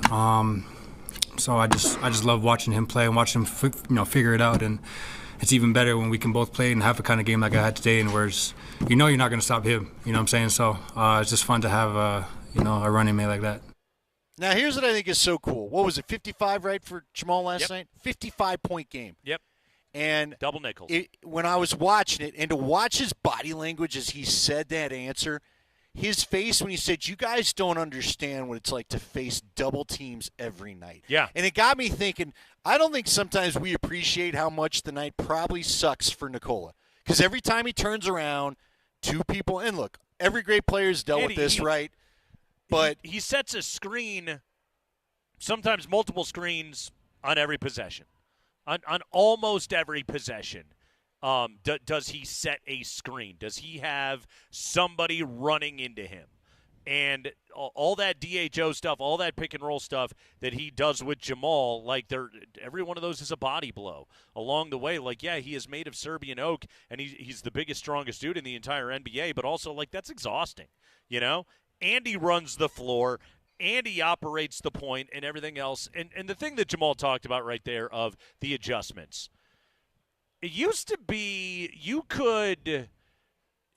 you used to be able to get away with something on Jokic for maybe like a game or two. A game. Do you remember the first round series against Golden State? Famous, right? Where Draymond had his... Yeah, they lost in 5 games, and Jordan Poole had a crazy series. Everybody on the Warriors had a crazy shooting series, right? But and Jokic had a bad game 1, and he had a bad first half of game 2. And then he solved Draymond, and he kicked his ass the rest of that series. And Draymond even talked about it that summer on his podcast of just like, oh, yeah, he destroyed me. Like, we had enough shooting and enough of a cushion in the series, but he figured us out, and he was destroying us. You know, think of the Western Conference Finals, the infamous Rui adjustment. It did work for a quarter. Yeah. And then it was over. Didn't work the next game. And then it wasn't efficient for the rest of the series. Now it's like his clock he makes an adjustment. It's like possession to possession. And that's what Jamal's talking about right there. Oh, okay. It just his like real-time recognition of, okay, I see what they're doing. All right, I got it. Okay, I solved it. It's over. Like, think about that, Andy. If you're an opposing assistant coach, it's your game plan night, and you're getting ready to take on Jokic. And you've slept for 6 hours and 36 going into that game, and you've been glued to your laptop, and you've put this together, and you've gone through it and walked through, and the game opens. You might get a couple of possessions where you mildly annoy Nikola Jokic, and then he just, all right, I got it, and then he'll kill you for the rest of the night. And you all of that time that you put into it was futile. All you're hoping to do is just play him physical and give him a couple of problems, and it doesn't really last. The level of greatness that we're watching with this guy night in and night out. Last night was a 26, 15, and 10 game, and again, he was bored most of the night. It was just, all right, I'll set screens for Jamal. He can go unconscious, and we're good to go. By the way, here's a little record watch for you here, Andy. So last night, 25th triple-double of the season for Nikola Jokic. He needs 17 to tie Russell Westbrook's NBA single-season record. He needs 18 to break the single-season record, and they've got 27 games to go. He has 25 and 49 games played, so he's over 50. He's got an over 50% triple-double rate right now, but also since January 1st, 12 in 21 games. So like it's even picked up more so of late. This is going to be a fun one to keep an eye on. The race for the single-season triple-double record. I think we're going to be talking about this the last couple of weeks of the season. Who has the record right now? Is it Westbrook? Yeah. Little subterfuge at the end of the year, just in case he wants to hold on to that record. I'm kidding, of course. What if it's the last game of the year and Russ is streaking down the floor and Joker hits him full court and it's about to be his 10th assist of the night? Does Westbrook just bonk that layup on purpose? No, he dribbles all around the court, so it's no longer an assist. Like, how many dribbles is it before it's not an assist anymore? Like, isn't that a thing? It's like 3 or depending on he flow catches, of the play. he dribbles out to the three-point shot and just takes it. Mm-hmm. You cannot have my record. Yeah. Yeah. That's something to keep an eye on right there. 26, 15, and 10 last night. Again, there was a time where that was like an unbelievable NBA game, and Nikola Jokic does it, and you're just like, whatever. All right, fine. Even Nikola's like, whatever. Right. Exactly. Can I go home to my horses? Although he's not going home to his horses, right? No. He's Where is he? Where's the All-Star game again? San Francisco. Yes. San Francisco Bay Area. Still going to be a little chilly, though. A little chilly. Chilly. Can we have Metallica play their halftime? Sure. Halftime of what? Aren't they all playing like 3 games or something? Yeah, it's like a tournament. Yeah. I'm sure they'll slide in a musical act somewhere. Mm-hmm. Oh, there'll be plenty. Yeah. Julian Strother will be there. How about if Green Day played it? Aren't they a Bay Area band They too? are. Yeah, Huh? they're from Berkeley. Get a little, yeah. There you go. Vic and his gal. Should we just get like all like dirty Gilman Street punk bands out there? That nobody that attends the All-Star game is interested. Ladies and gentlemen, Crimp Shrine. Enjoy. Wow. You're not making that name up? That's Nope, a real band? that's a real band. Do you have their vinyl? I don't. By the way, when you brought up who was the band yesterday? Oh, the Tragically Tragically Hip. You got that on vinyl, don't you? I don't. You sip a scotch and listen to it on your vinyl in some room. No, I don't own any Tragically Hip. I have plenty of other stuff of that ilk. But again, they were. I never went all in on the Tragically Hip the way Nathan MacKinnon has. He wants them to play at the Super Bowl, even though they can't. He's a fake fan. He'd know they couldn't. I think he just wanted to say the most Canadian. He just thing wanted to be, that he possibly could. And so he mentioned the chickpea pasta of 90s rock bands. The Tragically Hip. Pour one out for him. You can watch Four Nations Hockey tonight right here at number 38. Canada is already 1-0. USA and Finland. Our guy Arturi Lehkonen in action tonight. Andy has got the watch party. Get out here, get a New Amsterdam vodka while you're here. Get a mule.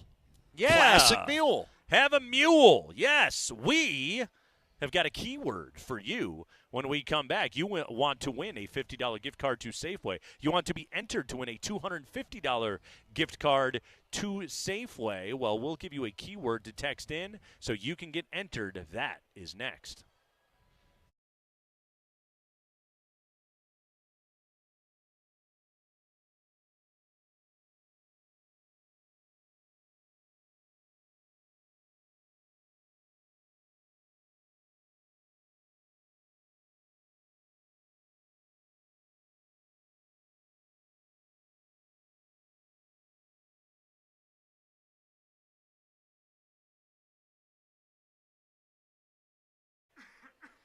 Hey guys, Andy Lindahl here for the Rocky Mountain Men's Clinic. So you've heard a lot about treating low testosterone, and it can improve your sleep, your workouts, your energy levels, and more. But let's talk about your sex drive. Low T can have a significant effect on your desire for intimacy and can even be a factor in erectile dysfunction. Don't let this cause problems in your relationship. Go and get it solved, especially if you're also feeling maybe a little too tired too often or not seeing gains at the gym or dealing with the brain fog. All of this can be a sign of low T. Stop by the Rocky Mountain Men's Clinic, or you can go to their site first if you prefer, RockyMountainMen'sClinic.com. Take the low T quiz, simple 10-question quiz, yes and no answers, takes 2 minutes. Then you can schedule that consult with the Rocky Mountain Men's Clinic. They'll draw your blood, have your results in 30 minutes, and then you'll discuss it with a Colorado licensed medical provider. The cost of this is $99, but if you sign up for a testosterone treatment the day of your appointment, that visit is free. So there's no need to wait. Get on in there and see what they can do for you. They have 5 locations throughout Colorado, including Fort Collins in the Springs. Call them at 720-440-7900 or go to the RockyMountainMen'sClinic.com.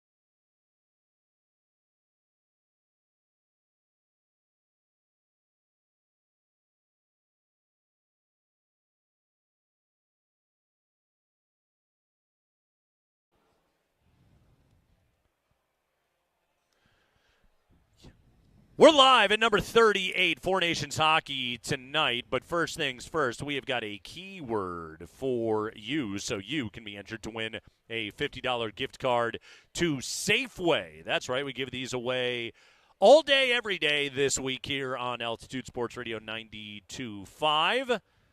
Each keyword you text, another chance to win the daily prize as well as the end-of-week prize.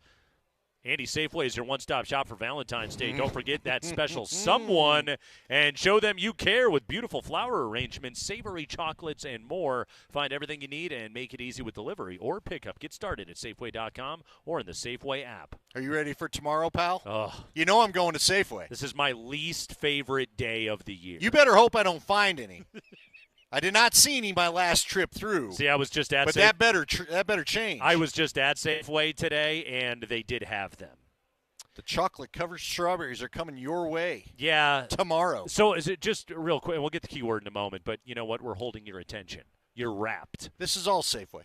Every year on Valentine's Day, starting last year, and apparently it's now continuing, Andy feels it necessary to feed me chocolate-covered strawberries. Because I feel like you don't have enough chocolate in your life, and I don't think Abby will do it. I don't trust Abby will do it. So I have to see it be done and sweeten you up for the wife later. I'm helping the whole family out. Is it an HR violation? Probably. It's uncomfortable. But it's for the good of everybody. It's my least favorite day of the year. Today's keyword is beloved. Beloved. Text beloved. Hold on, is it beloved or beloved? I think it's both. I like it. Plus your first and last name to 303-504-0925. That's 303-504-0925. Beloved. That's beloved or beloved, and your first and last name to 303-504-0925. Once you do that, you are entered for today's $50 gift card prize, as well as Friday's $250 gift card. Thank you, Safeway. Tomorrow's Friday, by the way. $250. It's a beloved day, and we're giving away a $250 grand prize tomorrow. You can get so many chocolate-covered strawberries. Safeway has a lot of great stuff. You can make a little guacamole with that. You could do the whole thing. You could get one of those hams that they have like in the Disney movies. They're all chowing down on at the end. The bone hanging out of it. Nothing says romance like a nice spiral cut ham that you're eating with your hands. Bone in. It probably says more Renaissance fair, but it can say Valentine's Day. It can still be a romantic experience any way you would like to slice it. Anyway, today's keyword again is beloved. 303-504-0925. All right, Andy. 55 last night out of Jamal. Third highest scoring game in Nuggets history. Do you know who holds the top two spots? It's got to be Carmelo Anthony, doesn't it? It does not have Does to he be have one of them at Carmelo least? Anthony. Carmelo Anthony's high career scoring game is the 10th highest scoring game in Nuggets history. How about a Nick Van Exel? Nick Van Exel, no. Boy, I thought he had a couple fours. Alex English? Alex English's career high, 54. Oh, one off. Yes. Wow. He also dropped 51 in Miami back in 89. So that would be the top three? That's Hold on. Alex English played against the Heat? He sure did. He was still when around. When did the Heat become a team? I want to say 1988. Okay. I believe. All right. I trust you. Syracuse great Ronnie Cycli, one of the original. You know who we ought to heroes call is Scott Hastings. of the He Miami was Heat. one of the original Heat, too. Was he really? Yeah. Did I he play believe with, so. Did he play with Glenn Rice? It's a great question. I just know he was brought in. You know, he'd had the rings in Detroit, and they brought him in to try to coach up the young Bucks. Provide the veteran guidance that an expansion team requires. Let me text him. He's probably on one hell of a nap right now because he's on his break. Leave the guy alone. No, I'll bother him. David Thompson, franchise record, Andy, 73. Whoa, really? Yeah. That's not fair. You said Nuggets. He was technically a Rocket, right? What were they, Denver Rockets? No, right? he would have been on April 9th, 1978, he was a Denver Nugget. Really? And really? Yeah. And he dropped 73, and they lost. Oh, What? To who? To Detroit.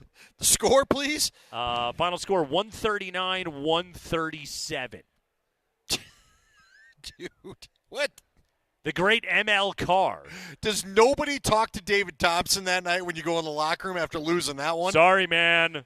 Our Sorry bad. about that 73. But, I mean, here's the thing. The number 2 scoring game in Nuggets history was Joker this year in Washington. They lost. The Wizards snapped a 16-game losing streak, and Jokic went for 56 that night. So Jamal Murray has the franchise's single-game scoring record in a win with 55 last night. That is insane. Yep. Michael Adams and Alex English both had 54-point games. Mahmoud went for 51 in Utah in 95. We mentioned Alex English. Allen Iverson had a 51-point game against the Lakers December 5th, 2007.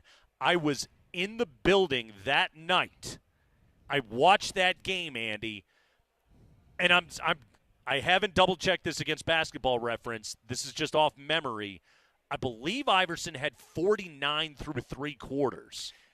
Now, hold on. Hadn't he just joined the team? That had to be one of his earliest games with the Nuggets, didn't it? I believe this was his second season here.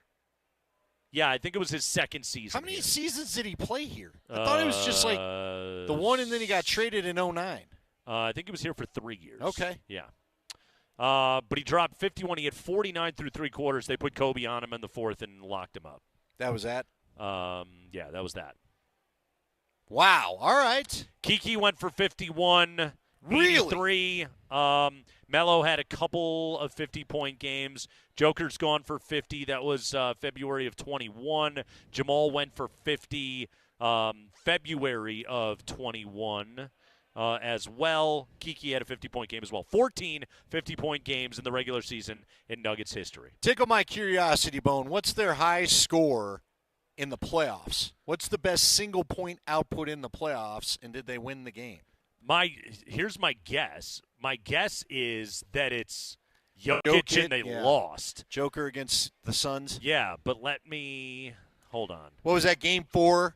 And he was trying to battle Devin Booker and Kevin Durant by himself. They kept hitting shots. He kept hitting shots.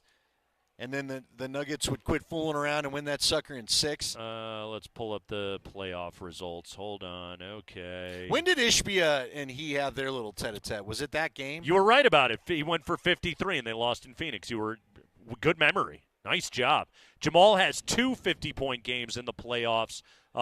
Both were in the bubble against Utah. Oh, yeah. One was a loss, one was a win. He was trading buckets with Donovan Mitchell. Yeah. That was a fun series only because they came back. Yeah. That was not a fun series the first part of that series. Sucked for a while. Let's see. Joker's highest scoring playoff performance in a win. Man, I'm going down. He scored 40 against Minnesota. That was last year. That would have been Game 5, right? Oh, yeah. Yeah. He scored 40. That was his highest output in a win. He has a bunch of 40 and 50-point games in losses. Yeah, because they always say we're not going to let Joker beat us with his passing. Right. Yeah, no, he went for 40. That was Game 5 against Minnesota last year. The single greatest performance I've seen an individual ever put on in person. And I called a game when Jimmer went for 52 when he was at BYU. So, yeah. See, that was Jokic was unbelievable in Game 5 last year. How did they not beat the Wolves? I hate to go back to that. Well, they went to Minnesota and they lost Game 6 by 1,000 points. And it looked like they were like, we'll just get them. Weren't we having a company party then too? We sure were. We had a party for that. And Dave Fleck's like, thanks for coming. Let's just call it an evening. All-time bad party. Unfortunately, yeah. It was. You know what it was? I was at a corporate getaway for Super Bowl 48 in Vegas with every one of the station's clients in a room with, 50, 60 people. Who probably bet money because you're in Vegas on this Bronco win that didn't happen. I've never been to a party that had more pissed off people at it. By the third quarter, Andy, everybody was just sitting at their table staring at their phone angrily. Nobody's talking. Right. Right. It was an all-time bad party. Was it an all-time bad time, though? Because you're kind of giggling. I had a good time. Sure, you did not have thousands of dollars at stake on this Bronco No, victory but that I never showed up. lost a buttload of money on that game. Did you have some props going, too? Oh, God. It was like nothing came through? I had gone, I think we were staying, were we staying at like the Bellagio, where we were staying? But I had like specifically like taken a cab over to the Westgate and gone to see Corn again, went to their book and like unloaded. They give you the prop packet. We had our buddy Derek Stevens on last week talking about Super Bowl props, and this was 2013. So again, this is pre everything online.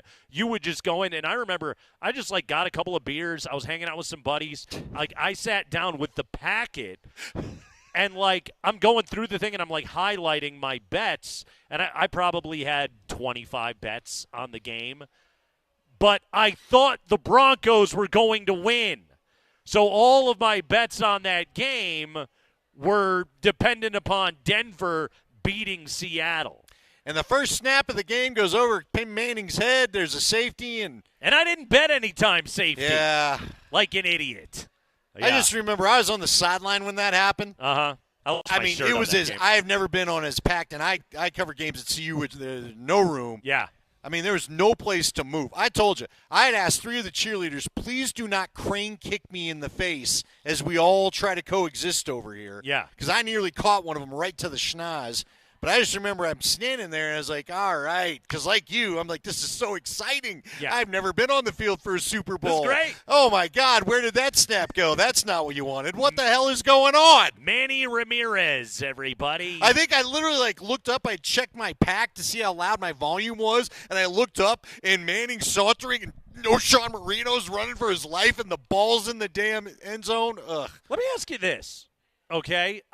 You just sparked a thought for me.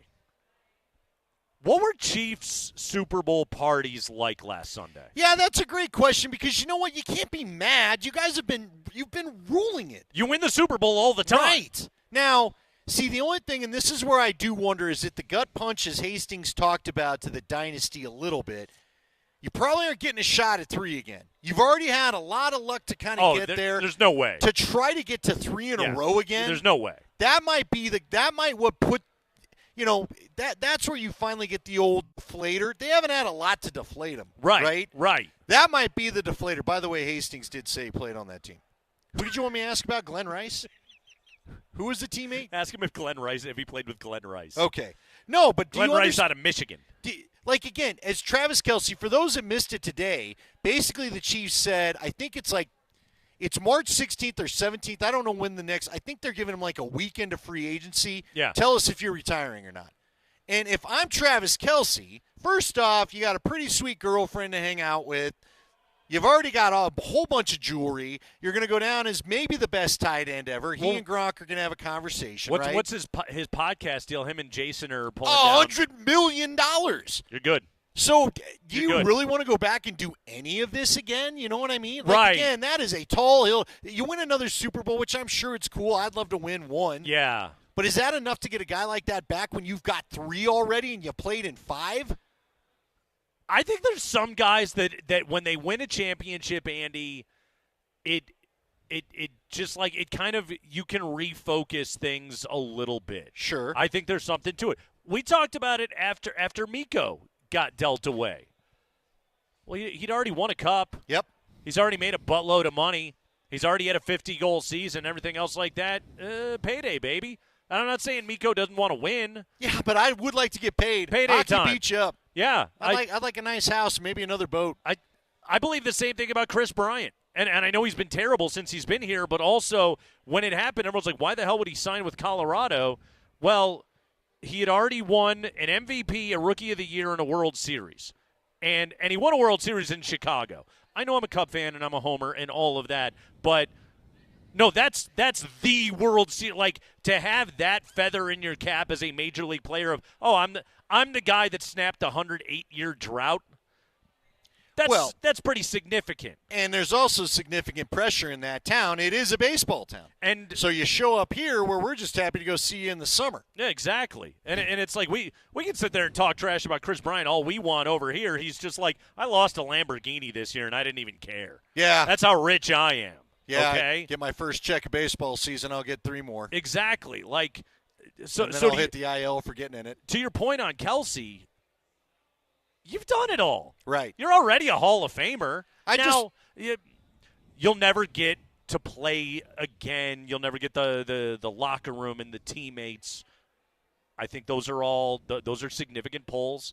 I think that's why a lot of guys will hang out and have their body broken a little bit more because they're addicted to the competition and all of that. And it's always so hard for these guys at the very end of the season. But, yeah, if Kelsey hung it up, I would look at him and go, yeah, dude, there's nothing else for you to do. Do you think, and I'm being serious about this, do you think last year the Kelsey Swift thing, cute, whatever, he missed her at the concert, they finally got together, yada, yada, yada. This year it feels like it's a legit, real relationship. And she's getting booed because of him. Like, does that – and you're laughing, but I do wonder, are you just like, man, none of us needs this? Is she getting booed because of him or because of her? I don't know, dude.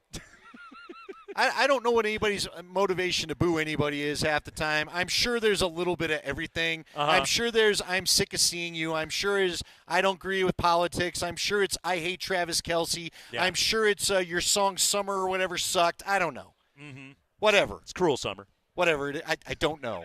But they let her have it, and he was on the field to hear it, and he spoke about how that kind of didn't hit him just right, which I would understand. Now, they're both going to be able to go get on their bond yachts and race to the Barbados or whatever. Can you race to Barbados in a yacht? I think you can. Can you have your own boat race? I think if you really want to, I believe that you can. Yes. It's Kreckman and Lindahl. We're out here at number 38. Speaking of booing guys, I've got an NBA betting tip for everybody. That's right. I've got a great NBA betting tip. That you won't be betting. Let's be clear. Let's be clear. But I have a wonderful NBA betting tip that you need to hear when we come back on the Kreckman and Lindahl Show.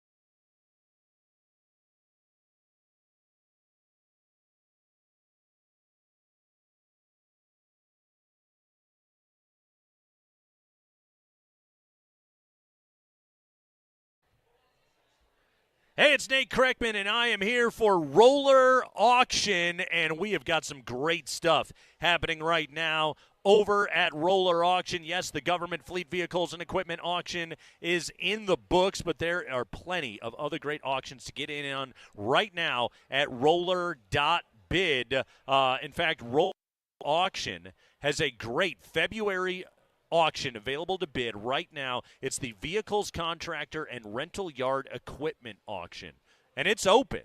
And you have until next week. You have until next Tuesday to bid before these auctions start closing. Unbelievable selection of tools and supplies, skid steers and supplies. Any project you have for home or business, construction, landscaping, Roller Auction has a fantastic inventory available to bid right now at roller.bid. Andy, I know you're going to want this one. It's a remote control lawnmower. That's right. Remote control lawnmower. Do they have the bar from Cheers? Because then I'm in. Can sit at the bar from Cheers with your remote and have the machine mow your lawn.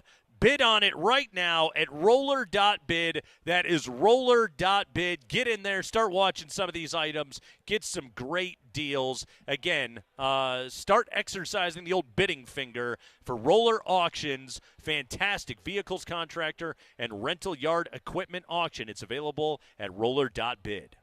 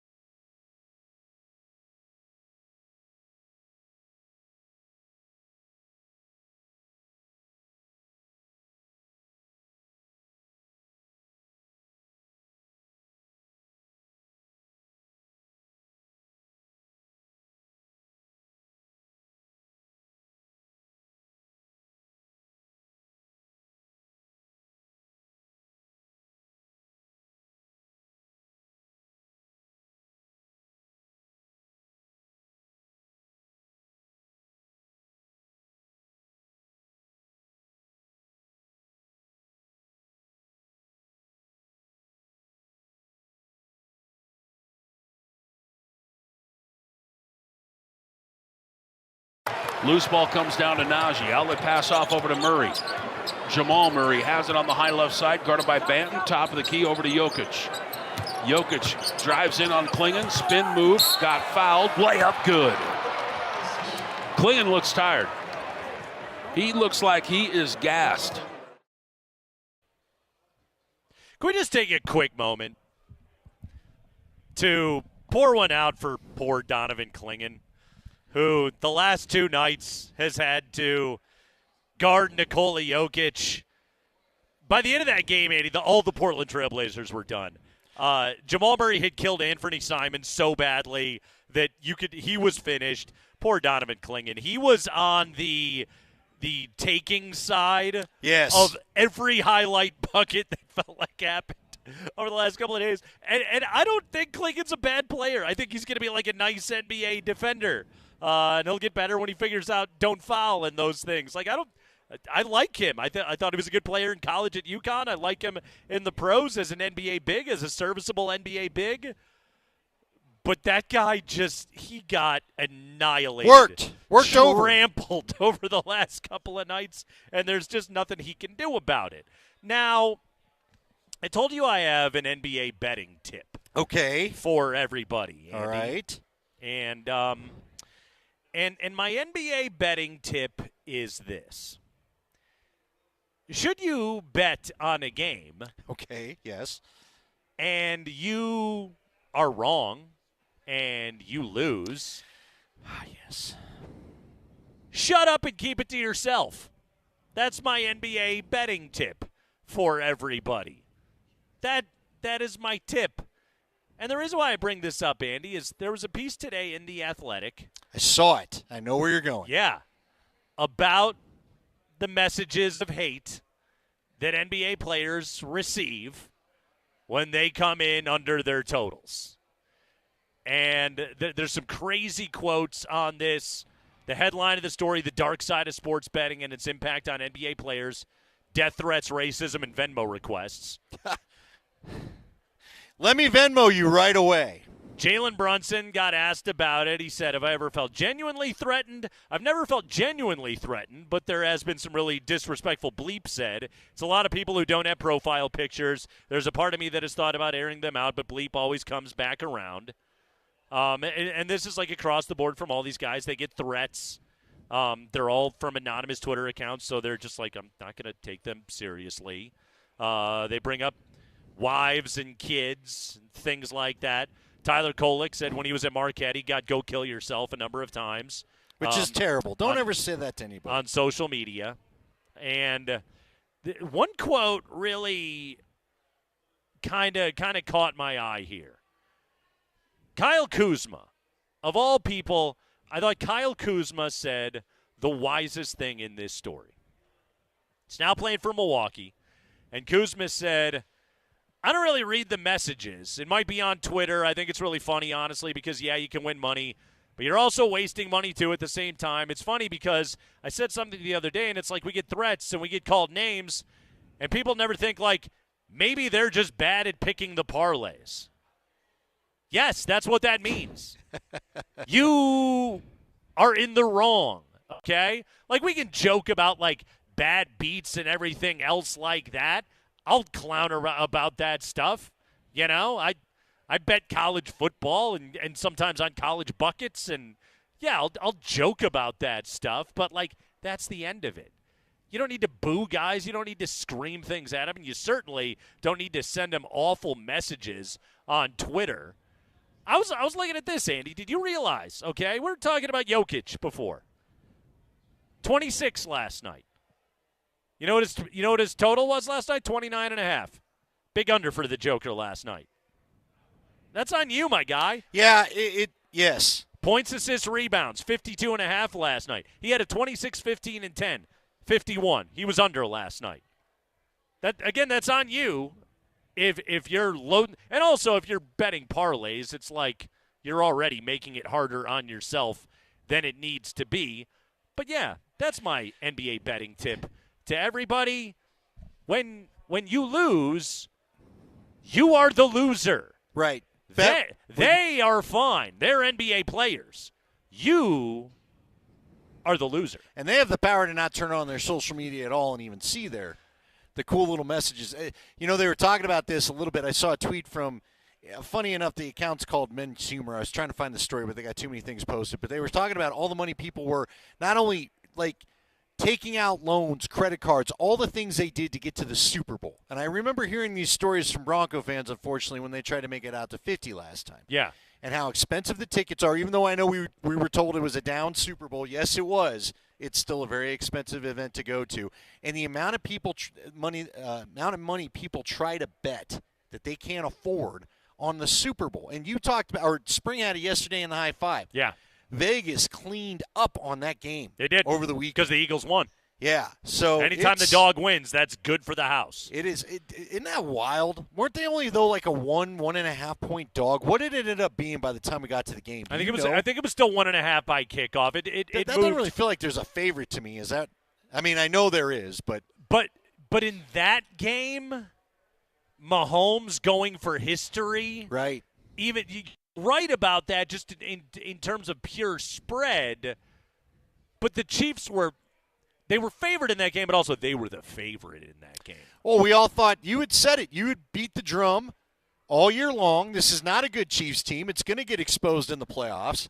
It took till the Super Bowl for it to happen. Yeah, but by the time the Super Bowl came, I remember I had a buddy telling me just Friday night before the game, he's like, the Eagles are going to win. And I kept saying, I'm not going to believe it till I see it. Right. Yeah, I'm not. Everybody's right. They are the better team, but the Chiefs always find a way to make it their day. No, they were such a better team, and they got a multiple score lead, which you absolutely have to have. It is time to give away our $50 gift card to Safeway. That's still get some strawberries with the $50 gift card, by the way. I think I spent 14 on you last year. See what they are this year. I'm honored, let me tell you. If it's $20, it might be too rich for my blood. You may not get your chocolate strawberries. I feel like they mostly end up on the floor. Spring, who is the winner of our $50 gift card to Safeway? Our winner is Dan Clark. Dan Clark. Daniel. Way to go. Danny. DC. Dan Clark. Getting it done. Congratulations to Dan.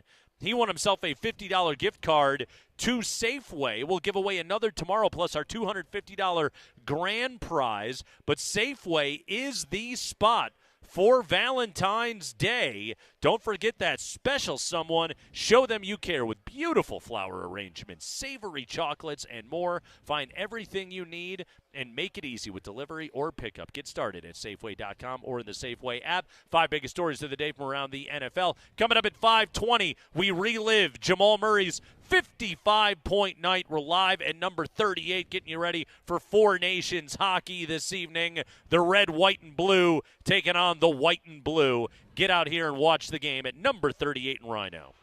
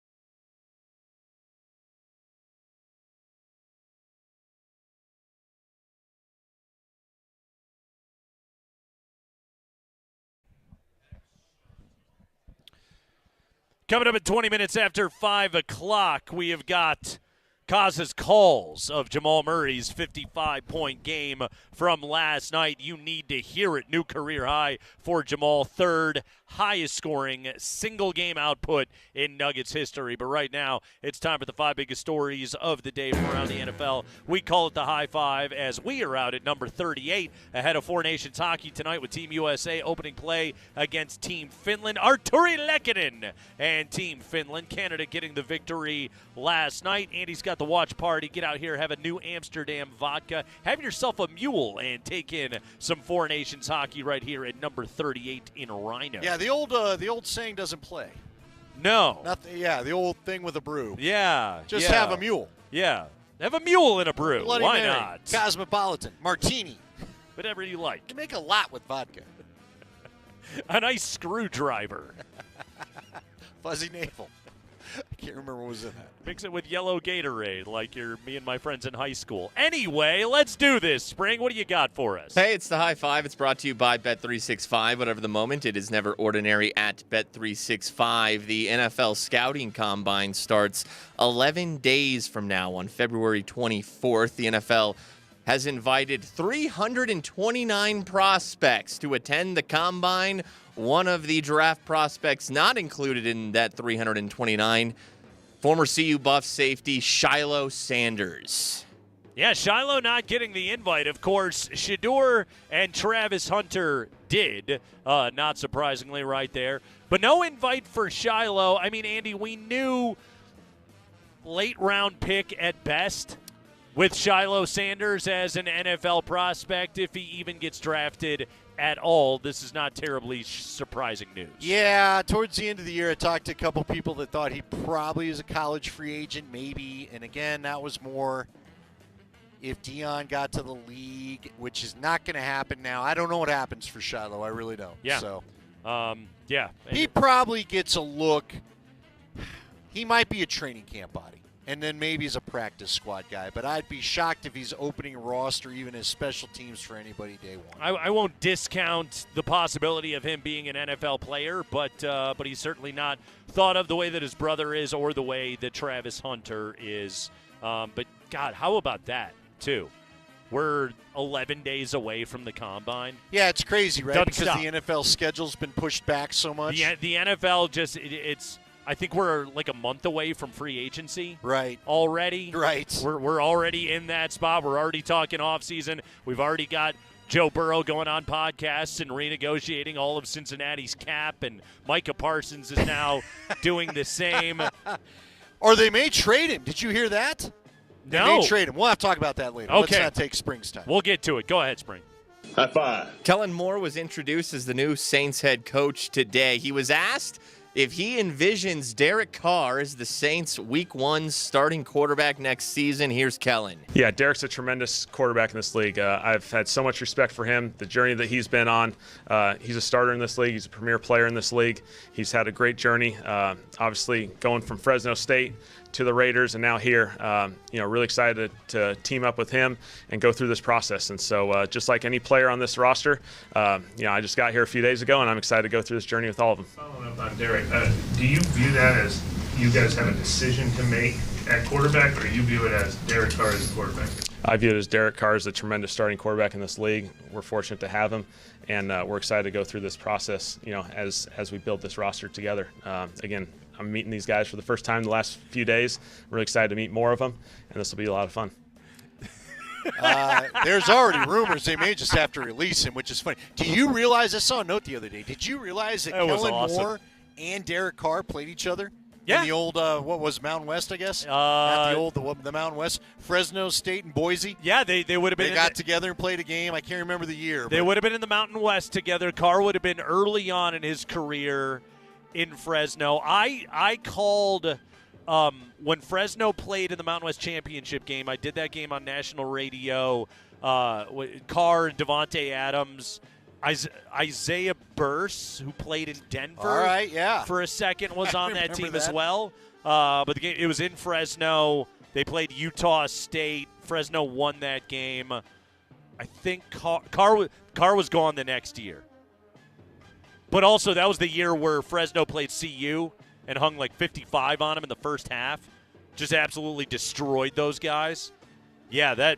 I was happy. I missed that game. I joined the Bronco crew by then. I was like, ooh, good time to be off that crew. Those Derek Carr Fresno teams were really Well, Devontae Adams really was with good. them, right? Wasn't Carr and Devontae Yeah, tore him up that as day, I right? said, yeah, I did that game with Devontae.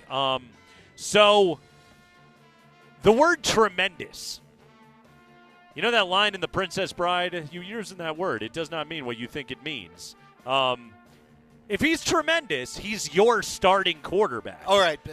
If he's a premier player in the league, then he's your starting quarterback. You don't actually believe he is either of those things, otherwise he would be your starting quarterback. So I've got to ask you, are you having Josh McDaniels flashbacks as you hear him answer that question? No.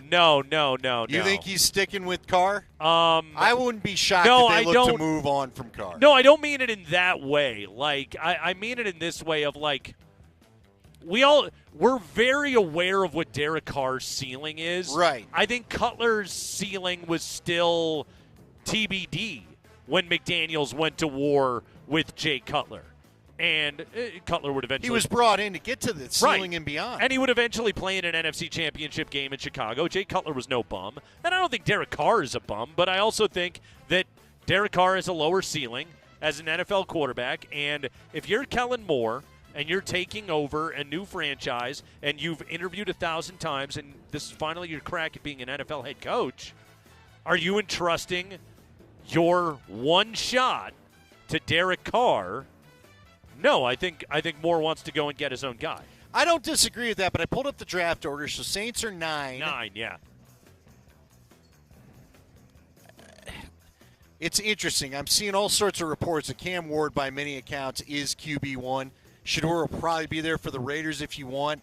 Like, are you going Jackson Dart? Are you willing to trade up for him? Jackson Dart seems at this point pre-combine to be the number 3 guy. But let's say you get a Jackson Dart. Don't you could want also a Carr around to shepherd him at least for a year? Or you could look at it and say Spencer Rattler, who is already in my building, has a higher NFL ceiling, and I'm Kellen Moore, quarterback guru. If I can walk in the door and get my hands into the clay, I can make that guy a better player for much cheaper than Derek Carr with potential down the line. Or I can simply say, well, if we stink again, I'll draft a quarterback next year, or I can try and find something else. It's just there's no secret left as to what Derek Carr is as an NFL quarterback, and he's not that good.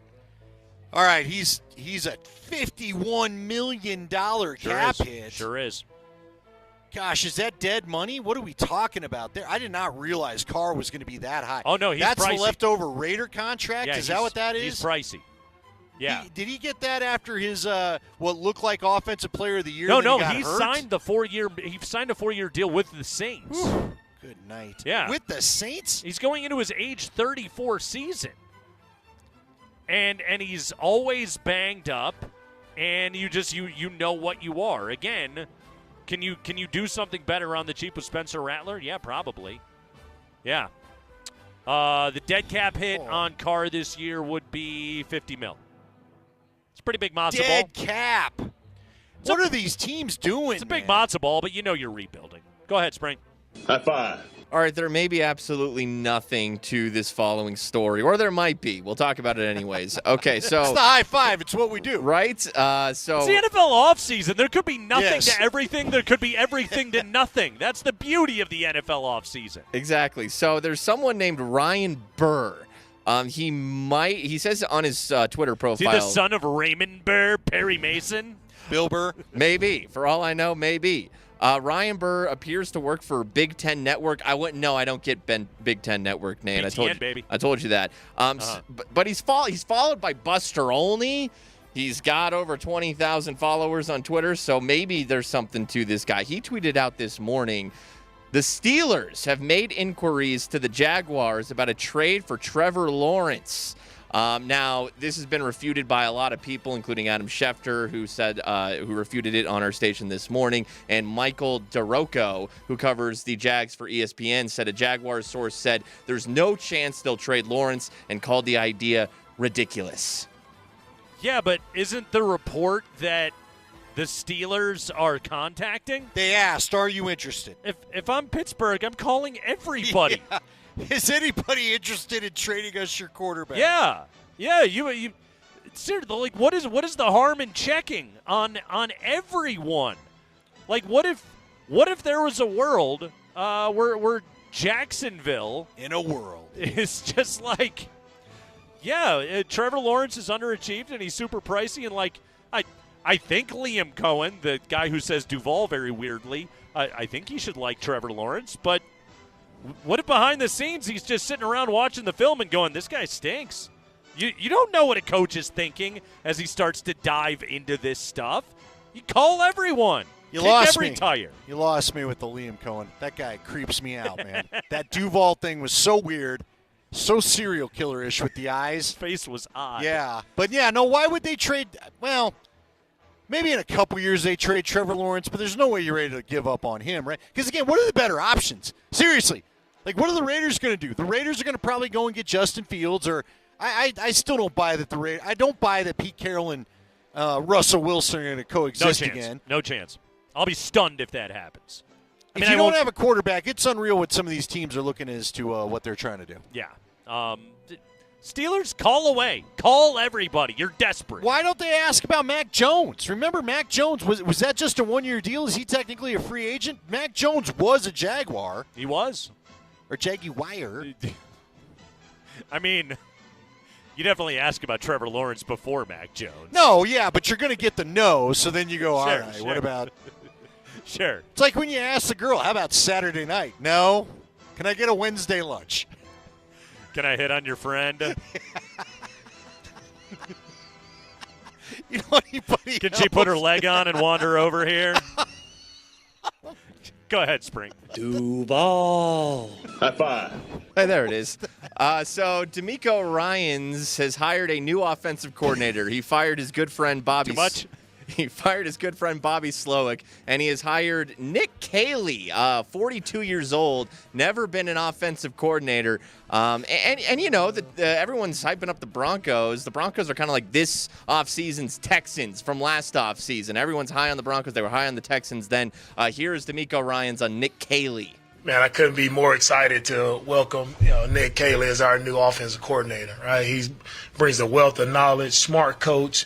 He's coached on the defensive side, offense, coached multiple positions, worked with a lot of different people, various schemes, not just beholden to one scheme. He's very well versed in run game, pass game, protection. Like, he's well versed in it all. So very smart coach, very energetic guy.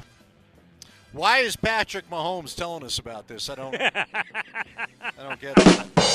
Hey-o! Andy, do you think it's hard to be an offensive coordinator for a defensive head coach? Yeah, because you and I saw it here, right? Right. What happens is they don't want you to get too risky. At least Vic Fangio did not want you to turn the ball over. They don't want you. They would rather, you know what? Don't screw it up for my defense. Don't turn it over deep in our own end. Don't, just play conservative. So, yeah, I think I still remember Slowick was like one of the hottest guys going there for a while. I still don't even fully understand how we got to this point. I think there might be another thing to it, too. I think Fangio, and remember in the report, he was making fun about of Scangarello's play calling. Over the headset. If you're a defensive coach and you're watching your offense and you're just going, you guys suck. I can defend this. You're sitting there thinking, I know exactly what you're going to do right now. You don't think the dudes on the other side don't know exactly what you're going to do right now? Hey, guy, this looks like practice, and practice sucked this week, so are you going to come up with something different? Yeah. Kind of along those lines of just coaches. Did you hear what Sirianni told Kellen Moore on the bomb? No. Who was the receiver that caught it? Jalen Waddle? No. Who was the Alabama receiver that caught the? Devontae Smith. Devontae Smith. I guess the story that I read today was Nick Sirianni walks up to Kellen Moore and he goes, look, if we get this, you put him away. Call the thing. That's awesome. You ain't getting that. Is D'Amico Ryans walking up and going, hey, call the thing? I don't know. To your point about a defensive head coach. I mean, Sirianni he was an offensive coach. He was a play caller. Now he's the CEO guy. But there's also, that's kind of the advantage to being CEO guy, is being able to walk over to your coordinator and saying, just take the shot. Well, it's his rear end anyway. Yeah. You know what I mean? Yeah, exactly. Just take the shot. I think that there is something to that. I don't know. To your point, I don't know how much defensive guy does that. But CEO guy gets to do that, and that's the gig that Sirianni had. 55 last night from Jamal Murray. We got buckets from every quarter. We got Kaz on the call. You'll listen to all of it next here on the Kreckman and Lindahl Show.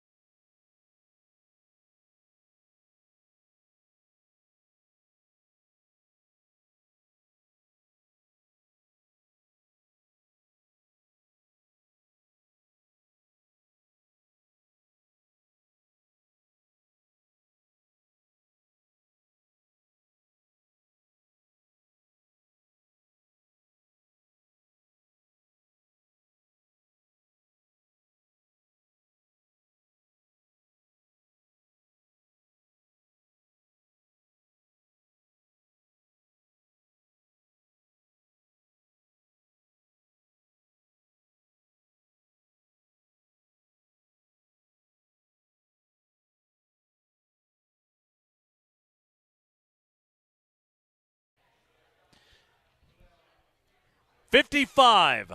That's one number.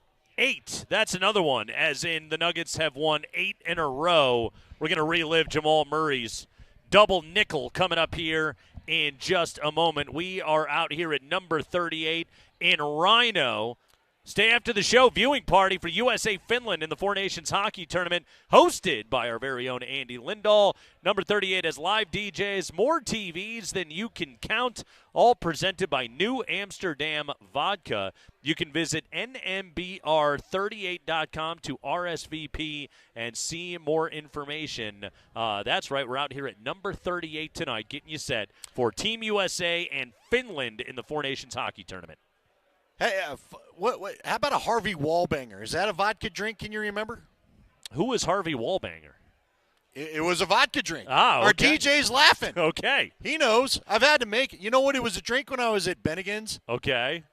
There it is. It's the second thing on the search. All right. You'd make one once a year for a wise couple, if you're picking up what I'm saying. There's young couples and there's wise couples. Ah, I see what you're saying. See what I'm saying? Okay. And then you'd have to go find, I think it like had Galliano in it. Yes. You'd have to go find the damn bottle of Galliano. It would have 3 inches of dust on the thing. Everybody'd be sneezing from all the dust that I had to clean off the bottle to do it. But yeah, it's let's see, it's got Galliano, orange juice. It's like a screwdriver with Galliano. Harvey Wallbanger, you know, last night Here we go. Jamal Murray was Harvey three-banger. He was banging threes all night long. Where's the mummy? I don't know what he was doing. Do you want to try again? I'll tell you what. Let's play the highlights. He's banging. And I want you to give another crack at it when we get done with the highlights. Three-banger. Think of it right now. It ain't working. No more three-banger. Let's go ahead, play the highlights, and then try again. We'll give you that amount of time. Three-banger sounds like something else is the problem with it. That's why I'm telling you, try again. Menage out buckets? Listen, Sammy's going to have something else you don't say added to the list, and the bit will be ruined. If you missed last night, we debuted our new bit. Easily, it's top. I think it's top 62. Easily. Hate stupid or I don't like your shirt. Right. We don't say hate, we don't say stupid, and then we don't say I don't like your shirt. Yes. Not sure where that came from. That was the someone said I don't like your shirt. Someone clearly said it, and it was problematic at my kid's preschool. I like Jamal's shirt. I'd bid on it if it were up for auction. Good just shirt. saying. By the way, he had the autographed ball after the game last night. That was cool. Did he? All of his teammates signed the game ball. Did he chuck it in the stands? He did not. Oh, I see. Yes. It was actually his. Yes, it was his. He had it at the post game. See, when the Nuggets were done, I did go to watch Canada and Sweden. So you got to see Team Canada, my guys. I got to watch Greg Wyshynski get all bent out of shape that Nathan MacKinnon likes to shoot the puck. You know who scored the game winner for Canada? Marner? It was Mitch Marner. Marner. Yeah. And I think Sid gave him the pass. They were all chanting Sidney because they wanted him to score. Crosby had a pretty good game last night. He did. Yeah. You know who else had a pretty good game that's Canadian? Jamal Murray. Three-banger. Harvey three-banger. He banged 7 threes last night, Andy. Are they in the highlights? Some of them are.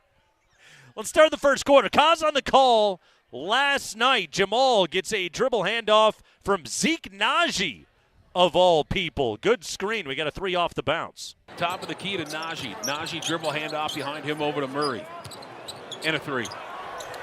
That one's good. 2 in a row for Denver. Nuggets are within 1. It's 11-10. Very subtle. Very subtle. And a 3. And it's good. He came out firing last night. Did Jamal Murray. He had 14 points in the first quarter. He was 4 of 5 from the field. He was 3 of 4 from behind the arc. Maybe by degree of difficulty, this next one was his toughest shot of the night. Layup. Flipped over his head over, again, another one of those Portland Trailblazers that I think is more than happy to leave town. Poor Denny Avdia. He had a rough visit to Denver over the last couple of nights. Here's Jamal Murray killing him. Shaden Sharp in a jumper. That one misses. Rebound down to Joker. Long outlet pass. Murray gets down the lane. Reverse side layup is off the back of the rim and in. Right over Avdia.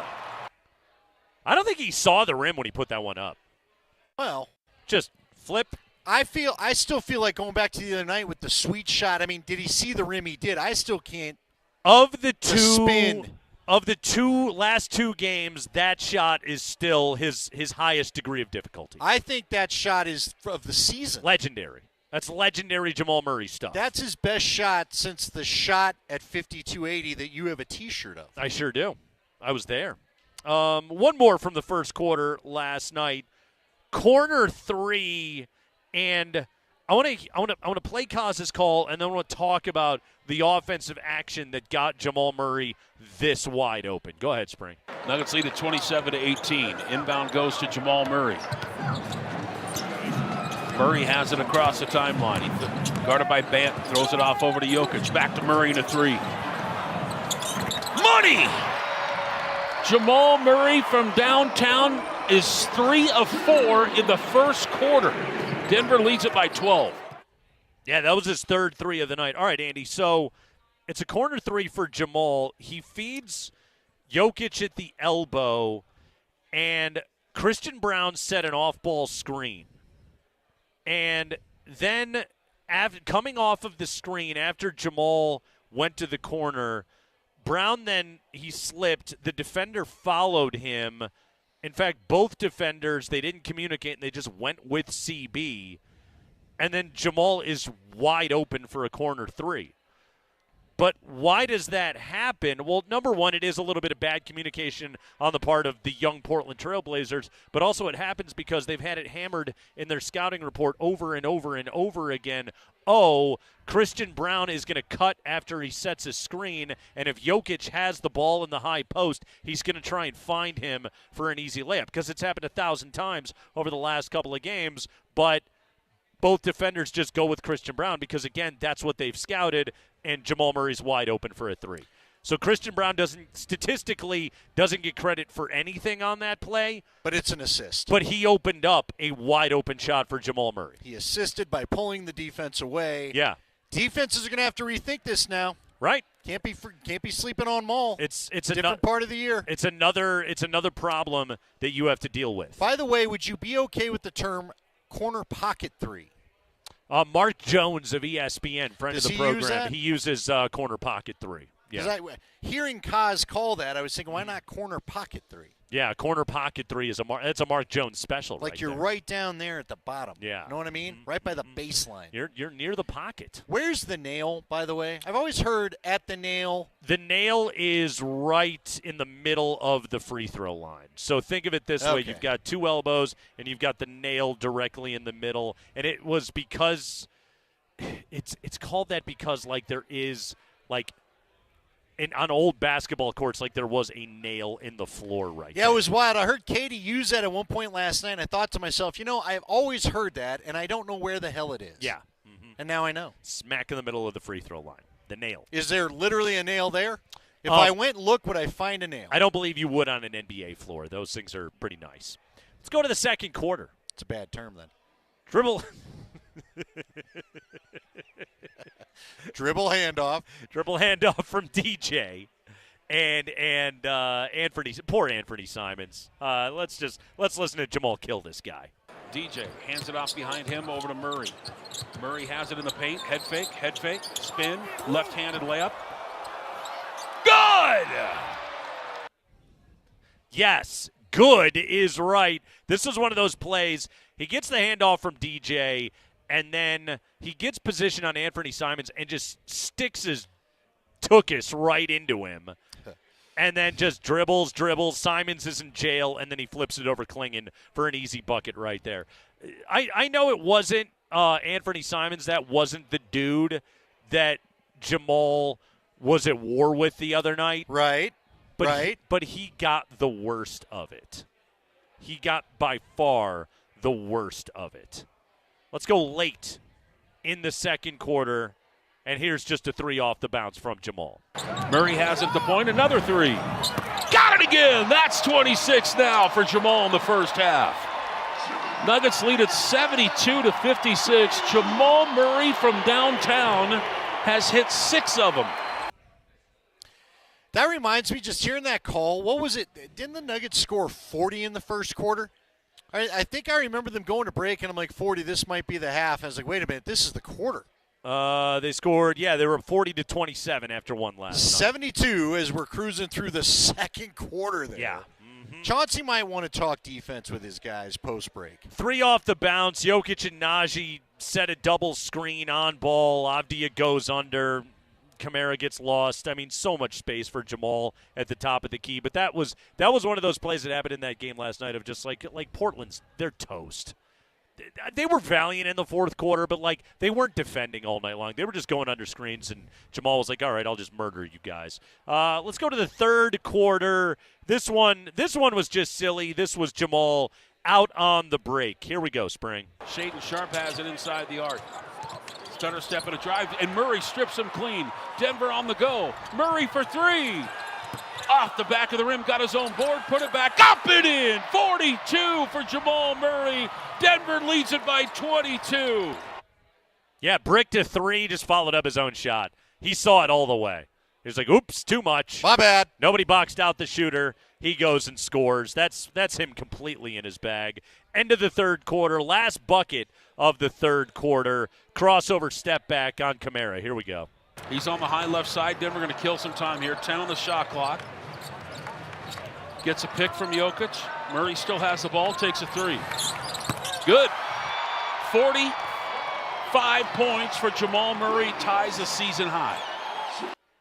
I mean, Andy, that's a step back on a 6'7", a long 6'7" wing. That's when you know Jamal is feeling it, when he is seeing that kind of defender on him and just saying, I only need an inch of space, and I'm going to shoot over you. I'm not bothered by you at all. The step back is what really tells you whether he's going or not, right? Yeah. Now you do heat checks, and some guys like the Dame Lillard heat check from the logo. Jamal's, to me, is that step back. Yep. Nailed it. Fourth quarter. Let's get a little floater in the lane. This is further punishment of Anthony Simons. Bounce pass inside the arc over to DeAndre Jordan. Hands off behind man. Over to Murray. Murray gets down the lane, leans in. Little floaters up and in. And a new career high for Jamal Murray. Stands at 51. Puts Denver up 114-102. That was off a handoff from DJ, too. I'm telling you, man, that Jamal DJ two-man game, it's not bad. Well, and it's good because it allows you to actually see another big man in there for Jokic for a few minutes. And DJ, we know what his limits are, but, he's a very good screener. Well, and again. And he's huge. If he's screening for Jamal, look, Jamal's balanced with that second unit to just try to keep the lead from evaporating. Yeah. If those two can work together to make that happen, could be a fun, I don't want to call it a second half of the season. What is left? A third? Whatever it is. 27 games to go. Yeah, about a third. Yeah, 27. Almost a fourth. Yeah, they played 55, 36-19 on the year. Last bucket, pick and roll with Joker. Here we go. Rebound cleared by Christian Brown. That's a double-double for CB. Back the other way is Jamal Murray. Murray has it on the high left side, gets a slip pick from Jokic. Murray goes to the left hand, spin move at the dotted line, jumper. Got it! 55, a career high, Jamal Murray. Denver leads this thing 130-117, and this thing is over.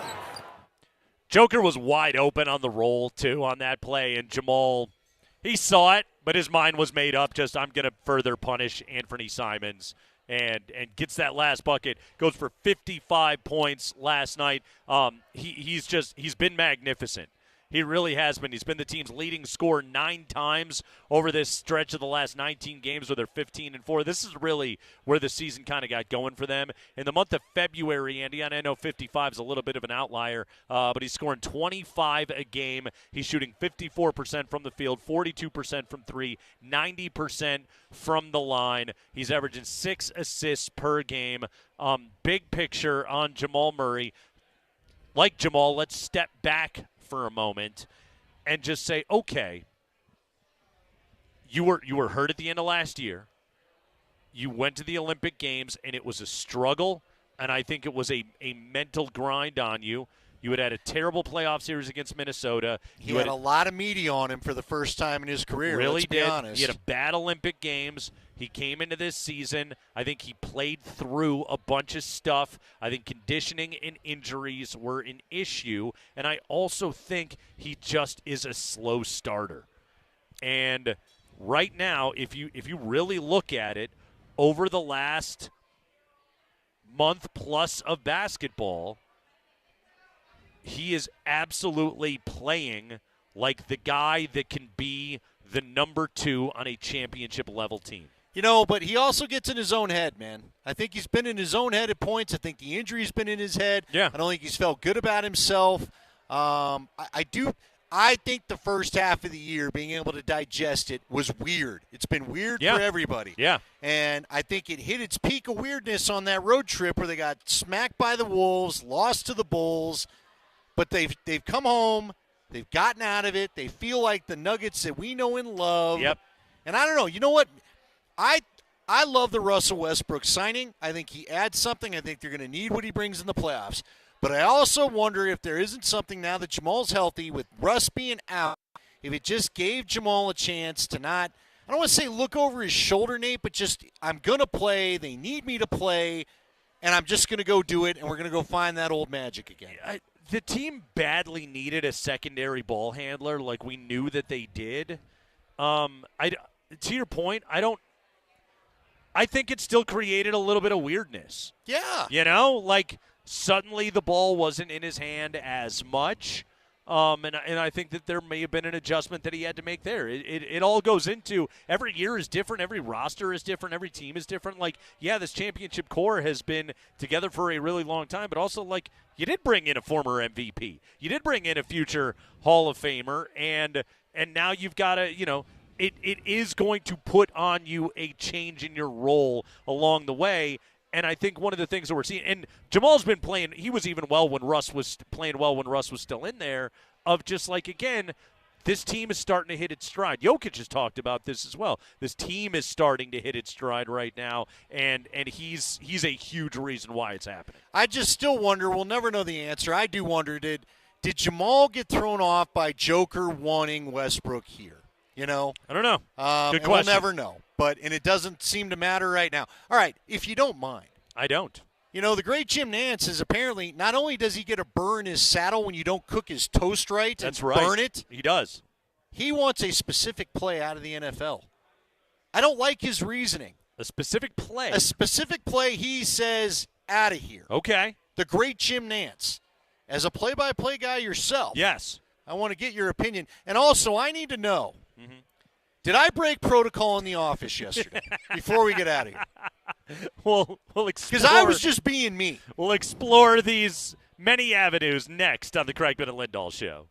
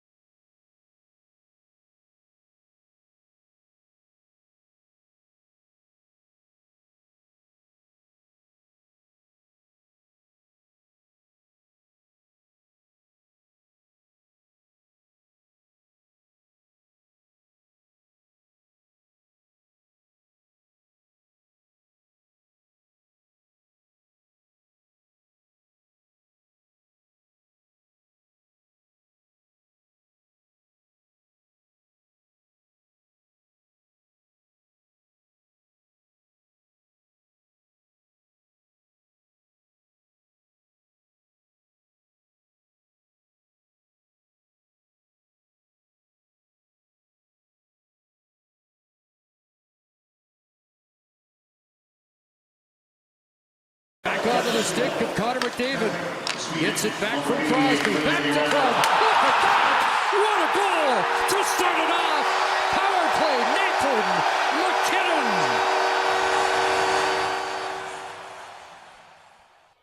Oh, my favorite play-by-play guy in the biz, Chris Cuthbert on the call last night. Nathan MacKinnon.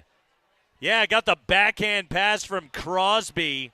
McDavid also credited with an assist on that play. Bangs the power play goal for Team Canada to take a 1-0 lead in the first period. Team Canada would go on to win that game in overtime, 4-3. By the way, our buddy Devon Taves, he got stoned right on the doorstep last night. Had himself one. But he also had a nice defensive play in overtime to keep Sweden from getting a point-blank shot. Damn good player. There's no doubt about that. Team Canada wins 4-3 last night. We'll hear from Jim Nantz in just a second, but I was looking at this, Andy. So the top power play unit for Team Canada, Sidney Crosby, Nathan MacKinnon, Connor McDavid, Cale Makar, and Sam Reinhart of the Panthers. Forget about that for a second. But 3 hearts in McDavid, 2 hearts Crosby, 1 Hart Trophy McKinnon, and a Norris and Cale Makar. Is this the greatest line, the greatest power play unit ever assembled? Gosh, it's a great question. I almost wish we could dive into it deeper. I wish I... 6 hearts and a Norris. Well, yeah, I think it's a thing. How about I put it this way? I think this will be the greatest power play unit you and I will ever be able to lay our eyes on. Yeah, good point. Again, I wasn't watching a lot of hockey in the 80s. A, I was younger. B, I didn't play it. C, You weren't we didn't watching have a the team. Edmonton Oilers Finnish Right. sandwich. But, look, I got to imagine when you got Messier and you got Gretzky and you got guys like that, that probably was pretty good. I know the Long Islanders had a pretty good group once upon a time. Remember, I was thinking about this because you asked me this earlier on our usual conversation on the way in. What about when there was Jágr and Crosby and Crosby? No. Jágr, Lemieux, and Kevin Stevens. Pretty dang good. Yeah. Pretty dang good. But deep pull on Kevin Stevens, by the way. Thank you. Tip of the cap to you. Hey, look, there was a power play that featured Sakic and Forsberg and Hayduk and Blake and Bork. That's pretty good. Huh? That's pretty good. You like that? I like that one. I like them apples, Gilmore. I do like that one a lot. But I don't know. If you're just going to load up the hardware like you're talking about, that's probably got to be best all time. A lot of hardware. Yeah. Now that you've said it, we need to revisit this tomorrow when we can go and look at some of the Canadian teams of the past. You know the problem with that line right there, though, is it's Crosby, couple of cups, McKinnon cup, Makar cup, Connor McDavid, his loser ass, just dragging that whole thing down. Does Reinhardt have a cup too from the Panthers last year? He does. Yeah. One is cupless. Yeah, why don't you pick it up, Connor McDavid? All right. Hey, the only guy known as McJesus ain't got no cup. No chalice? Got a chalice? Jim Nantz. All right, are we going to hear this or do you want me to read it? We're going to hear it. Jim Nantz goes on the Rich Eisen show. He's big mad. Jim Nantz wants to take a play out of football. He didn't even have to call this play this past weekend. Let's have it, Jim Nantz.